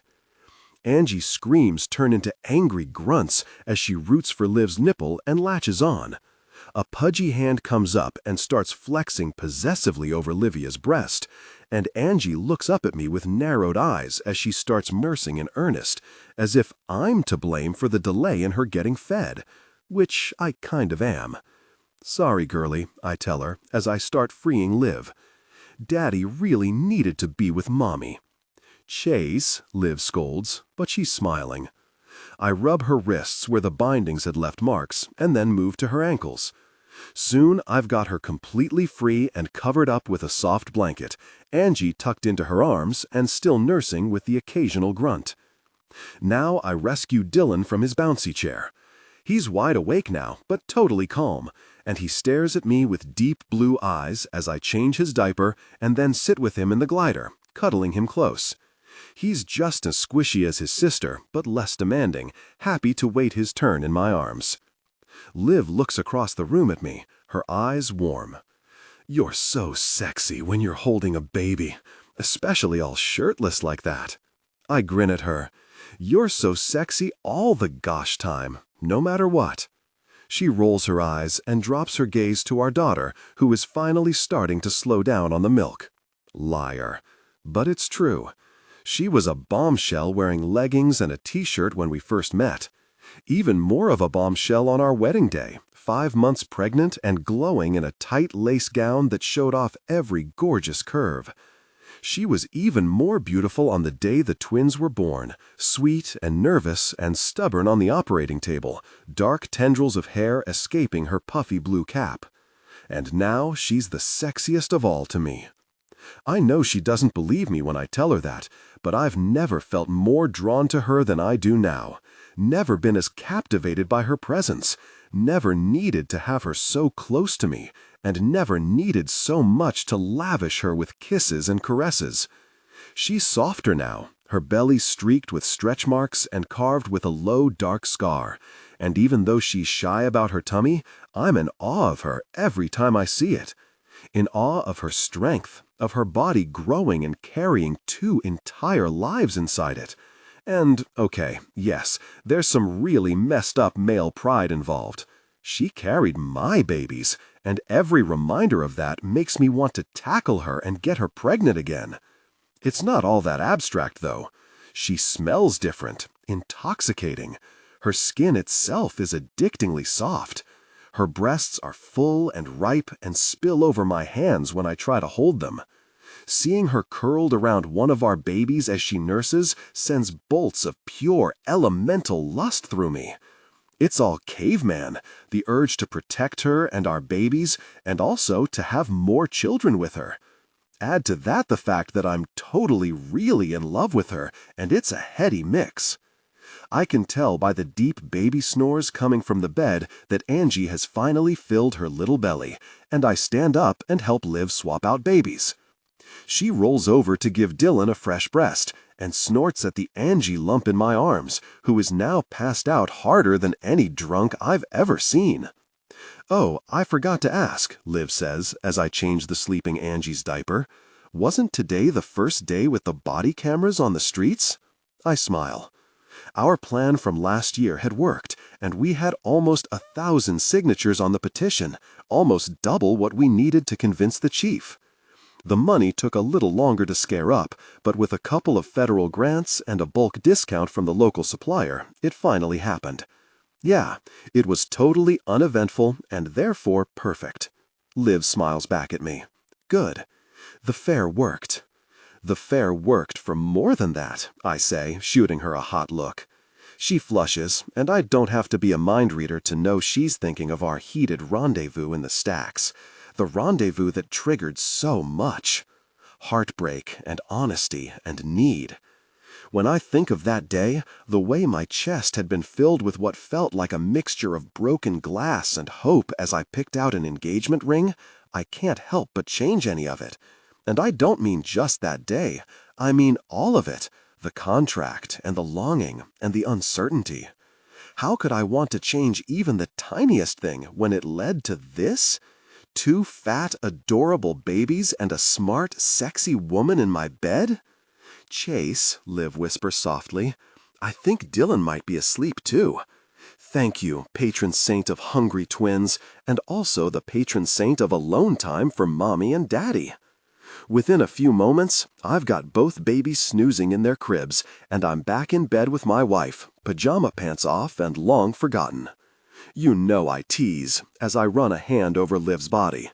You turned 30 a couple of months ago, and I haven't heard you once talk about how you're turning into a living zombie. I think you might have gotten over your fear of dying. Liv arches underneath my touch, a naughty smile on her face.